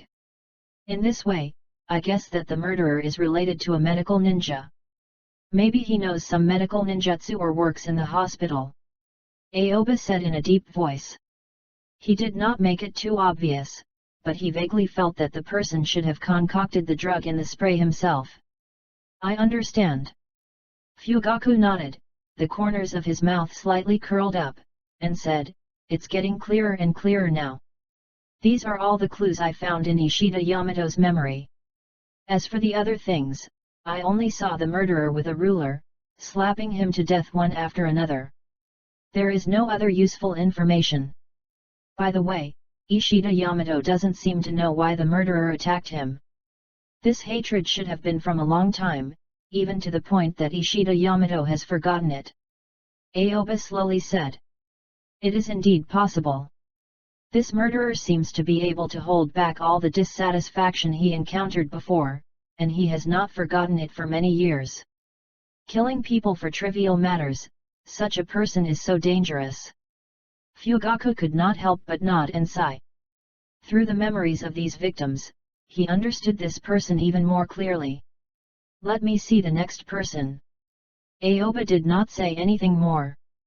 If he wanted to find the murderer now, he had to continue reading memories. The clues he had now were not enough. "Aoba, do you want to rest for a while?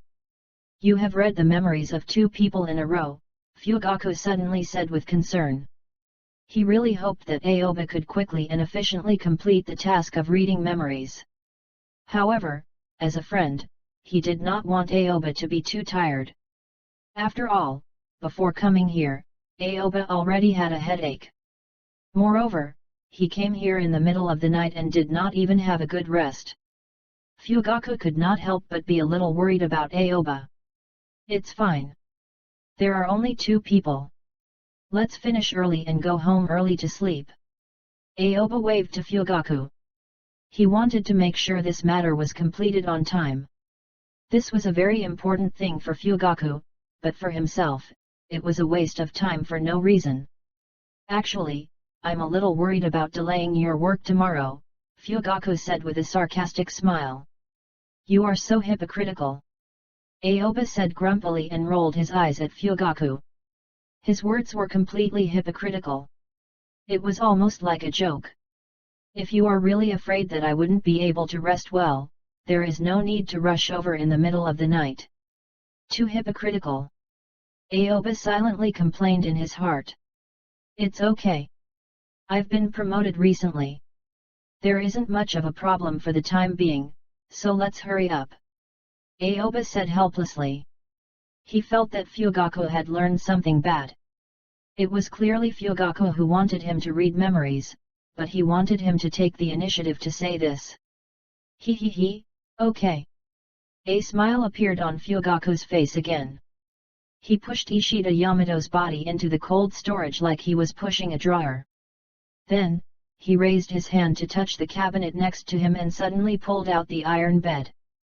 There was a female corpse lying on the iron bed. Her body was riddled with cuts. According to the information that Fugaku had provided earlier, Aoba could tell that it was cut with a membership card. The shape of each cut was similar. The only difference was that the depth of these cuts was different. "I'll leave it to you." Fugaku couldn't help but pursed his lips when he saw the female corpse being hacked to death with a membership card. Although he had already seen all kinds of corpses, he still had an indescribable feeling when encountering such corpses. This was no longer a simple murder. This was torture. Just by relying on a small membership card, it caused this bookstore clerk to suffer a fate worse than death before she died. "Okay, Aoba responded. His expression did not change as much as Fugaku did. This degree of abuse might cause intense discomfort to most people, including Fugaku. However, for Aoba, there were no problems.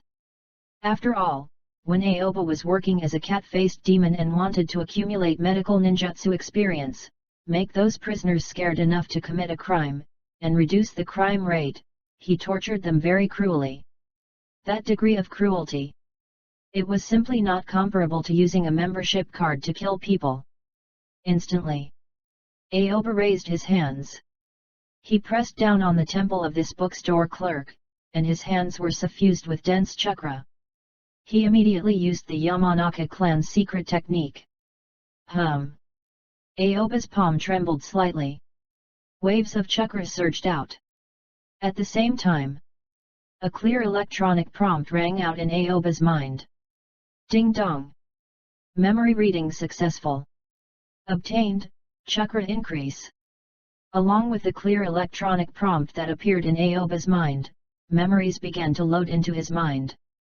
At this moment, Aoba slowly closed his eyes and immediately began to check the woman's memories. He did not waste any effort to search but began to read the final stage of her life to find the shadow of the murderer. In a split second, Aoba's consciousness immediately entered this woman's memory fragments.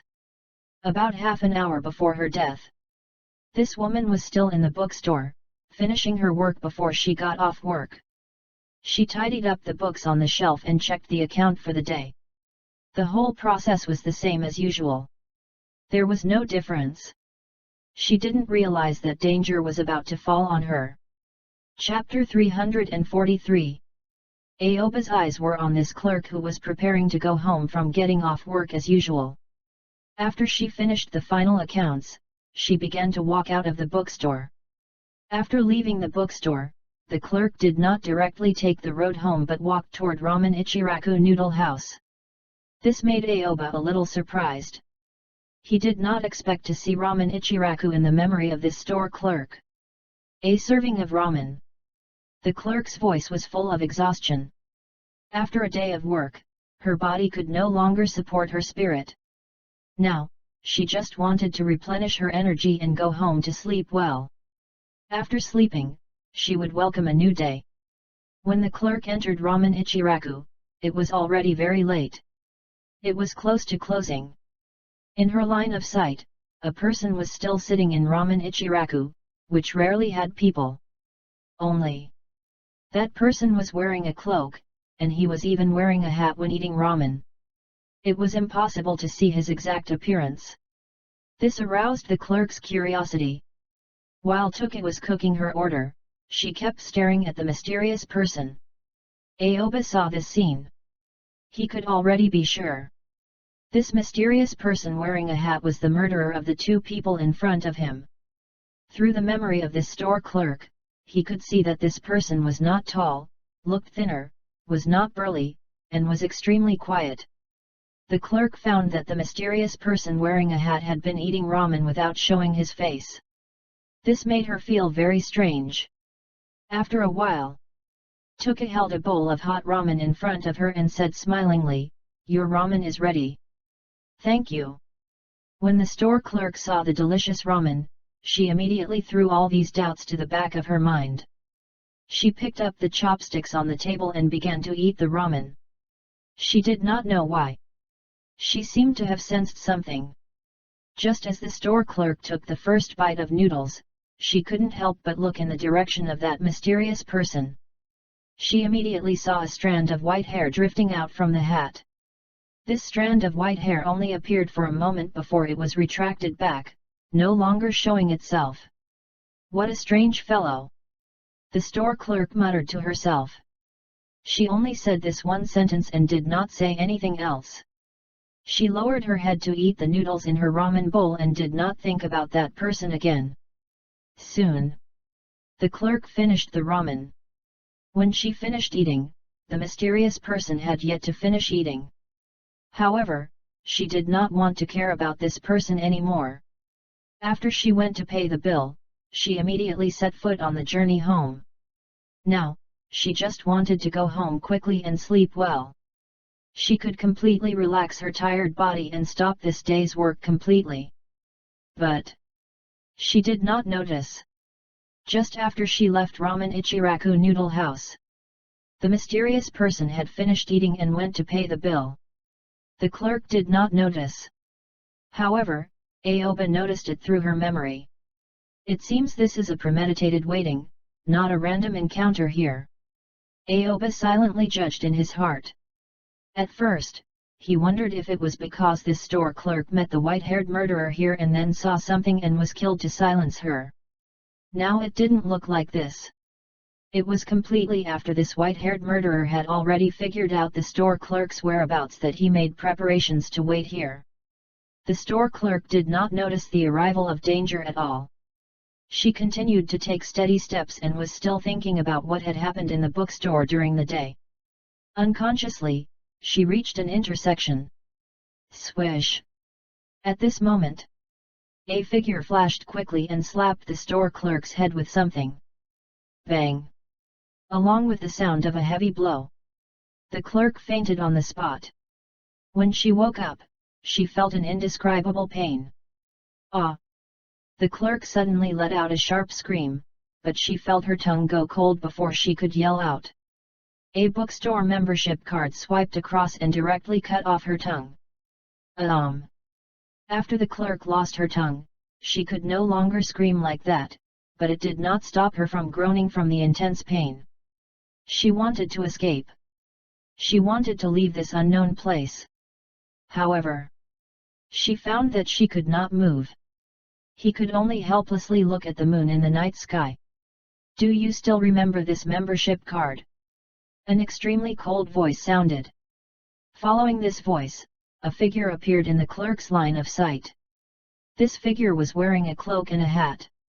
She could not see the exact appearance of the person in front of her, but she knew he was the mysterious person in the Ramen Ichiraku. It was just that against the moonlight, his face was dark, and even his white hair could not be seen.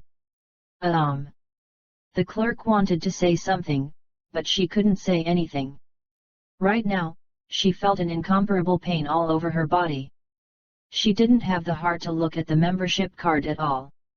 I think you don't remember it either. The indifferent voice sounded again. Then, he squatted down and raised the membership card in his hand.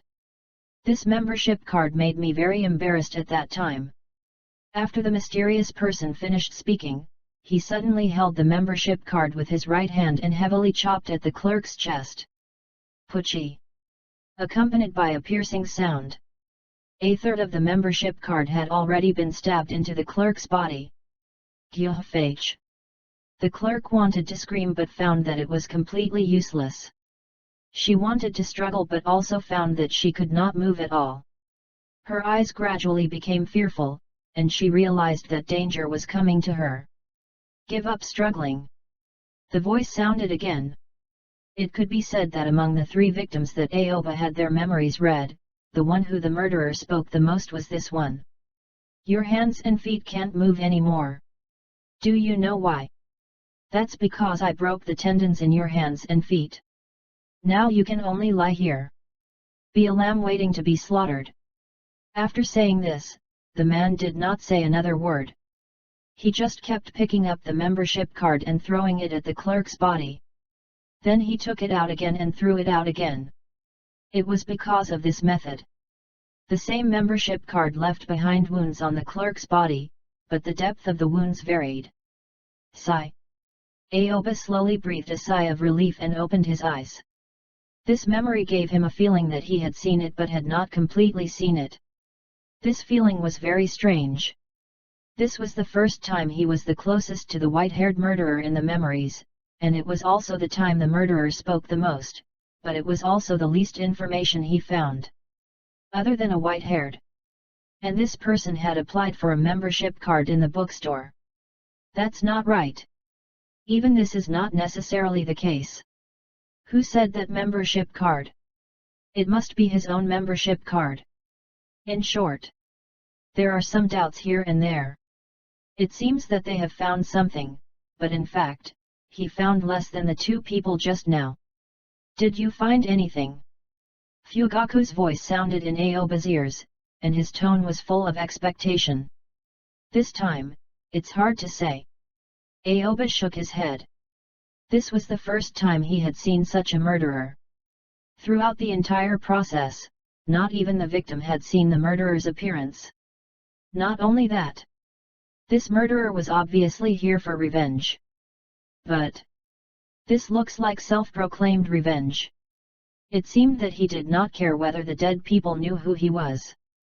Instead, he was more concerned about whether the other party would die the way he wanted. White hair. Went to the bookstore. Might have applied for a membership card. Went to Ramen Ichiraku to eat ramen on the day of the crime. There is nothing else.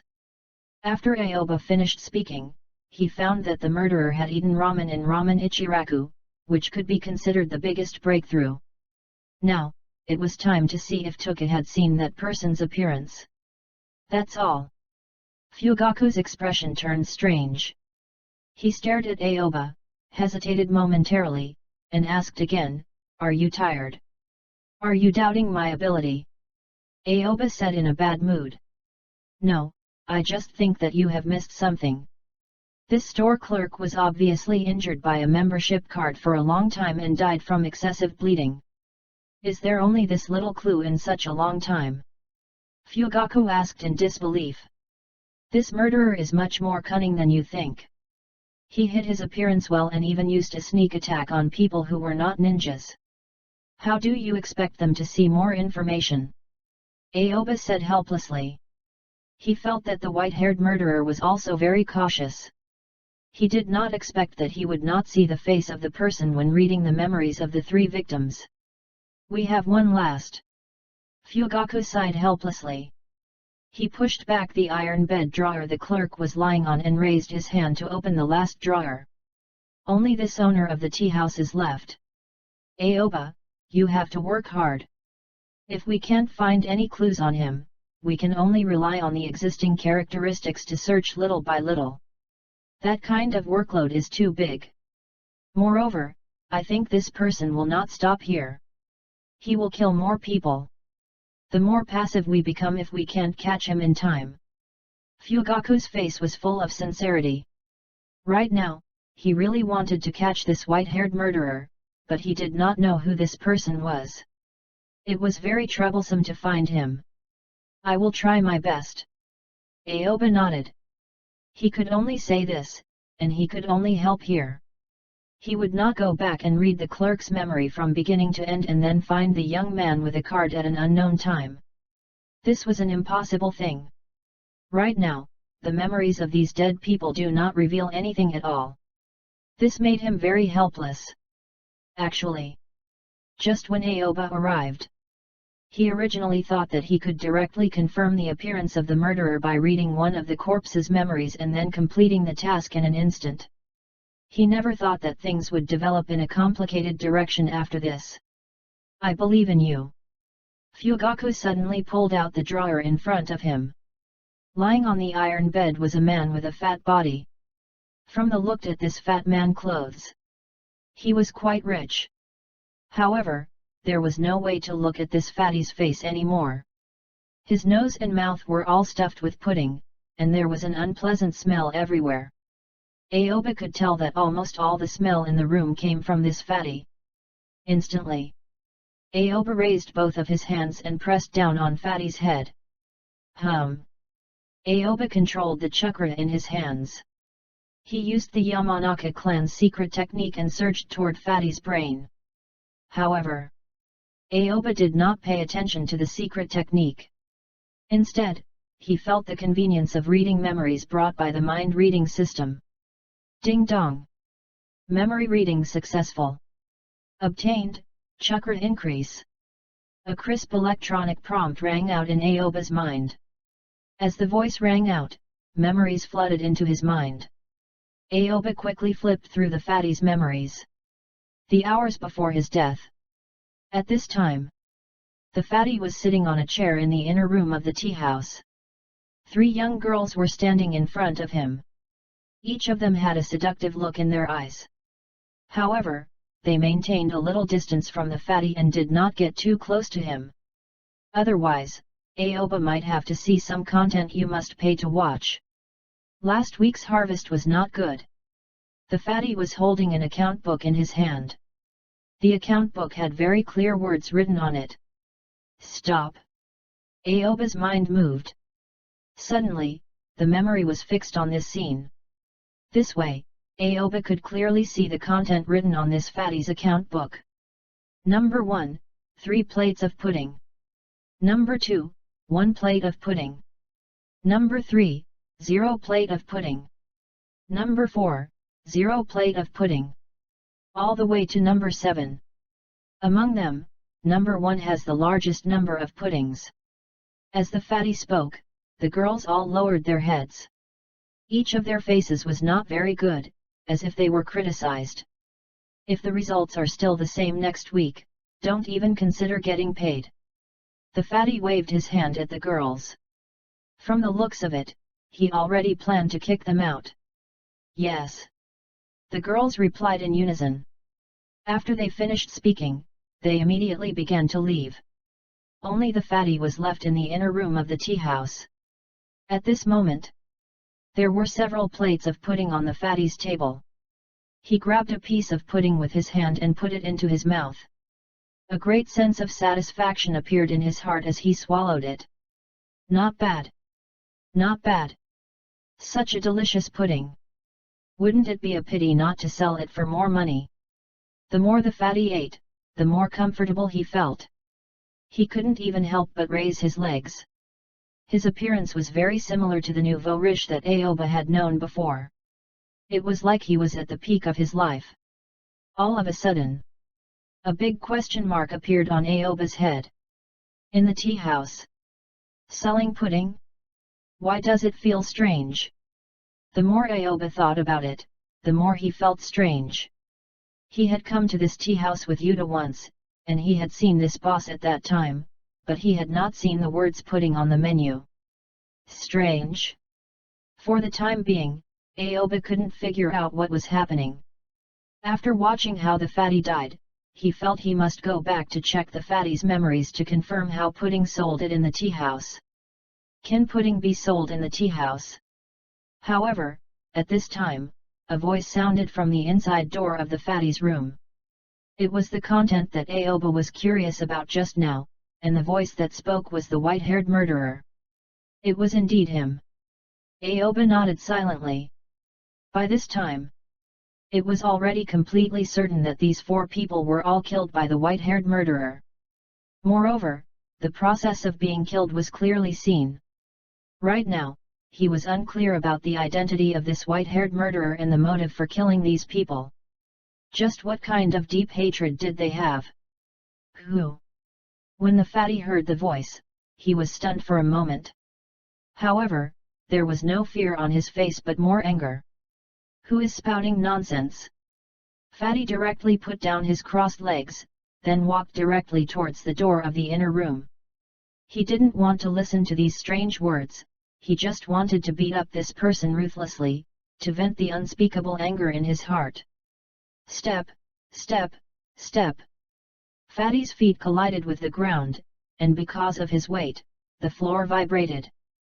Immediately, Fatty walked to the door.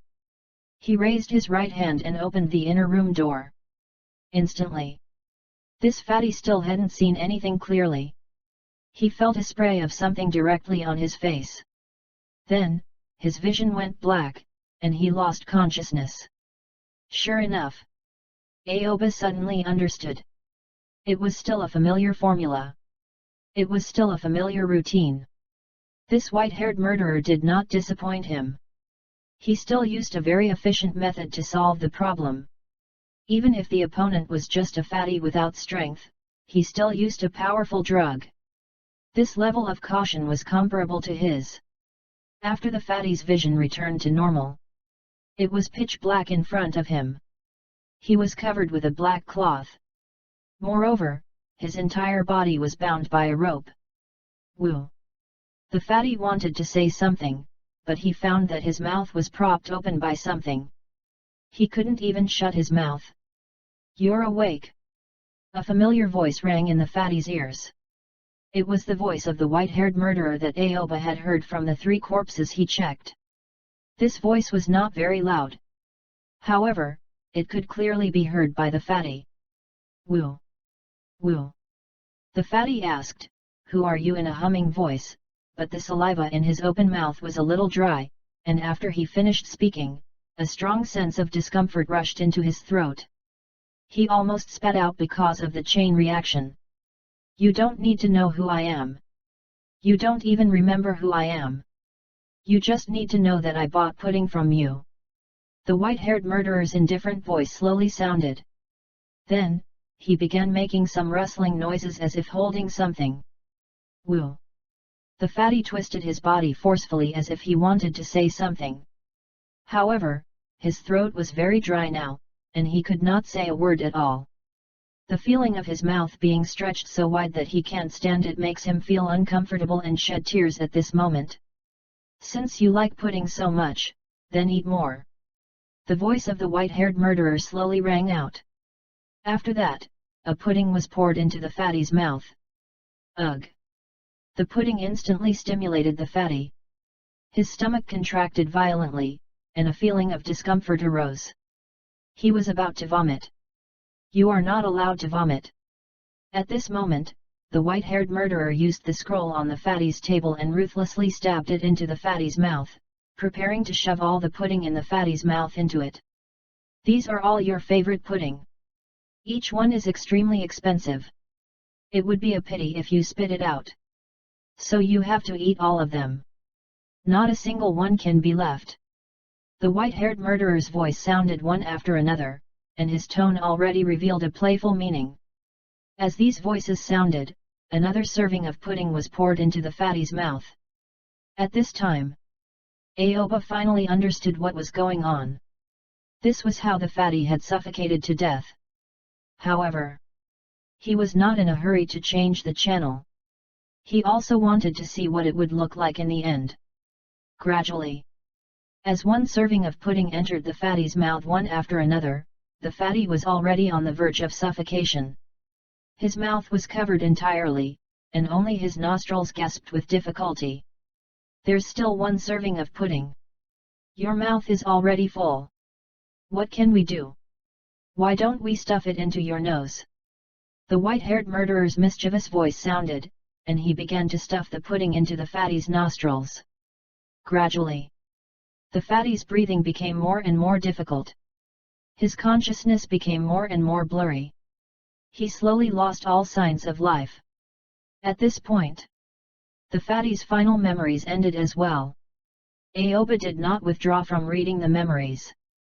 Instead, he replayed the memory fragments, quickly looking for the pictures in them. Not long after, Aoba found the scene where Fatty interacted with number 1. He immediately replaced himself. This was still the inner room of the tea house. Fatty was eating pudding one by one, looking completely relaxed and comfortable. A waiter of a tea house was not far in front of him, standing in the direction of the door. The waiter was opening a gap in the door, looking at the scene outside with a special expression on his face. Boss, number 1 is still the best. This person has taken the bait. The waiter said with a smile. Calm down, see how many plates he orders. Such delicious pudding, if you don't order a few more plates, it will be too boring. As the fatty spoke, he repeatedly put a piece of pudding in his mouth. I will ask later. The waiter immediately nodded. After a while, in a private room of the tea house, number 1 waved to the waiter. Waiter. No one's tender and gentle voice sounded. As soon as this voice came out, the waiter immediately took the menu and walked out. Not long after, the waiter walked back with a smile. No one is still amazing. She actually makes the guest order 3 serving of pudding directly. This time we can make a lot of money. The waiter said with a smile after running out. At this time, his heart was already very excited, and his face was full of smiles. Not bad. Not bad. Number 1 did well. You can bring the pudding over there. The fatty raised his hand and knocked on the plate in front of him, indicating that he could bring these puddings to the guests at the table. When Aoba saw this, he seemed to understand something in his head but did not completely understand it. He immediately jumped back and looked at it. He went directly to when the people at that table had to settle the bill. Fatty walked over with his fat body, took out the bill, and placed it in front of the person. He said, "You spent a total of 3,200 ryo." The young man sitting opposite number 1 was dumbfounded. He didn't know what was going on. He frowned and asked, "Boss, are you sure? We only ordered a pot of tea and 3 plates of pudding. How could it cost more than 3,000 ryo? The tea you ordered is 200 ryo, and the pudding is 1,000 ryo per serving. The price is clear and fair." The fatty directly took out a menu. It was the menu that the waiter handed over just now. The moment the fatty took out the menu, Aoba thought of something. The scene in this memory fragment froze. At the same time, Aoba looked at the menu and found that the tea price did not change. It was the same as the normal menu. However, there was an extra pudding where the original menu was blank. The selling price was 1,000 ryo per serving. 1,000 ryo for 1 serving of pudding. Why don't you just go and rob money? I don't have money. Why don't you ask her for it? The young man suddenly felt that he had fallen into a trap. He realized that number 1 in front of him was not a good person at all. She should be with the owner of the tea house. This was a trap that they had set up together. It doesn't matter what you say. Today, either you settle the bill or don't think of leaving our tea house in good condition. As the fatty spoke, he suddenly waved his hand. One by one, people walked out and instantly surrounded the young man. However, the number 1 who had contributed everything, it was as if nothing had happened. She just turned around and left. When Aoba saw this scene, he suddenly opened his eyes and withdrew from the memory. He couldn't help but feel a little shocked. So the ninja world also had this kind of thing. This is too real. Aoba, did you find anything this time? Fugaku immediately asked. He felt that this time, Aoba had read the memory for a long time, or perhaps he was more immersed and might bring some more special information and clues to solve the case. There are indeed some, but there is still no specific identity of the white-haired murderer. However, there are some new discoveries. Aoba nodded. He was still angry about what the owner of the tea house had done. Such a thing actually happened in Konoha. This really shows that the third Hokage has been ineffective. Tell me. Fugaku's eyes suddenly lit up. He liked to hear clues. If there were no clues, he would definitely feel uncomfortable. The white-haired murderer also killed this tea house owner.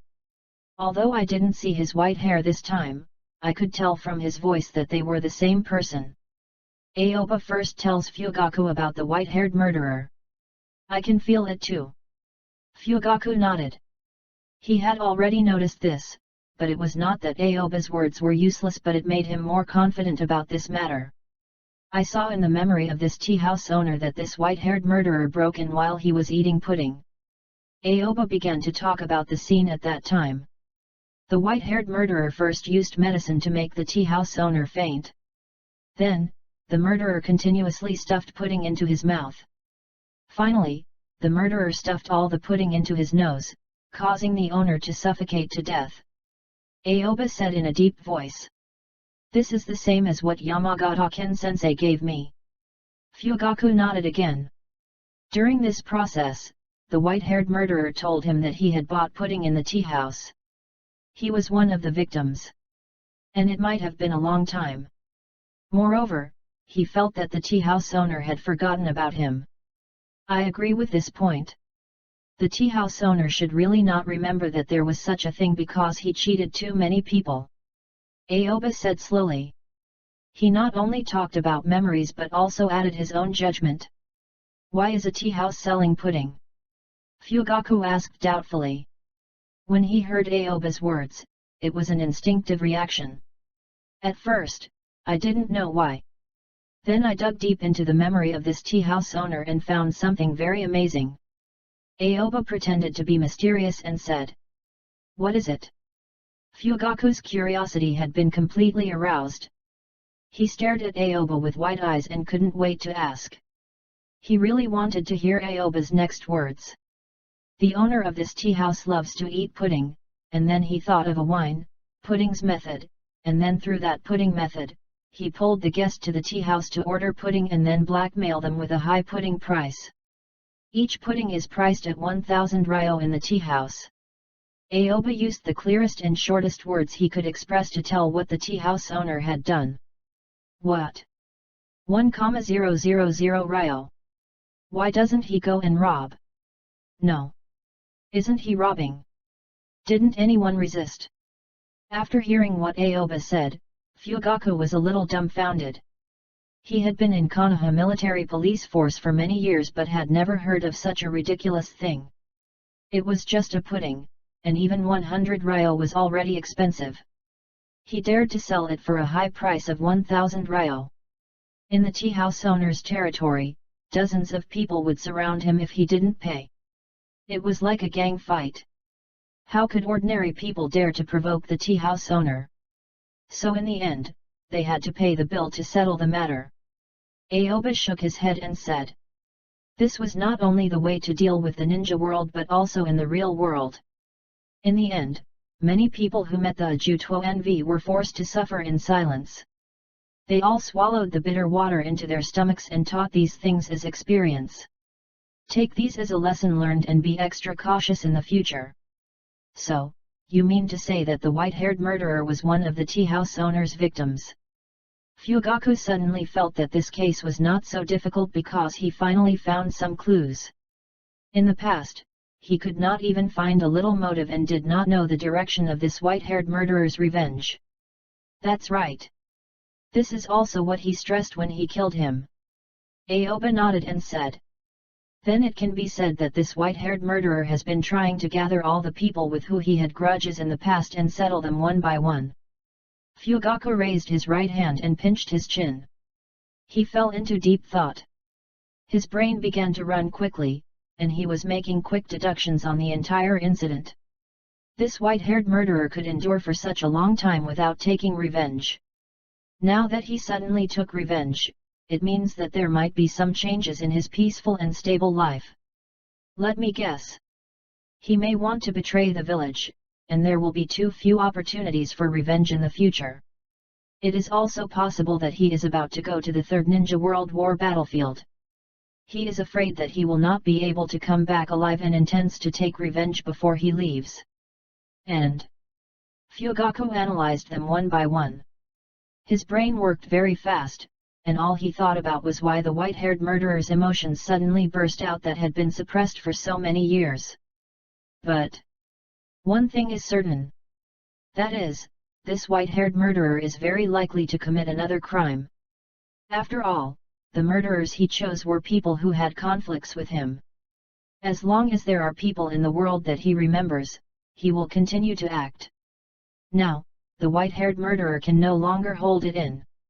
It is absolutely impossible for him to stop before he completely eradicates his target.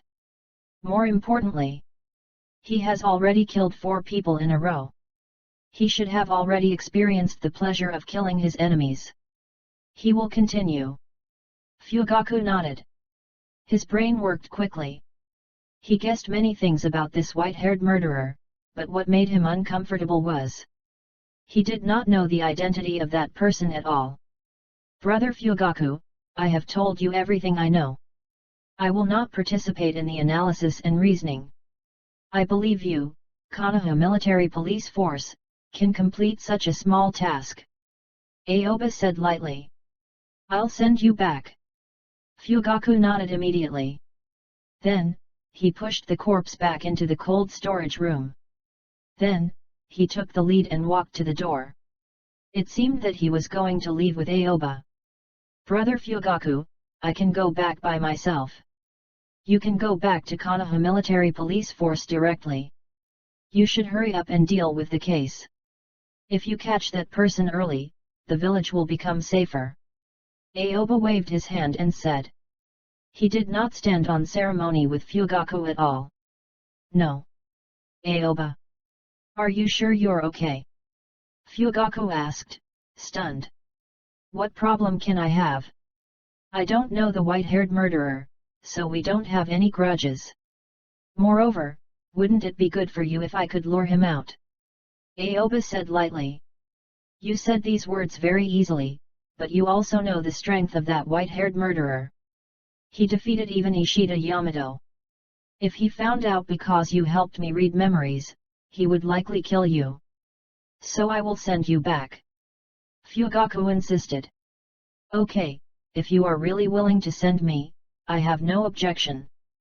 But I still say my point, that is, I have already reported the information to you, and killing has no point. Moreover, even without me, other ninjas of the Yamanaka clan could read the memory. This worry is unnecessary. Aoba shook his head and said.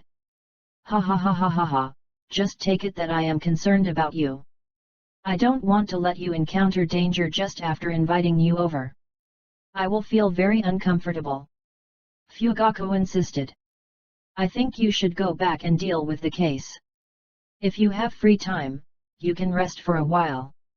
Otherwise, your body won't be able to take it.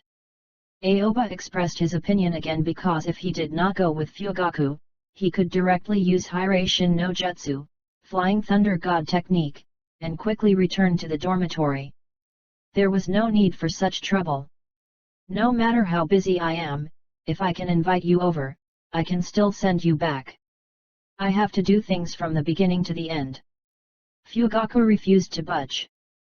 Then come with me. Aoba's face was full of helplessness. He did not say anything else.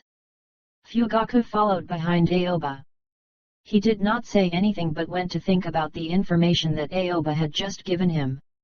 All of a sudden, the two left Konohagakure Hospital and walked in the direction of Anbu's dormitory. After the two of them had walked out for more than 10 minutes. Aoba, do you think there will be a case tonight? Fugaku seemed to be unable to understand something.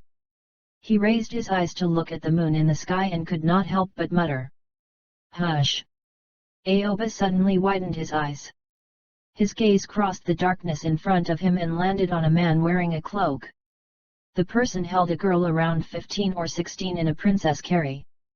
Fugaku was suddenly shocked by Aoba's action. He instantly looked forward with rapt attention. His pitch-black pupils immediately became 3 Tomo Sharingan, and his vision became clear. He is. Fugaku's complexion was incomparably serious, and his pair of blood-colored eyes erupted with intense anger. The white-haired murderer. Chapter 344. Fugaku stared at the figure not far away. His face was very serious. He did not realize that he had just come out of Konoha Hospital and encountered such a thing. It was too much of a coincidence. Yes. Aoba said in a low voice. After he said this, he looked at Fugaku in surprise. Fugaku was indeed the leader of the younger generation of the Konoha military police force. It was just a back view. He had already determined that the other party was the white-haired murderer. Very sharp. Aoba silently praised Fugaku in his heart. No matter what, he had seen the white-haired murderer in the memory. However, Fugaku had never seen anything. All he knew was the characteristics of the white-haired murderer that he had brought out. He could make a judgment like this. It was still very powerful. This person is holding a young girl in his arms. It looks like he is preparing to make a move. Now, cooperate with me to capture the white-haired murderer. You take good care of the unconscious young girl. Fugaku immediately entered the state and assigned the tasks. He told Aoba what he had to do. Okay. Aoba nodded. At this time, he had already seen the white-haired murderer in front of him.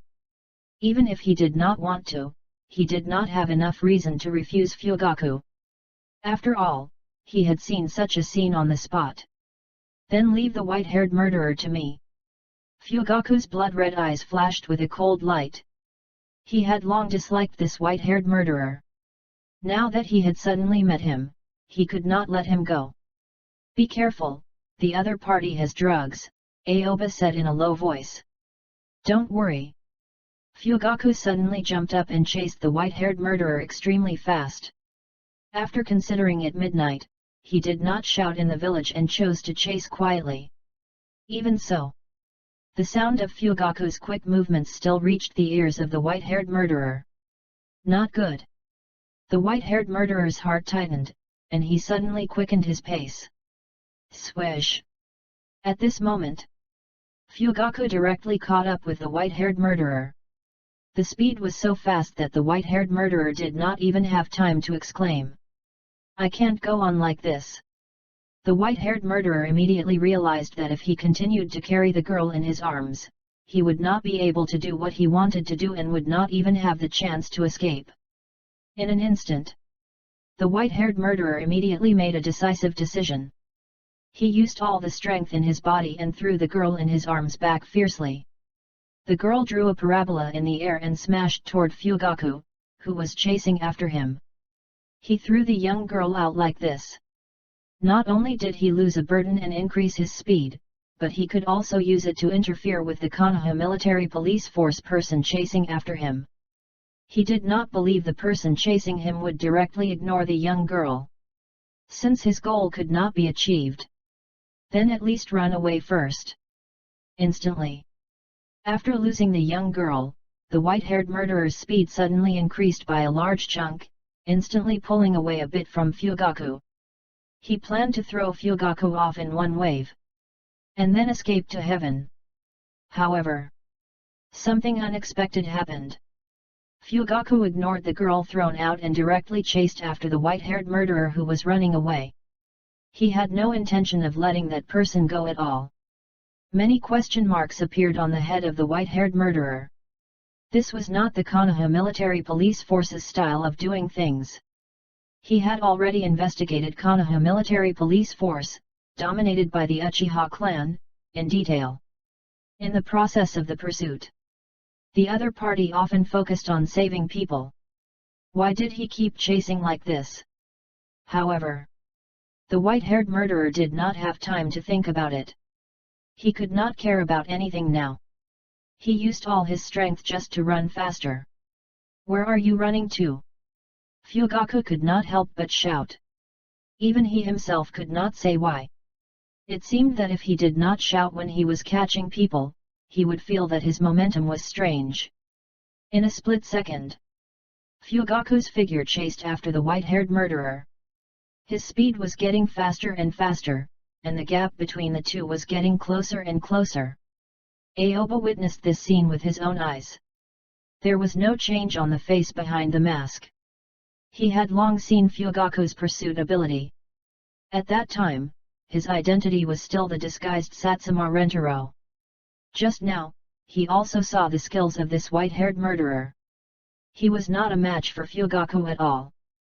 Well, after thinking about it, Aoba felt that he was worrying too much.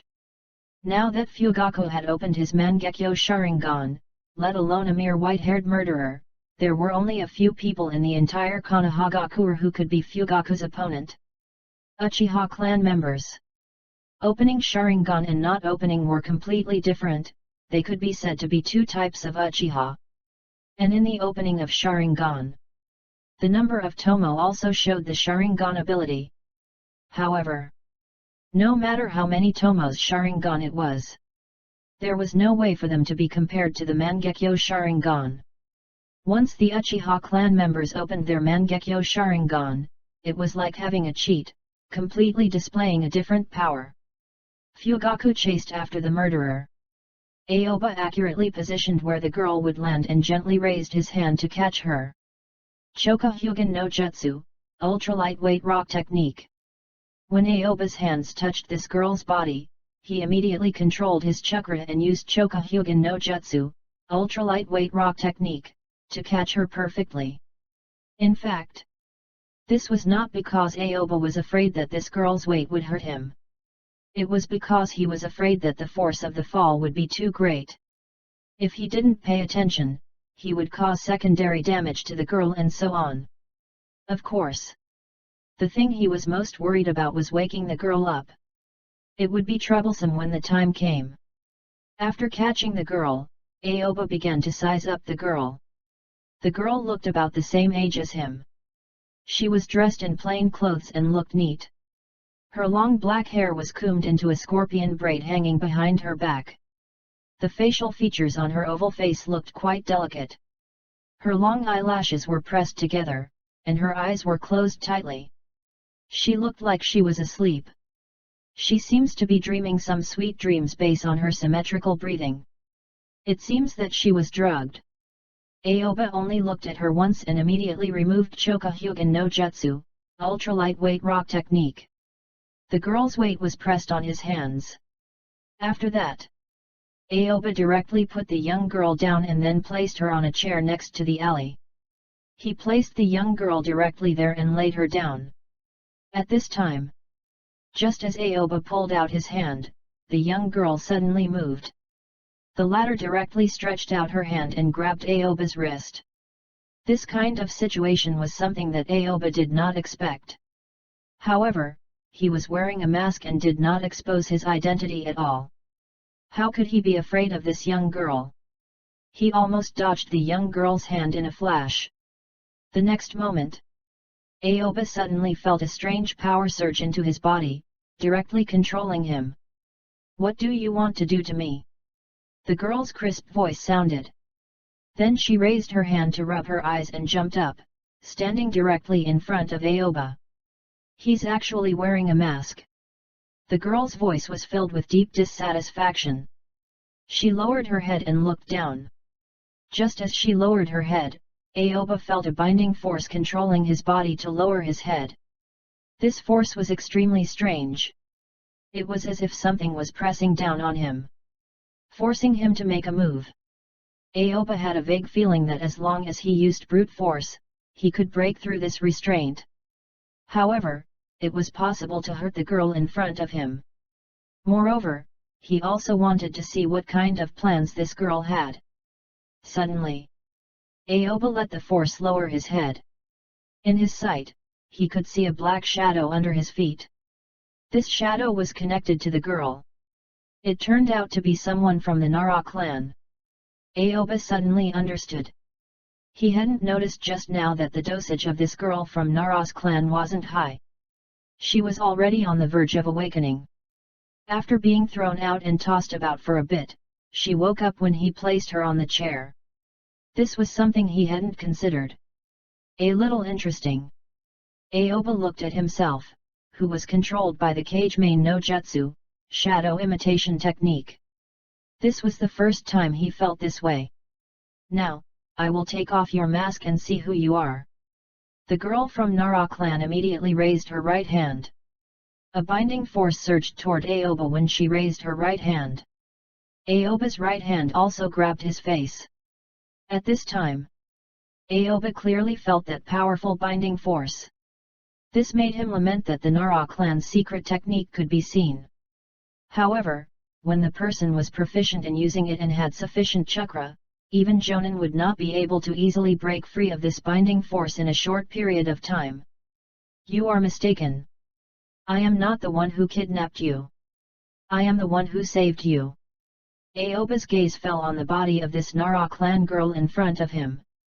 He did not excessively resist her technique, nor did he completely let the other party control him. Therefore, when he raised his hand to his shoulder, the other party's hand was a little unable to lift. It felt as if he was lifting iron, incomparably heavy. "I don't care who you are," the girl from the Nara clan said unhappily. When she said this, she was still using all her strength to lift her arm and grab at her face. However, this process did not seem to be that easy. She could not help but say with some dissatisfaction, "I will definitely take off your masks." "Then try it." Aoba looked at the girl in front of him. Although she looked a little rude, he did not find her annoying. He did not know if it was because she was Nara. Moreover, he had to wait here for Fugaku to come back. He could not leave this girl here alone. Since he was waiting anyway, he might as well play with her. Aoba did not use too much strength. From his appearance, it was as if the Kage-main no Jutsu, shadow imitation technique, controlled him. He could not move and made the same move as the girl in front of him. But only this girl knew best. Right now, she was in a very delicate situation. Why are you so heavy? The girl from the Nara clan asked doubtfully. She had used all of her strength but could not lift her hand even a little bit. Her body was trembling slightly, and beads of sweat appeared on her forehead and cheeks. Facing this girl's question, Aoba simply did not speak. He just stood there like a statue. Wrong. The pupils of this girl from the Nara clan suddenly shrank, and her eyes flashed with a strong sense of horror. She suddenly realized a problem.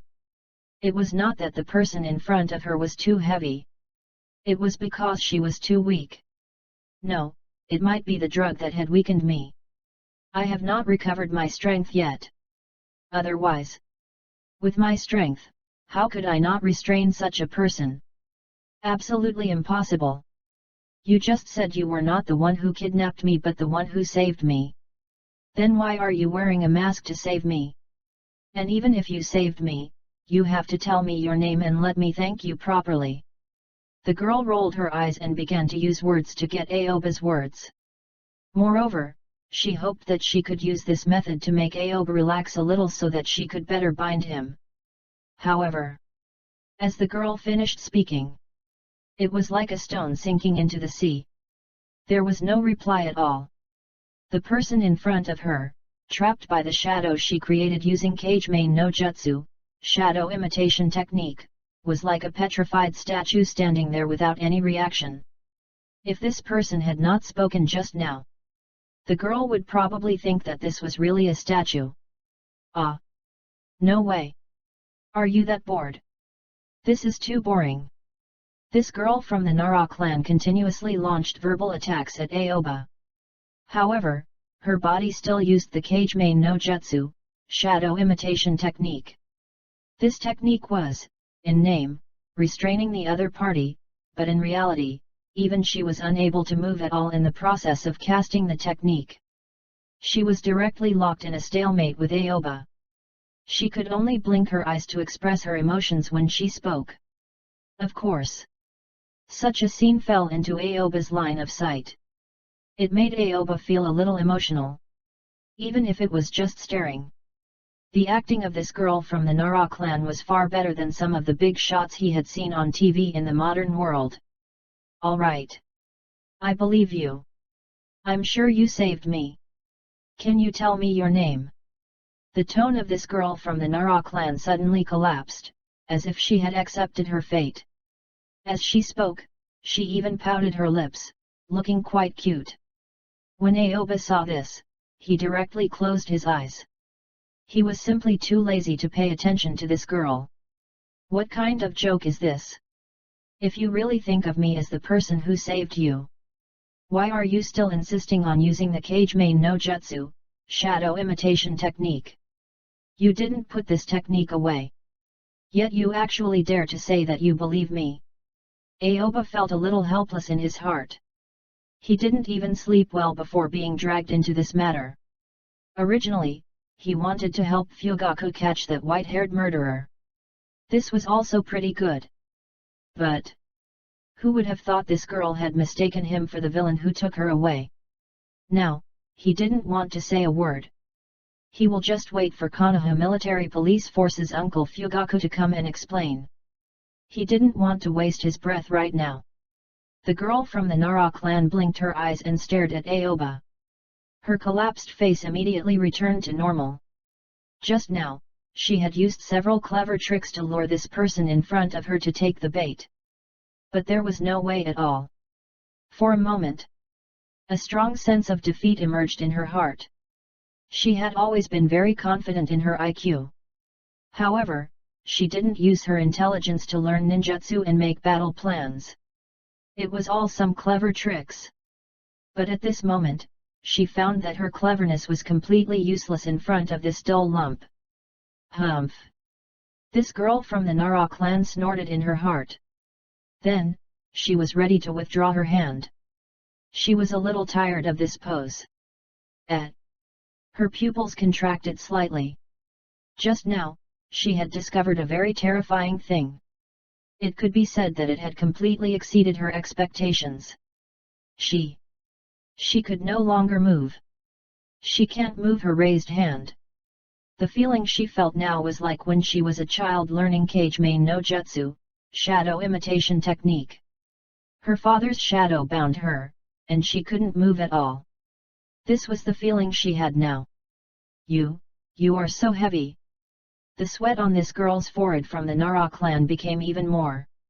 She wanted to lift her legs and walk out but could not even lift her feet. Something is wrong. The expression on her face began to panic. She suddenly realized something even more urgent and terrifying. No matter what she wanted to do, raise her hands, lift her feet, turn her neck, or something like that, as long as their shadow was connected, she could not do it. This feeling was like using the Kage Main no Jutsu, shadow imitation technique, to control a motionless statue. Whose shadow is this? You know the Kage Main no Jutsu, shadow imitation technique. Are you a member of the Nara clan? You used the Kage Main no Jutsu, shadow imitation technique, on me while I was not paying attention. No. It should not be like that. But why are you so heavy? The girl from the Nara clan began to talk to herself. She had never encountered such a situation since she learned the secret technique of her clan when she was young. Now, if such a scene was reflected in the eyes of people who don't know, they would probably think this was a technique the masked ninja used. Not to mention that she had not controlled the other party. She directly controlled herself to death.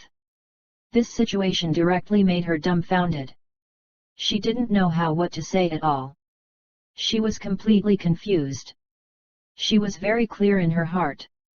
Unless she took the initiative to undo the Kage Main no Jutsu, shadow imitation technique. Otherwise, she might not be able to move at all. Hey! Can you say something? It's boring for you to be like this. If you don't say anything, the two of us can only be bound together like this. The girl from the Nara clan said rather helplessly. She could not control this person in front of her right now, but she did not dare to undo the technique. After all, she had no way of determining whether this person was good or bad. If something went wrong once the technique was undone, she could say there was nothing she could do about it. After her voice fell, there was still silence. The masked man in front of her completely ignored her. Damn it! The girl was so angry that she wanted to stamp her foot but could not lift her leg. Such a simple way to vent her emotions was not successful. In the end, she could only heave a sigh, and her facial expression completely collapsed. This time, it was not a play. It was true. She was completely helpless. On the other side, Fugaku chased after the white-haired murderer not far away with a blood-colored three-tomo Sharingan. He was in a very angry state. At this time, he had already poured all his feelings for Sekai into this side. During the war period, killing the enemy and being killed by the enemy. This was a very normal phenomenon and also a very normal pain. But if you were killed by your own people, that was simply the humiliation of humiliation. Fugaku would rather commit suicide than die at the hands of his own people. Of course, if the person who attacked him was someone very important to him, perhaps it was another outcome. Fugaku stared with his three-tomo Sharingan. He did not use his Mangekyo Sharingan, not only because this white-haired murderer was not worthy of him using it, but also because the three-tomo Sharingan was like a dragon-slaying knife used by a chicken butcherer. In addition, he had accumulated experience from the last time he was chasing after a Kirigakuer ninja, and that was not to use the Mangekyo Sharingan easily when chasing people. It did not help chase people, it might even have a negative effect, causing the pursuit to fail. Swish! Fugaku's figure quickly shuttled through Konohagakure. If it was a forest, he might encounter some difficulties, but he was a super rookie in the Konoha military police force. One day, he would inherit the Konoha military police force captain position. The most common thing he did in daily life was to patrol Konohagakure. He was familiar with Konohagakure Street, and no one could run away from him in Konohagakure's residential area. The white-haired murderer ran in the front. He had already displayed his speed to the extreme, but he found that the speed of the ninja chasing him was even faster. The distance between the two did not open but was getting closer and closer, almost catching up. He couldn't run away. The white-haired murderer was already panicking. People were often like this. If Fugaku was as fast as him, he could still use his strong will to escape and run with all his might. But in this situation, all kinds of despair began to emerge in his heart. At this time, Fugaku, following closely behind, suddenly had his eyes light up.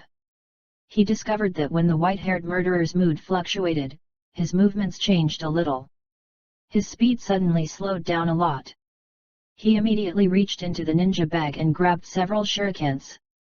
Immediately after, Fugaku threw the shuriken in his hand at the white-haired murderer. In an instant, the shuriken pierced the night sky. It shot toward the white-haired killer. The speed was extremely fast. It was far faster than the speed of the white-haired murderer. The shuriken flew toward the white-haired murderer. However, it was as if they had been shot in the wrong direction and did not touch him at all. That's it. The white-haired murderer was stunned for a moment. He did not expect the ninja chasing after him to be so weak. Even the most basic ninja throwing skill was so poor. Ding! Ding! Ding! Ding! However, at this moment, the sound of metal clashing against metal rang out in front of the white-haired murderer. The shuriken collided with each other as they spun, then flew away. Hey! When the white-haired murderer saw this scene, he was completely stunned. He was instantly dumbfounded. He had never seen such an operation before. Is this a newbie? Did he throw the shuriken randomly? Why did it collide with each other? How could such a person be Konoha Military Police Force's ninja? Puchi! Puchi! Puchi! However, just as the white-haired murderer laughed at Fugaku for not using the shuriken properly, his body suddenly trembled, and his entire lower body felt a heart-wrenching pain. Instantly, he staggered. In an instant, his center of gravity became unstable. He was unable to maintain his running posture. His entire body directly fell to the ground, heavily falling down, and he slapped the ground directly with his face as the focus. What's going on? Until the moment the white-haired murderer fell, he did not know why his knees and ankles suddenly seemed to have been stabbed. A heart-wrenching pain made him unable to exert his strength, and he fell directly to the ground. Swish! At this moment, Fugaku's figure flashed and directly appeared behind the white-haired murderer. He suddenly stomped heavily on the back of the white-haired murderer. Bang! Accompanied by the sound of a collision, the white-haired murderer slammed heavily on the ground. His whole body was directly stuck to the ground. The place where the shuriken stabbed his body was penetrated deeper because of the tight squeeze with the ground. Oh ow! The white-haired murderer immediately felt an even stronger pain. His eyes widened, and his eyes were filled with bright red blood. The pain in his body completely stimulated him. Now you know the pain. Fugaku stared at the white-haired murderer who had been pressed to the ground by him, and the corners of his mouth curled up in a disdainful arc. Why didn't you feel any pain when you tortured those 4 people? But yes. At that time, the pain was not on your body, but on their bodies. Of course, you wouldn't feel pain. What a pity. You won't have the chance to do those things again. Fugaku lowered his head and grabbed the back of this white-haired murderer's neck. Powerful chakra surged out from his fingertips, directly sealing the chakra pathway of this white-haired murderer, making the latter unable to do anything else. Immediately after, Fugaku touched the ninja pouch of this white-haired murderer and directly took out everything inside. There was a medicine bottle inside. There were also several ninja tools. There was also a shriveled soda can. Apart from that, there was nothing else. However, the thing that attracted Fugaku the most in these things was the medicine bottle. He was almost sure that the contents of that medicine bottle knocked out those victims, including the girl. What else do you have to say now? Fugaku stuffed these things back into that person's ninja pouch. Then, he directly pulled the pouch down and held it in his hand. Then, he pulled the white-haired devil up and walked toward Konoha military police force. After the white-haired murderer heard Fugaku's words, he fell silent. He did not say a word and allowed Fugaku to turn him around. Instantly, Fugaku's gaze landed on the white-hair murderer's face. The first thing he saw was a strand of white hair. "It's you." Fugaku's pupils contracted slightly. He recognized the person in front of him. Not long ago, he had seen this person. His name was Kido Shiro. "How could it be you? Why has your hair turned white? What happened?" Fugaku asked Kido Shiro repeatedly. In his opinion, this person had become different from his previous impression. He no longer had the same feeling as before. Now he looked even more gloomy. Kido Shiro didn't say a word, as if he knew nothing. He did not even look at Fugaku as if he had accepted his fate. "All right, it's fine if you don't want to say it. I will naturally find a way to find your problem later." When Fugaku saw Kidashiro's appearance, he simply sneered. He ignored this person and directly brought him back to where he came from. More than 10 minutes later, Fugaku walked to the place where he had just discovered Kido Shiro. In a split second, the scene in front of him stunned him. "What are you guys doing?" The corners of Fugaku's mouth twitched violently. In his line of sight, Aoba, who was wearing an Anbu uniform and a mask, was standing opposite the girl who had just been thrown out. Their movements were exactly the same. They just raised their hands in the air, revealing strange things everywhere. "You are Konoha Military Police Forces ninja." When the girl from the Nara clan saw Fugaku, her eyes suddenly lit up. She seemed to be shining brightly in the night sky, showing a feeling of radiance. "Yes." When Fugaku saw the girl in front of him, combined with the latter's question, he instinctively nodded. Then, he looked at Aoba, and the question mark on his head did not disappear. "What are you guys doing?" Fugaku asked again. He did not get the answer he wanted just now. He could not help but ask again. It was just. When Fugaku asked this question, he didn't notice Kido Shiro next to him, who was staring at the girl from the Nara clan. "Great! You really are Konoha Military Police Forces ninja. This person launched a sneak attack on me in the middle of the night. He knocked me out and placed me here in an attempt to do something bad to me. Now I have bound him. Hurry up and take him away." This girl from the Nara clan had already determined that the person who had attacked her was Aoba. In fact, this could not be completely blamed on her. From the moment she regained consciousness, she had only seen Aoba. She had not seen anyone else. For her, she instinctively thought that the person who kidnapped her was Aoba.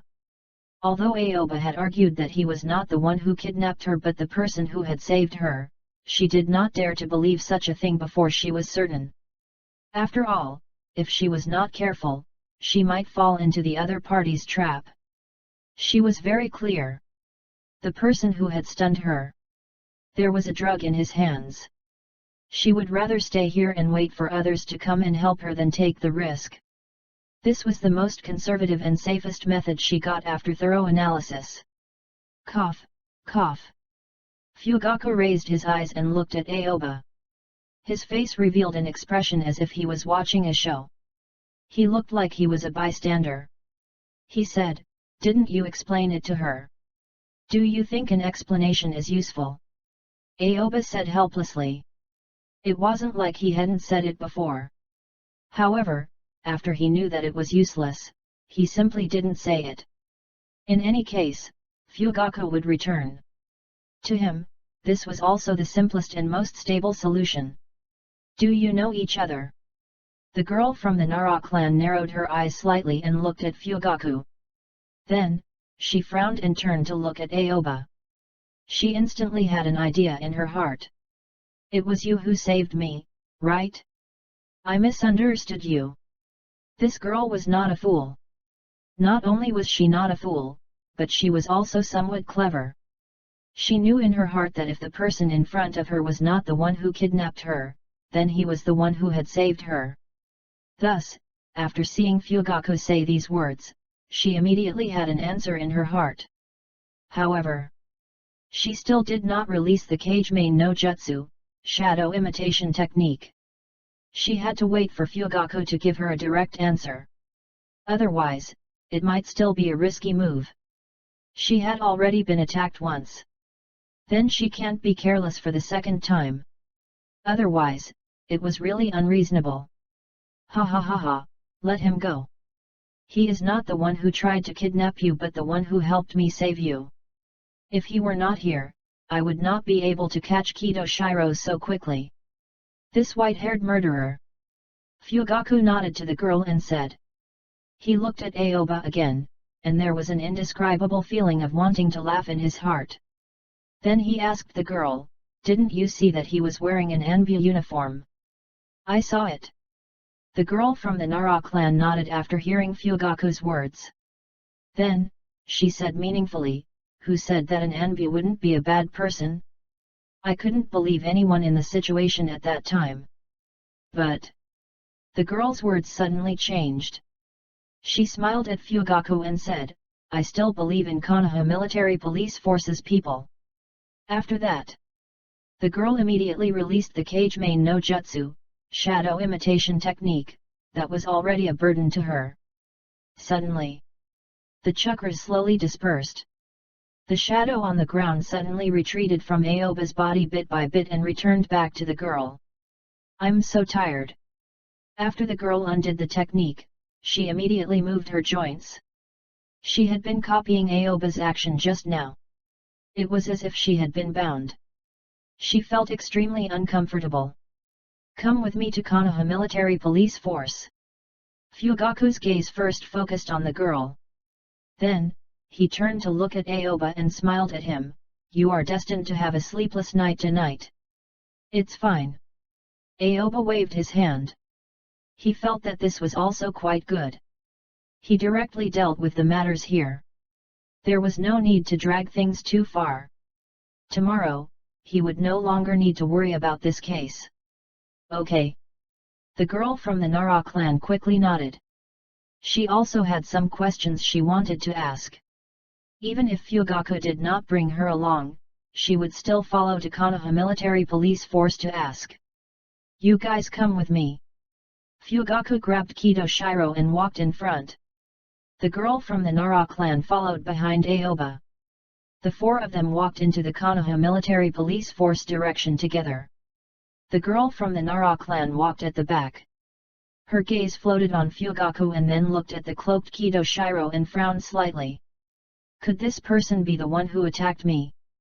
The girl couldn't help but ask. That's right, Fugaku replied. How come I don't know him? The girl narrowed her eyes slightly and looked at Kidashiro's face from behind. She was sure that she had never seen this person. Haven't you seen him before? Fugaku was stunned and said, he seems to have graduated 1 or 2 years earlier than you. I'm sure I haven't seen him before. The girl nodded. However, she obviously had no intention of continuing to linger on this topic. After all, she felt that the question was just that she knew few people.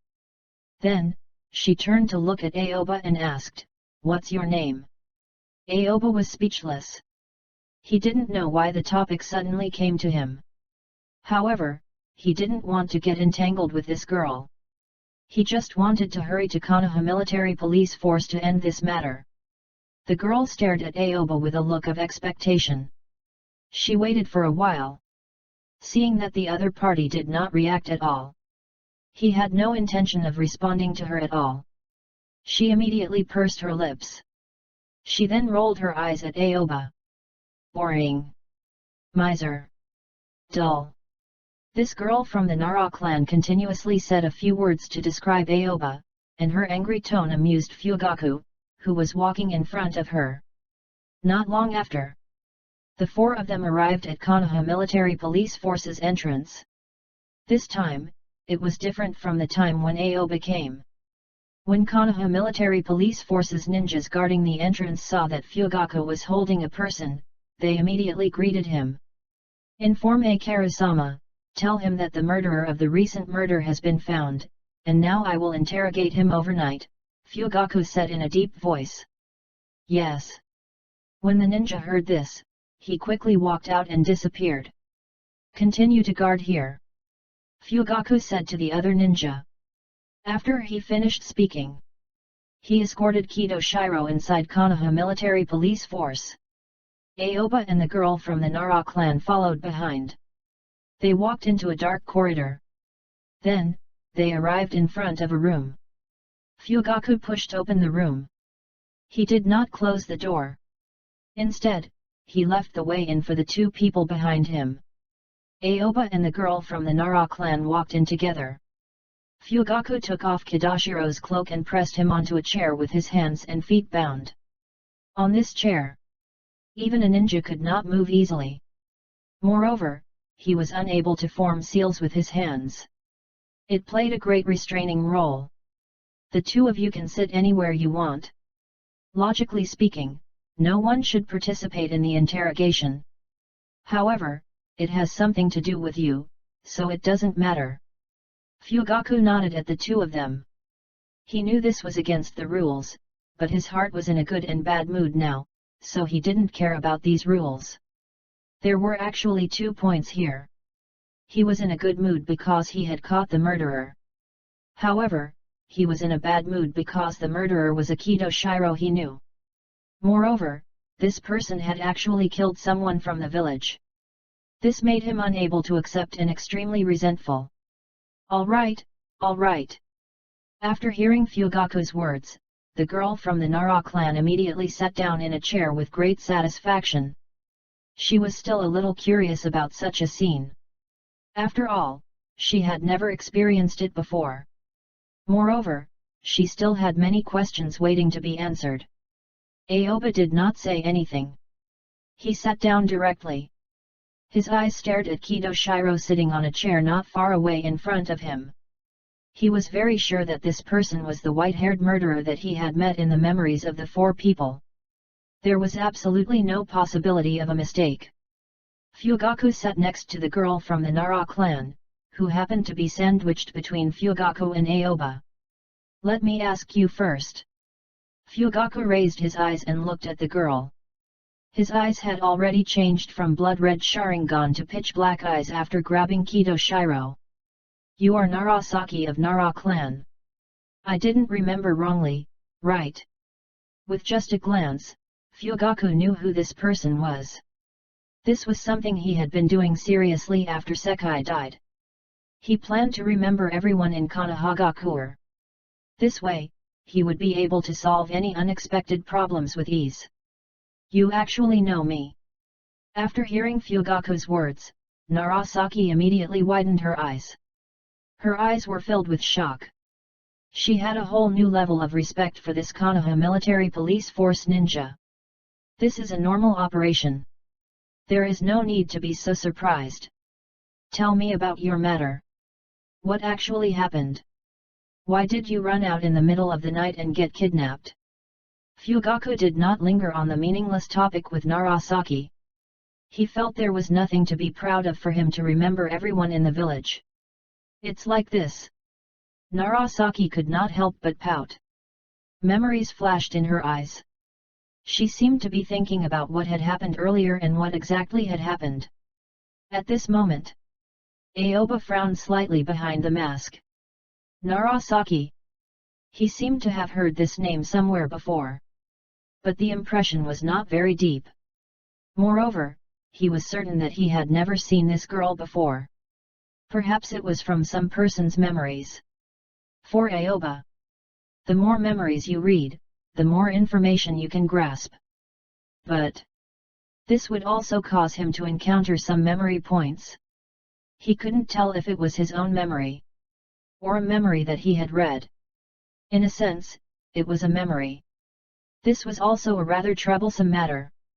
Aoba did not open his mouth to ask anything or make any special movements. He only silently listened to the girl named Narasaki beside him talk about what had just happened. He was somewhat curious about what exactly had happened to this girl. Just like what Fugaku had asked, why was she still outside at such a late hour? Narasaki raised her hands and propped them on the table with her elbows. She spread out her hands to support her chin, her eyes staring at Kido Shiro, who was tied up in front of her. Actually, it's not that I didn't sleep, it's just that I woke up too early. I have an appointment with Rin. When Narasaki said this, she suddenly slapped her thigh. She suddenly realized a very important problem. I haven't gone to see Rin yet. I let Rin wait. Oh my god! Why did I forget everything? Saki widened her eyes. Her expression became very strange, and her eyebrows were filled with annoyance. She did not need to think to know that Rin was definitely going to be angry with her. Is the Rin you're talking about Akimichi Rin? Fugaku immediately asked. Not only did he remember all of Konohagakure's people, but he also figured out the relationship between some ninjas. He knew that Narasaki and Akimichi Rin were ninjas of the same age group, and their relationship was very good. Together with them were Yamanaka Kaze. However, that person had become Denzo's subordinate and no longer carried out missions with them. As for how he discovered that Yamanaka Kaze had become Denzo's people, this was no longer a secret. Yamanaka Kaze had completed the special task that Denzo had given him and had become Denzo's subordinate. There was no need to investigate this matter at all.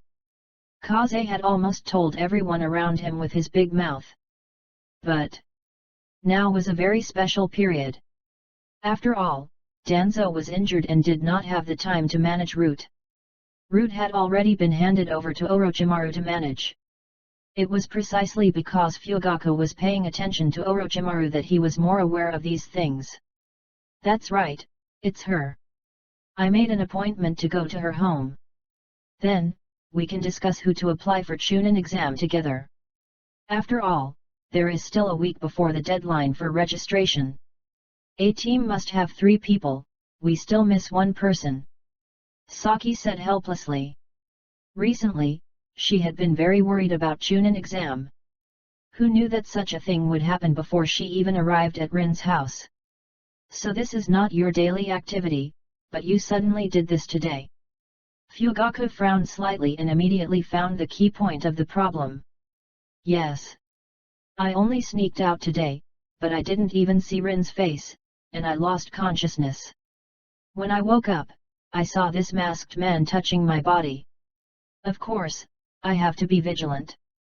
When Saki finished speaking, she did not forget to look at Aoba, who was beside her. A lot of question marks suddenly appeared in Aoba's head. What the hell was this? How could she describe it as if he had some intention? So that's how it is. Fugaku's gaze swept past Saki and landed on Aoba. His eyes were filled with deep meaning, and it seemed as if he was saying, "You actually dared to make a move on her while she was unconscious. This isn't something that a gentleman should do." When Aoba saw the look in Fugaku's eyes, he couldn't help but twitch his lips. He didn't know what to say.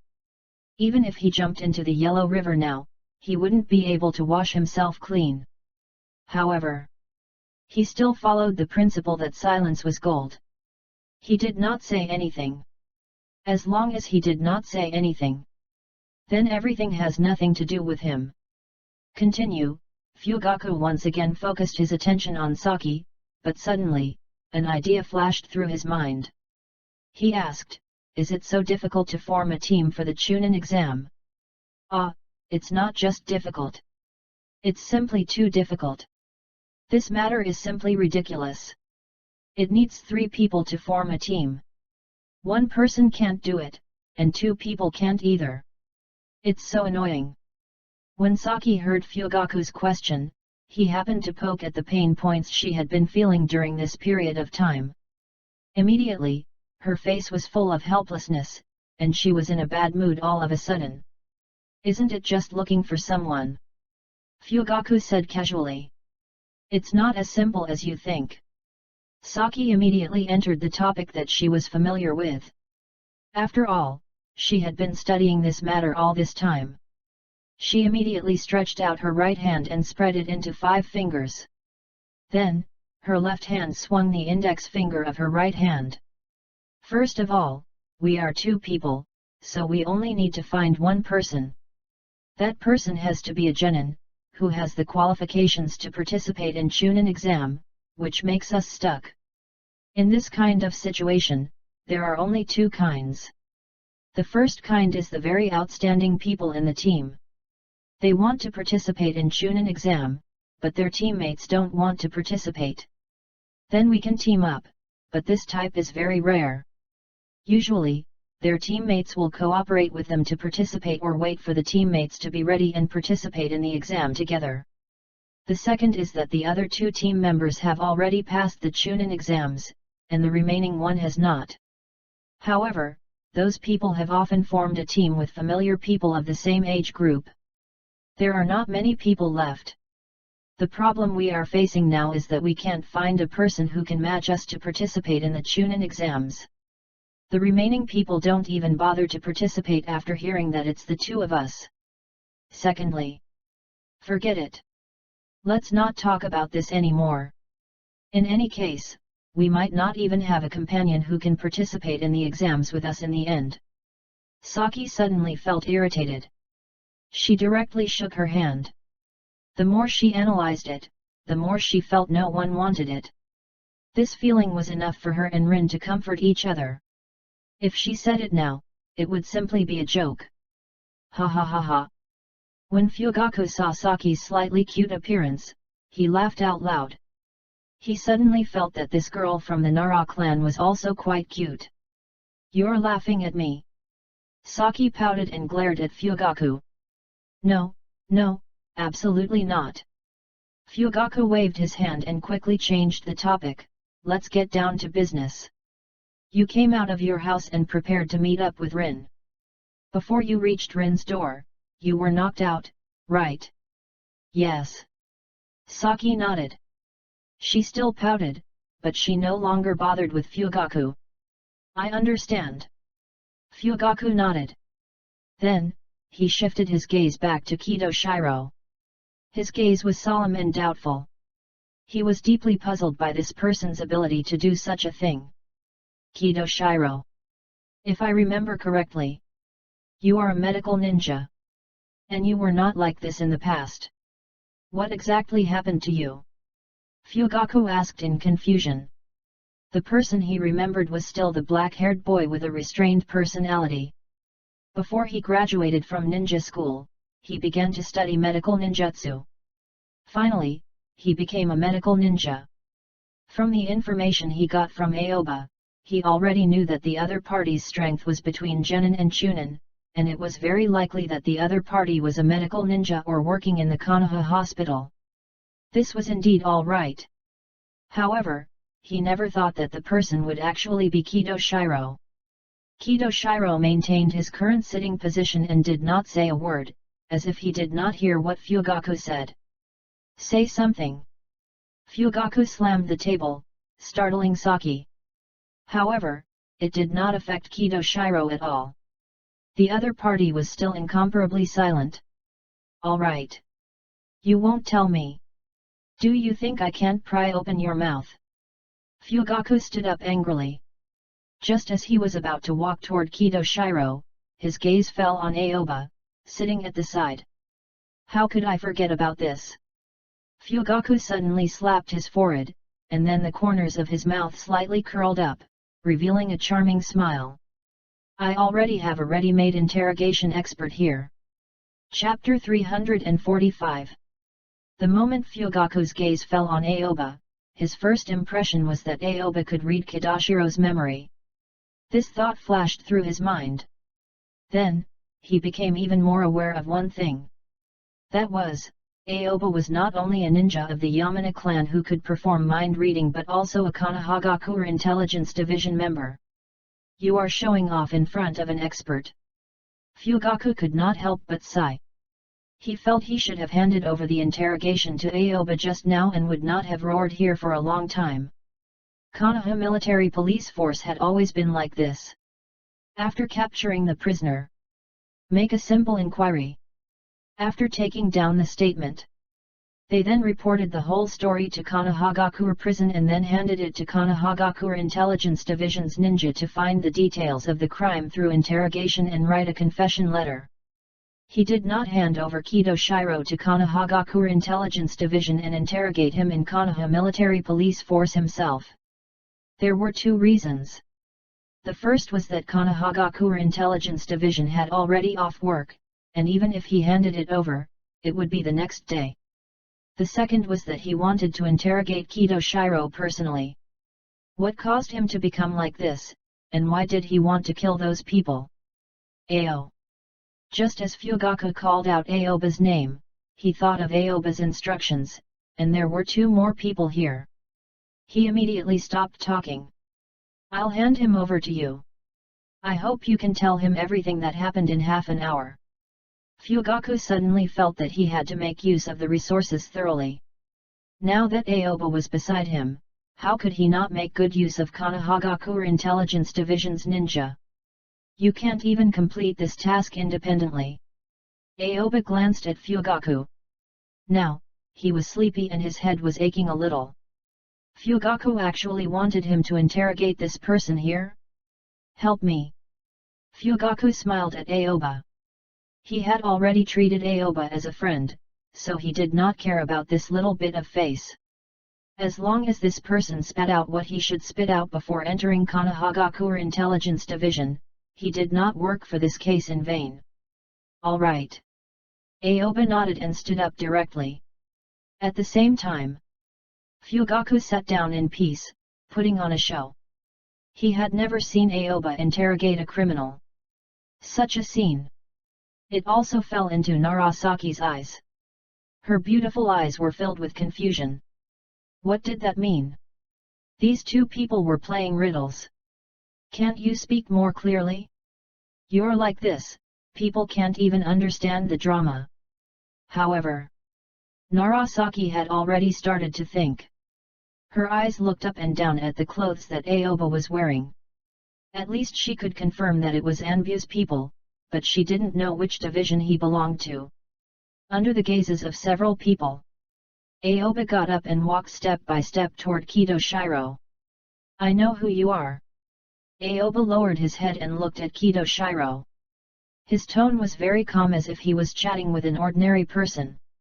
He did not directly ask him a question as Fugaku did. As if he hadn't heard Aoba's words, Kido Shiro sat there silently without saying a word. They hurt you a lot, didn't they? Aoba said indifferently. As he spoke, he raised his right hand and touched Kidashiro's head. Do you know that the feature that reveals your identity is your white hair? Aoba's right hand grabbed onto Kidashiro's head, then he pulled on the white hair, lifted Kidashiro's head, and looked at his face. It was a withered face. There was no blood. It looked like he was going to die.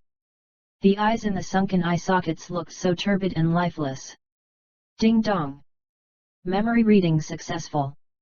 Obtained, Nihon Shojin no Jutsu, Feather Illusion Jutsu.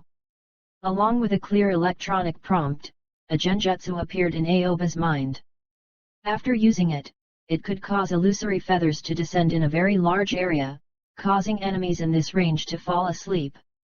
It could be said to be a large area of AoE hypnosis type genjutsu.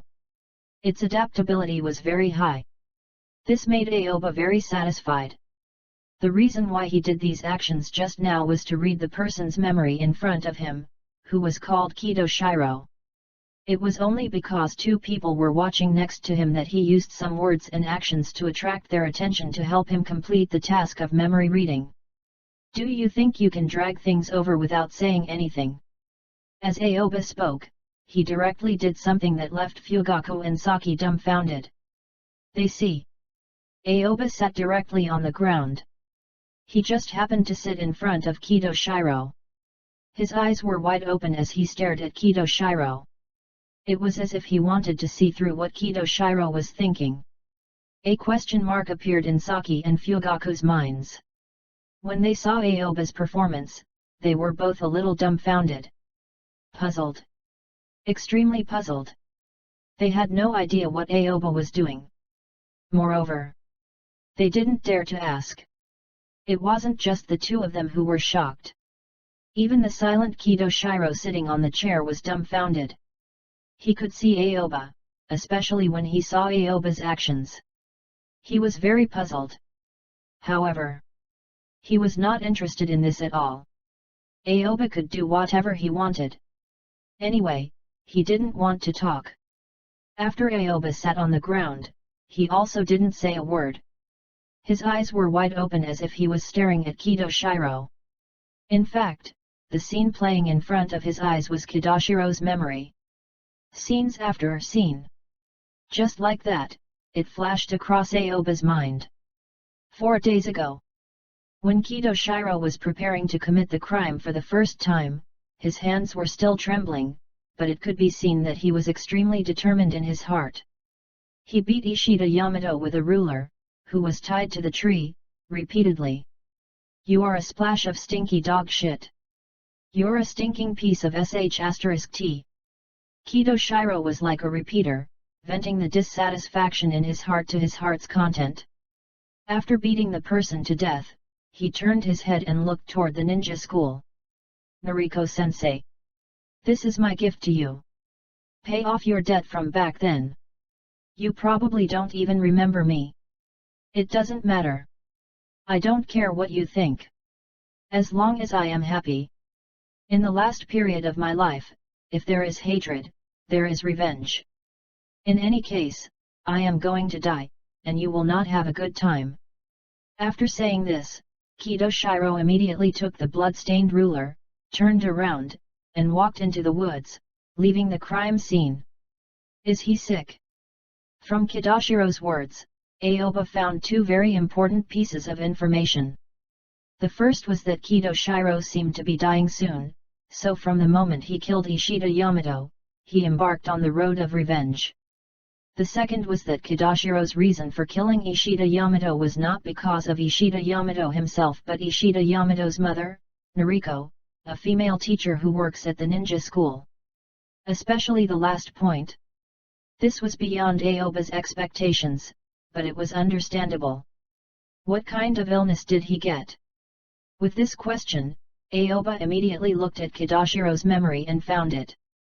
In the consultation room on the 3rd floor of Konoha Hospital. After a medical ninja looked at Kido Shiro, he sighed and shook his head at him. This is a blood-inherited disease. If I am not wrong. Your father or mother died at the age of 21, right? And just like you, they had white hair. The medical ninja stared at Kido Shiro and said. His eyes flashed with helplessness. This disease originated from Kidoshiro's genes, and he had no way to treat it. If he had to give him a definition, it could be said that this was life.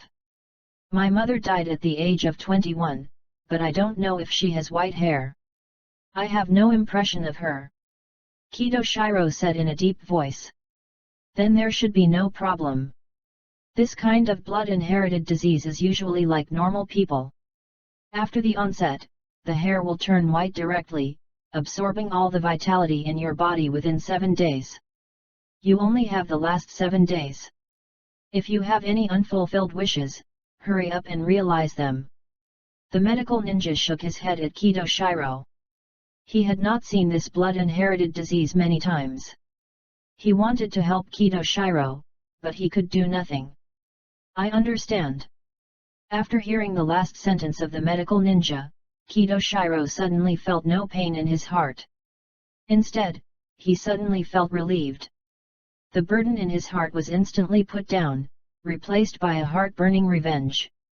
After that, Kido Shiro directly left the hospital and did not go to the medical ninja team. He walked on the familiar road and began to think. Not long after, Kido Shiro walked to the gate of the ninja school and looked at the familiar teaching building through the fences. The memories of the past appeared in front of him. Nariko. Kidashiro's tone became cold and seemed like it was squeezed out from the teeth, showing a very fierce feeling. There was no one around here. However, if someone were to hear it, they would be certain that Kido Shiro had a grudge against this Nariko. Immediately after, Kido Shiro did not walk toward his home but walked along the ninja school toward Konohagakure's bustling area. After a while, Kido Shiro arrived in front of a tea house. His gaze was cold as he stared at the wall on the second floor of the tea house. Damn fatty! Kido Shiro seemed to be determining his target. He turned around a corner and looked at the bookstore not far away. Through the glass door of the bookstore, he could see the busy female clerk inside. Damned woman! The city assistant said coldly. He did not know the names of the fatty and the shop clerk. Therefore, he used the adjectives he could think of to describe them. His actions did not arouse anyone's curiosity. After all, this was a time of war, and everyone was busy with their affairs. No one was willing to meddle in other people's affairs. Kido Shiro walked in another direction. After a while, he stopped outside a hot spring house. Far away, he could see a woman in front of the hot spring house. Takuchi Suna. An intense killing intent instantly shot out from Kidashiro's eyes. He had already memorized the location of these people. In the end, Kido Shiro walked toward his home. It was only when he reached an intersection that he stopped. He stopped and looked toward the building not far away. That was the residence of the Nara clan. Nara Tetsu. Unfortunately, you are already dead. I don't know if you have any relatives. Let's see the situation at that time. After saying this, Kido Shiro walked back to his home. Suddenly, Aoba withdrew from Kidashiro's memory. He did not dig deep into the memories. Because he did not have that much time, digging deep was impossible. It could be seen from Kidashiro's condition that it had come too suddenly. It caused him to lose the conviction to live completely. After that, he began to seek revenge. All the things that had accumulated in the past erupted at that moment. Aoba did not know how long these things had been suppressed. They had been completely released at the moment when the illness was confirmed. If Aoba dug deep into Kidashiro's memories, finding the information might take a lot of things. Just Nariko's side.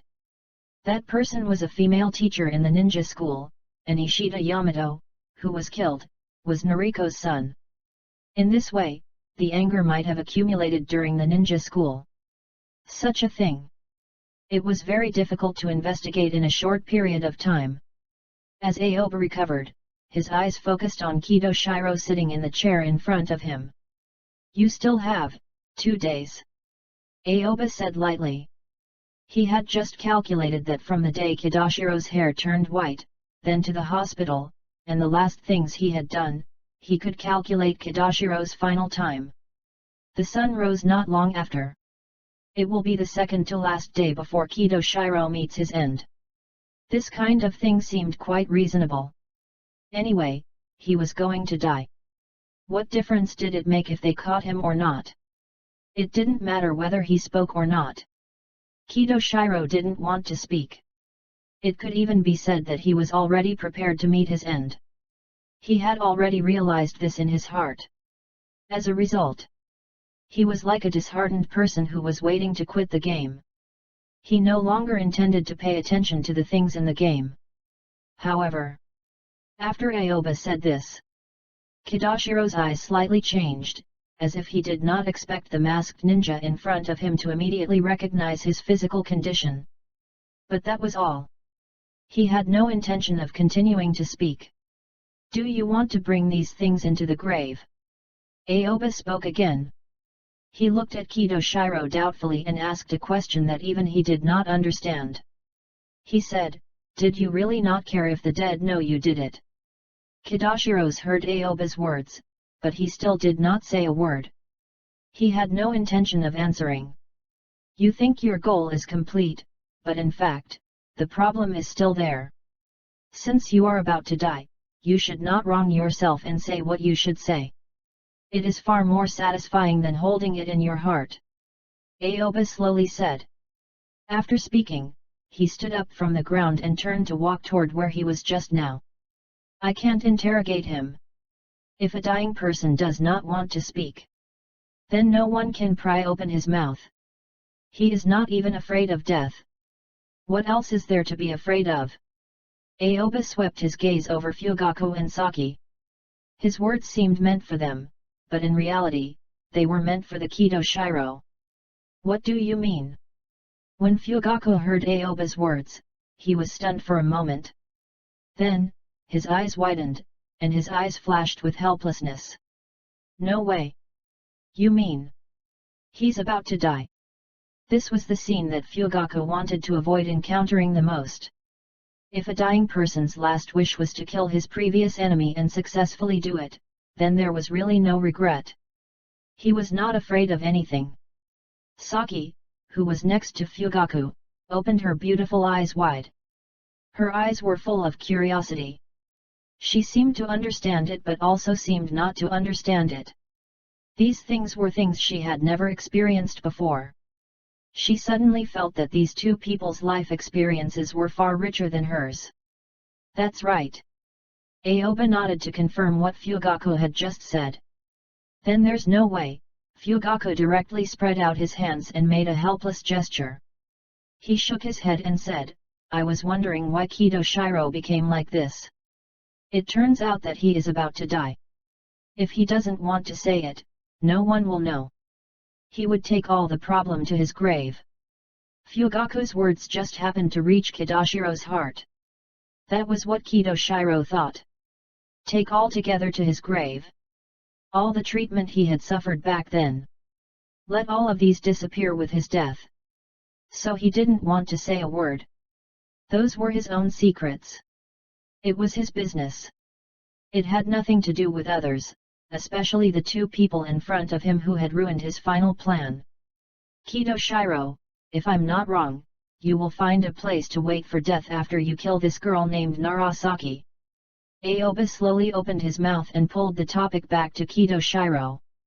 He still wanted to use his own way of speaking to get the words in Kidoshiro's mind out because it was far easier to get Kidoshiro to speak it out than to find out through his memory. A little regretful. Aoba suddenly shook his head and then looked at Narasaki. There was no expression on his masked face at all. Everything you do is inexplicable in the eyes of the dead. And this Narasaki?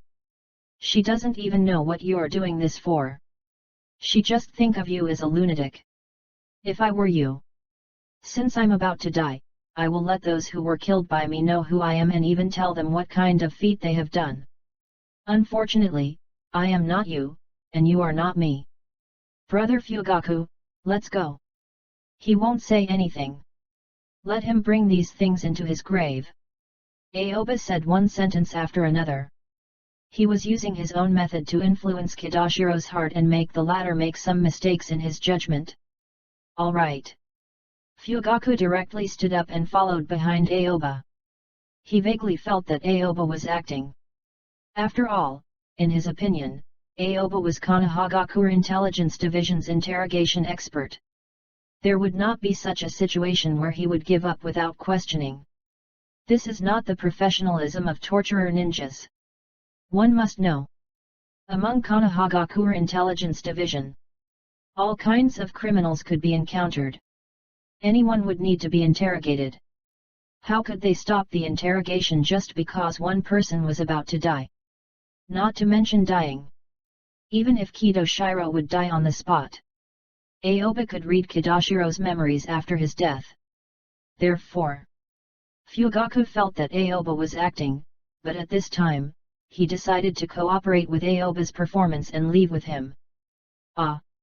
Saki was here preparing to eat melons. She waited and waited, but what she waited for was the news that they were leaving. This caused a big question mark to appear in her mind and puzzlement was written in her eyes. What the hell? Was this a torture expert? Directly retreat? Just leave like this? Waiting for nothing? A feeling of regret suddenly arose in Saki's heart. If she had known that things would turn out like this, she might as well not wait here and go directly to find Rin. She let Rin wait and come here. After Kidoshiro heard Aoba's words, he faintly felt a trace of truth in his heart. He had lived for 21 years and had always been depressed and aggrieved. It could be said that he was extremely bored. He had never lived by himself. A few days ago, he had angrily killed all of his previous enemies. This could be said to be the most presumptuous thing for him. According to his plan. After doing this, he could officially say goodbye to this world, and there would be no future. However, Aoba's words. He was suddenly enlightened. It was just like what he had heard from the medical ninja in Konoha Hospital. It had the same effect. Yes. I am about to die. What else can't I say? What else do I have to be afraid of? I just want revenge. I want to kill all those people. I don't think I have any problems. This is what I have to do. I have done everything.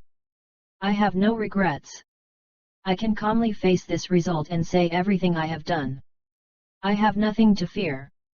Kidoshiro raised his face as he spoke. His eyes looked straight at Aoba and the others. His eyes were indifferent and calm. It could be seen that his heart was in a very peaceful state. It was not a disguise at all. It was the feeling of being carefree after seeing life and death. Oh! The corner of Aoba's mouth behind the mask slightly curled up, making a puzzled sound. He was imitating the way the medical ninja from Konoha Hospital spoke. A single sentence from the medical ninja arouses Kidashiro's white-haired murderer. Then, he could also use the same method. Arouse the murderer that was preparing to bring all the secrets into the grave. I thought you wouldn't dare to say it. Aoba said indifferently and directly gave Kidoshiro a booster injection. This sentence is unnecessary. This stimulating method of yours is useless. I just figured it out myself. Kidoshiro said calmly. He could hear that Aoba's last sentence was skillful. Moreover, he could also hear that Aoba's previous words were also stimulating him. However, he thought it was not because of Aoba's words but because he figured out what kind of attitude he should use to face these only 2 days of life. So you are willing to say it? A smile appeared on Fugaku's face. He silently gave Aoba a thumbs up in his heart. As expected of an interrogation expert. An expert was indeed an expert. He was truly amazing. That's right. Kidashiro's tone was still very calm. It could be seen that his heart had already reached a new height. Everyone, take a seat. Fugaku looked at Aoba and nodded at him. Then, his gaze fell on Narasaki, who was next to him, indicating that the latter should return to her original position. Okay. Saki's expression calmed down.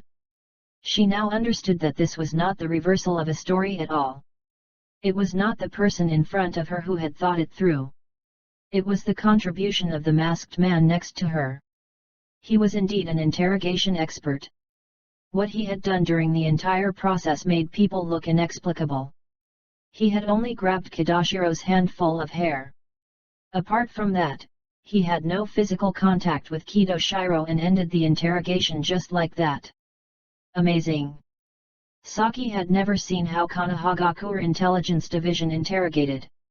However, her former teammate, Yamanaka Kaze, had successfully entered Anbu and entered Konohagakure Intelligence Division. While on missions, Kaze would occasionally show off some interrogation scenes using torture instruments. Now it seems. Kaze was simply too weak compared to this person. They were not at the same level at all. Saki could not help but glance at Aoba from the corner of her eyes. She was now even more curious about this person's identity.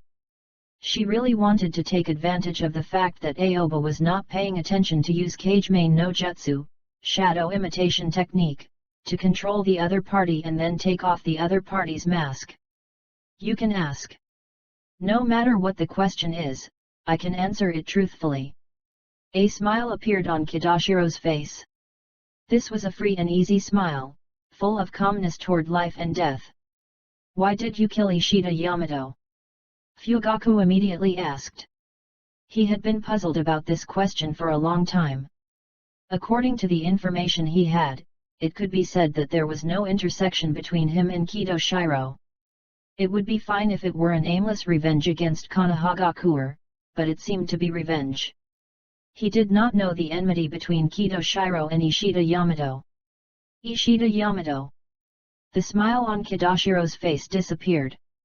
His overall posture was still very indifferent, but you could still feel his mood fluctuation from the faint aura change. He died for his mother. His mother is a teacher in the ninja school. Her name is Noriko, and she was my class instructor. I still remember when I first entered the ninja school. That year, Noriko was my class instructor, and she was pregnant. It was not a bad thing, but she vented all the negative emotions during her pregnancy on us. Of course, not everyone, but I'm the heaviest one. Every time, she would take a ruler and hit me hard on the head. Then she even insulted me with a sentence, "You're a stinking piece of sh*t." This sentence and how she spoke at that time made it hard for me to forget. When Kidoshiro finished speaking, the expression on his face began to become ferocious and twisted gradually. The calm and indifferent bearing just now suddenly disappeared, and his whole person was filled with hatred. At that time, Noriko's actions had brought great damage to his young heart, leaving him with an unforgettable impression. So before he died, the first person he thought of was Noriko. Noriko hit you with a ruler, and you used the ruler to kill Ishida Yamato. Then why didn't you just directly kill Noriko? Fugaku frowned and asked a very important question. It's very simple. Kidoshiro suddenly grinned. Combined with his skinny appearance, he looked very horrifying. I observed it later. Noriko-sensei is an excellent teacher in the ninja school. Many students are very grateful to her. This makes me understand one thing. That is, Noriko-sensei herself is not a bad person, but because of Ishida Yamada, she became a bad person.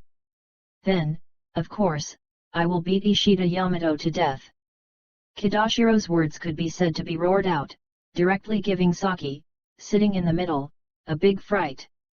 In a few short words, Kidoshiro seemed to have changed his face. Not long ago, he had been indifferent to life and death and did not care much about anything. But now, he had turned into a demon. What kind of logic is this? Fugaku's face suddenly became extremely gloomy. He suddenly felt that he did not know Kidoshiro. The person before him seemed to have changed into a different being. It was completely different from what he remembered. The whole person gave people a terrifying feeling. This is my logic. Kidoshiro said coldly. After saying these words, he suddenly felt very good. This made him want to say more and he had no intention of stopping. After Aoba heard Kidashiro's words, the mystery in his heart was also solved. So that was the case. No wonder Kidoshiro was so angry when he slapped Yamada to death.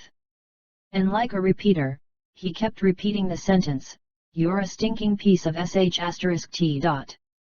He also used a ruler specially used by the ninja school teachers. Kidoshiro had completely transferred his hatred for Noriko to Ishida Yamato. In the same way, he presented it extremely, directly beating Ishida Yamato to death. Now that the problem had been cleared up, there were no more questions in Aoba's heart. The remaining few. They must have angered Kidoshiro to varying degrees. It could be the friction in life. It could also be some embarrassing things. In short, it was in the past. However, Kidoshiro firmly remembered it in his heart. At this moment, he completely vented it out. He still had to be kind to others. Aoba silently warned in his heart. It was not that he did not have confidence in himself, but that he had to be careful in everything and not get involved in unnecessary hatred. This way, he could avoid more trouble. As the saying goes, if you are not afraid of thieves stealing, you are afraid of thieves thinking about you. It would be dangerous if you accidentally offend such a narrow-minded existence and don't know such a thing. What happened to the clerk of the bookstore? Why did you kill her? Fugaku asked again. He had already solved the secret of Ishida Yamato's death, and now he was even more curious about the other three people. That damn woman. When Fugaku mentioned the shop clerk, Kidoshiro slightly narrowed his eyes, and a cold light flashed in his eyes. When I was still a student of the ninja school, I went to buy a book once, but I was not rich, so I had to secretly put the book in my bag and plan to go out directly, Kidoshiro recalled. You are stealing books? Fugaku immediately interrupted. That's right, I was stealing books, but I was about to succeed at that time. I had already walked to the bookstore entrance, but that damn woman had discovered me. She pulled me back and pointed at me, saying I had stolen books from the bookstore. At that time, I was surrounded and ridiculed by many people. You wouldn't know how embarrassing that scene was. When Kidoshiro thought of this, his chest heaved up and down violently. He was not in a good mood. It was obvious that this was something that poked at his memory. You were discovered by others when you stole the book. Isn't it right to educate you? Fugaku frowned. He suddenly realized a big problem with Kidoshiro's discipline sitting in front of him. He couldn't help but realize that maybe Noriko didn't target Kidoshiro because she was pregnant but because Kidoshiro was stubborn and hard to discipline. Hence, she poured more energy into it and even used physical punishment. If that damn woman didn't point me out and scold me, would I be ridiculed and embarrassed? In the end, she forced me to get a bookstore membership card. That card cost me a lot of money and greatly impacted me. After registering the membership card, I never went to that bookstore again. Kidoshiro's face twisted again. From his expression, it could be seen that his heart was suffering a lot, but this pain was inexplicable. So you used a membership card to kill that clerk? Fugaku was speechless. He didn't know what to say anymore. Now he felt that this Kidoshiro was a complete madman. There was no good or evil to speak of. Yes. I used the membership card she personally applied for me to cut her to death on the way home. I was so happy to see her struggle. However, I feel a little regretful now. I should have told her who I was at that time. Seeing her surprised expression, I should have felt better. Kidoshiro's mouth slightly curled up, revealing a cold arc. His eyes stared at Fugaku in front of him. He found that it was just as the masked man said. After saying these words, he felt even better. It was extremely refreshing and indescribable. The tea house owner blackmailed you with that pudding, right? When Fugaku heard this topic from Aoba, he already knew the general idea in his heart. Perhaps it was only on this matter that Kidoshiro could be said to be innocent, but the way Kidoshiro handled it was still too intense. Very smart. Kidoshiro nodded to Fugaku. The expression on his face changed again, and he recalled an unforgettable memory. A few years ago. I can't remember exactly what year. When I was in Konoha Hospital, I met a beautiful woman in the ward. She was Suna. Kidoshiro did not mention the tea house owner. Instead, he directly changed the topic to Suna, and Fugaku did not interrupt him. Next to Fugaku, Saki kept blinking her big eyes as she listened to Kidoshiro talk about the past. There was a feeling in her heart that she didn't know how to say it. She originally thought that there would be something big going on here. However, they were all small things that happened daily. These small matters contributed to the tragedy. Sure enough, life itself was troublesome. Saki supported her chin with both hands. Although she felt that life was troublesome, she was still curious about what Kidoshiro would say in the end. This time, even Aoba was puzzled. Could it be? Did the fatty in the tea house have any connection with Suna from the hot spring? Earlier, Fugaku was asking about the tea house. However, Kidoshiro was talking about Suna. This made him feel confused. He also stared at Kidoshiro and waited for the latter to say what he wanted to say next. Kidoshiro seemed to be very satisfied with the three people's eyes. This is the feeling. Kidoshiro opened his eyes wide, his eyes flashing with excitement. Now, he began to like this feeling. It was to be noticed by others. He worked hard to make up for the exciting part lost by not revealing his identity to those dead people. For a moment, Kidoshiro's gaze swept over the three people in front of him and finally landed on Fugaku. At that time, I was attracted by her beauty, so I began to pursue her when she was in Konoha Hospital. Now that I think about it, that period of time was still very beautiful. Every day, I am trying my best to please someone. As long as I see her smile, I will feel that everything I have done is worth it. I don't know if you can understand my feelings. I was really happy during that time. When Kidoshiro spoke these words, although he did not say any details about the two of them, from his slightly intoxicated expression, it could already be seen that he really liked Suna and was very serious about that relationship. But all of this has changed with Suna being discharged from the hospital. Kidoshiro's tone suddenly changed here. It could be seen that his mood was not very good at all, especially the expression on his face. It had completely changed into a different appearance. There was no sense of intoxication from being immersed in love just now. Instead, he had turned into an angry attitude like a madman. One day, Suna asked me out for tea. It was at the tea house that damn fatty opened. I dressed up in high spirits and accurately prepared a lot of confession words.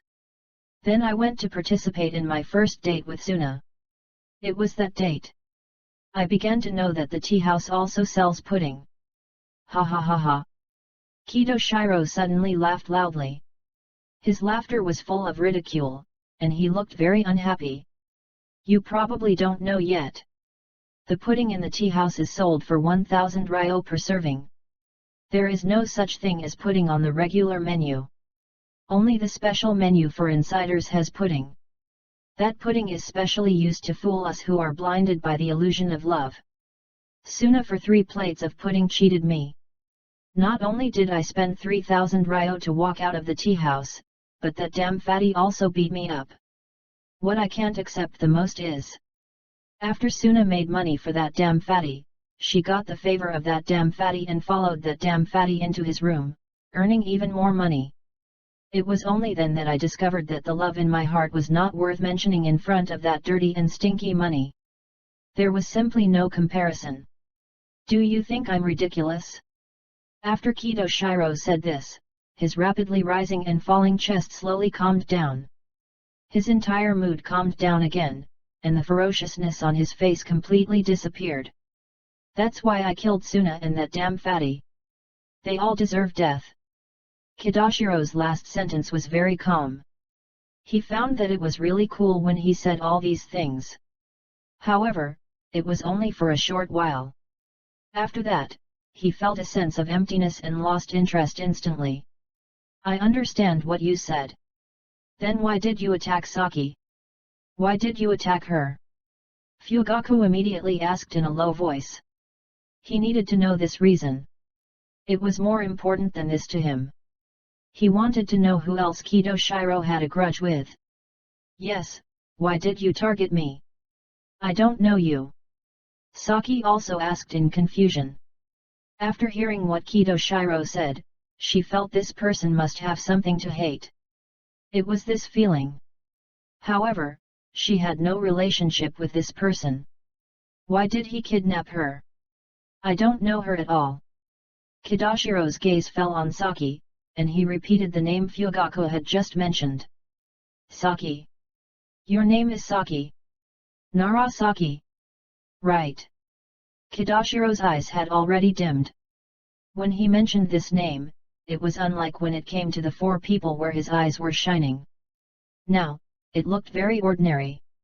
It was as if he was talking about a completely insignificant person. Yes. Saki nodded. Her eyes were filled with confusion. The more she listened, the more she felt something was wrong. She had no interaction with this young man called Kido Shiro at all. She didn't even know him. You know Naratetsu, don't you?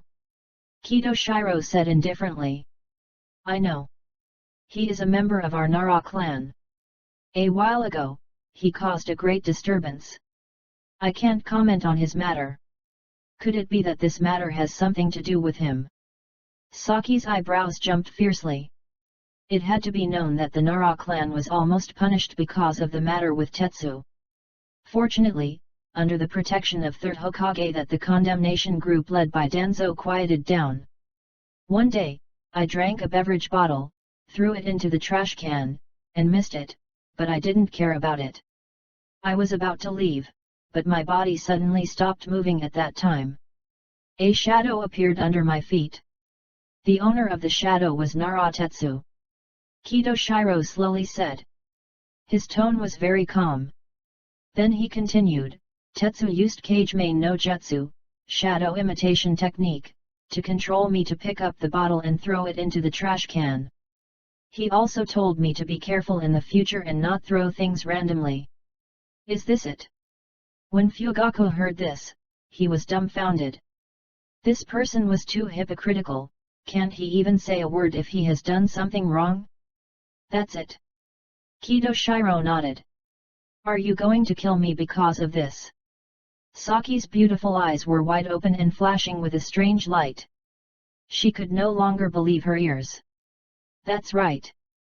Kido Shiro nodded, then stared at Narasaki and said, Unfortunately, before I could do anything, you were saved. But it doesn't matter. That old man Tetsu is already dead.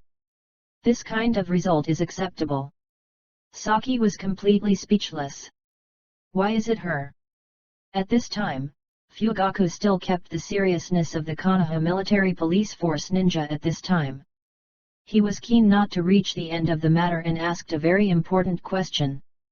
No reason. I just walked around Nara clan houses, thinking it was whoever I met. In the end, I met her, Kido Shiro said casually. Just because of this? Fugaku was stunned. Yes. Kido Shiro nodded. You are very good. Fugaku nodded and gave Kido Shiro a thumbs up. He had nothing else to say. He had already said what he needed to say. Saki, you can go back now. However, the sky is still dark, and it is still very dangerous. I still have things to deal with at hand. Let him send you back. Fugaku stood up and patted Aoba on the shoulder. I don't want him to send me back. Saki pouted and said. She did not have a good impression of Aoba now and felt that the other party was a boring lump. Saki, I'm looking for teammates for you. Isn't your team for the Chunin exams lacking a person? Fugaku patted Aoba on the shoulder again and said, he is a genin who has never participated in Chunin exams. Moreover, he is from the Yamanaka clan, so he was enough to fill up your trio. Are you from the Yamanaka clan? Saki immediately widened her eyes. She felt that she had encountered many things today, which seemed a bit difficult to accept. She immediately tilted her head and asked. What's your name? Chapter 346. When Aoba heard Saki's words, his face suddenly became black. He helplessly glanced at Fugaku, and his eyes flashed with dissatisfaction. What happened to this person? Didn't we agree not to reveal my identity? Why did he still say that he was a member of the Yamanaka clan? He almost said my name. This is a little too much. Aoba was a little unhappy. He felt that Fugaku was a little too talkative. It was not only because he exposed his identity as a member of the Yamanaka clan, but it might also bring him many unnecessary troubles. Especially the Chunin exam was simply extremely troublesome. I'm not interested. You can go by yourself. Aoba said unhappily. After saying this, he directly took a step forward, completely ignoring Saki and Fugaku behind him. I'll go back first. After saying that, under the gaze of the two, Aoba directly walked out. He did not look back and walked out of Konoha Military Police Force's door. Ha ha ha ha ha. When Fugaku saw Aoba like this, his heart immediately felt refreshed. The mood he had suppressed just now was released at this moment. He was not dissatisfied or angry at Aoba's action. After all, Aoba had helped him so much.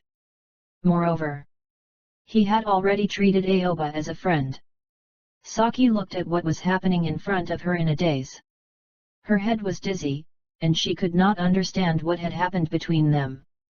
After that, she looked at Fugaku, tilted her head, and stared at him, her eyes full of questions. What was going on?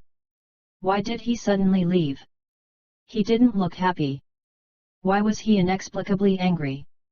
What happened to him? Saki asked Fugaku in confusion. Her beautiful eyes were full of doubt. She still didn't know what had happened to Aoba. Why did he suddenly react so strongly?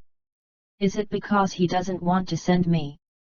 This was the only reason Saki could think of. It was a very simple reason. No matter what was said earlier, this person was not angry. Now that Fugaku mentioned sending her home, he was immediately unhappy. How could she not overthink? No. Fugaku shook his head without hesitation. He is not angry with you. He is angry with me. Maybe he doesn't want me to arrange for him to participate in Chunin exam. Fugaku immediately explained. In fact, he was very clear in his heart. Aoba put on a displeased look. It was because he said that Aoba was a ninja of the Yamanaka clan. He knew that when Aoba left Anbu's dormitory, he told him that he did not want others to know his identity. However, he did not tell Saki the real reason. Instead, he made up an answer that Aoba did not want to participate in Chunin exams. This made it easier to accept. Moreover, Fugaku also wanted Aoba to give it a try. He could feel that although this girl's strength was not strong, she had a tacit understanding with Akimichi Rin. This way, the effect would not be simple. Their strength was still quite reliable. The most important thing was, the two of them were just short of one person. Otherwise, he would not think of Aoba. In fact, he was not helping Narasaki and Akimichi Rin. Instead, he wanted to help Aoba. He wanted to give Aoba a chance to take the ride so that Aoba could also participate in Chunin exam.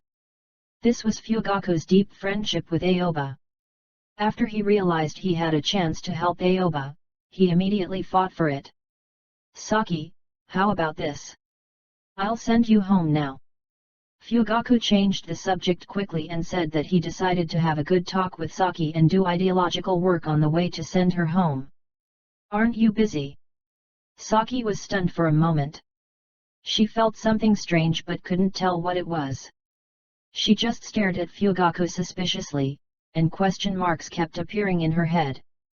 This wasn't what Konoha Military Police Force's ninja would say. Didn't he have no time just now? Why did he have time now?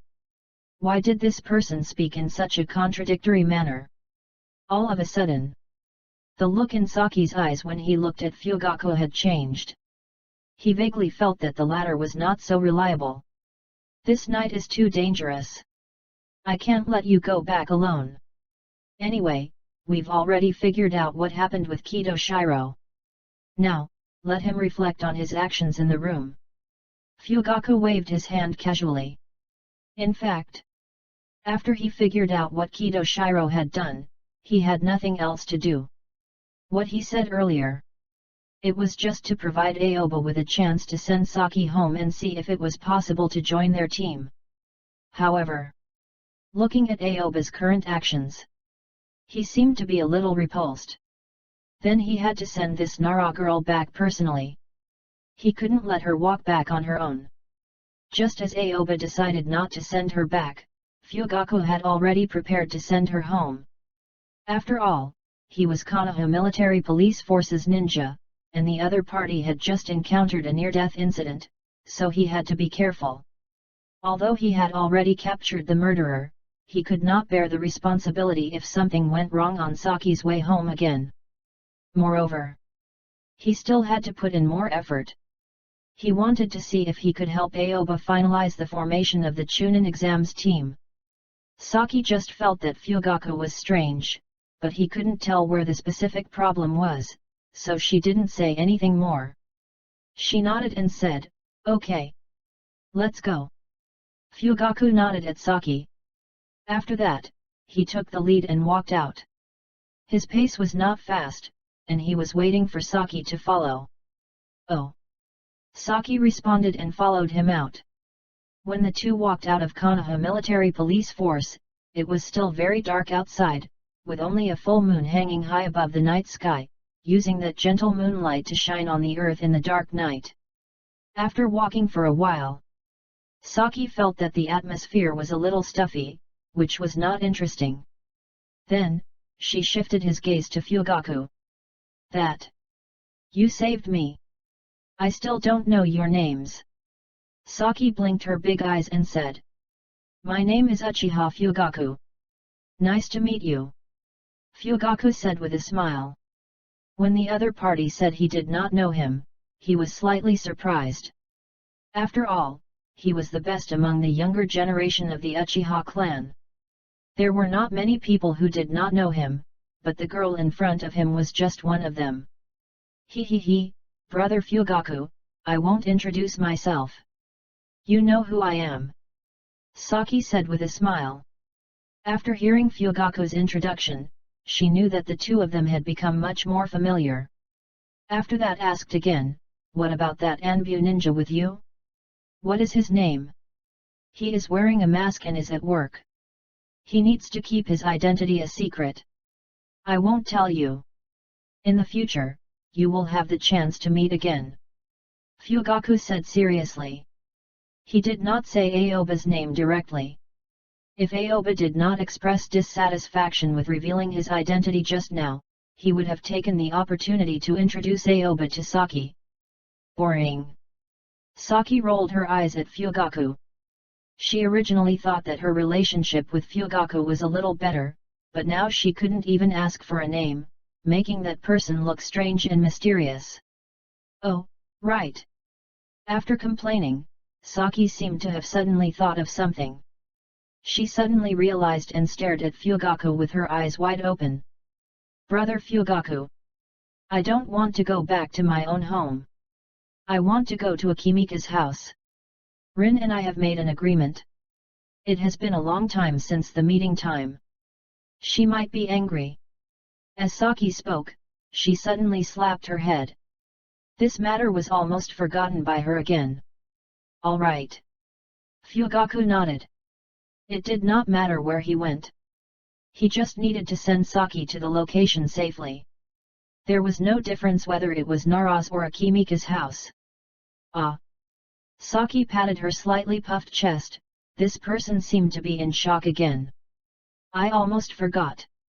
If I really went home directly, Rin will definitely kill me tomorrow." Saki seemed to have already seen the consequences. Thinking about it, she couldn't help but shiver. One must know that her best friend was a violent woman. "Are you going to discuss the matter of your last teammate with Akimichi Rin?" Fugaku's eyes suddenly lit up. This was what he was waiting for. Otherwise, he would feel that there was no point in sending her. "Yes." When Saki thought of this, she felt a headache. She immediately spread out her hands and put on a helpless posture. "Rin and I can be said to have used all the methods we can think of. Even our cousins are helping us find people everywhere. They are very active, but we can't find a single person. Those who are weaker don't want to participate in Chunin exams because they fear danger. Those who are strong are not willing to team up with us two female ninjas. It is too embarrassing." Saki told him about the predicament she was facing. This could not be explained simply by understanding. Even in the world of ninjas, there was still some gender discrimination. Usually, it was already the limit for a team to have a female ninja. If there were more, then their combat power would be greatly reduced. This was a problem that existed even in the modern world. It was impossible to ignore or avoid. Plus, their cousins did not want them to pass the exams, so when they were looking for people, they did not go to those who could help them. Instead, they went to find those who obviously could not pass the Chunin exams to pull them down. Aoba was one of them who was found. Of course, the things that these cousins had done were far more than this. After all, one of them was called Narashikaku. His brain was very good, and his ideas came one after another. He had no intention of letting these two sisters pass the Chunin exams so easily. They already had a chat with those few stronger ones, so they rejected these two sisters. Because of this, with Narasaki and Akimichi Rin not knowing anything, their already few choices became more difficult to achieve. Ha ha ha ha ha. When Fugaku saw Saki's appearance, he could not help but laugh out loud. This was not a mockery but a cheerful smile. Why did he feel that Aoba's chance had become even greater? All right, brother Fugaku. It's fine if you don't help me, but you actually laughed at me. Don't you feel pain in your conscience? When Saki heard Fugaku's laughter, it immediately fears her. She was in a bad mood and immediately stood still. From her pitiful appearance, it seemed that she was about to cry. How could I laugh at you? Fugaku immediately realized that the situation was not good. He quickly restrained his laughter and put on a serious posture. He said, Saki, don't worry. I'll help you. Leave your Chunin exams companion's problem to me. I will solve it for you. I will definitely let you participate in the Chunin exam. Really? Saki's eyes immediately lit up. Recently, she had been worrying about this matter and had no clue at all. Her emotions were stirred up in an instant, and her eyes were fixed on Fugaku. She had just acted like a spoiled child and did not have much hope for Fugaku. However, she expected the latter to have differing views. This made her feel pleasantly surprised. Of course, it's true. How can I lie to you about this kind of thing? Don't worry, it will definitely be fine. Fugaku nodded heavily. His face was filled with a serious expression, and there was no meaning of joking at all. Saki widened her eyes and stared at Fugaku, standing in front of her. When she saw the latter's real appearance, a thought suddenly appeared in her mind. Suddenly, Saki widened her eyes. Wait. Brother Fugaku. The person you were talking about. Could it be the masked man from earlier? The corner of Saki's mouth twitched a few times. She had not thought about it earlier, but after seeing Fugaku's appearance, she suddenly realized this possibility. And it was a big possibility. When she asked this question, her mind was already thinking about the masked man just now. But she didn't even know what the other person looked like. She didn't even know his name. This situation. She didn't feel much at all. Yes, it's him. Fugaku nodded repeatedly. In his heart, he had already decided that he wanted Aoba to participate in the Chunin exams. He felt that this was just the right thing to do. Aoba had never participated in the Chunin exam. He could take this opportunity to try. Otherwise, he felt that it would take a lot of work for Aoba to find such an opportunity in the future. There would no longer be such a team that just happened to lack people appearing. Although Aoba seemed to be unwilling to participate. However, he did not care about Aoba's opinion. He would slowly do Aoba's matter, believing he could convince Aoba. If you can really persuade him, it's not that we can't. Saki did not feel much about the masked man. Although there was some misunderstanding when they first met, it was not a big deal. After all, they were really lacking a member.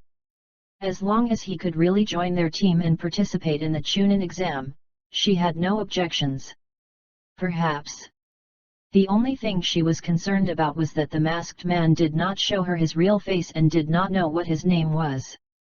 However, if she thought of his Anbu identity, it would be fine. The problem was not big. If it could really solve her current problem, she would be very happy. All right. With your words, I am relieved. Leave the rest to me. Fugaku's eyes suddenly lit up. Now, he felt that this was no longer a problem. It could be said that it would be easily solved. At this time, Aoba still did not know that Fugaku had sold him. Just as he returned to the Anbu dormitory, he fell directly on the iron bed. This night was really too tiring. He needed to rest. Aoba just quietly lay on the bed. He didn't want to think about anything else. He just wanted to have a good sleep. Wait until tomorrow to talk about the other things. Gradually, half a night passed quickly. When Aoba opened his eyes, it was already the morning of the next day. He did not even change his Anbu uniform. After all, he was too tired yesterday. This made it much easier for him in the morning. Aoba immediately washed up. After packing his things, he began walking to Konoha Intelligence Division. Aoba. Not long after he walked out, he immediately heard a shout. The voice was very familiar to Aoba. It was Konoha Intelligence Division's captain, Marino Eden. After hearing Eden's voice, Aoba immediately looked over and saw Eden standing not far away. Brother Eden, why are you here? Seeing that there was no one around, Aoba immediately called out the address they would only say when they were alone together. Aoba, have you forgotten? Today, I will introduce you to the compartment's ninjas. I will let them know of your existence and let them listen to your arrangements. Eden said to Aoba. He had already informed those people yesterday and was going to report the situation to Aoba early in the morning today. Brother Eden, there is no need to make such a big fuss. Let's keep a low profile. There is no need to hold any greeting ceremony. I will go to the office to wait for them. Let them come to the office to see me. I will deal with the rest slowly. Aoba said to Eden. These were his true thoughts. After Kidashiro's incident, he realized even more deeply. One had to keep a low profile. This was very important. Otherwise, he wouldn't even know when he was targeted. Although the current Aoba was not very afraid of these Konoha Intelligence Division ninjas. It was better than nothing. At least, he wanted peace. Aoba, do you really think so? Eden stared at Aoba and asked. He was very concerned about Aoba's opinion. This was not a matter of 1 or 2 days. Yes, Brother Eden. If it is possible, let me control the process myself. I want to follow my rhythm. Aoba nodded heavily. The eyes on the mask revealed a determined look. All right, I just haven't told them who their squad leader is this time. Then I won't tell them. Now I will tell them to go to your office to find you. You can deal with the rest yourself. Eden immediately nodded and said. He respected Aoba's opinion and directly followed Aoba's instructions. Thank you, Brother Eden. Aoba immediately thanked Eden. He was very clear about the principle of reciprocity. He immediately took out a brand new blank book and waved it in front of Eden. He said, Brother Eden, I have already thought of a new book. If there are no accidents, I can write the first chapter today. This is really good news. After hearing Aoba's words, a smile immediately appeared on Eden's face. It could be seen that he was really happy. It had been a long time since he had seen a new one. The story of the teacher by of the ninja school's degree of excitement was slowly getting reduced. Brother Eden, I will go to my office if there is nothing else. Aoba nodded to Eden. He had already discovered that writing such a thing would be a killer move to Eden. Every time he took it out, it was extremely effective and has been tried and tested. Go, go. Eden nodded at Aoba. He could not help but start to look forward to it. As for informing the ninjas, it was not a big deal at all. As long as Aoba could write happily and with wonderful content, everything would be worth it. After Aoba sent Eden away, he immediately walked toward his office. There was no problem not revealing his identity. Wearing a mask in Anbu doesn't mean everyone knows everyone. Normally, everyone doesn't know each other, and it's not surprising.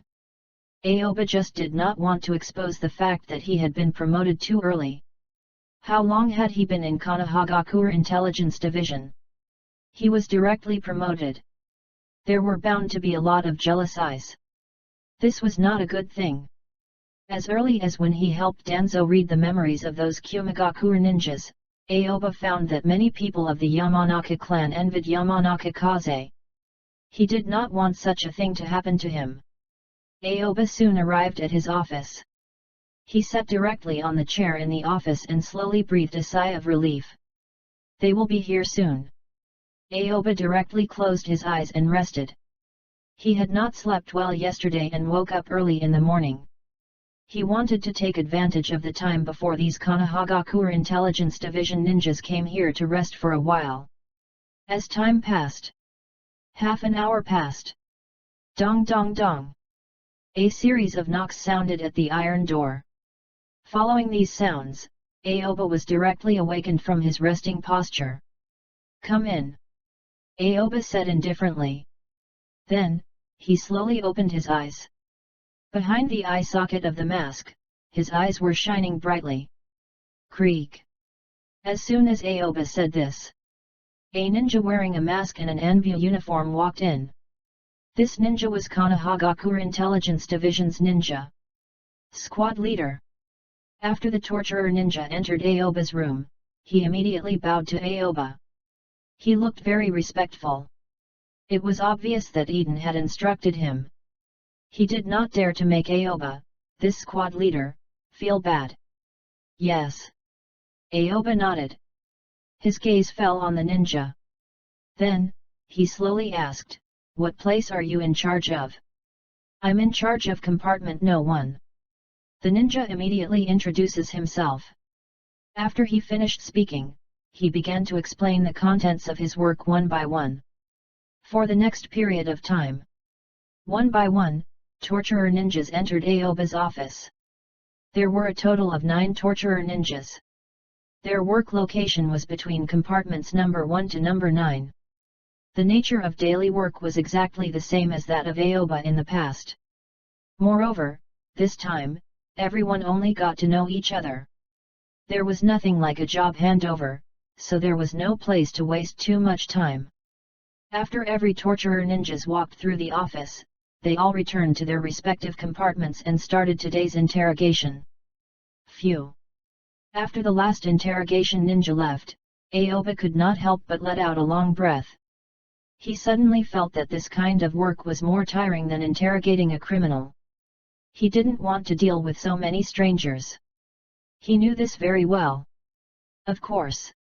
During this process, Aoba did not ask for the names of these people. At the same time, he did not say his own name. Both wore masks, and this place maintained the most basic mystery. After the torturer ninjas of the Konoha Intelligence Division left, silence returned to Aoba's office. It could be said that it was time for him to be alone. Actually, it's good to be promoted. At least it's very quiet now. No one can disturb me at all. I can do what I want with peace of mind. Aoba muttered to himself.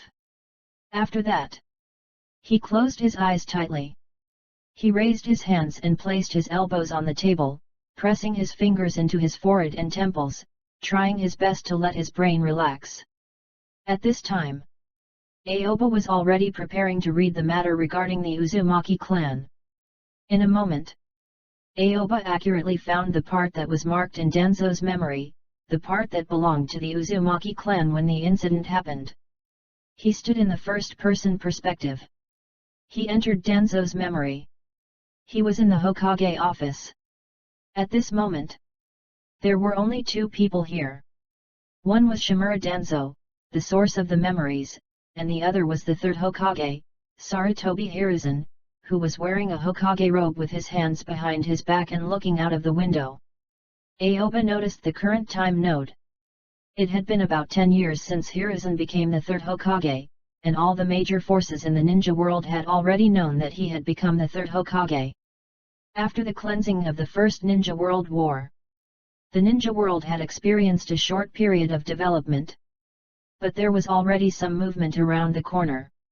According to Denzo's memories, 2 years later from this time, the Second Ninja World War had erupted.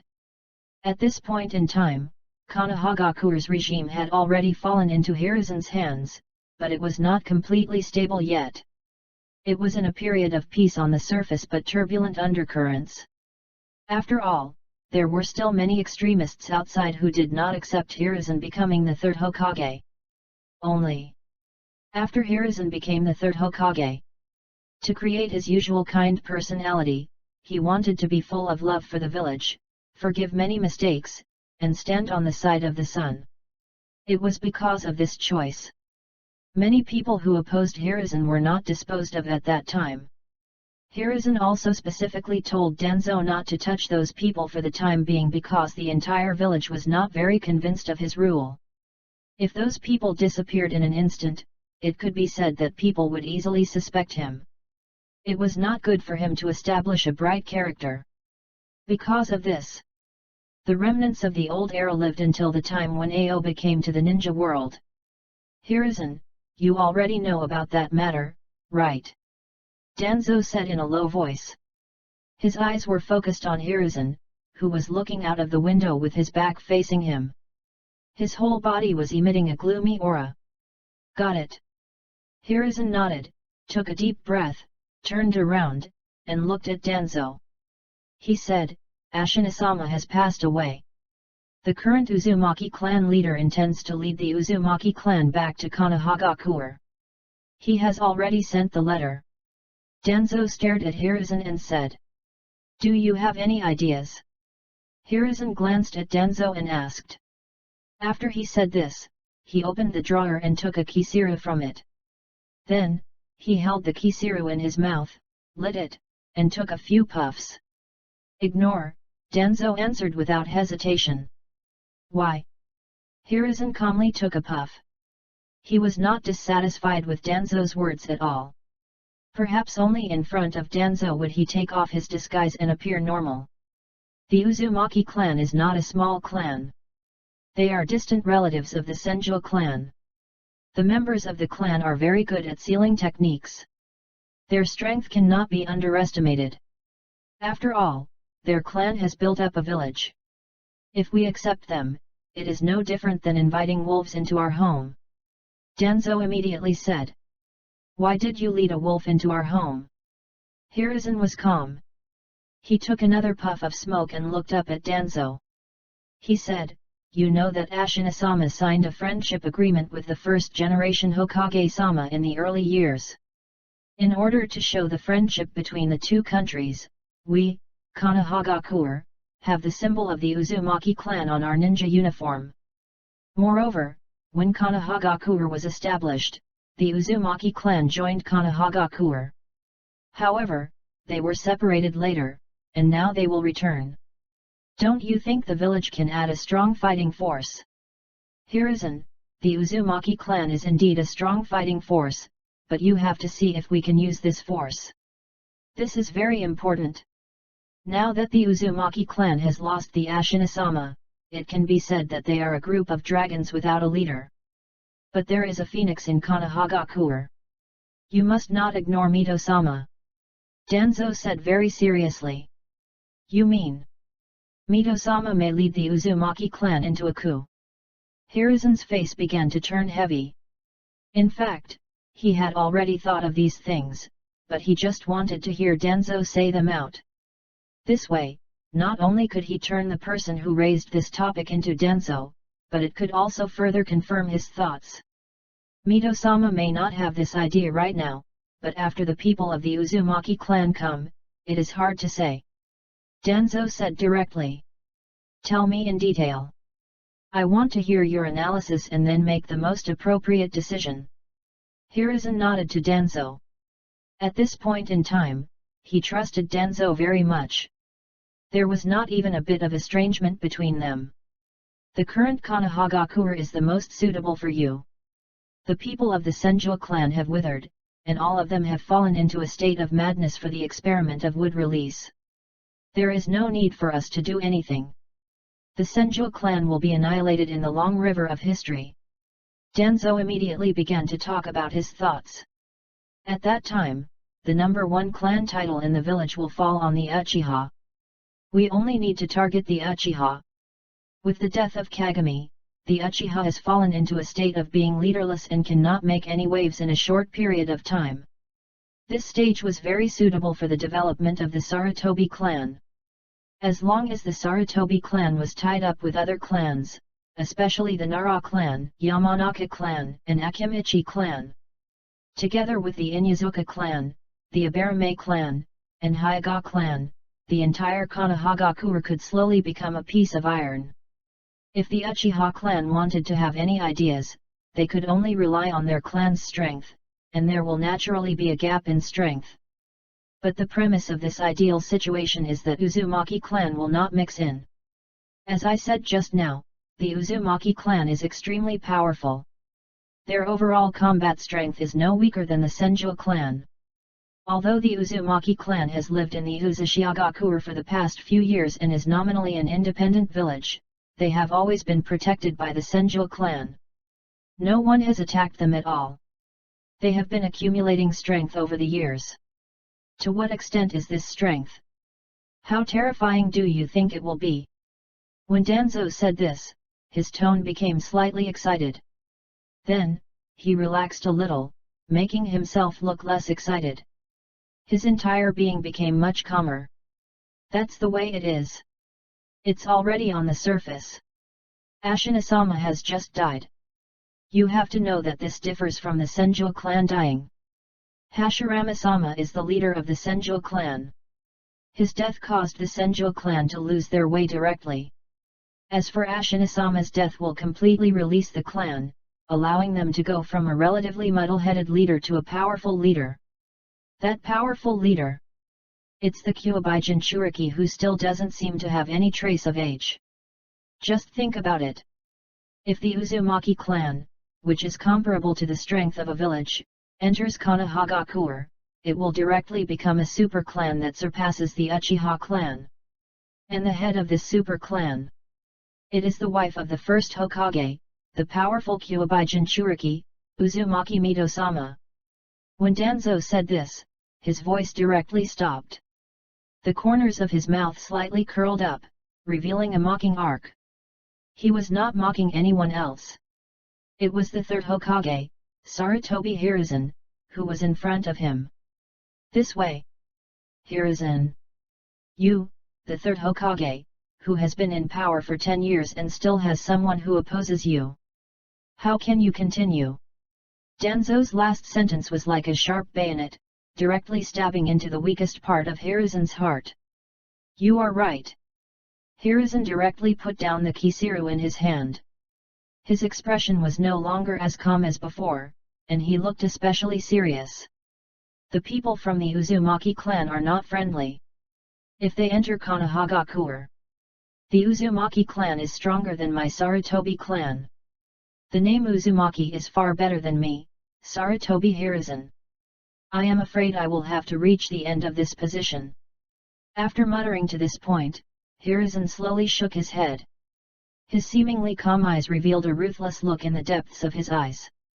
I cannot let the Uzumaki clan enter Konohagakure. After Hiruzen finished speaking, he suddenly looked at Danzo again and asked, Danzo, do you have any ideas? I have plenty of ideas, but how much is not your determination? Danzo said indifferently. The Uzumaki clan is different from those remnants, Hiruzen said meaningfully. He did not speak too clearly, but his meaning was accurately conveyed to Danzo. Leave it to me. Danzo nodded directly. His left eye, exposed on the outside, slightly narrowed and shot out a fierce gaze. I will now go through my intelligence network and spread the information about the death of Uzumaki Ashina. They have long been afraid of the sealing technique of the Uzumaki clan. They have not moved because they fear Senjo Hashirama and Uzumaki Ashina. After Denzo finished speaking, he turned directly and walked toward the office door. After he said this decision, Hiruzen did not say a word. He knew that this was a tacit agreement. The two had already formed this tacit understanding. Just as Denzo walked to the door, he stopped. He turned his face slightly. He glanced at Hiruzen, who was sitting at his desk. "Don't worry about Mito-sama. From the standpoint of our Konohagakuer, not only will we not attack the Uzumaki clan, but we will also send ninjas to help the Uzumaki clan. When something happens to the Uzumaki clan, Hiruzen, you will personally lead the ninjas there. Always let the people in the village see that you, the Hokage, attach great importance to the Uzumaki clan." After saying that, Denzo directly walked out of the Hokage's office. Chapter 347. Phew! At this time, Aoba slowly opened his eyes and breathed a sigh of relief. I can't tell if this is Hiruzen's problem or Denzo's problem.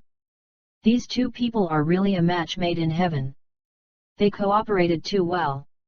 Aoba couldn't help but sigh.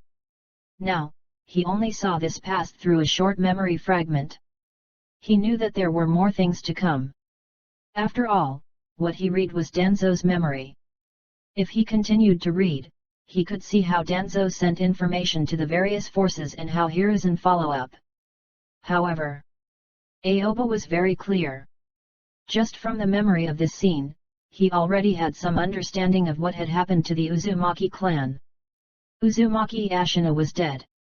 Aoba still had some memory of this person. After all, the Uzumaki clan always appears in the animations, and even if they appear in memories, it was hard not to have a deep impression. Uzumaki Ashina's name left the deepest impression on Aoba when he appeared. There was only one scene. Looked very old. His hair was all white. It was particularly eye-catching among the many red-haired ninjas of the Uzumaki clan. However, what he did not expect was Uzumaki Ashina's name actually had such a great influence. His death directly led to the end of the Uzumaki clan. It seems the clan's leader does not need to be too strong. If that happens, all the clan members are under the leader's shade. They live in peace and die from worries. If the clan leader is not so strong, but the clan's overall strength is strong, on the contrary, they can go further. Now I understand why they say the Hyuga clan is the strongest in Konoha. The overall strength of this clan is extremely powerful, and it is not contaminated with so many rights and wrongs. Even if they face Hiruzen, who is extremely cowardly, they also understand the principle of abandoning the carriage to protect the commander. Aoba sighed silently. As his understanding of Konohagakuer became deeper and deeper, his understanding of many things became clearer and clearer. This village was far from being as harmonious and beautiful as it seemed on the surface, but there were many dark conspiracies that ordinary people could not see. I believe that when the first Hokage Senjo Hashirama established Konohagakuer, it was indeed a utopia in a chaotic world that he imagined. The people who used to protect the village were full of ideals. But the village development trajectory changed after the death of the first Hokage. It's not so simple anymore. Aoba had already seen Konohagakuer's development very clearly in this matter. After all, when the first Hokage died, Tobirama was in charge of the village. No matter what was said, Tobirama was Denzo's teacher and was no weaker than Denzo in terms of scheming. Thinking of this, Aoba fell into silence again. Let's continue watching. After hesitating for a moment, Aoba made up his mind.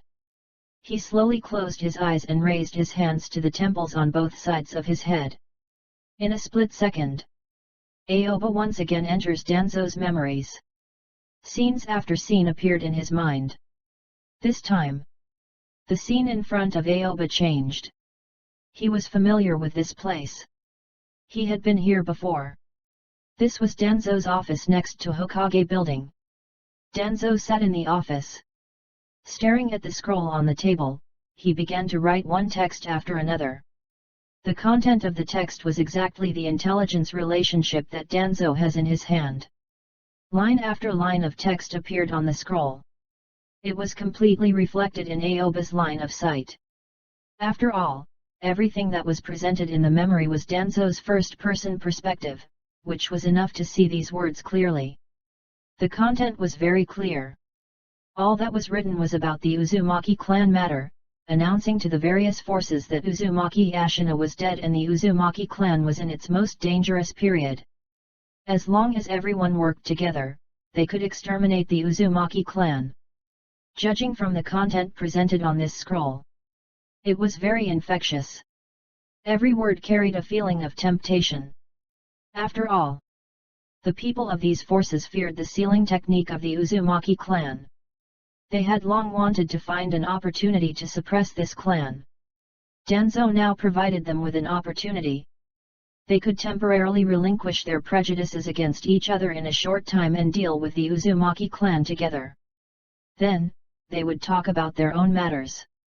When Aoba saw the scroll contents, he couldn't help but sigh at Danzo's ability to choose words and make sentences.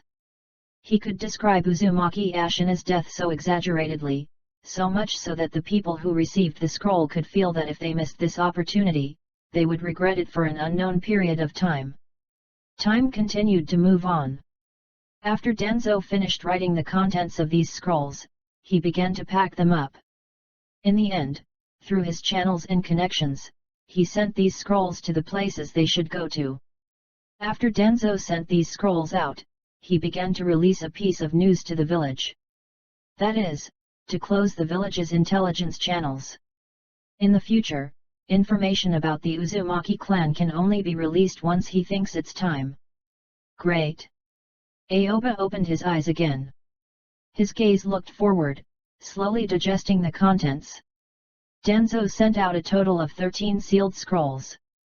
The destination of these scrolls were all different places. The country of hot water. The country of waves. The country of water. The country of lightning. The country of river. The country of iron. The place where Danzo sent the scroll was not the ninja village but countries of all sizes. These countries all had a common characteristic. It was not far from the country of whirlpools and within the geographical range that can carry out strikes, and all of them were afraid of the country of whirlpools.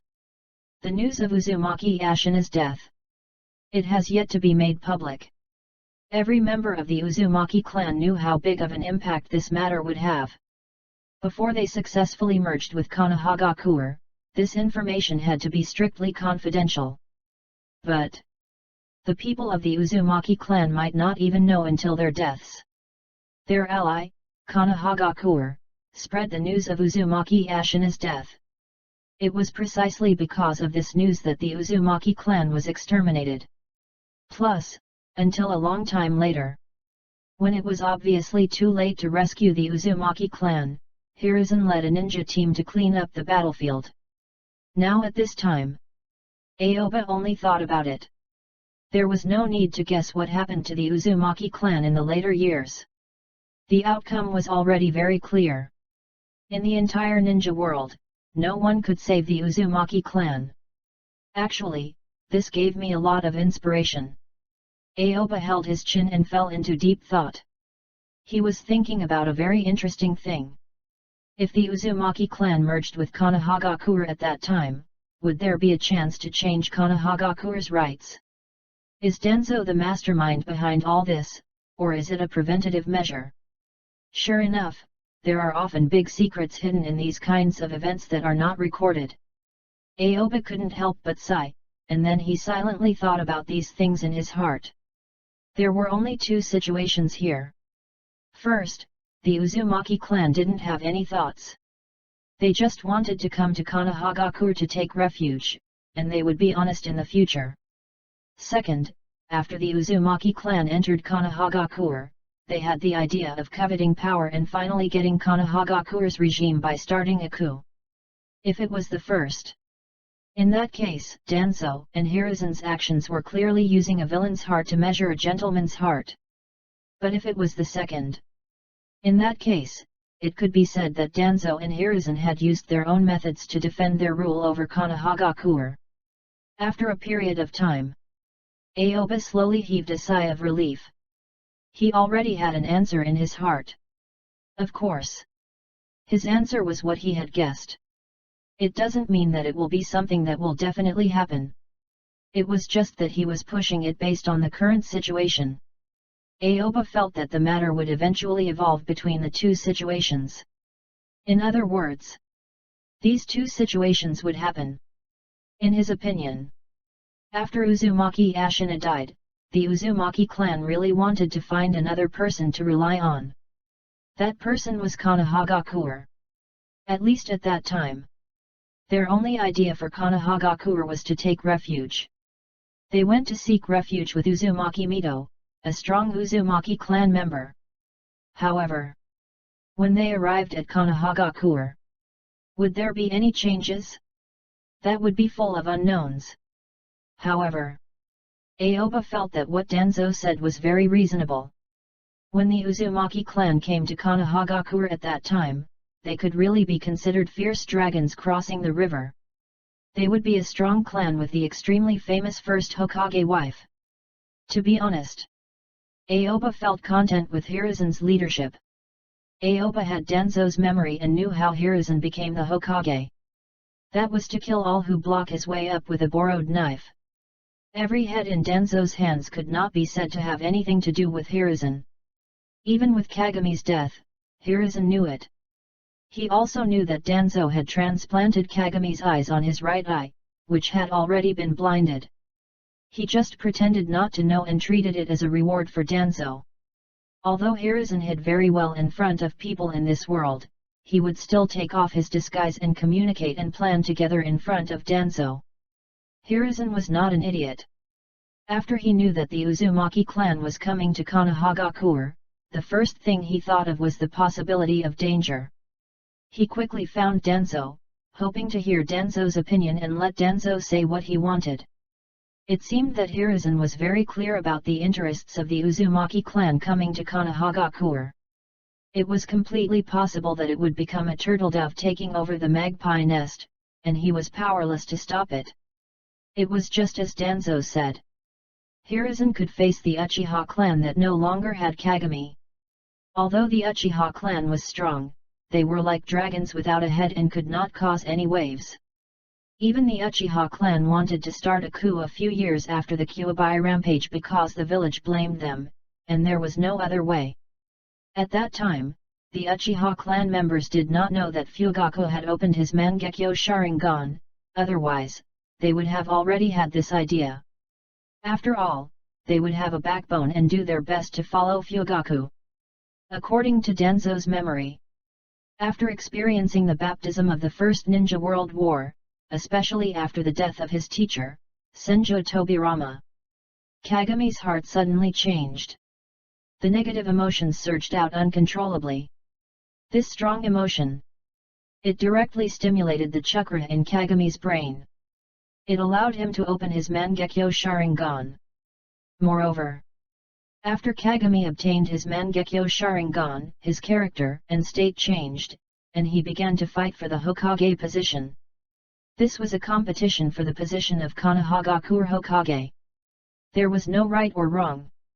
There was a winner and a loser. After experiencing the fight for the Hokage, Hiruzen knew that the Hokage position was not easy to come by, which made him more attached to this powerful position and more greedy to sit in this position until the moment when he could not even walk.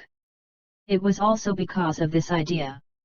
This made Hiruzen especially cherish the Hokage position. In the face of the Uzumaki clan, which might threaten his position, he decided not to take any risks and let the Uzumaki clan die. In fact, there is nothing wrong with this. Thinking of this, the corner of Aoba's mouth slightly curled up, revealing a meaningful smile. For Hiruzen to do such a thing, he could completely understand. This was what Hiruzen could do, there was nothing strange about it. One had to know. Hiruzen looked very tolerant. But he was not a truly tolerant person. Moreover, Aoba felt no problem with Danzo's preventive strike this time. Although it was very cruel for the Uzumaki clan, who had already lost their clan's leader and was betrayed by his allies, directly leading to the extermination of the entire clan. But he was clear that if Danzo did not do so, there was a high chance that Konohagakure's power replacement would happen. Not to mention whether Uzumaki Mito has this idea. After all, Aoba has never been in contact with Uzumaki Mito and has only seen her a few times in anime. When he came to this world, Uzumaki Mito was already dead. He had no idea what kind of character this person had, so he did not make any random guesses. However, the Uzumaki clan was a super powerful clan that had mastered sealing techniques. Strength could make people swell. It can also make people arrogant. He could almost foresee that after coming to Konohagakure, the clan would appear very humble, but then there would be all kinds of unexpected conflicts due to various trivial matters. For example, the problem of the clan's residents. This was also a direct problem that caused the Uchiha clan to start a coup. Right now, Konohagakure's construction and layout were perfect, and there was no place for the Uzumaki clan to live. Unless they lived near the outskirts of Konohagakure's outer circle, like the Uchiha clan after the Kyuubi rampage. But would the Uzumaki clan be satisfied? They wouldn't say anything at first, but after a long time? After all, the Uzumaki clan was originally a clan that occupied the country of whirlpools and even had their own hidden village, Uzushiagakure. A habit that had been developed over the years. How could it change overnight? This point, Aoba was very certain. This was like a young lady from a wealthy family who had suddenly fallen into dire straits. She had no choice but to live in a village relative's house. In the beginning, she might not say anything, but sooner or later, she would raise all kinds of dissatisfaction toward the environment there. After all, she had money in her hands, and there were village people. Many people in Konohagakure were dissatisfied with Hiruzen. Coupled with the prestige of the first Hokage's wife, people would still push it even if she did not have so many thoughts. In short, Aoba felt that if he were to stand on Hiruzen and Danzo's position, it wouldn't be considered too much. At least, it could be considered self-preservation based on the current situation. Perhaps, if it were anyone else in that position, they might all have the same thought. How can you allow others to sleep in a narrow bed? Aoba slowly nodded. He had learned a lot from Danzo's memories. He might be able to use them in the future. No matter what, he was a person who had crossed over from the modern era. He had a lot of theoretical accumulation in his mind, but if he really wanted to make a river of blood for his purpose, he still needed to improve. However, he was not in a hurry. His experience could become more and more abundant as he continued to read memories, allowing him to deal with all kinds of things in the future more calmly and decisively. I will continue reading. Aoba did not read all the memories in one breath. After all, these things did not happen now but had already become a foregone conclusion. Watching it earlier or later wouldn't change the ending. However, if he did not digest it carefully at the time, he might forget about it later. This was just like when he read novels in the past, he especially liked to leave a comment. As long as he saw some special places, he would leave some comment, even if it was just a simple ridicule, it still left his own footprints. Although this did not have any effect on the subsequent ending. However, if he were to read the entire book before leaving a comment, he might have forgotten about it that place. Now, it was the same reason. When he saw Danzo's memory, he couldn't help but step out and make his own analysis. Then, he continued to read the next part of the memory. He could verify his analysis and see how the matter actually happened. For a moment, Aoba closed his eyes again. He raised his hands and pressed his thumb against his temples. He rubbed his scalp and eased his discomfort when reading the memories. Then Aoba re-entered Danzo's memories. After sending out all the scrolls, Danzo received a reply from the various forces. After that, Danzo took these letters. He walks out of his office and goes to Hiruzen's office. Knock knock knock. After Danzo gently knocked on the door, he directly opened the door and walked in. Then, all eyes focused on Danzo. At this time, there was a meeting in the Hokage's office. Each Jonin captain stood in the office and listened to Hiruzen's instructions. When Hiruzen saw Danzo, he nodded slowly. Let's end today's matter here. All of you can go back. If you have any problems, come find me at any time. Hiruzen said in a deep voice. Yes. The Jonin captains immediately nodded and then disappeared in a flash. Suddenly, only Hiruzen and Danzo remained in the office. Danzo did not say a word. He walked in directly and immediately closed the door of the office. Then he turned to look at Hiruzen. How is it? Hiruzen asked in a low voice. His face no longer had the smile he had when he faced Jonin captains. Instead, he became extremely serious. After this period of psychological construction, he completely accepted this kind of thing. All the information has been sent. I have also received replies from the various forces. Without exception, all of them have agreed. They will attack the country of Whirlpool at the appointed time. Danzo nodded. Reply. Hiruzen's pupils shrank slightly. He instantly caught a point. After that, he narrowed his eyes and asked, what identity did you use when you sent them a letter? This is more complicated. Do you want me to talk about it now? Danzo felt this was not an important part, but from Hiruzen's expression, he seemed to think this was very important. Yes. Hiruzen nodded with a firm attitude. All right. Danzo nodded, then took out the reply letters from his bosom and put them on Hiruzen's desk.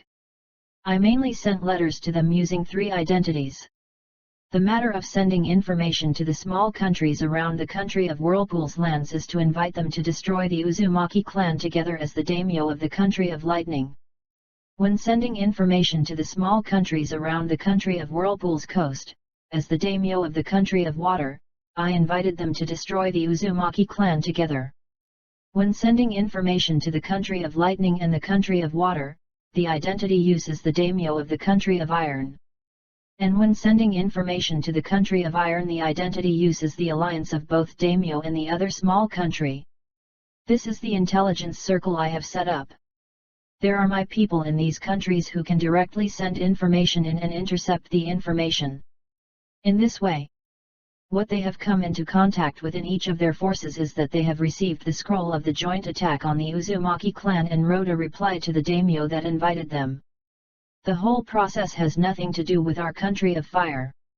Not only that, I also arranged a route team to hide in every checkpoint in the country of fire, preventing any information from entering the country of fire during this period of time. This way, when the country of Whirlpool is attacked by the joint attack, the country of fire won't get any information immediately. When the next few batches of information arrive, it's already too late. Danzo coldly said. It could be said that he had planned the whole thing flawlessly. He did not leave any trace of Hiruzen at all. He allowed Hiruzen to sit in the Hokage position without any worries. He did not need to worry about anything at all. All right. After a moment of silence, Hiruzen heavily nodded his head. Although what Danzo had done was shocking to him, it was indeed the easiest way to make the Uzumaki clan disappear. This is not the only reason you came to find me. Hiruzen raised his eyes and focused his gaze on Danzo. He vaguely felt that there was no need for Danzo just to come here to report such a thing. After all, when he sent out the information, he did not tell him. In the past, when Danzo did anything, he just did it. Some he knew, and some he didn't know. This was the minimum trust and tacit understanding between the two. As long as the general direction was correct. For some small matters, it was not important. Those who achieved great things did not care about trifles.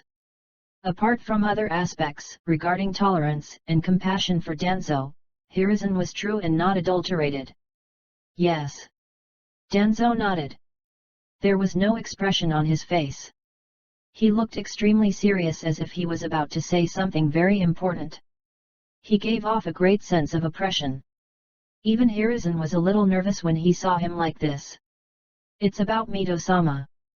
After Danzo said this, he immediately stopped talking. He just stared straight at Hiruzen, waiting for the latter to respond. What happened to Mito-sama? Hiruzen's voice instantly became even deeper and hoarse.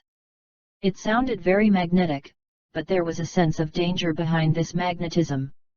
How are we going to deal with Mito-sama? As soon as Danzo said this, Hiruzen instantly fell into silence. Neither of them was a noob anymore. There was no need to say more. They all understood the relationship here. The Uzumaki clan is gone. Mito-sama won't do anything. Just as she doesn't have any thoughts right now, I don't think it's important, right? Hiruzen said meaningfully. He raised his eyes and stared at Danzo. From his expression, it could still be seen that he was waiting for Danzo's words. Mito-sama is still the Kyuubi Jinchuriki. Danzo coldly said. You mean?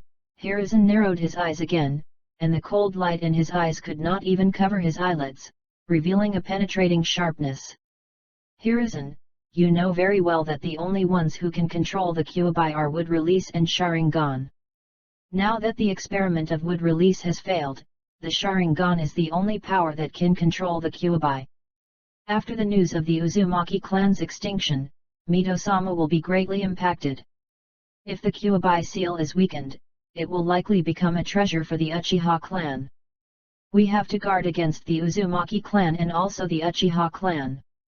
We must guard against the Uzumaki clan and the Uchiha clan joining forces. Danzo's train of thought was very clear.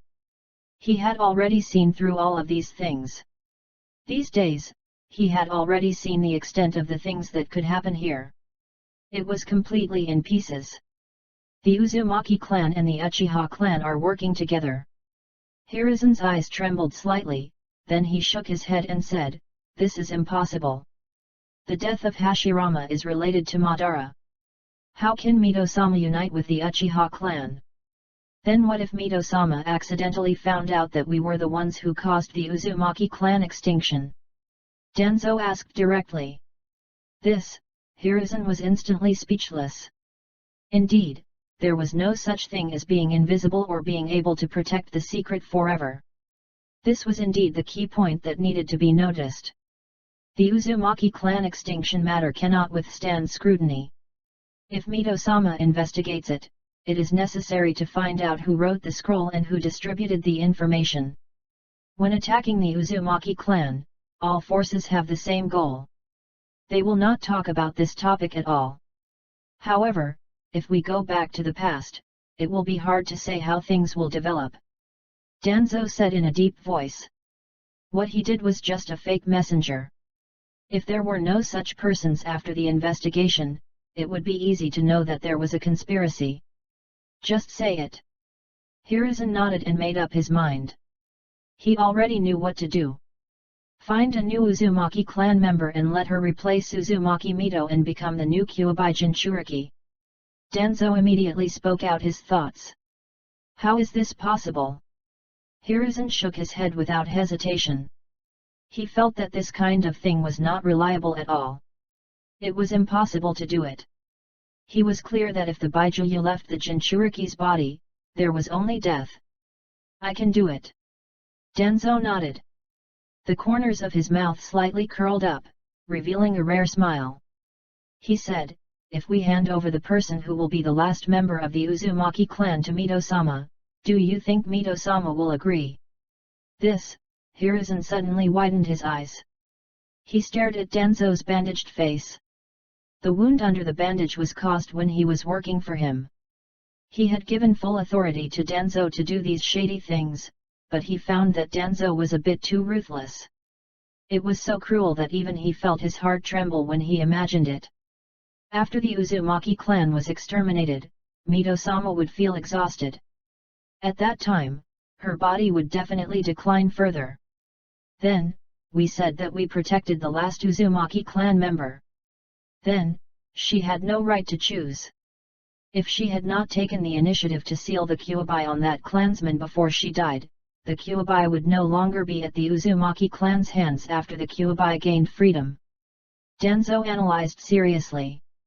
Why would Mito-sama insist that the Kyuubi stay on the body of an Uzumaki clan? Hiruzen was puzzled by this.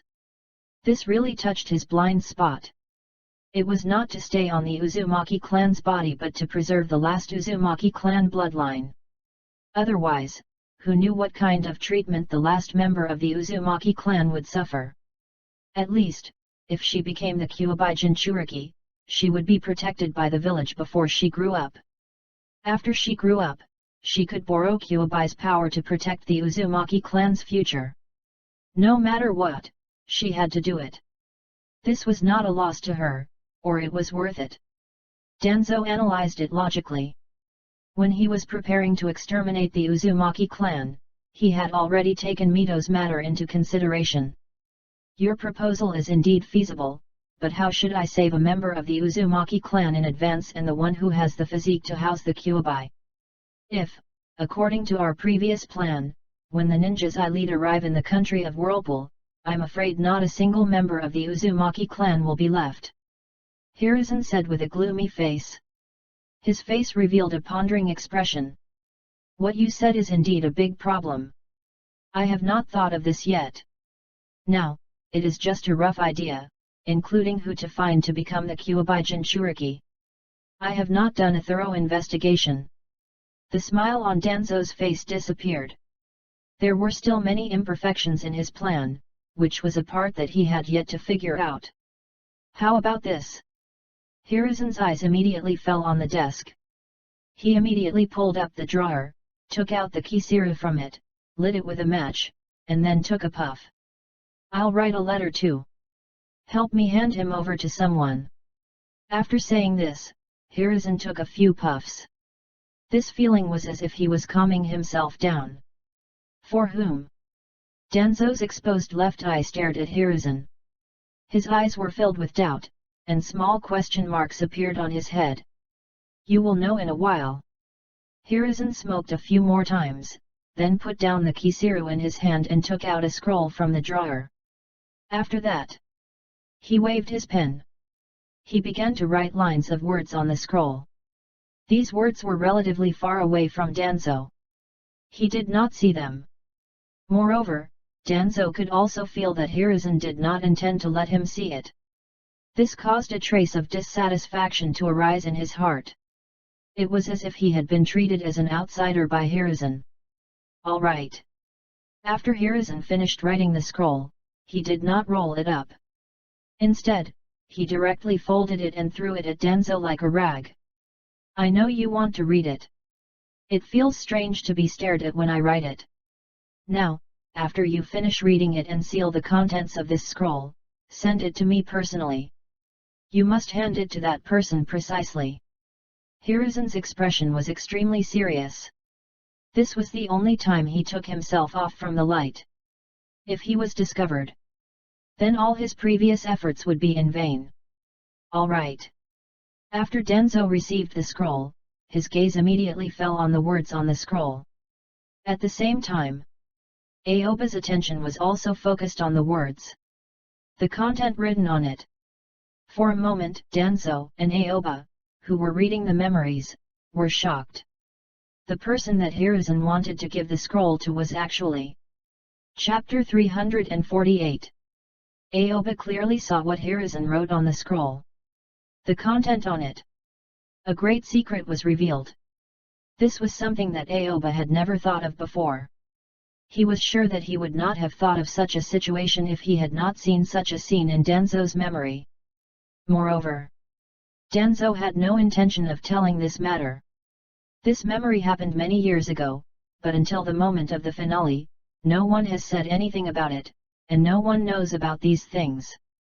Perhaps, if Aoba had not found this memory, the things that Hiruzen had done might never be known to anyone. This was obviously a great secret to be taken to the grave. Aoba's gaze clearly fell on the content beginning. On it was a name that almost everyone in the ninja world had heard of. Hanzo. It was just a name. but it was enough to make others dumbfounded. Aoba believed that anyone who saw this name would be dumbfounded. The dignified Konohagakure leader wrote such a secret letter to the Omegakure leader. No one would believe such a thing. Could it be? Hiruzen was actually related to Hanzo. This kind of thing. Even if he racked his brains, Aoba could not imagine it. It was beyond his expectations and no longer within his scope of knowledge. What's going on? A big question mark popped up in Aoba's head. He only hesitated for a moment and immediately paused Danzo's memory. Then, he carefully stared at the words on the scroll written by Hiruzen and began to read them in detail. It had been long since he had read the memories so carefully. Even though Danzo had written to those forces not long ago, he did not really read it. Now, he was trying to figure out exactly what Hiruzen had written. In a split second, line after line of text appeared before his eyes. To Hanzo. There is something I need your help with. I need you to gather your forces at the Country of Fire border, pretending to attack our Country of Fire. Our Konohagakure will send many ninjas to guard our border at that time. Neither of us should take the initiative to launch an attack, mainly to attract attention, and there should be no loss or consumption of personnel. After a while, I will personally initiate a peace talk with you and give you satisfactory compensation. Konohagakure, Sarutobi Hiruzen. A few short lines of text made Aoba look at it for a few minutes. When he finished reading all the content, his mood was very heavy, and he became serious. Isn't this just asking Hanzo to attack Konohagakure? How could he think of such a thing? Genius! The corners of Aoba's mouth twitched slightly. He was shocked as if he had seen the omen of the Second Ninja World War. Is this Hiruzen's suffocating operation? In order to not lure the Uzumaki clan sleeping lion in, he specially summoned the tiger next door to let the tiger attack him. Aoba felt rather helpless in his heart. After that, he continued to look back and immersed himself in Danzo's perspective again and carefully watched what was happening before him. When such a secret letter appears, even the original owner of this memory, Shimura Danzo, was extremely shocked. He even has an expression of disbelief. Since when did you get in touch with Hanzo? Danzo asked, a little puzzled. Even Danzo was extremely surprised by this. Even he didn't even know about this. All of a sudden, Danzo's left eye was exposed to the outside and was filled with intense doubt. His eyes were full of confusion. He didn't know what was going on at all. When I was on a mission, I had an experience of cooperating with Hanzo. It's just that you all don't know about it. I didn't intend to spread it around. After all, the present is different from the past. Our identities have already changed. We are no longer little ninjas. Hiruzen sighed. As he spoke, his eyes flickered with reminiscence as if he recalled the past. When you were on a mission, you met Hanzo. How come I don't know? I have never seen you on such a mission before. What's going on? Danzo asked with a frown. His expression did not look very comfortable. From his posture, it was as if he had been deceived. He stared at Hiruzen as if Hiruzen had done something shameful behind his back. In the past, when I was on a mission, you wished for me to die on a mission. Why would you pay attention to what I did? Hiruzen forced a smile, making people feel he was complaining, and he didn't look like Hokage at all. Forget it, I won't argue with you about this. But you should have told me earlier that you have these kinds of resources. Now I understand what you mean. These two things can be done together. We can not only let those big and small forces attack the country of Whirlpool together but also extend the battlefield to the inland areas so that the country of Rain can start a war against more countries. Danzo was about to put away the scroll. After closing the scroll, he laid a seal on it, making it a sealed scroll. His thoughts began to wander, thinking about how the following things should be carried out. That's exactly what I mean. I hope that when Omegakure comes to attack Konohagakure, we can mobilize all our Konoha ninjas. Even if something happens to the country of Whirlpool, we can't help immediately. This way, we have a reasonable explanation for the late arrival. Hiruzen nodded. He had already given up everything for the Hokage position. After his analysis with Danzo, he realized that he absolutely could not let the Uzumaki clan people enter Konohagakure. Not only did he have to stop them, he also had to destroy them. One must know that the Uzumaki clan was not only a big problem for the other forces in the ninja world but also a big problem for Hiruzen. If he can't get rid of it, there will be endless future troubles. In fact, if only a Megakure attacked us, Konohagakure, the effect we can achieve is limited. We can play a little more and make everything more chaotic. Then we can do it even easier, and Mito-sama wouldn't suspect anything. Danzo immediately began to think. He was the aide behind Hiruzen, and he made a better plan in a few words. You mean to say, we should pull in the other forces and participate in the battle between us? Hiruzen stared at him in confusion. He found that Danzo's ability to improve his current plan was extremely powerful. It could make the plan extremely reliable and cover a wide area. That's right. Danzo nodded without hesitation. Then, his left eye flashed with a cold light. This made him look particularly fierce. His aura suddenly rose, giving people the feeling that he had entered his domain. Hiruzen. We can't just rely on a Megakure to cooperate with our performance. As long as it's fake. Then, after a long time, there will be flaws. Mito-sama is not so easily deceived. Danzo's exposed eyes stared at Hiruzen, and he had already begun to radiate his wisdom quickly. We're going to bring both Tsunagakure and Iwagakure over and turn this battle into a long chaotic multi-party brawl. This way, we can focus the village's attention on the battlefield and turn this matter into a reality. Danzo said in a deep voice. But, after hearing Danzo's words, Hiruzen's expression changed slightly. He frowned as if he had something to say about this matter. After that, he said, Danzo, the purpose of writing this letter is not to start a war but to have Hanzo cooperate with me to attract the village's attention. We are just pretending to have friction. Can you understand what I mean? I made it very clear just now. Don't treat Mito-sama as a fool. If you start a fake war, then there is no problem. But if it is connected to the Uzumaki clan's annihilation, this matter will be exposed instantly. Danzo immediately said in a low voice.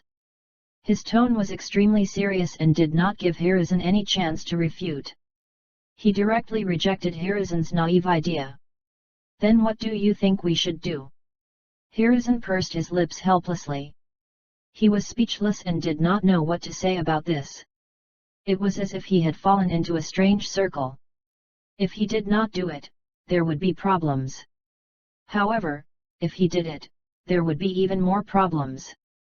These problems were all in front of him.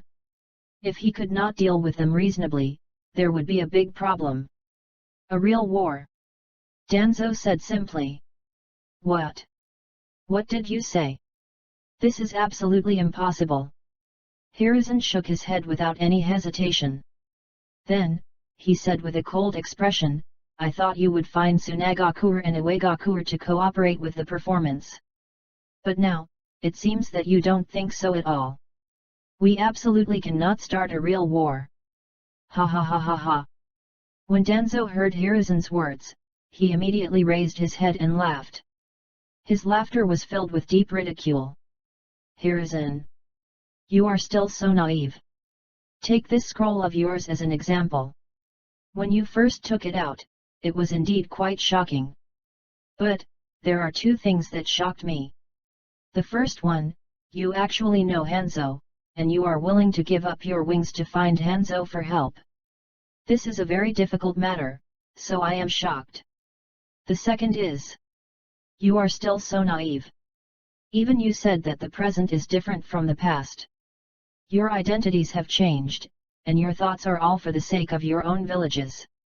You all have different standpoints. In that case, why do you think Hanzo will cooperate with your performance? Danzo directly asked Hiruzen a critical question. As soon as this sentence came out, Hiruzen was immediately speechless. That's right. The current situation was no longer the same. He wanted the other party to use Omegakure power to act like an army attacking the border and then wait for him to discuss withdrawing the troops. This was indeed a bit difficult.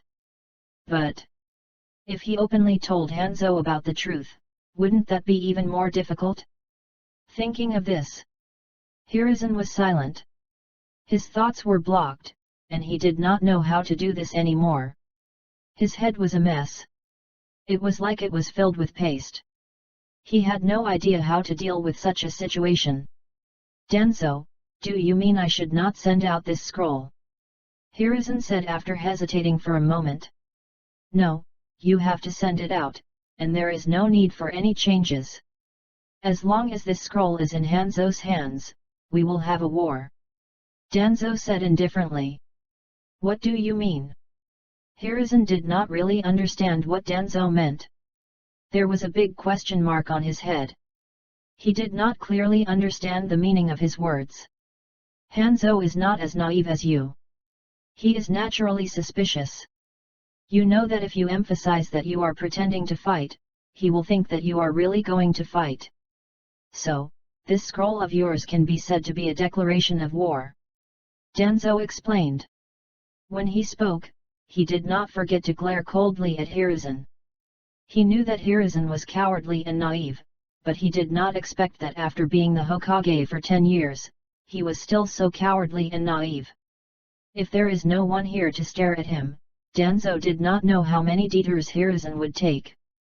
This. Hiruzen's pupils shrank, his eyes flashing with disbelief. Through his eyes, it could be seen. He really had not thought of this. Ha ha ha ha. However, Hiruzen, you have come up with a very good idea for me. I will send your scroll over right now. Then, as an envoy of Tsunagakure and Iwagakure, send the scroll of 3rd Kazekage and 3rd Tsuchikage together. The scroll above asks Hanzo to dispatch his ninjas to cooperate with the performance. In this way, when Hanzo sees these words, he will definitely think that you will attack him, and he will prepare to fight. Danzo said with his left hand on his chin. At this time, a satisfied look appeared on his face. It could be said that he was very satisfied with the handling of this matter. Do we not need to do anything else? Hiruzen furrowed his brows. This was not what he had expected. He continued asking, are you sure you can get Hanzo to start a war? Hiruzen. To think that you have a relationship with Hanzo but don't understand his character. I can't see another one in the ninja world who is suspicious as him. As long as he is alive, we can always use his suspicious character to induce him. This is too easy. Moreover, the most important thing is. When Danzo said this, his tone paused slightly. The expression on his face returned to a serious state. His exposed left eye narrowed slightly and looked very cold. Hanzo has long wanted to expand his territory. Even without your scroll, it won't take long for him to start a war. Moreover, our country of fire has abundant resources. The content of your scroll is just the catalyst. Besides that, don't expect Hanzo to believe any word of it. When Danzo said this, Hiruzen fell into complete silence. About conspiracies and plots. Hiruzen admitted that he was no match for Danzo. This was also the reason why he needed Danzo very much. There were many things that he did not expect Danzo to be able to think of. He could not do many things, but Danzo could do them. It was precisely because of Danzo's existence. Hiruzen could rest assured and stand at Konohagakure's brightest spot, becoming a leaf bathed in sunlight. As for Danzo, he became the root that was deeply embedded into the dark ground. This huge root firmly grasped the soil that allowed Konohagakure, this big tree, not to be swayed by the storm that swept over. Hiruzen, leave this matter to me. I will now deal with Omegakure's matters and look for a suitable Kyuubi Jinchuriki to take over Mito-sama's place. After saying this sentence, Danzo turns his head and leaves the office, ready to start the process of the subsequent conspiracy. Sigh. Aoba couldn't help but sigh. He suddenly withdrew from the memory and shook his head vigorously. He was completely shocked. So this is what happened. Aoba couldn't help but sigh again. This kind of thing was completely beyond his expectations. It was simply something he didn't expect. But when he found out, however, he felt that these things were reasonable.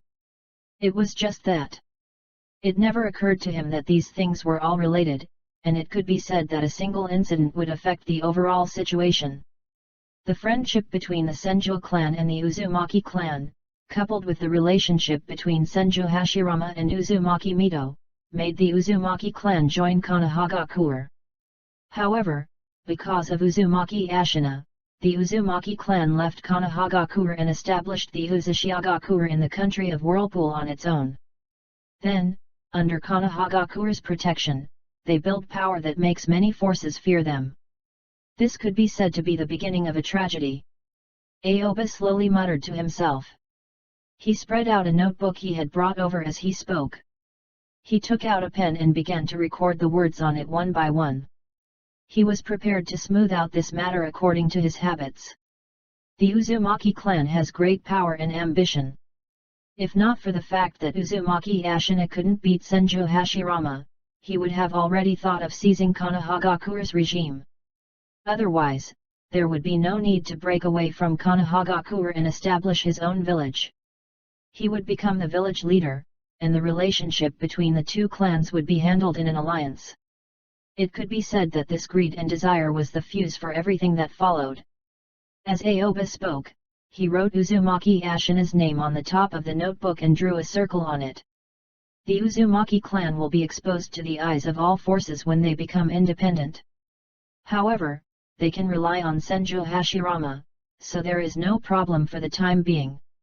However, with Senju Hashirama's death, the ninja world fell into chaos. At that time, the Uzumaki clan still had the powerful Uzumaki Ashina, but when Uzumaki Ashina also died, things became completely different. There has been a change. It can be said that Uzumaki Ashina's death was the fuse for the clan's annihilation. The Uzumaki clan's annihilation was also the fuse to the Second Ninja World War outbreak. Aoba drew patterns on the notebook one by one. After he finished drawing the patterns, he slowly nodded. Interesting. Senju Hashirama's death was the fuse to the First Ninja World War outbreak. Uzumaki Ashina's death was the fuse to the Second Ninja World War outbreak. According to the Ninja World's original history, the Third Kazekage's death was the fuse to the Third Ninja World War. But now it was Uchiha Sekai's death that triggered the Third Ninja World War. In this way, Brother Sekai, you didn't lose anything. In the future history of the ninja world, you have left a deep and heavy mark. Aoba's hands moved in circles, sorting out the relationships between the people here. I don't need to look at the later memory anymore. I'll slowly check it when I have time. I can already guess the outcome even if I don't look at it.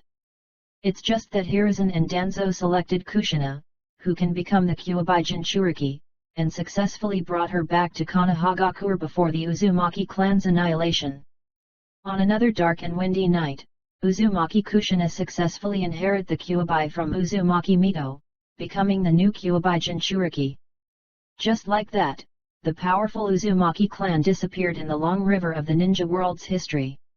I finally understand why Hiruzen and the two advisors were so nervous when they saw me reveal the Uzumaki clan characteristics. Aoba muttered one sentence after another. Through these few short memories, he had more or less understood what had happened at that time and roughly understood the process of Uzumaki clan annihilation. After all, this was not a series that needed to be watched to the end. Instead, he would go back to the past, and as long as he knew the cause, he could deduce the process. Aoba felt that even if the process he deduced were somewhat different from what happened, the difference was not too big. He would slowly read those memories when he had the chance. It had to be said. Danzo's memories were too huge. It looked very complicated. Almost every moment, he planned and executed all kinds of shady events.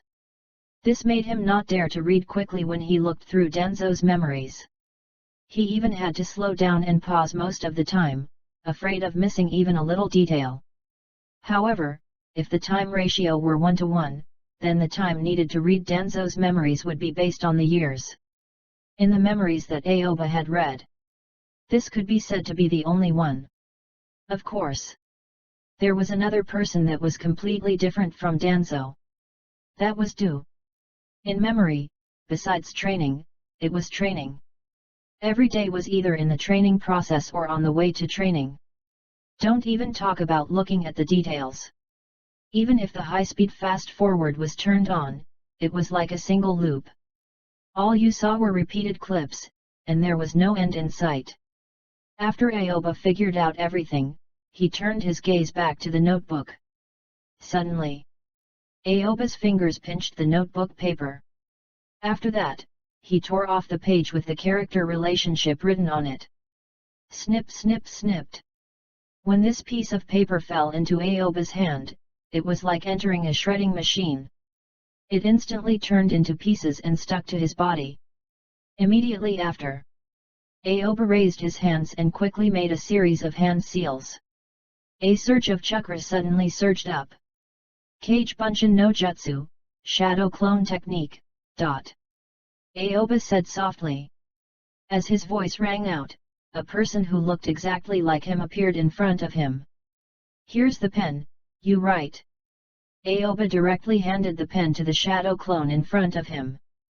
The task he assigned to this shadow clone was to sit in his office, hold the pen, and write the story of Binbin, a teenage from the ninja school.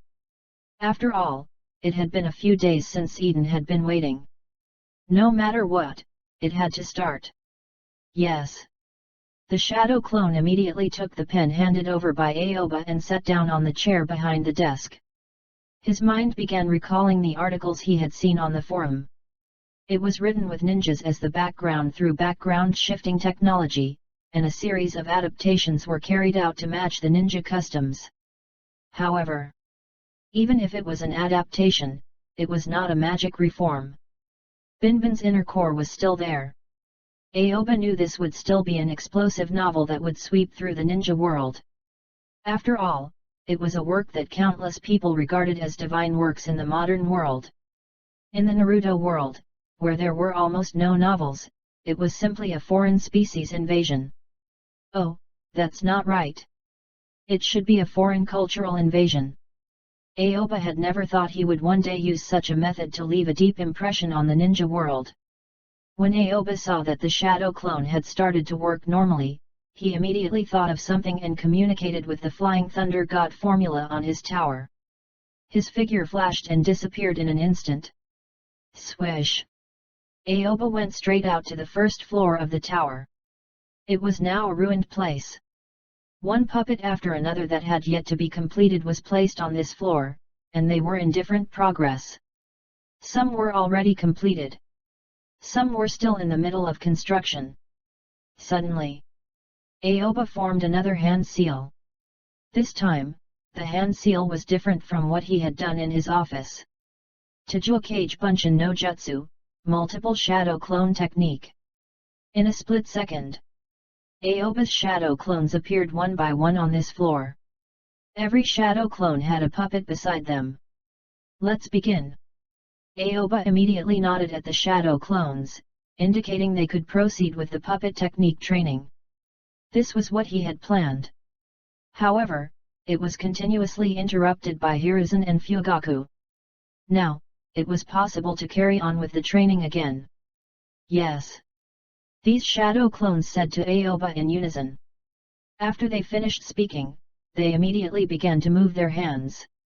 Each of them was very skilled in their movements. After all, they were all Aoba's shadow clones. When Aoba saw this scene, he slowly nodded. After that, he stepped forward and walked toward the tower's second floor. He was ready to flip through the books on the second floor, especially about the Uzumaki clan sealing technique. Through Denzo's memories, he already knew about the Uzumaki clan. Now, as long as he could learn more about the Uzumaki clan sealing technique, he would be able to appear as a ninja of the Uzumaki clan. On the noisy and bustling street of Konohagakure, two girls walked side by side, and their faces were full of sadness. One of the girls was tall and had long braids on her head. She looked like she had lost her energy. The other person had a round, oval face, and her brown hair was scattered casually. Her face was filled with deep helplessness. These two girls were Narasaki of the Nara clan and Akimichi Rin of the Akimichi clan. "Saki, do you think we have a chance to participate in the Chunin exam?" Akimichi Rin said while rubbing her stomach. She was so hungry that she couldn't even speak coherently. Recently, they had been looking for teammates every day. They left early and returned late at night. Their physical strength couldn't withstand it at all. "It's too difficult, too troublesome," Saki smiled helplessly. She didn't tell Rin about Fugaku's so-called guarantee. Instead, they continued to search for teammates. When Fugaku finished speaking at that time, she just went over and didn't take it seriously. After all, the other party was Konoha Military Police Force's people. How could he help them find teammates so easily? She thought that Konoha Military Police Force's brother was comforting her after she encountered danger. "Saki, why don't we not participate in Chunin's exam? Anyway, we tried our best. There is no way now, and we can't be blamed." Akimichi Rin was a little relieved. She felt it was already difficult to persist in finding a teammate this time. For such a long time, she had been holding on to expectations every day. Then, her expectations would come to nothing. It was really tiring to keep going like this. "All right." Saki nodded and sighed, "Then let's just forget about it. I am also tired. We can't find it. This might be the will of heaven. Let's give up, and everything will be okay." "That makes sense." When Akimichi Rin heard Narasaki's words, her eyes widened. She was full of energy. She grinned and pointed to the barbecue shop not far away. "Why don't we go and eat barbecue?" Narasaki couldn't help but roll her eyes at Akimichi Rin. She was speechless. This good friend of hers couldn't say 3 words without saying eat. Now, she wanted to eat a barbecue. This was too much. "Can't I?" Akimichi Rin immediately put on a wronged look. Her round face suddenly collapsed, and she looked very pitiful. "I have no money," Narasaki helplessly spread out her hands. Every time she ate with her, she ate 90% of it.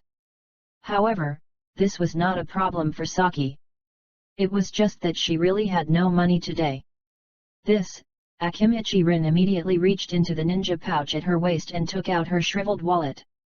There was indeed some money in it, but there was no way to treat her best friend. The amount was not even enough for her to eat. "Let's not eat anymore.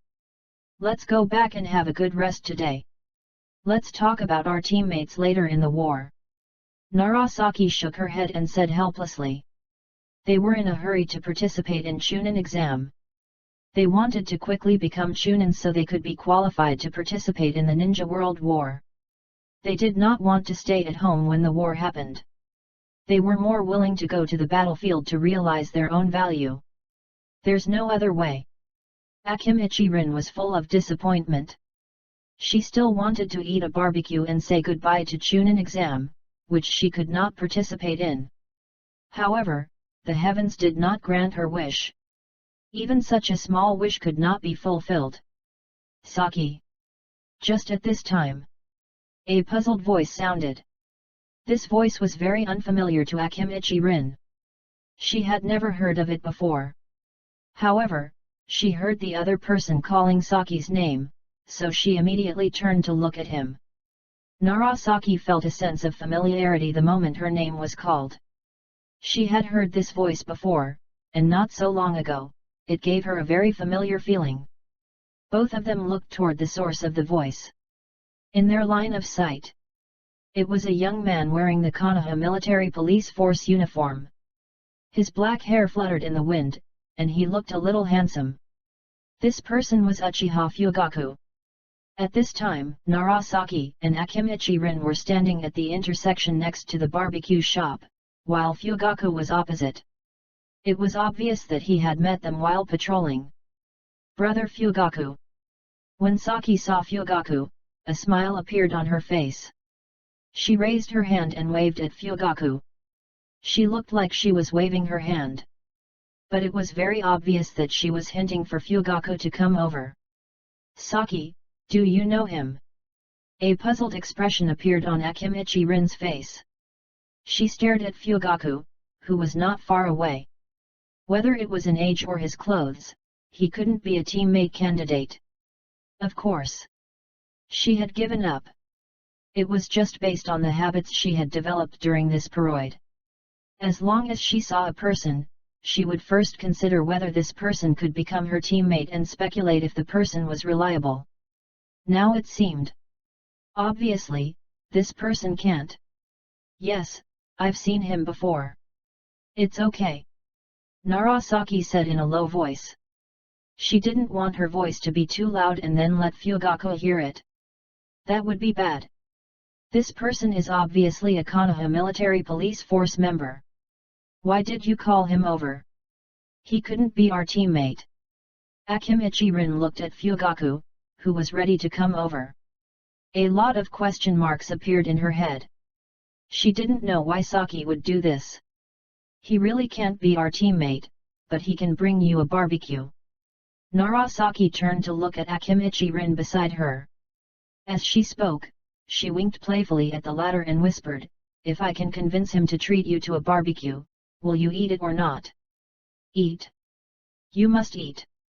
If you don't eat, you are an idiot." Akimichi Rin nodded without hesitation. When she heard Saki's words, her taste buds were immediately mobilized. She was extremely excited. After that, she turned to look at Fugaku. Her eyes were fixed on Fugaku as if this man who was walking over was the barbecue she was going to eat.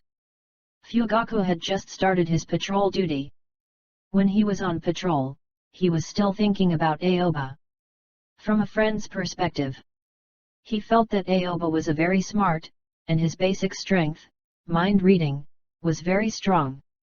If not for Aoba's help, he would not have found out that Orochimaru was Gasui, the one who killed Sekai. Regarding this matter, he had always been grateful to Aoba. He wanted to find an opportunity to help Aoba. This time, when he heard that Saki wanted to participate in the Chunin exams, he realized it. The opportunity had come. In his opinion, Aoba had always been underappreciated for his talents and had not been taken seriously. The fundamental reason was that Aoba was only a genin. It was normal for a genin among Anbu not to be promoted in Konohagakure Intelligence Division. However, Aoba had always been alone.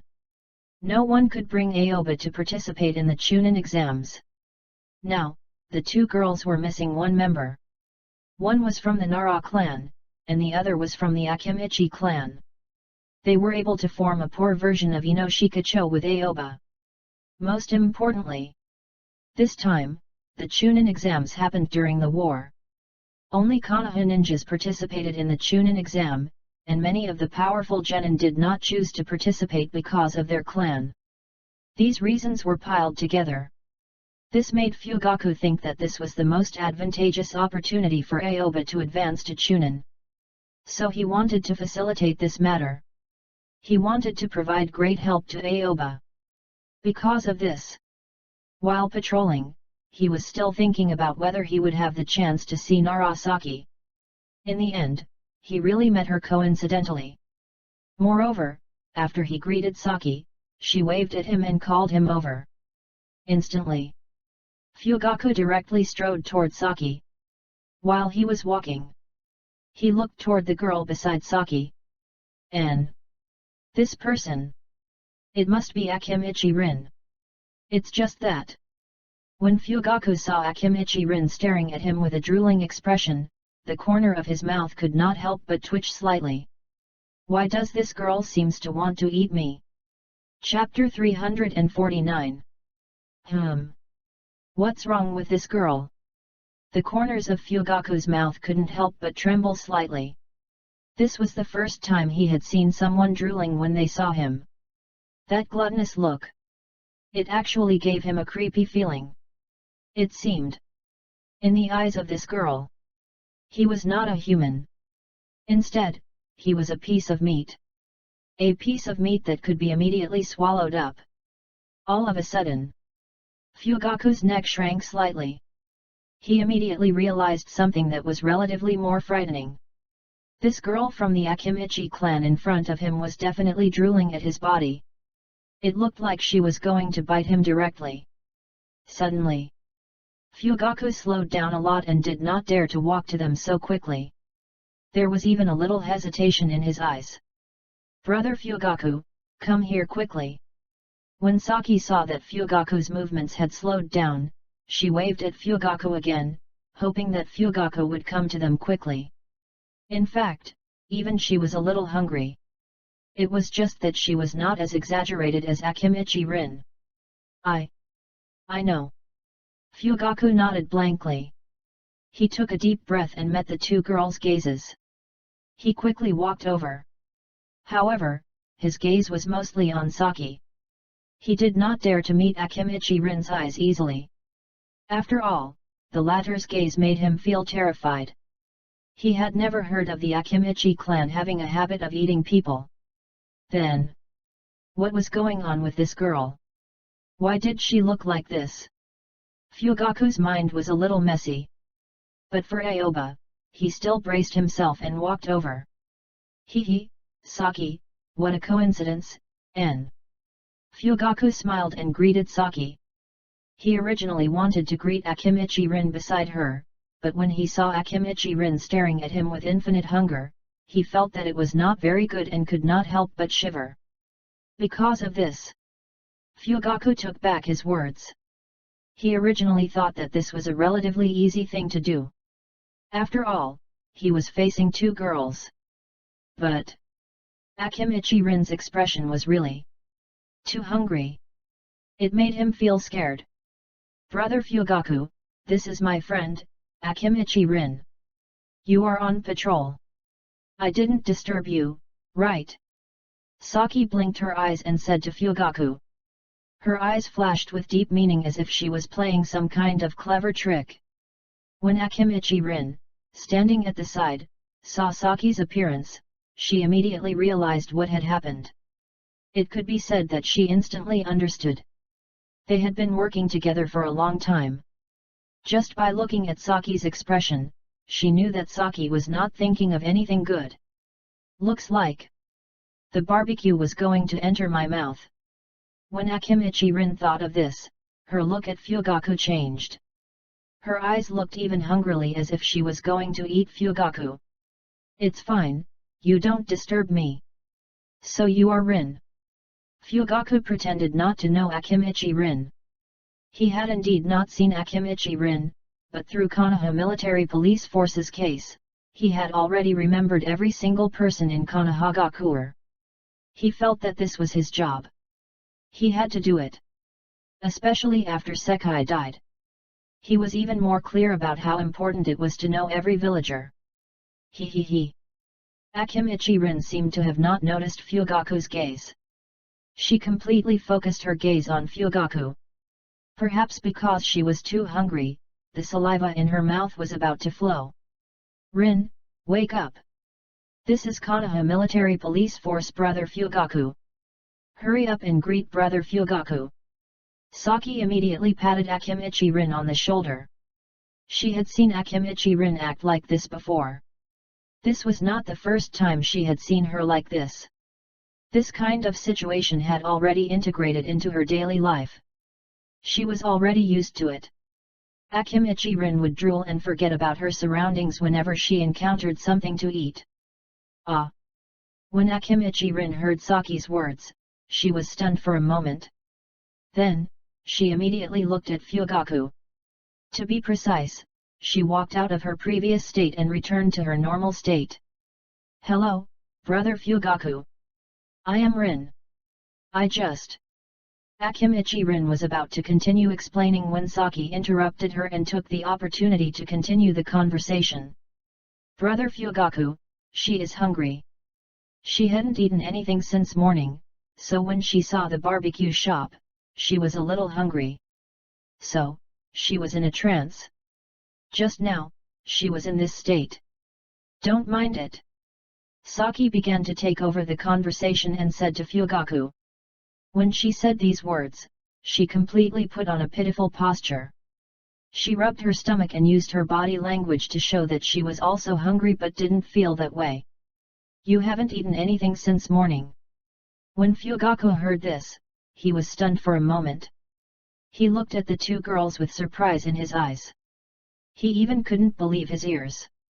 He couldn't help but ask, what happened that made you stop eating? No, just as Akimichi Rin was about to speak, she wanted to say that she had no money, but before she could say the word money, she was interrupted by Saki again. Brother Fugaku, you know that I encountered some accidents last night. Then I went to Rin's house.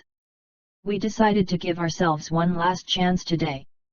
If we can't find a teammate, we will give up on the Chunin exams. Saki looked like she was wronged, looking like she was about to cry. She looked extremely pitiful. She deliberately showed this posture to Fugaku. She had two purposes for doing so. The first one is for a barbecue. Although she was not acting as exaggerated as Akimichi Rin, she was also hungry and wanted to eat a barbecue. If Fugaku did not come here, it would be fine. Now, he was here. It would be a waste not to cheat. The moment Saki looked at Fugaku, she had already thought of the barbecue matter. She absolutely could not let Fugaku off easy. The second was the teammate for the Chunin exams. Although she and Akimichi Rin had already decided to give up this year's Chunin exams, when she saw Fugaku, she suddenly thought of what Fugaku had said in the middle of the night. Regardless of whether it was true or not, she should at least mention it. What if there was still a miracle? At this point, the two of them were no longer picky. Anyone could do it. As long as there was one person, it would be the greatest help for them to get them to sign up for the Chunin exams. Saki, haven't we already decided to give up? Akimichi Rin blinked and asked in confusion. Deep confusion was written all over her head. Rin, don't talk. Saki immediately turned around and glared at Akimichi Rin. The meaning in her eyes was very clear. If you still want to eat barbecue, don't make any more noise. Oh. When Akimichi Rin heard Saki's words, she immediately lowered her head and slightly pouted, looking pitiful. What happened? When Fugaku heard Saki's words, he was stunned for a moment. He was a little dumbfounded. Didn't I say it last night? Just leave your teammates to me. Why are you giving up suddenly? Fugaku's expression changed slightly. He had already realized the seriousness of the matter. If these two girls gave up on the Chunin exams, then Aoba would not be able to participate. This was the easiest Chunin exam. After this, then there would be no more. In the future, if Aoba wanted to participate in the Chunin exams, it would not be so easy. He would even have to face the situation where the two girls could not find a team. This was too common. For a moment, Fugaku was anxious. If he could not keep these two girls, the surprise he had given Aoba for a long time might be ruined. That. How about this? Fugaku hesitated for a moment and quickly organized his words. Since you two are hungry, let's not talk here. I will treat you to a barbecue. Can we eat while talking? Fugaku immediately made this request. According to the information he had obtained, these two girls had given up on the idea of participating in the Chunin exam. Then he had to keep these two girls. Otherwise, Aoba would really have no chance. Coincidentally, the two girls were both hungry. He could just treat them to a meal. In this way, the relationship would become closer. After treating them to a meal, everything would be easier to say, and the chances would be even greater. Really? When Akimichi Rin heard Fugaku's words, she immediately widened her eyes, and her entire body emitted a strong anticipation. Just as she opened her mouth to speak, the saliva in her mouth flowed out. "Brother Fugaku, do you really believe me?" Saki's eyes lit up slightly. She knew she had succeeded, but now was not the time to be completely happy. She immediately asked Fugaku again, "Brother Fugaku, if you treat us to a meal like this, won't it delay your work?" "It's fine. Let's go." Fugaku's task was just to patrol, and there was no specific task. He turned to look at his companion and nodded to him, indicating that the latter should continue on patrol alone. When the ninja saw the look in Fugaku's eyes, he immediately understood what Fugaku wanted to convey and directly left. Such a scene. It fell into Saki's eyes. It made her eyes flash with doubt. She could vaguely guess Fugaku was talking about the masked man last night. But what was that person's identity? He was actually able to make Konoha military police force, Uchiha Fugaku, treat him so seriously and even sacrifice his work time. This friendship was really good. Saki sighed in her heart. She was still a little smart. With just a glance, she could see through Fugaku's thoughts. She roughly understood what Fugaku was thinking. "Rin, let's go. Brother Fugaku invited us with great hospitality. If we don't go, we are not giving him face." Saki smiled and said to Akimichi Rin beside her. "Yay!" When Akimichi Rin heard Saki's words, she immediately felt extremely comfortable. She jumped up, and there was an indescribable excitement in her heart. After that, the two girls followed behind Fugaku. They walked toward the barbecue shop together. Soon, Fugaku brought the two girls to the barbecue shop, ready to help Aoba solve the team problem for the Chunin exams. Only, just across the road from the barbecue shop, a girl who had just walked past stopped in her tracks. Her eyes were wide open, and her eyes flickered with disbelief. This girl was about the same age as Saki. She was wearing a light red dress, and her black hair was loosely scattered behind her. Her name was Nara Yoshino. She was precisely Nara Shikamaru's mother. However, at this time, Nara Yoshino has not officially been with Nara Shikaku, and it was not yet time for Nara Shikamaru to be born. What happened? Yoshino looked at the scene in front of her with a frown. Her pupils kept trembling as if she had seen something incredible. It can't be. Why is Saki walking with Fugaku? This is not a good thing. Nara Yoshino was a very kind person and a person who was particularly strict with the other half. It was this kind of person. A woman who was called troublesome by his son, Shikamaru. It even made Shikamaru indirectly have a very troublesome impression on women. Yoshino never thought that one day she would bump into Fugaku under such circumstances. The more she thought about it, the more she felt that something was wrong, and she felt that such things could not continue. No. I must tell Mikoto. I can't let Uchiha Fugaku deceive Mikoto. I can't let Uchiha Fugaku deceive Saki. I'm going to find Mikoto, Yoshino said to herself.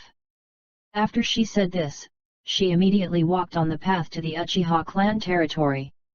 She resolutely decided that this matter could not be concealed from Mikoto. In her opinion, Mikoto was the one who should be with Fugaku. Such a scene. It was just a small episode. Whether it was Fugaku, Saki, or Akimichi Rin, they all did not notice that someone not far away noticed them. Of course. Even if they did, they wouldn't take it seriously. They just eat barbecue together. They didn't do anything wrong. There was nothing to worry about. After Fugaku brought the two girls into the barbecue shop, he immediately generously ordered a lot of meat. He wanted to show his sincerity and silently put this public relations fee on Aoba's head. He was ready to find Aoba for reimbursement when the matter was done. The two of you can eat as much as you want, Fugaku waved his hand and immediately put on an extremely generous posture. Brother Fugaku, you are too good.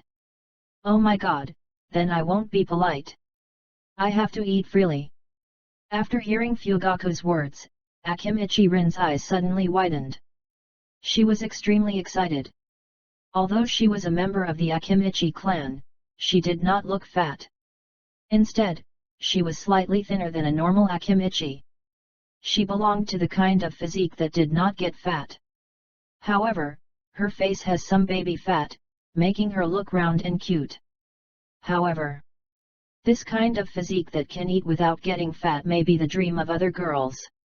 But to her, it was a burden. After all, the Akimichi clan's secret technique had a lot of body requirements. At the very least, it must be able to support the clan's calorie control technique. Although Akimichi Rin had already mastered the Akimichi clan's secret technique, because of her body conditions, she was unable to unleash her greatest advantage. Brother Fugaku, you have the courage. After hearing Fugaku's words, Saki immediately gave Fugaku a thumbs up. She praised Fugaku's heroic behavior. She could no longer remember when someone told Akimichi Rin to eat freely. But she clearly knew what kind of state Akimichi Rin was in when she let go of her restraints and ate with all her strength. Her stomach was like a bottomless pit. This time, Fugaku would be spending a lot of money. You said it yourself. Don't blame me. It has nothing to do with me. Narasaki silently muttered a few words in her heart. She only wanted to trick Fugaku into treating them to a meal. Moreover, they would not take the initiative to order and let Fugaku order, and they would only eat what he ordered. She did not expect Fugaku would say something like that casually. Rin, you should eat less. Brother Fugaku is treating us, but we can't go too far. When Saki thought of this, she thought she should fix this matter. The method she used was also very simple. It was to use language to stimulate Fugaku's self-esteem and directly hang him on a cliff of no return. Oh! Akimichi Rin didn't know what Saki had thought of. She was really listening to Saki's explanation and nodded. However, as soon as this sentence came out, Fugaku lost face immediately. It doesn't matter. You can eat as much as you want. I'll treat you. You don't have to spend money. What are you afraid of? Today, you must eat your fill. Or I won't let you leave this place. Fugaku said one sentence at a time. At this time, he never thought that this was Saki's trap. Of course, he didn't care at all. When he invited these two girls to eat barbecue, he had already thought there would be some blood. There was no problem at all. Then I won't be polite. When Akimichi Rin heard Fugaku mention this matter for the second time, her eyes immediately flashed with a bright light. Her index finger moved, and she was already super excited. Soon, the marinated raw meat was served one by one. The barbecue shop served the dishes very quickly. They did not occupy a private room where they could discuss secrets. They did not need to wait until all the dishes were ready to serve. They could eat as they pleased. Itadakimasu. Akimichi Rin looked at the meat on the table and couldn't take it anymore. She had reached her limit and couldn't resist the craving in her heart.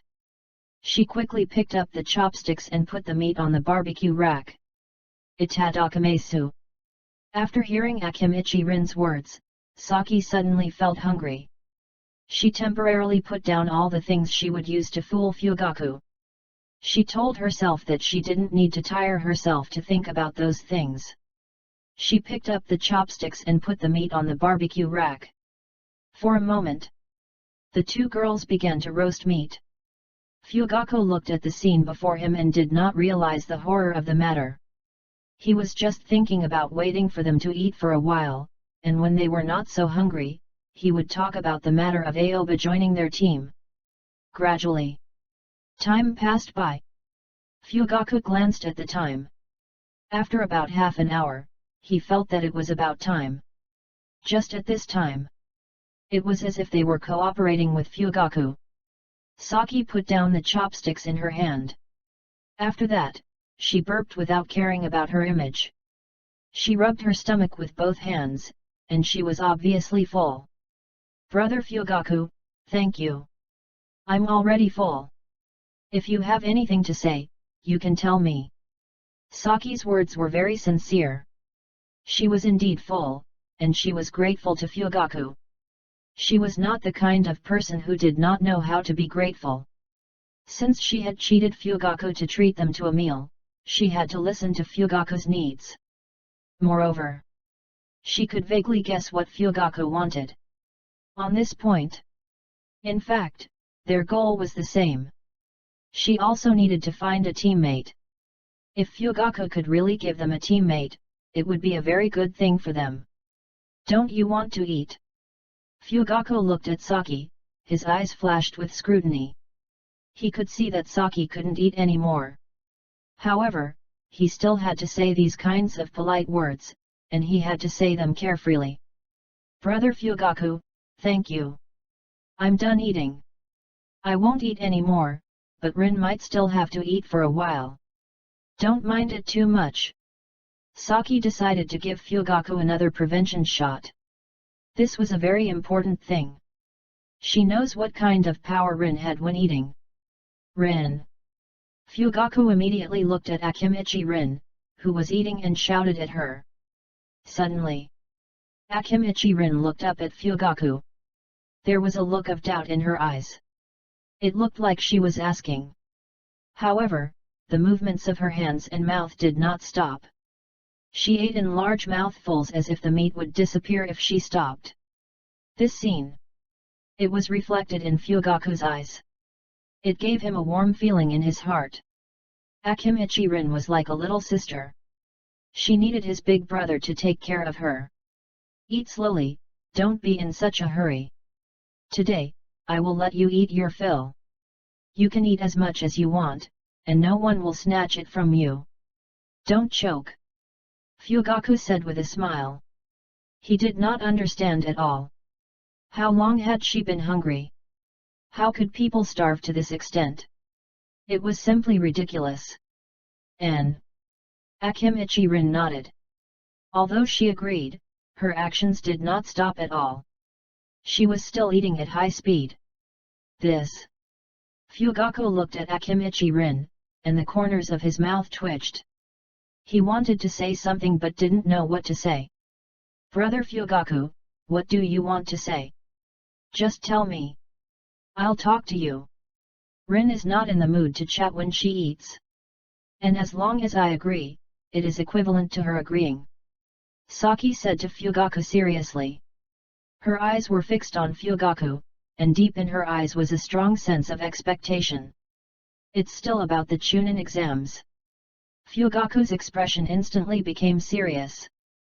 He knew what he would say next would decide whether he could help Aoba join the team of these two girls in front of him and smoothly participate in Chunin exams. I hope that you can seriously reconsider. This year is really a rare opportunity.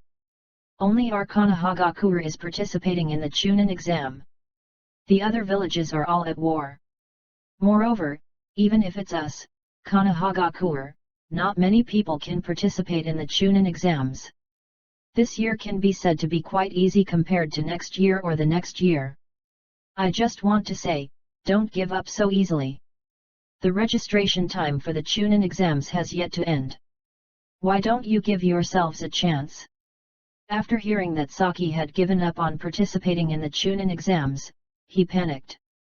Before he could tell Aoba about this matter, these two girls had given up. How could that be? He had to do the homework for these two girls here. Sure enough. After hearing Fugaku's words, Saki immediately understood that everything was exactly as she had guessed. Fugaku was here to talk to them about the Chunin exams. It seemed that there was still a turn for the better. Saki was very clear that the situation had shifted to her side. If Fugaku wanted his friend to participate in the Chunin exams, he needed to beg them, not because they lacked people. All of a sudden, Saki relaxed completely. She stared at Fugaku with her beautiful eyes, and the expression on her face began to become aggrieved. She was very good at acting miserably. This could be said to be learned from the Nara clan. It was not that the people of the Nara clan were very bad influences. Still, it was that one day when she coincidentally put on a very miserable and pitiful posture, those very smart brothers and sisters would all suddenly become so ignorant. Gradually, she found that this move was very useful. She slowly mastered this skill and used it many times to help her achieve her goal quickly. Brother Fugaku, I understand what you are saying, but the problem is right in front of us. We only have 2 people, so we can't sign up at all. We want to take the Chunin exam, but we can't do anything about it. Saki spread out her hands and said helplessly. She looked like she was saying that she didn't want to hide it, but she really had no choice. The implication was that it would only be useful if you thought of a way. Yes, yes.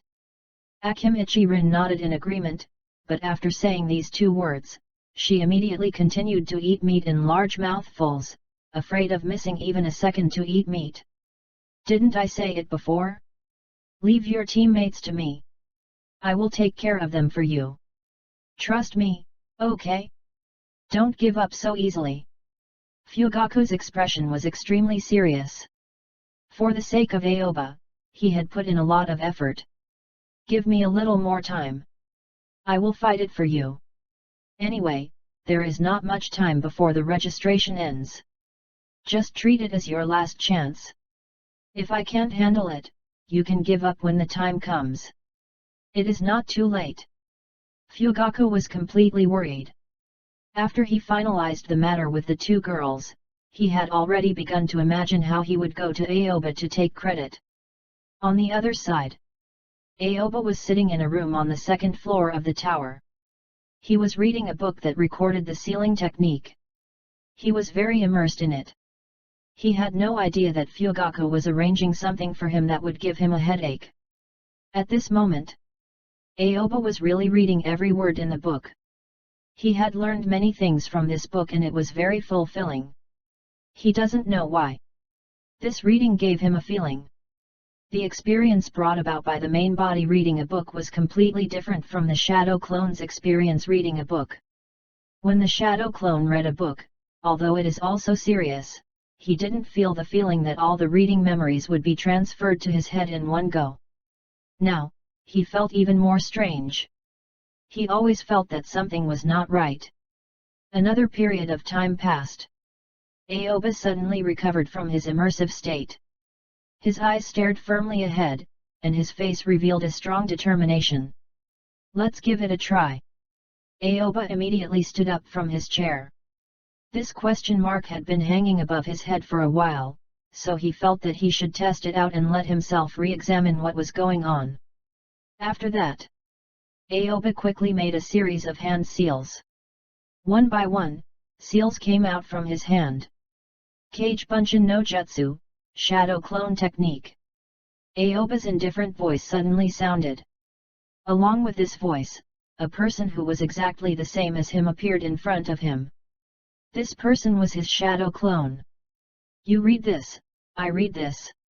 Aoba handed the other book to the shadow clone and ordered him. After that, he began to read the book in his hand again. At the same time, Aoba's shadow clone also began to open the book in his hand. His eyes focused on the words in the book and gradually entered an immersed state. A while later, Aoba raised his head. He felt there was not much time left, so he raised his hand and patted the shadow clone beside him. Bang! The moment Aoba's hand touched the shadow clone, the shadow clone immediately let out an explosive sound and disappeared. In a split second, a stream of information flooded into Aoba's mind. It was the contents of the book that the shadow clone had just read. The information on it was clearly transmitted into his mind. That's the feeling. Aoba's expression changed slightly. He once again felt that special feeling. It was completely different from when he was reading. Where is the problem? Aoba pinched his chin and fell into deep thought.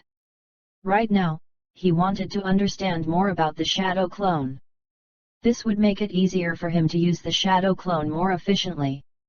From the looks of it, the shadow clone was indeed training's cheating device. However, not all kinds of training would suit the shadow clone. For example, the shadow clone could not create a replacement, so the original body could only do it. Taijutsu training was also one of them. Of course, it had been a long time since Aoba had practiced taijutsu. This was related to the recent situation. The risk of exposure caused by running around to practice was too great, and it was less comfortable and convenient than being bored in the dormitory. Another period of time passed. A sharp light flashed in Aoba's eyes. I know. A smile appeared on Aoba's face. When he was comparing, he had already seen the difference between the two. When my original body was reading, I read and thought along with it. This kind of thinking accompanies my entire reading process. While reading a book, I think and learn at the same time. After reading this way, I will comprehend all the knowledge. But when my shadow clone is reading, even though there are the same steps, when the shadow clone returns to my body, it brings me packed memories. These are like forcing them into my brain, more are results, not the process. In other words, the shadow clone will have higher efficiency in some training who pays attention to results, such as training ninjutsu. But in some training who pays attention to the process, such as reading, the effect will be reduced. Aoba muttered to himself. After he understood it, he would be able to learn and train more efficiently through shadow clones in the future. Of course, Aoba only emphasized efficiency. It was not that he could not do this. It was still very effective. It's just that some effects were better, and some effects need to be discounted, so in the effective time, you could pay more attention to efficiency instead of blindly being reckless. At this time, Aoba's body trembled slightly. This was the shadow clone he had left in the office that had returned to his body. Moreover, it was transmitting information to him. Brother Eden is looking for me. After feeling the memories transmitted by the shadow clone, Aoba immediately communicated with the Hiraishin no Jutsu in the office. After that, he controlled his chakra and used Hiraishin no Jutsu, Flying Thunder God technique. His figure flashed and instantly disappeared. The next moment, Aoba appears in his office. In the shadow clone memory. Just now, Eden was looking for him. After a simple reply, the shadow clone immediately cancelled itself in the bathroom to notify the main body. Brother Eden. Aoba walked out of the office wearing a mask. He immediately saw Eden waiting outside and immediately greeted him. Ha ha ha ha, Aoba, I have good news to tell you. But before that, I need to ask for your opinion. Do you think it's okay for you if the two of us go to dinner? Eden stared at Aoba and asked.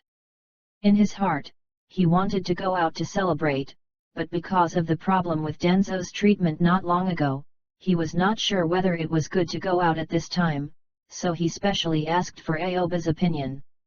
Are you going out to eat? Aoba was stunned for a moment, a smile appeared on the face behind the mask. He nodded and said, of course, what's the problem with this, let's eat it openly. This, wouldn't the three, higher UPS suspect you? Eden was still hesitant about this matter. He was unsure in his heart, but after seeing Aoba so certain, he felt that he was too careless. It's fine. Aoba casually waved his hand. From his body language, one could see the sense of freedom. Hokage-sama and the others would never think I was the one who treated Danzo-sama. I can be sure of this. Aoba's tone was very firm.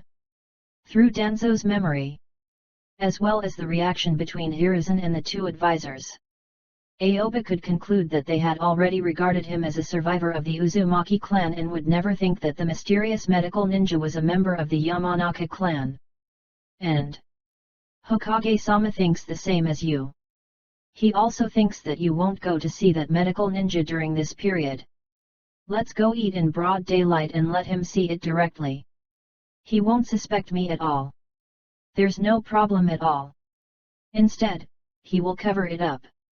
Aoba said one sentence at a time, eliminating all the doubts in Eden's heart. In an instant, all of them were solved. Okay. The expression on Eden's face also became much more relaxed.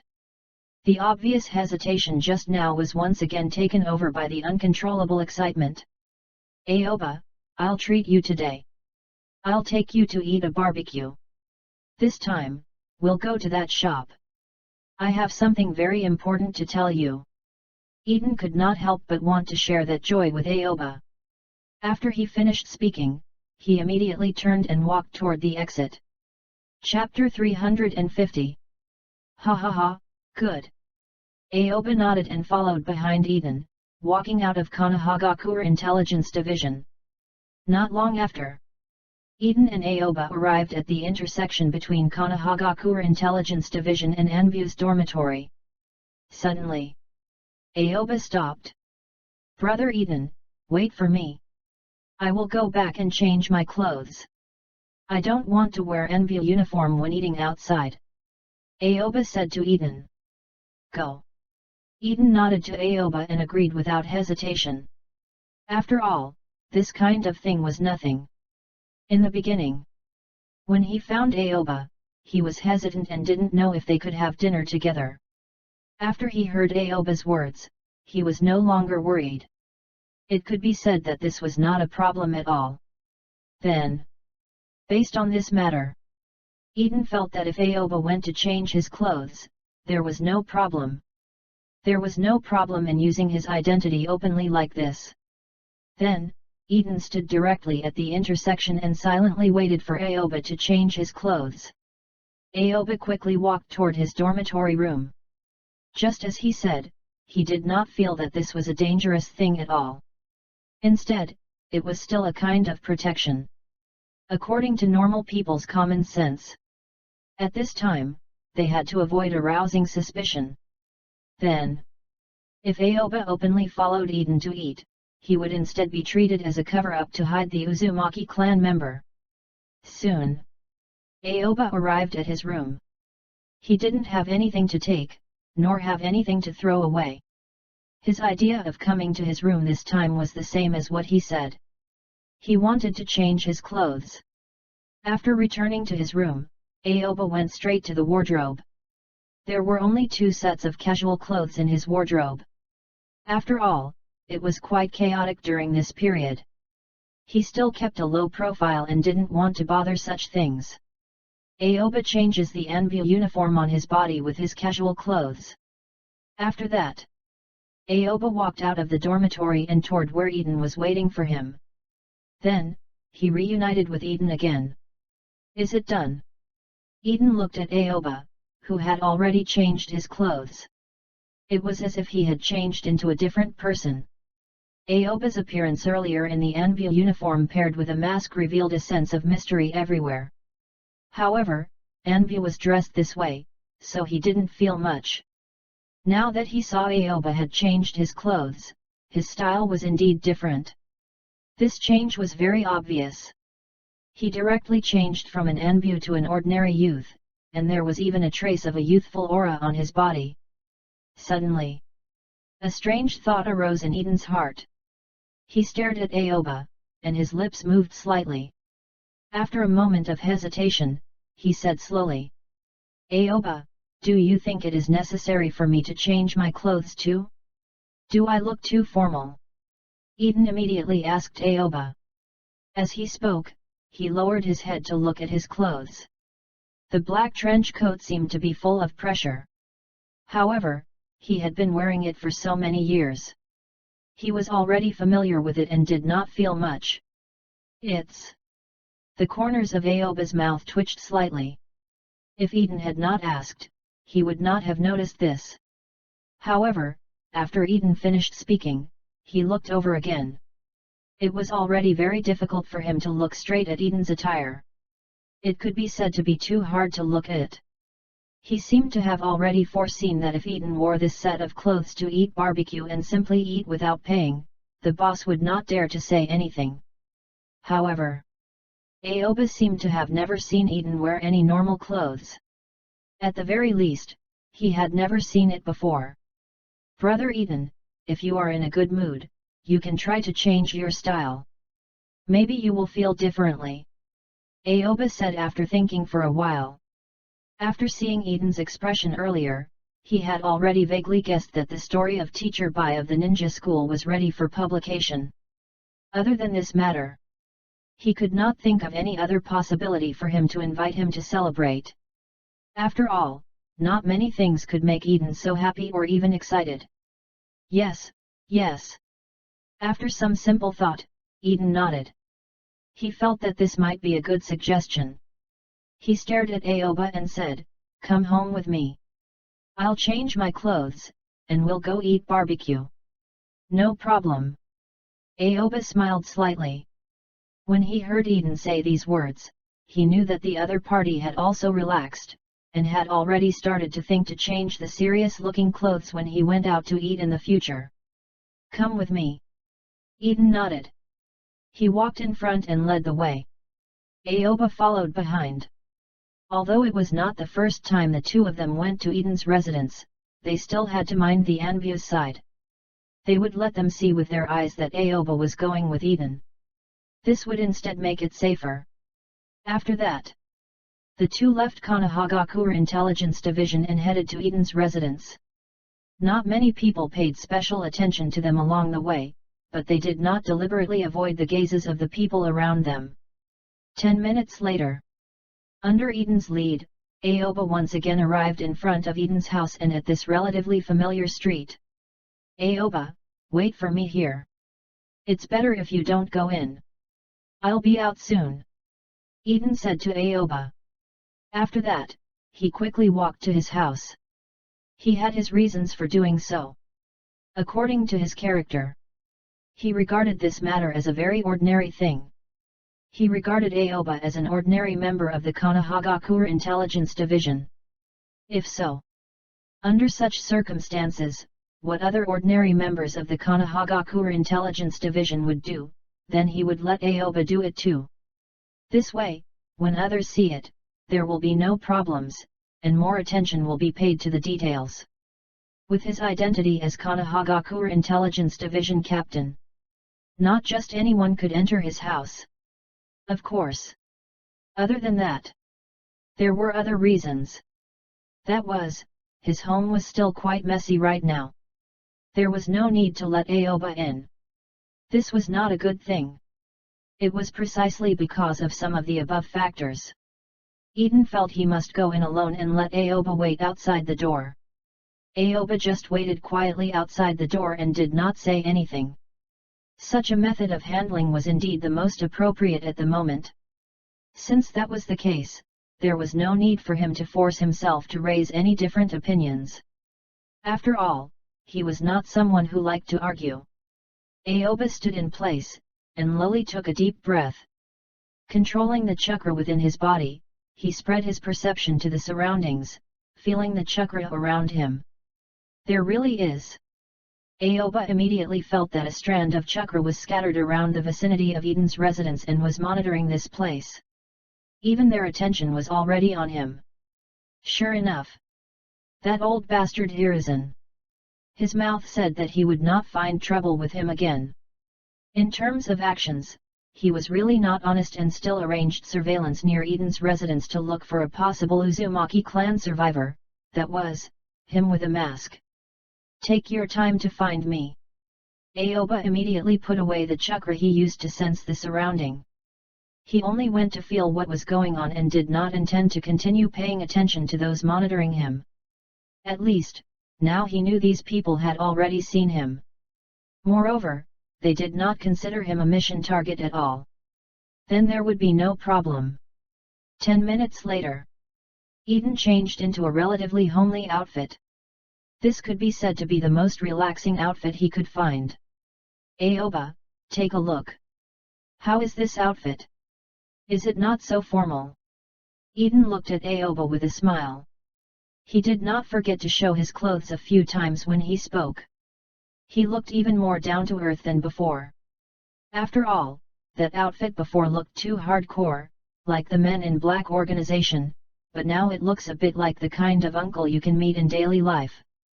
Ha ha ha, I think it's very good. It's much more friendly than before. Brother Eden, you can wear more of these clothes. It can make you look less serious. Aoba said with a smile. There's no need for that. We still need to maintain a more serious image. This is the way for Anbu to survive. However, today is a happy day. No matter what you wear, it's fine. Let's go.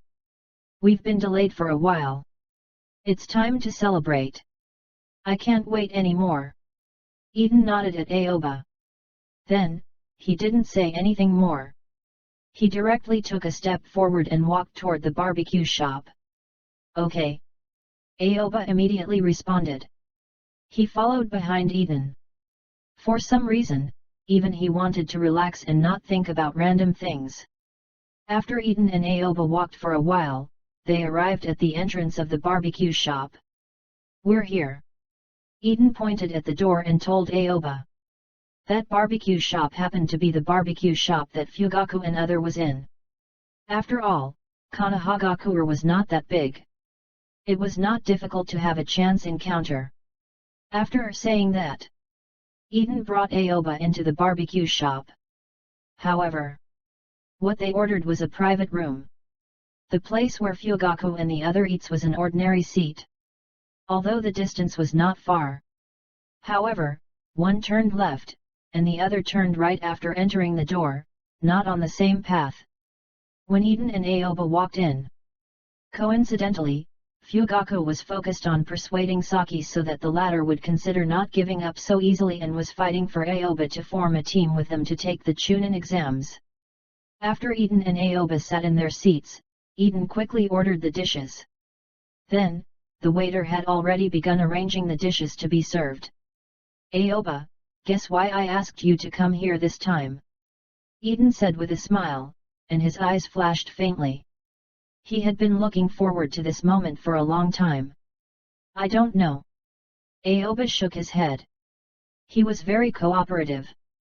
He guessed 99% of the possibilities in his heart. But he didn't say anything and just waited for Eden to reveal this secret. He gave Eden enough face. Ha ha ha ha ha. When Eden heard Aoba's words, he immediately began to laugh, and the joy in his eyes deepened. I knew you wouldn't be able to guess. Let me tell you now. Look at what this is. While talking, Eden took out a book from his ninja pouch. This book has a hand-painted sketch picture, which looks quite charming, and beside the picture was a text. What was written on it was Teacher Bai of the ninja school. This is, Aoba still pretended not to understand anything. He looked at the thing Eden took out with a face full of confusion. This was his usual practice. No matter what he did, he would give face to the leader or not let the leader lose face. This also made him the kind of person that the leader liked. Every time the leader talked to him, he would feel a sense of accomplishment and could greatly satisfy his vanity. This is the story of Teacher Bai of the ninja school. I have already negotiated with the Country of Fire publisher. They think that there is no problem with publishing it. They even drew a cover. When the Teacher Bai of the ninja school is published in the future, it will have this kind of cover. Are you satisfied? Eden's face was full of expectation. He looked like he was waiting for Aoba to say the word satisfied. Now, he had devoted himself to Teacher Bai of the ninja school and was very concerned about the publication of this book. I am very satisfied. Aoba immediately nodded. In his opinion, this sketch was ordinary. However, based on the ninja world environment, it wasn't easy to have a good artist. Perhaps the publisher had already attached great importance to it. However, it could only be made like this due to world limitations. I knew you would be satisfied. Eden put on an expression of understanding. He stared at Aoba and then returned his gaze to the book. There was a sense of intoxication in his eyes. It could be said that he really liked it. Brother Eden, thank you so much for helping me publish this book. If you don't help me with this, maybe this book won't have a chance to be published at all. Aoba said with a serious face. He had mastered a skill in modern society. It was to praise. Anyone likes to listen to such nice words, and no one was an exception. I also don't want this good book to be buried. I try my best to do what I can. This is not only helping you but also helping myself. Eden unceremoniously accepted Aoba's praise. In fact, this was what he thought. If not for him, this book would never have been published. Thank you, Brother Eden. Aoba thanked Eden again. When he said this, he could not help but sigh. Is this the power of a book lover? When he was in the modern world before, he heard that when reading a book, some book lovers would generously donate money and reward the work to express their love for the work because they liked it. If Eden lived in the modern world, he would probably be the kind of big shot who could throw a lot of money. Step, step, step, step. Just as Aoba and Eden were talking, the sound of footsteps came from outside the private room door. After that, the waiter stopped at the door. Guest, the dishes you ordered are all ready. Can we send them in now? The waiter's voice came from outside and clearly entered the private room. This voice sounded very gentle and polite, giving people a very comfortable feeling. Send them in, Eden said in the direction of the door. Now he had already shared the most exciting part with Aoba, and the rest could be said slowly while eating. Pardon my intrusion. The waiter who was standing at the door was waiting for a reply. After hearing Eden's words, the private room door opened, and a small cart full of marinated raw meat was pushed in. It was the dish that Eden had ordered. After that, the waiter placed the dishes on their table. They also sent another staff member to add charcoal to the stove on their table. Suddenly, the temperature in the private room had increased a lot. After the waiter had dealt with everything, he left the room and handed the room back to the two of them. In the ordinary seat of the barbecue shop. After Fugaku stared at Saki and said his suggestion, he waited for her reply. Now he was doing his best to facilitate this matter. After hearing Fugaku's words, Saki became silent and looked hesitant. Of course, she did not have any hesitation in her heart. Instead, she had to use this method to allow her to take the initiative in her conversation with Fugaku. She was not a child that could easily be deceived. You can easily believe what they say was good for you, but not too much. At best, everyone gets what they need. A moment later, Saki took a deep breath and looked a little confused. Then, she stared at Fugaku in front of her. Actually, I can give myself another chance. But I have a question. Brother Fugaku, you have to answer me. Otherwise, I won't agree to it. Saki only stared at Fugaku. Her eyes were filled with determination. It was as if she was telling Fugaku that everything he had done would be in vain if he didn't answer her question. As soon as this was said, Fugaku also felt Saki's emotions and immediately nodded. Tell me. If I can answer your questions, I will answer all of them. Fugaku's expression had already become serious. He knew that the matter had reached a critical moment. If he answered Saki's question clearly, everything would be successful. Fugaku immediately took a deep breath. When he took a deep breath, he immediately sat straight and slowly exhaled. His entire mood had been adjusted.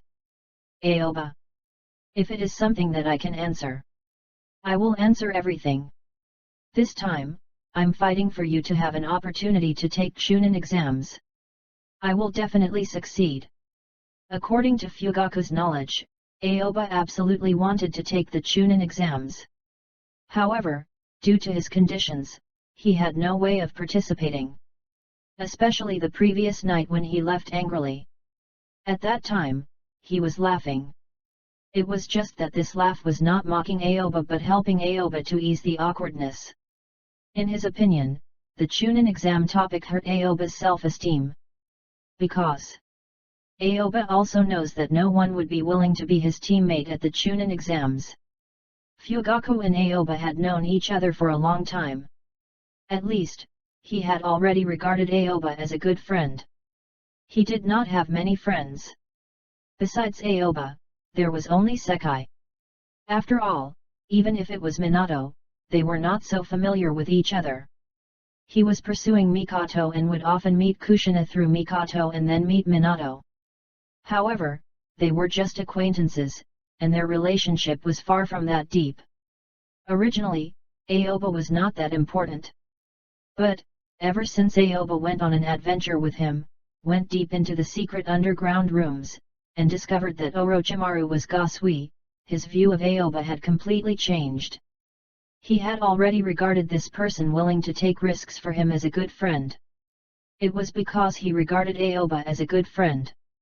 He wanted to know more about Aoba. He found a lot of information about Aoba in the Konoha military police force, and combined with Aoba's performance during this period, he found a very strange thing. Aoba did not seem to be as weak as he appeared to be. It was just that Aoba's sense of existence was too low. No one noticed him at all. Aoba's strength was no longer the same as before, but everyone's impression of Aoba remained the same. Gradually, Fugaku found that Aoba was only keeping a low profile.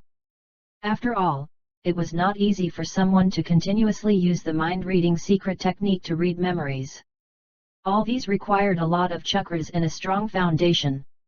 Finally, Fugaku came to a conclusion. That was Aoba has no self-confidence. As far as he was concerned, the reason why Aoba kept such a low profile was not that Aoba wanted to keep a low profile but because Aoba lacked self-confidence. That was why. That was also why Aoba wore a mask no matter what he did. This also strengthened Fugaku's determination to give Aoba a chance to take the Chunin exams. He was very clear. He must first settle Narasaki and Akimichi Rin. This way, it could give Aoba confidence. Otherwise, if he was here to tell Aoba this, he could almost foresee that Aoba would definitely say he did not want to participate in the Chunin exams. Because he couldn't get it, he pretended not to want it. Fugaku felt that he had completely analyzed Aoba's mentality. What he needed to do now was help Aoba get out of this vicious circle of unconfidence. Saki looked at Fugaku's extremely sincere appearance and suddenly wanted to laugh, but she still held back. Now was not the time to laugh. If she laughed, that, on the contrary, revealed that she didn't mean to be so ruthless at all. Brother Fugaku, you keep saying that you want to help me find a teammate. But the person you find, it should be the one from last night, right? Saki narrowed her eyes slightly, her eyes flashing with wisdom. She had already begun to ask the question she was most curious about. It didn't matter if she went to take the exam or not. If she didn't get an answer to this question, she would keep thinking about it in her heart, and that person was wearing a mask, so she couldn't guess his identity. From last night. When Akimichi Rin heard this, her eyes suddenly opened wide, and she put on a posture of eating melons. Her curiosity was instantly attracted, and her ears moved. She was afraid to miss even a little detail. No wonder you duped me last night. Akimichi Rin silently whispers. Although Saki had already explained what had happened last night, she still faintly felt that Saki was hiding something. As she had expected, Saki was hiding something she had never said about that person. All of a sudden, Akimichi Rin's gossip heart suddenly ignited. This caused her even to slow down her speed of eating meat. She diverted part of her attention to the conversation between the two. Saki paid no attention to Akimichi Rin's surprise. Now was not the time to explain things to her. Explaining things? It can wait. Now, she had to focus on Fugaku first. That's right, the teammate I want to find for you is him. When Fugaku heard Saki's question, he immediately heaved a sigh of relief. He could still answer such a question. At the same time, he felt that Saki was already giving in. Just as Fugaku was about to be happy, Saki's next sentence stunned him. Okay, then, brother Fugaku, the question I want to ask is... A playful smile appeared on Saki's face. Saki wanted to analyze the situation in the world as Shikako did. She wanted to help the village and voice her opinions in a large-scale matter, but she couldn't do that yet. However, it was quite easy for her to play tricks and trick people. "Wasn't that your question just now?" Fugaku asked with a puzzled face.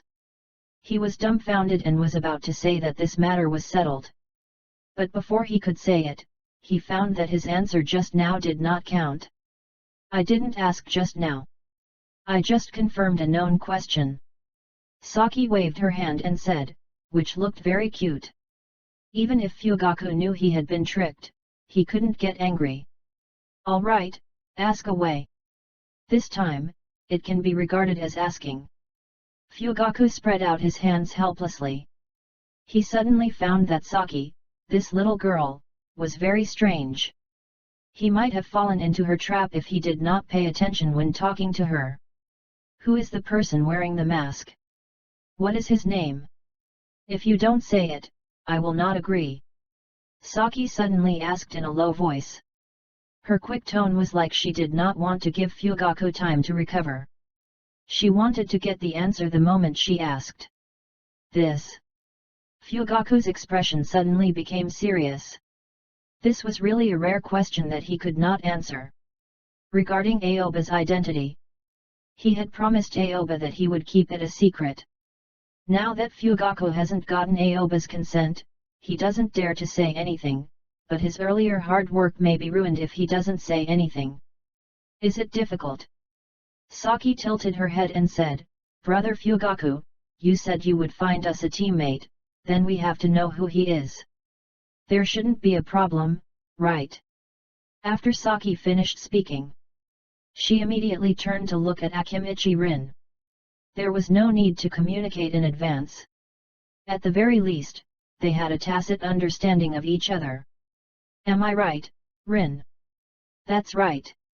Akimichi Rin nodded as she ate the meat.